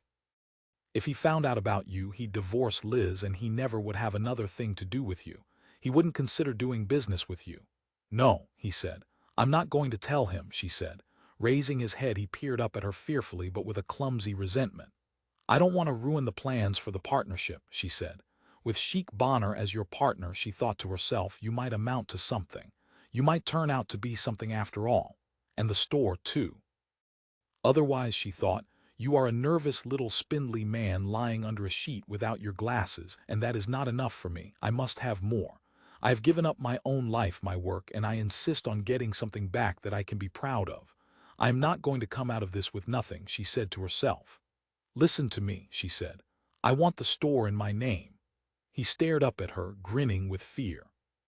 And when we sign the papers with Sheik, she said, I want his side to be just in his name, not both of theirs. I don't want Liz's name to show up anywhere on the papers. I want, she thought, to have what I deserve. How does that sound to you, she said. His grin lolled, his head fell first to one side and then the other.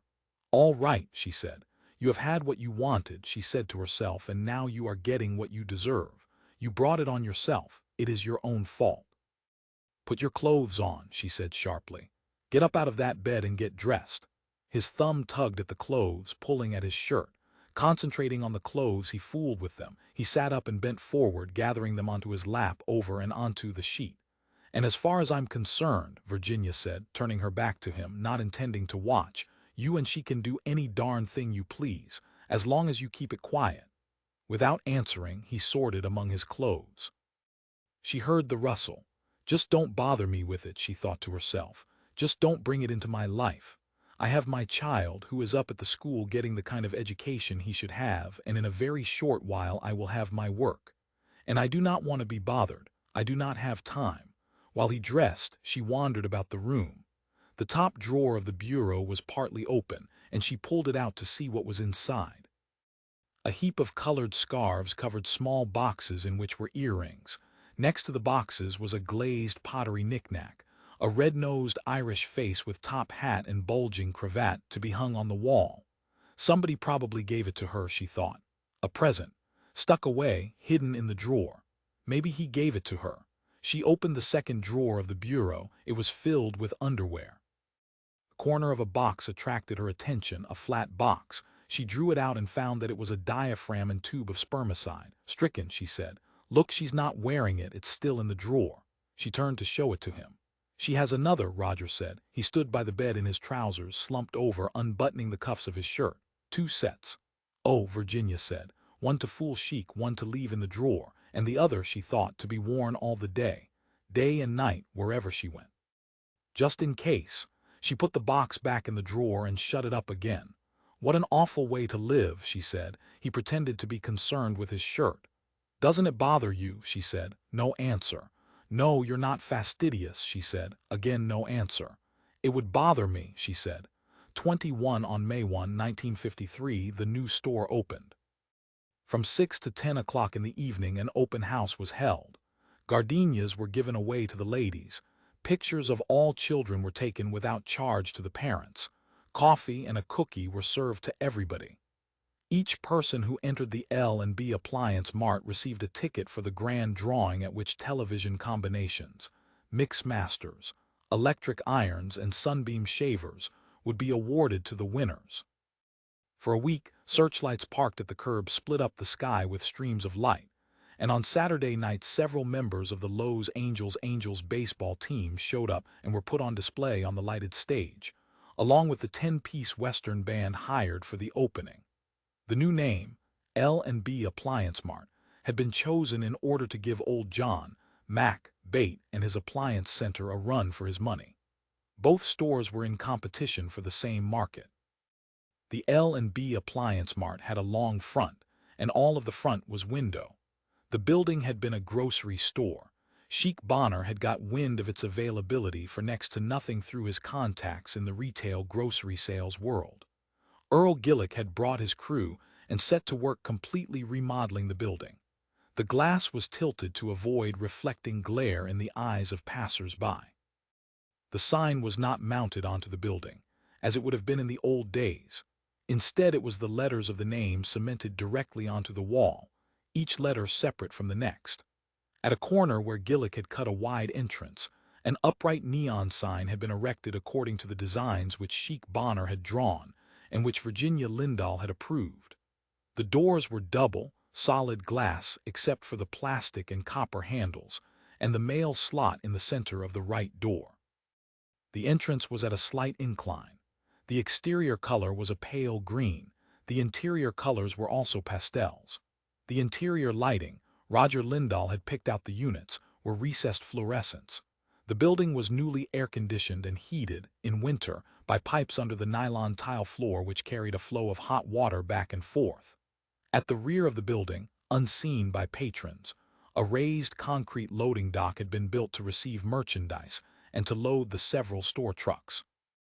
Warehousing was done at the store itself. By the summer of 1954, the gross intake had begun to pay off the cost of remodeling. The auditors could predict eventual amortization of the huge initial overhead. On a Wednesday morning in October of 1954, Herb Tomford, the floor manager of L&B Appliance Mart, unlocked the glass doors with his key and entered the store. The window washer outside was hard at work, and Tomford waved at him. The window washer waved back. "Good morning," Tomford said to himself. He put on the air conditioning system and the overhead lights. "I'm the first today," he thought. "Bully for me." Going upstairs to the office floor, he hung his topcoat in the closet. Then he drew a chair up to one of the desks and began to sort through the final tags from Tuesday. Neither of the owners had arrived, so he could not get into the safe to fill the registers. It always made him uncomfortable to be in the store before the money had been brought out. What if a customer appeared and tried to buy something? "I can give him pennies," Tomford said to himself. "Thousands of them." Returning to the main floor, he opened the first register and wound the tape so that it read properly. While he was involved in doing that, Mrs. L's car came to a stop at the entrance of their parking lot. turned sharply, and entered the slot which she kept reserved for herself. "Number 1, Tomford said to himself, the lady herself. He slammed the register and walked across the store to the small appliance counter. There, among the shavers and toasters and irons, he opened and set that register. The lady who was his employer had left her parked car and was walking toward the front door of the store.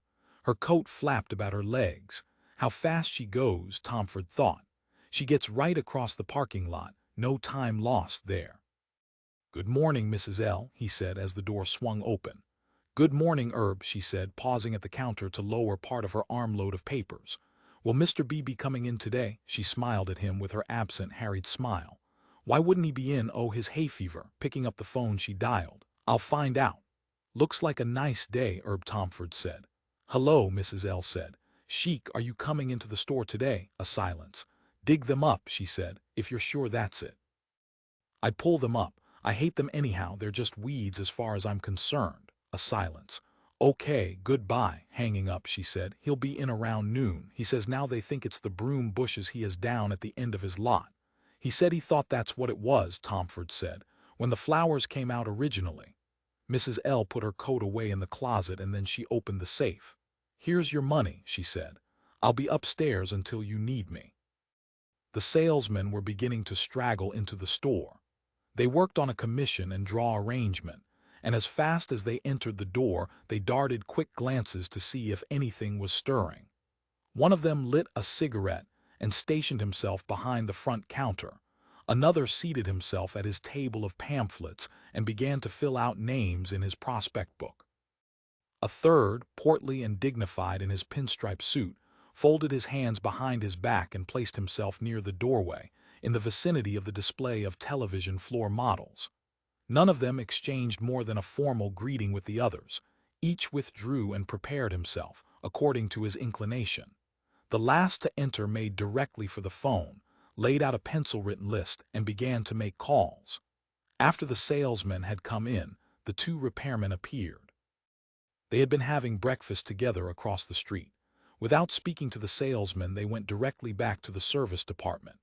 At 9 o'clock, the boy who drove the delivery truck came hurrying in, and after him came the outside repairman, driving the service truck, which he parked near the loading dock behind the store. The last to arrive was the bookkeeper, who climbed the stairs to the office and said good morning to Mrs. Lindahl. He then uncovered the adding machine and began his day of work.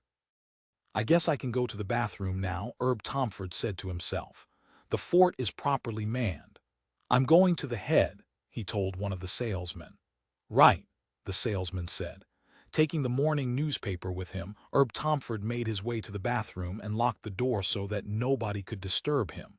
After he had made himself comfortable, he opened the newspaper and read the sports page and then the letters to the editor. While he was reading the newspaper, somebody came along and rattled the locked door of the bathroom. "Is that you in there?" Mrs. L called. "Herb." "Yes," he said. "I don't think you should be in there all the time. For what I need you for, you ought to be out here." Herb Tomford said, "For what I'm doing, Mrs. L, I got to be in here." He folded up his newspaper and tossed it over into the corner. "I'll be right out. What do you need me for?" "We have to take out a Magnavox TV in the next 10 minutes. Fred's setting it up right now." "Who sold it?" "Fred did, somebody he knows." "Does he get the commission?" Some dispute had arisen as to whether the repairmen deserved to get commissions on sets they sold. "Yes," she said. "That's okay by me," he said. He drew a flat 1% on all the major appliances sold, no matter who sold them. Washing his hands, he said, "That may make some of the potted palm brigade march out the door." No answer. "She has left," he decided. Drying his hands, he picked up his newspaper and opened the door. At noon, while he was considering where he wanted to have lunch, he looked up to see Sheik Bonner parking his red Ford station wagon. "Ah," Herb Tomford said. "The mighty man himself." Sheik's face, swollen and red from his hay fever, showed no particular emotion as he entered the store. "Morning, Herb," he said. "Anything stirring?" "Couple of things," Tomford said, showing him the tags. "Yes," Sheik said vaguely. "Say, look, Herb, I want to see the floor sanding man in here after we close up tonight. Can you get hold of him?" "I think so," Tomford said. "I have his number around somewhere."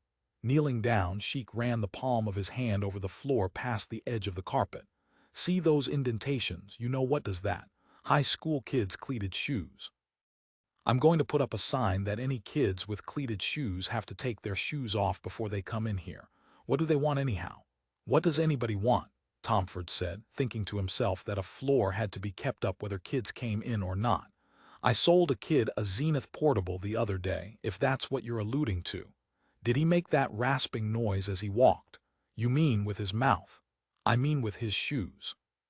Tomford said, I'm sorry, Mr. B. I was so hungry for the sale I didn't stop to notice. Gazing around the store, Sheik said, it seems to me the Philco display has been up since September. I'll take it down. Did they put in that window, or did you? I let them put it in, Tomford said, knowing that Sheik did not approve of letting the wholesalers climb into the store's display windows. That's their job, he said. They have all the junk, the stapling guns and junk. I'm not going to tear my pants crawling around in the window. I wasn't hired to do that. If you want us to do the windows, you better get some gal or some fairy from one of the department stores. The last time I was out in the window, a bunch of children stood there making faces at me as if I was something to be laughed at. I see your point, Sheik said. Well, we'll see. He passed on then into the general activity of the store. Later, when Herb Tomford went upstairs, Mrs. L called him into the office. This is your tag, isn't it? She said. Something more, he thought to himself. Yes, he said. That's my tag. Tell me the part you can't read. Neither I nor the bookkeeper can read the street address. She handed him the tag and he seated himself at the desk to read it. Why don't you use a ballpoint pen? She asked. Like everybody else. Those machines are made to work with ballpoint pens, not fountain pens. Fountain pens don't create a firm enough impression. She sat waiting. The tag on blue paper was the fourth carbon. The store operated a complex system to discourage employees from stealing. I can't read it either, Herb Tomford said. I'll look it up in the telephone book. He returned the tag and picked up the phone book from the other desk. What was Sheik talking to you about down at the front counter? Mrs. L asked. The windows. Don't you consider it part of your job to do the windows? You have all the stuff supplied to you. Herb Tomford said, when I came here Mr. L was doing the windows. I didn't know it was going to become my job. You know Roger only comes in at night to use the bench. What's he working on? Tomford said. Ask him, don't you see him before you leave? Embarrassed, Tomford said. You know I get the hell out of here at 6. Yes, Mrs. L said. That's right, you do. Later, when Sheik Bonner had come upstairs to the office, Virginia said to him, do you think we should keep Herb on? I can't make up my mind, Sheik said. Maybe he's got another iron or so in the fire. He doesn't really take an interest. It wouldn't surprise me, Virginia said. One day he'll tell us he's moved down the street or across the street. I have a feeling he wants to get out of retail entirely. Somebody told me he's been talking to Emerson. They need somebody to take over their Northern California office. Sheik put on his peevish look. She saw that a little bit of begging was on the way. Why don't you ask Roger about doing the windows again? That wouldn't kill him. He's got plenty of time on his hands. He'd have to do it during the day. And both she and Sheik knew Roger's reluctance to come into the store while it was open for business. Why not at night? He can't see the colors, she said, except in daylight. Everybody who does windows holds to that. What about the weekends? No, she said, and that's final, she said to herself. It was the arrangement between herself and Roger. The weekend was his, but of course Sheik did not grasp that. For him, the world beyond the store had no substance. And for me too, she thought, except that I know about it, I understand it, which is more than you can say for Mr. B. You decide about it, Sheik said. He had spread order sheets out on his desk. With a pencil he began to make tentative marks. I'd rather leave it up to you. There's no urgency, she said. After he had worked on his order sheets for a time, Sheik said to her, is it all right if I write Liz's check this month against the store account? Those hay fever shots I've been taking, I've had to dip into my checking account. I'll do what we've done in the past. I'll have the bookkeeper listed as part of my salary paid in advance. I don't care, Virginia said. At his own desk, the bookkeeper heard and nodded. What is it? Virginia asked. 300, isn't it? Yes, Sheik said. Maybe she'll remarry. That wouldn't help, Sheik said. It's child support. It's for the 2 boys. He stopped working and laid down his pencil in order to blow his nose. Then he tipped his head back and gave himself his nose drops. That man would have to legally adopt them. You take that off your income tax, don't you? You bet, Sheik said, sniffling. Do you miss her? Sheik said, I miss the boys. I haven't had time to miss her. He added, the store, I mean. I think you did the right thing, Virginia said. But I really don't think that, she said to herself. I know that. There would have been no harmony here with her banging around. I'm glad, she said to herself, that she could be persuaded. She's living up in Santa Barbara, Sheik said. I know. She did not feel much like discussing it. She went on with her own work. Sheik said, you always saw through her, didn't you? I give you credit for that. Okay, she said, knowing that he would go on and on. What did Roger think of her? Sheik said, turning his chair around so that he faced her, not his work. Now there's something that frankly baffles me. There's a man I consider to have an innate ability to handle people and get along in the business world. But I'm convinced that when it comes to judging people on a personal level, he's almost as faulty as I am. Present company accepted, of course. But I really think Roger had an idealized image of Liz. Not so much different from my own originally. My God, it took me 10 or 11 years to begin to realize how fundamentally, gesturing, he mulled about for the word. How fundamentally one-dimensional her viewpoint was. The phone rang downstairs. Then at the bookkeeper's desk a buzzer buzzed twice. It's for you, Mrs. L., the bookkeeper said, passing her the upstairs phone. Hello, she said. It was RCA calling to report on some back orders from the previous month. No, they're not dropped, the distributor's office girl said. Do you want them dropped? She said no. Thanks, she said, and hung up.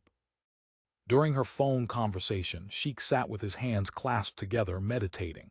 Before Liz decided to leave me, he said, did she come to you and ask you your opinion? Yes, Virginia said. In a sense, that could be said of it. What did you tell her? I told her that I thought if she had no interest in your affairs, then it was pretty ridiculous for her to hang around and pretend something she didn't feel. Presently Sheik said, sometimes I really do miss her. Not very much, Virginia said. No, he agreed, I guess not. He continued to ponder, and then he picked up his pencil and returned to his order sheets. I thought of visiting her one of these days, he said, if for no other reason than to see the boys. She can send them down on the bus, Virginia said. How old are they? 14. That's old enough for them to come down here by themselves. True, Sheik said. She's probably got them so mollycoddled by now that they'd be afraid to. That's what bothers me, Virginia. Are they going to grow up to be sissy-like and confused in their thinking the way she is? Virginia said, she only has them on weekends. As long as she keeps them in the school, they're receiving a balanced environment. With gloom, Sheik said, they only have the rest of this term. That's as high as the school goes. By then their minds will be formed, Virginia said. Getting up, she went to the file to see about a bad debt, one of a group that she was considering turning over to a collection agency. You want to write what off? She asked Sheik. Give it up and hope for 50% from the agency. Suits me, he said in his indifferent tone. At his orders, he sat rubbing his forehead and breathing noisily. This goddamn hay fever. I get it every year at this time. It's common, Virginia said. Allergies of one kind or another. Gregg's tests showed that he's allergic to string beans, potatoes, cat fur, wool, kapok, house dust, and 6 or 7 pollen-bearing plants. So consider yourself lucky. What do they feed him then? The regular meals, but he leaves the potatoes and string beans. He never did eat wool or cat fur. But he must have special blankets. Yes, she said. He has had for a year or so. It was the house dust that caused most of his asthma, not the smog. But on the smoggy days we kept the windows shut and he usually played around in the house. That's where he picked it up. Up there he gets pollens quite a bit, but it doesn't affect him anything like the house dust did. Blowing his nose, Sheik said, it's a darn shame. At 6 o'clock, Herb Tomford locked the front door, said good night, and departed in his gray topcoat with his newspaper rolled up under his arm. The salesman followed him out, and then the 2 repairmen. Good night, Mrs. L., the bookkeeper said, taking down his coat from its hanger in the closet. I'll see you tomorrow. Good night, Mr. B. Good night, Virginia said. Is it 6? Sheik said. He had been comparing a replacement Zenith price list with an older one, changing the selling prices on their display tags. On his desk, representing an hour or so of work, was a heap of clean new tags. I'll tie these on tomorrow, he said to Virginia. All afternoon writing out new tags, she thought. Going downstairs to the front counter, she opened the register and began counting the money into 2 cloth bags. Then she marked the register tape, stuck a slip in with the money, and closed up the bags. At the other register, Sheik did the same. "Good enough day," Sheik said. "Yes," she said. "We'll need dimes tomorrow." "Okay," she said, examining the tags. The front door opened and Roger, key in hand, entered the store. "Hi," he said to his wife. "Hi," she said. "How are you?" When she had left the house that morning, he was still asleep. "Fine, about ready." He had come in with a cigarette in his hand, but now, as she glanced up at him, he dropped it into one of the ashtrays by the door and ground it out. Blinking, he wandered away. At sundown, getting off from work as he was, he had a gray spider-like quality. Fatigue made him bend even more than usual, made him seem smaller and more dehydrated. His eyes, behind his glasses, were red-rimmed. Reaching up, he smoothed his hair back from his face. "You look tired," she said. "Yeah," he nodded absently. He still had on his work clothes, his stained trousers and shirt and jacket, and his high-topped shoes. Rubbing his lip, he said, "You feel much like dinner." "I don't, but I'll go with you." "I'm hungry," she said. His meanderings carried him toward the rear of the store. "I'll change," he said. He disappeared through the door into the service department. "Well, Virginia," Sheik said in his hat and coat, "I'll see you. Take it easy." "Good night," she said. Standing in the center of the store, she listened. She lifted her head to hear the various sounds. Anything left on, she asked herself. No, she decided. "Remind me to tag up those sets tomorrow first thing," Sheik said. He unlocked the front door, "so we don't lose any money." The door closed after him, and he walked across the parking lot to his Ford station wagon. As he backed from the lot onto the street, he waved at her. She made a faint motion, enough for him. When Roger reappeared, he had on a stringy necktie and a pair of slacks. "Do I need my coat?" he said. "I guess not." Virginia said, "How's the testing?" At his job with Dunn Inc. He tested switches along an assembly line. The switches became elements in circuits of computing apparatus, some of which eventually became missiles. "About the same," Roger said. "Wait," she said, "before we go." Bending, she switched on the window lights. "Take a look at the windows, would you?" "Why?" "Because you know something about how they should look." Not budging, he said, "They look okay." "I wish you'd take them over again," she said. "I don't have time for that. You only work 5 hours a day. You could do them in the mornings." Roger said, "They're okay. Why do you keep picking on Herb? He's a good guy."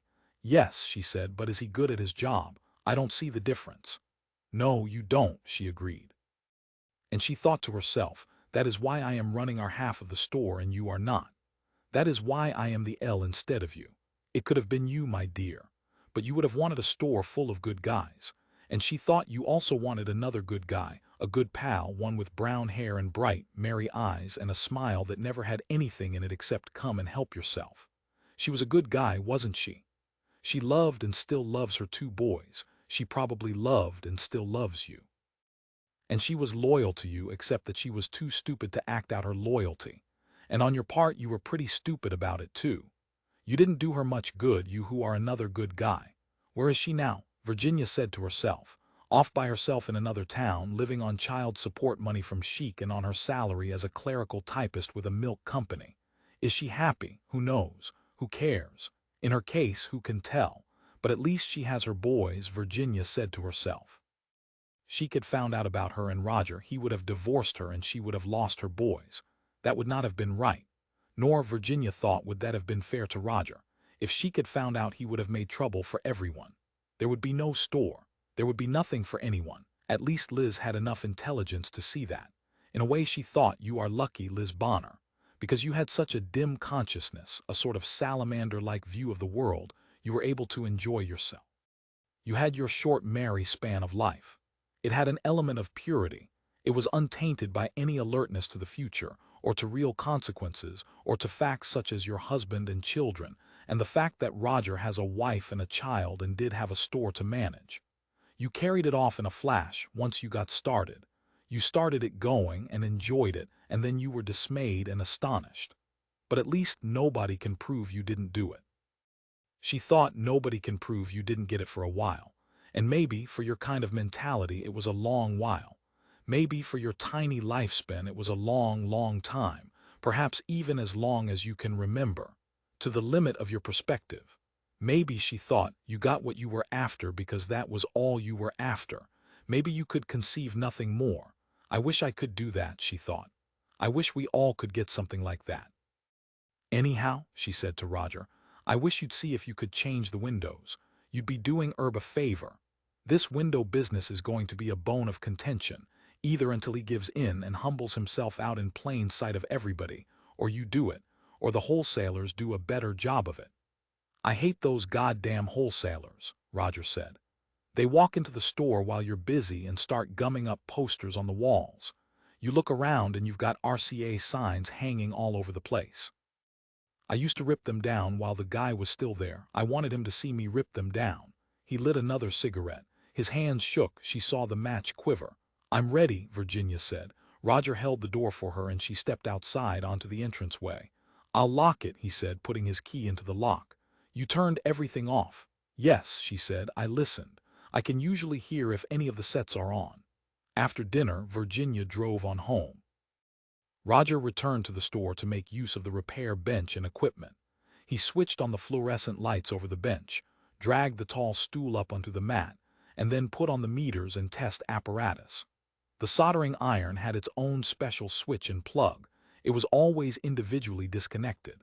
He plugged it in and hoisted it, holding the extra hot trigger to its on position in the handle.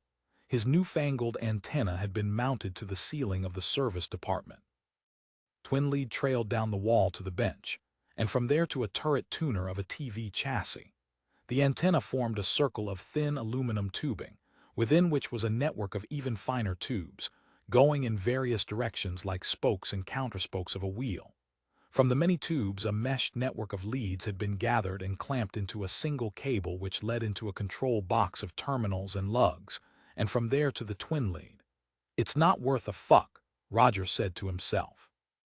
His idea was to provide an infinitely variable antenna controlled by the channel selector. As the selector was rotated, sections of the antenna were cut off and others were cut in. The idea was that ghosts could be eliminated, weak signals could be reinforced, static could be reduced, and so forth. In practice, however, the settings made no change in the quality of the picture. With the soldering iron, he changed some of the leads around, returned a few of the channel strips, and then gave up. The hell with it, he decided. He turned off the chassis.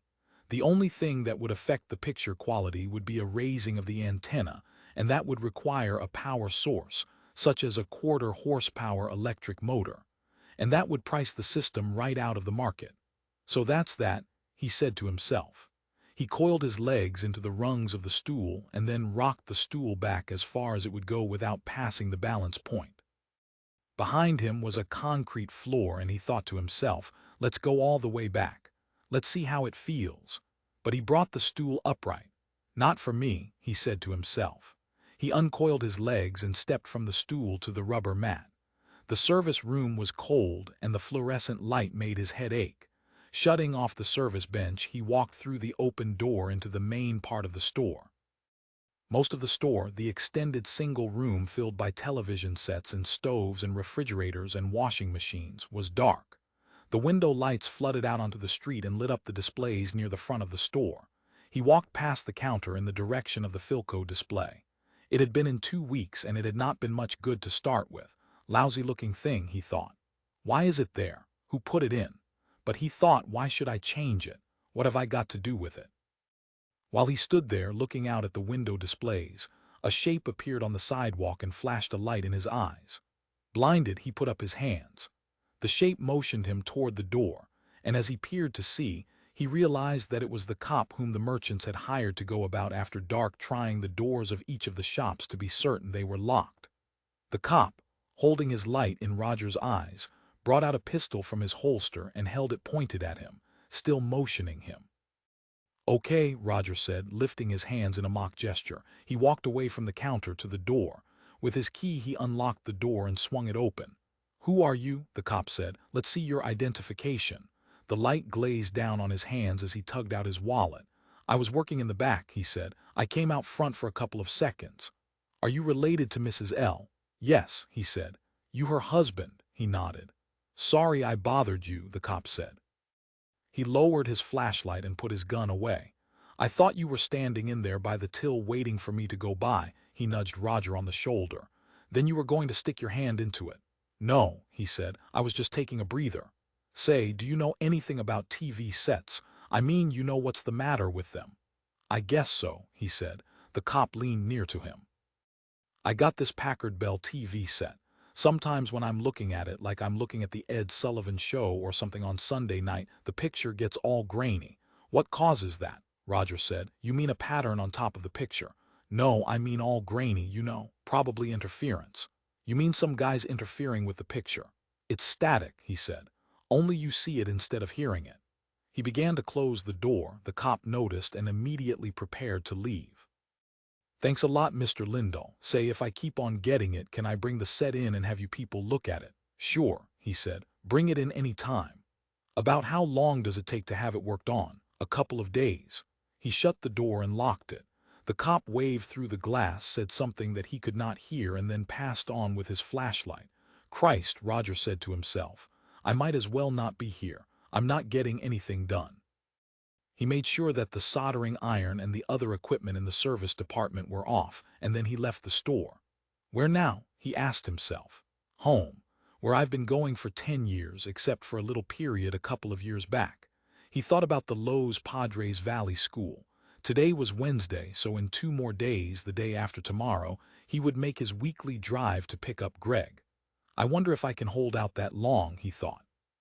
22, he lay in bed after Virginia had left the house. Outdoors, the red Ford station wagon started up and traveled down the street. He listened to the sound diminish.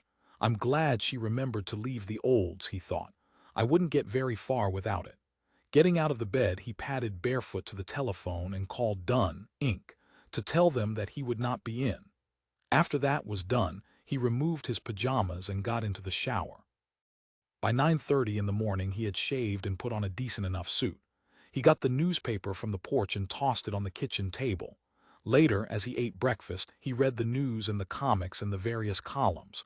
Plenty of time, he thought. At 10:30, he called Mrs. Alt up at the school. I thought I'd drive up early today, he said. Fine, Mrs. Alt said genially. You want to have lunch up here? It's at 1 today. Thanks, he said. You know what you might bring. You might stop at a stamp store and pick up some packets for Gregg. He's trying to build up his Austria collection. Yesterday he said he was going to ask you. Just tell the stamp dealer you want a couple of dollars worth of Austrian stamps. He'll know what to do. What if Gregg already has some of them? Mrs. Alt said. Then he'll trade them to the other boys. Have you heard from her this week? He felt deep tenseness throughout his body. This was always the moment for it. Yes, Mrs. Alt said. She called me on Tuesday. Will she be up? I think so. You know how she talks. Good, he said. I'll see you by 1 o'clock then. He hung up, and then he wrote out a note to himself about the packet of Austrian stamps for Gregg. Just before 11 o'clock he left the house, got into the Oldsmobile, and drove north along the highway until he passed a postage stamp store. Parking, he bought the Austrian stamps, and then he went on, following his regular route to the freeway that connected with Highway 99. He had driven it so often that he barely noticed the alternate cutoffs. His goal was to make the best possible time, and he figured that he would arrive in the Ojai Valley and the school in plenty of time for lunch. The scenery did not interest him. I am going farther and farther from Lowe's Angels, he said to himself, and that's what matters. He watched only for obstacles. At 5 minutes to 1 he turned off the grade from Ojai onto the school grounds. The closeness of the time gratified him.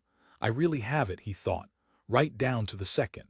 He shut off the engine and got out of the car, locking the doors after him. No one saw him arrive. He smelled the engine smell. The car gave off heat from beneath its hood, and waves of motion rose up from it into the air. Here and there, trees responded to the midday wind, the autumn wind that he had heard as he drove through the range of mountains. It made a sound as if something were being poured from a height. Looking up, he saw the tops of the fir trees whipping. It gave them a presence of violence. A group of birds were dislodged. The birds fluttered and tried to regain their positions. Now they're mad, he thought. The cheeping of the birds drifted down to him where he stood. The birds thought that someone had dislodged them purposefully. The smaller the birds, he thought, the angrier. He started up the path towards the main building. When he reached the terrace, he had to stop to let a gang of children go rushing by in the direction of the dining room. The children yelled and shoved. Hone of them noticed him. Off somewhere the school bell rang, signifying lunch time. Split pea soup and bread sticks and milk and peaches. Coffee for the adults. After the children had squeezed by the glass doors into the dining room, he followed. At a rear table, Edna Alt spied him and waved to him. He walked in that direction. "Hi," he said. "You didn't forget the stamps, did you?" she said. With her at the table were Mr. Van Eck and Mrs. McGivern. They both said hello to him. "I left them in the car," he said, "in the glove compartment." Drawing back a chair, he seated himself and unfolded a paper napkin. "I smelled the soup," he said, "so I know what's coming." "That's why we have a work gang," Mr. Van Eck said. "To give the bad boys something to do, we have them splitting the peas for half an hour every day." From his pocket, Roger got out the weekly report that the school mailed him on the conduct and standing of his son. "Half hour on the work gang," he read. "What did he do?" "He made a bean shooter out of a curtain rod," Mrs. Alt said. "The dirty little rascal," Mr. Van Eck said, and they all laughed. "The bigger boys have something that's a little more deadly," Mrs. McGivern said in her practical manner. "They've been making themselves match guns out of clothespins. The thing fires the match about 8 feet and ignites the head at the same time. The boys, the bigger ones, not your boy, get out in a group of 10 or 15 and shoot live matches at one another. But the unexplainable thing," Mrs. Alt said, "is that nobody ever seems to get burned or hurt or lose an eye. It's automatic suspension for a month if they're caught, but they still do it. They sneak into the lavatories and load their match guns and carry them around in their pockets, sometimes all afternoon. Then when none of us is watching," she made a firing motion. "Bang! Right in little Jimmy Morse's face," Mr. Van Eck said, and little Jimmy Morse fires back, right into little Raleigh Hinkle's face. And then little Philip Adams gets both of them with his pair of match guns. The cook wheeled out the first metal cart carrying the split pea soup. The 2 Mexican girls began serving the tables. The children chattered away. At each table of children, one teacher kept order and served his 8 children from the main plates. Bowls of split pea soup were now being passed from hand to hand. The cook wheeled her cart toward the table of teachers. Mrs. Alt accepted their soup and began dipping it out with a ladle into the smaller bowls. Rogers was presented to him by Mr. Van Eck. "You missed Grace," Mrs. McGivern said to Roger, "so you can't have anything to eat." "Say it now," Mr. Van Eck said, starting to spoon up his soup. "He doesn't have to say grace," Mrs. Alt said as she served herself. "That's only for the little prisoners, as Liz calls them." Roger said, "Is she here yet?" "She showed up a little while ago," Mrs. Alt said, "but she drove her 2 boys down into Ajay. They wanted to see if they could buy a carbide lamp. I don't think they can. She'll have to get it for them in Santa Barbara." "We're going on an overnight hike tonight," Mrs. McGivern said. "That's why they need the light today." As she ate, Mrs. Alt said to Roger, "You ought to come along. You've gone hiking with us before, haven't you? We're not going far. The forest has been closed during the summer, but now it's wet enough for people to go in. We have a place where they let us build a campfire. We cleared it ourselves." "Maybe so," Roger said. After lunch, he and Mrs. Alt searched out Gregg and gave him his packet of Austrian stamps. "Hey!" Gregg yelled, leaping up and down. "Look at this. Can I go show them? I'll be right back. We're not going to leave right now anyhow, are we?" He ran about in a circle, clutching the stamps. "Can I take them with me to arithmetic class?" Roger and Mrs. Alt let him go off to class with the packet of stamps. The 1:40 bell rang, and gradually the children dispersed to their classrooms. Except for the boy operating the switchboard at the desk, the lobby was pretty much empty. "How's Virginia?" Mrs. Alt said. "Fine. How's Sheik's hay fever?" "About the same. He came up here, you know, about a month ago to see the boys." "She told me," Roger said. "Liz, I mean, the boys mentioned it to her." Mrs. Alt said, "You know, I wish you 2 could have got married." "So do I," he said. "Is there any chance Virginia would change her mind?" "Maybe when Gregg is older and she feels less concerned about him." "It's possible," he said, but he did not really think so. "As long as she keeps looking out for my best interest," he said. "I doubt if she'll give me an uncontested divorce." "Virginia is so moral," Mrs. Alt said. "What a blight it is. In her anyhow, for your sake and Liz's sake. I suppose if you believe you're right you can do almost anything." Roger said, "Even if I got a divorce and was able to marry Liz, I'd have to give up Gregg. and I'd have to raise Sheik Bonner's two boys. He had never liked either of the boys. They reminded him too much of Sheik, both of them so large, heavy, bullying, red-haired and freckle-faced. Both had that noisy, driving quality. He could not see a real family coming out of them, out of himself and Liz and the two Bonner boys. Of course, he and Liz would have children of their own. I keep telling myself that, he thought, but the fact is that Gregg is my son, and when it comes down to it, Virginia is my wife. Even I, not just Virginia, recognize that. Mrs. Alt said, Liz would be a wonderful woman for you to have as your wife. She gave him a short, stern, sympathetic smile. This isn't too bad, he said, but both he and Mrs. Alt knew that it was bad. It was something, but it was lousy as hell. But it was all they could manage, as much as they knew to do. Has Virginia ever called you or written to you about it? He asked. No, Mrs. Alt said. Except for business about Gregg, I never hear from her. He and Mrs. Alt walked into the library. Through the window he made out the fir trees and the path, and beyond that the parking lot and his car. She should be back soon, he said, shouldn't she? Unless she gets tied up somewhere along the way. If you stayed overnight and went on the hike, she probably would too. Why don't you? Maybe so, he said. But he wanted to make sure that Liz would be along. That was what he cared about, and he had never made any pretense of anything else. Mrs. Alt had given them a place here at the school where they could stay. It was a room on the floor of the main building where the teachers' rooms were, and in it he and Liz felt themselves to be safe. Nothing could come and pry them out. Mrs. Alt's room was between theirs and the stairs to the main floor, and she had trained herself because of her job to wake up at any unusual sound. Roger said, You certainly have done a lot for Liz and me. I've always liked Liz. I've always considered her a friend of mine. I feel the same toward you. Thanks, he said. At 3 o'clock, Liz and her two boys entered the building. Sitting in the library by himself, Roger heard their voices. He listened as the boys hurried off, and then he listened to the sound of Liz in Mrs. Alt's office, putting down whatever she had bought in town and saying hello to Mrs. Alt. I knew you wouldn't find it there, Mrs. Alt said. Well, we had fun. You know what we saw? We went into the park and watched them practicing a play. I don't know what the play was, something where there's a character who's a butterfly. What would that be? I have no idea, Mrs. Alt said. Then the voices diminished. He continued sitting where he was with his magazine on his lap. The nervousness crept through him as it always did. His arms weakened and his skin got that cold, moist sensitivity. I'll never believe it's for me, he said to himself. I'll never really be able to accept it. I'm waiting for the loud steps on the porch and the front door flying open. I keep waiting to be destroyed. But he thought, I don't know why I'm waiting. That happened 2 years ago. Virginia got me then, and the rest is nothing. Hi, Liz said, appearing. Hi, he said, standing up and putting aside his magazine.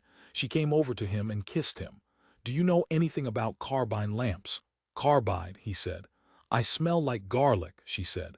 We had pizzas down at Sam's Oriental Pizza Palace or something like that. She had a proper bag full of stuff she had bought. Supporting it against her with one arm, she hugged him, breathing up into his face. She did smell of garlic and of shampoo. You smell okay, he said. What's in the bag? Marshmallows and buns for the hike. Her face filled with delight. This time we're not taking any tents. We're going to sleep on the ground in sleeping bags only. And we're going to dig a trench in the ground and build the fire down in it and put a grating over the fire and cook on that. What do you say? If you don't want to go, I won't go either. Sounds fine to me, he said, sharing her excitement. From the phone in Mrs. Alt's office, he called Virginia at the store. A man, one of the salesmen, answered. L&B Appliance Mart, the salesman said. Let me talk to Mrs. L, he said. At her desk, Mrs. Alt smiled a little. Hello, Virginia's voice said presently. I'm calling from the school, he said. I'm going to stay overnight this time. We'll probably drive back tomorrow afternoon. If we decide to stay Saturday night, I'll call you. Virginia said, I hope you have a good time. We're going on an overnight hike, he said, up into the Los Padres. It's open again. Is Liz there this time? He said. What do you care? All right, she said. But if you're going hiking, be careful of your side. After he had hung up the phone, Mrs. Alt said, You have something to change into, don't you? Yes, he said. Upstairs. He went upstairs to their room. In the closet, he got out a pair of work trousers and shirt and heavy shoes. While he was lacing up the shoes, Liz slipped into the room and shut the door after her. He stopped lacing up the shoes. At 4:30 the group started out toward the great forest, their packs on their backs. Mr. Van Eck led the way. 7 or 8 children, all boys and all of them older, followed him in a good-natured, confident gang. After them came Mrs. Alt and Mrs. McGivern and Liz and Roger, saying little, taking things easy. "The rule here," Mrs. Alt said, "is no exertion. If we get tired, we'll stop for a while." An argument began as to whether they could smoke. "Absolutely not," Mrs. McGivern said. "But the ground's wet," Liz said. "That has nothing to do with it. You can't even bring cigarettes or matches across the line." "We have matches for the fire," Liz said. "Actually, we're breaking the law. We're camping by special dispensation." To Roger, Liz said, "I'm going to smoke." They entered the forest along the bank of a dried-up stream. The gully was filled with logs and boulders and broken sticks. Farther on, they passed the remains of a dam and then a fire-watch tower that had fallen into decay. Trail cut upward at an extreme incline and then leveled off to follow a natural surface of earth.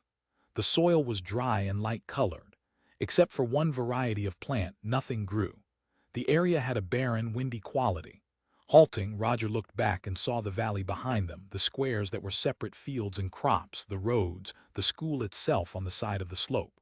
From this point the slope could be seen as a series of mounds, on which no trees, at least no living trees, were visible.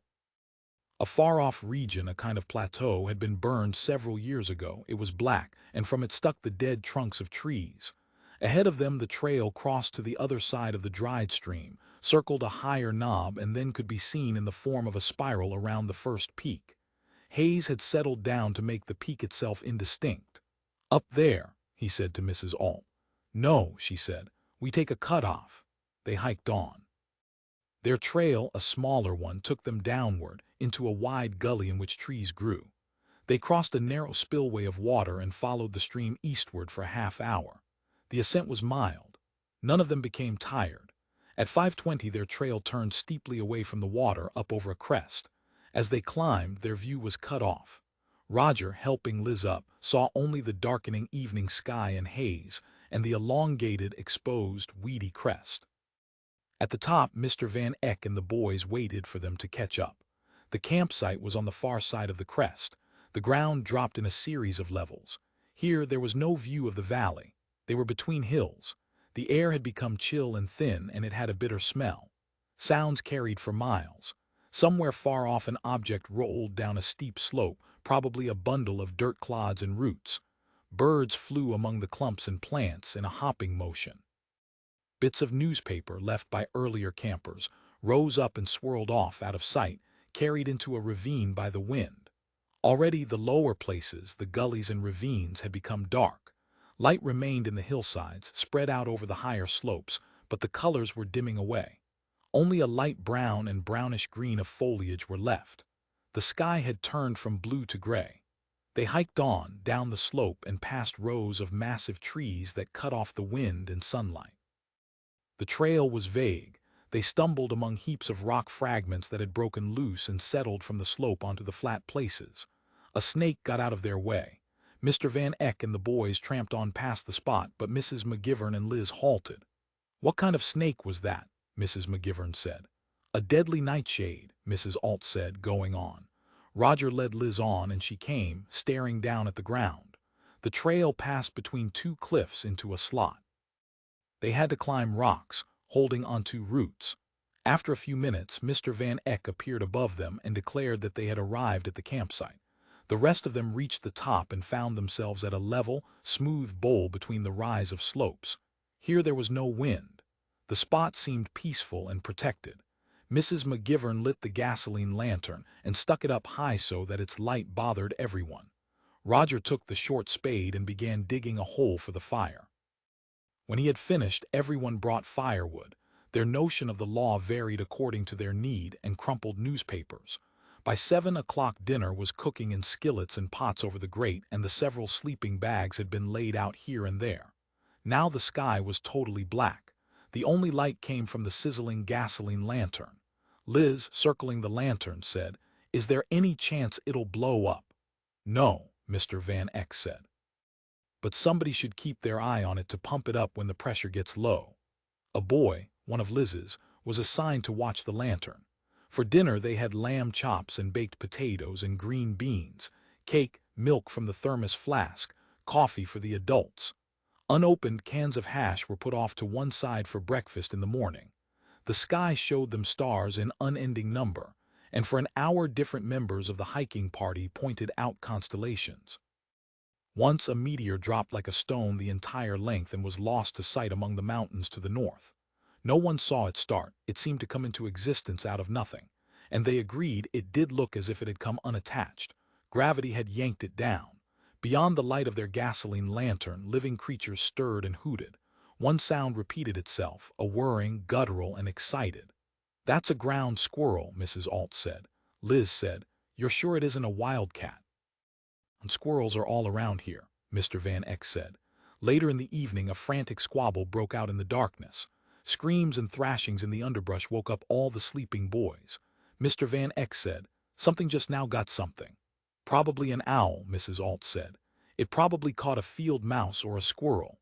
She and Mrs. McGivern and Mr. Van Eck and Liz and Roger sat around the fire, prodding it now and then with the sticks that had been used to toast marshmallows. The time was 11:30. "It's getting cold," Mrs. McGivern said. Next to Roger, Liz sat with her knees drawn up and her arms wrapped about them. She wore rolled-up jeans, and in the firelight her calves shone dark red, smooth, bare. As smooth, he thought, as bone. Reaching out his hand, he touched her on the ankle. He tugged at her sock, and she put one hand down and closed her fingers over his. Her skin was hot from the closeness of the fire. The fire had become mostly coals, giving off a deep, low current of heat. Liz had crouched forward so that her head was near. Her hair reflected the color of the fire, the reddish-brown that came so close to being black. He saw that her neck was streaked with dampness, and it reminded him of the day, 2 years ago, when Virginia had burst into the house, and Liz had gone out of the bedroom by herself to meet her. In times of fear, and in times of excitement and exertion and even happiness, she seemed to become a little damp. She had leaped up in a kind of splash as if she were rising to the surface. But he thought to himself, the texture, the substance in which she lived had closed over for her. It had become calm, and she had retired to that perfect core of unchangeability in which she was so much at home. Perhaps, he thought, she revolved slightly. But he saw no change in her. Nothing had happened to her. And he thought that was what he had sought out in the beginning. He saw that in her eyes, or rather, he saw within her eyes. Anybody could do that. The eye is not opaque. Looking straight at her, he had seen, revolving within, the utterly complete person. Nothing could alter her or affect her. Virginia had barged into the house, and Liz had leaped up and run from the bedroom, not so much to defend her house and honor but to protect him, and even that had passed over her and gone. And she was exactly the same as before. Here she sits, he thought, with her head on her knees and her fingers closed over my own. Her legs are smooth and dark and shiny and warm. Her hair smells good, as it always has. She will always have that fine smile, and beyond anything else she will admit my gaze into her, all the way in, so that I can see, as I have never seen in anyone else before, what it is that I am really speaking to. And she will never be evasive. She will never lie. As long as I can hold her attention, I will see it as it really is. She is a kind of ultimate being in so far as she goes. Within the bounds of her existence, she is absolute. And that, he thought, is because she has no real relationship to anything except that she can be seen. But she can never be reached or taken over, or acquired. Her happiness, he thought, comes in this, in sitting by herself, next to me, doing nothing, needing nothing, going nowhere, and in a sense having been nowhere. Lacking memory, unable to anticipate, knowing nothing about death, as if he thought she had always been here before the fire with her fingers closed over his. But as far as I go, he thought, I am finished. It was the end of me. Perhaps it failed to touch her, but it certainly touched me. Does she know that? She did her best, he thought, to get out of the room and between me and Virginia. She did everything she could, so she must have known what it would do to me. And Virginia did get by her and did get into the room. That goddamn Virginia, he thought.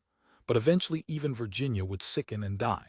Her life would dwindle and she would creep about in a mid-world, knowing things only by their touch. But I'll be long since gone by then, he thought, so it won't make much difference. I'll be the first to go. In a sense, I am already gone. Beside him, Liz said, if a wildcat jumps down in front of you, what do you do? Bang on a pan. Yes, he said. Or call on God. Swinging her head, she fixed on him her earnest, hopeful gaze. You don't believe in God, I know you told me. Roger said, that's true. Shouldn't you, she said. Maybe I should, he said. Leaning towards her, he kissed her on the mouth. The next afternoon, Saturday afternoon, he and Gregg drove back to Los Angeles. Did they have stamps back in Roman times? Gregg said. I don't think so, he said. I think I have a stamp from Rome. Maybe so, he said.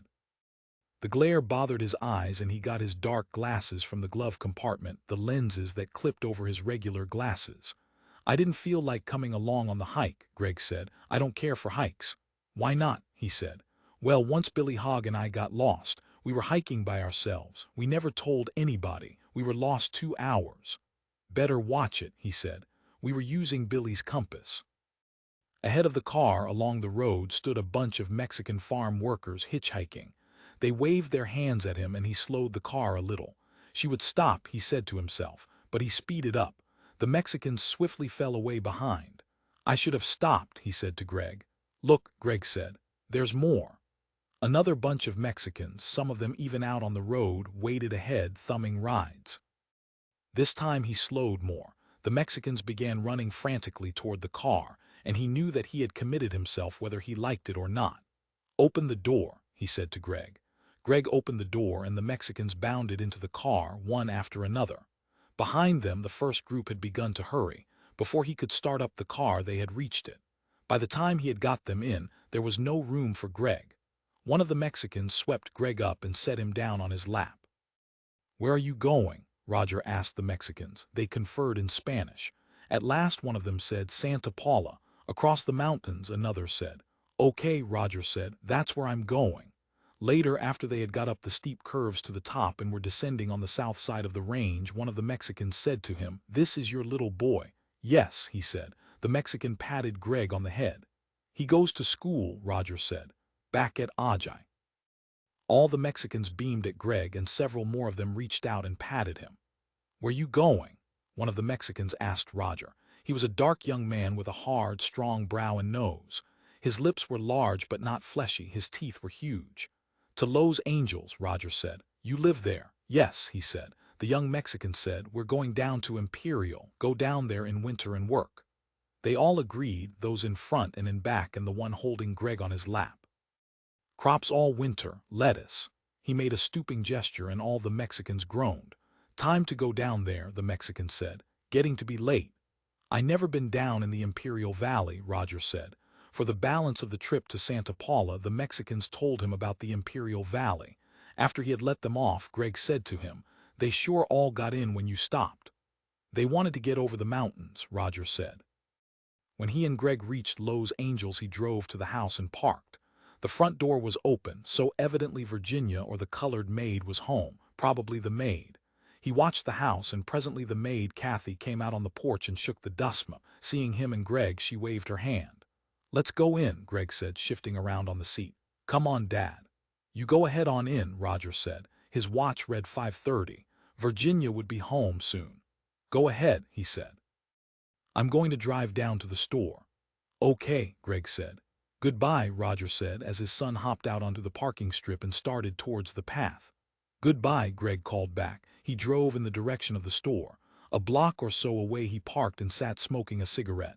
The sun had set. Lights appeared here and there. The various stores were shut up for the weekend.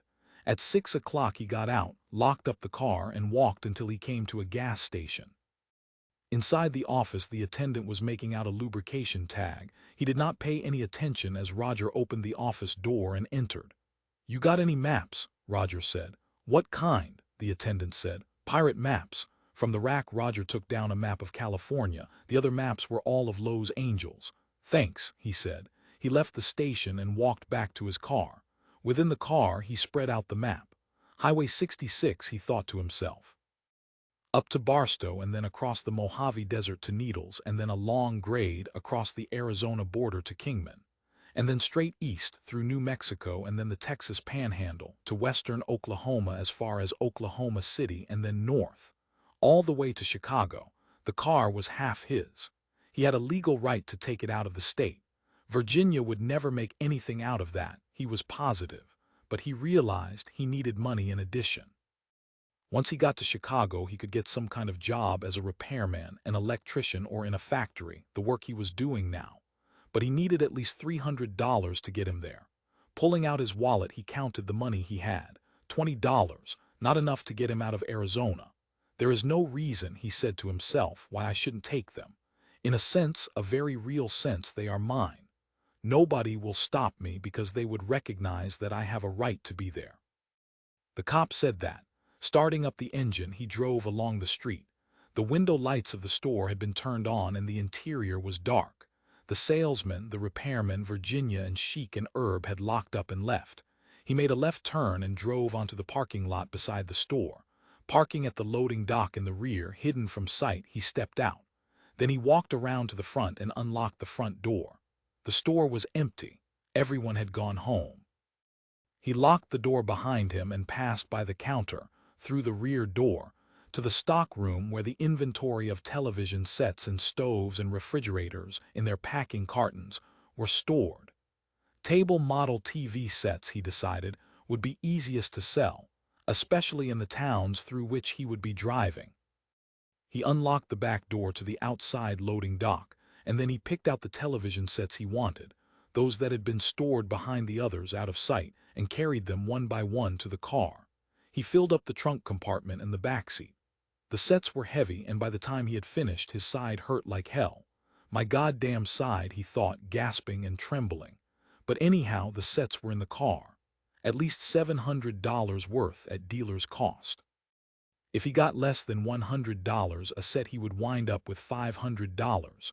Going upstairs to the office, he pulled out the inventory cards that represented the sets he had taken. He stuck the cards in his pocket and returned to the main floor.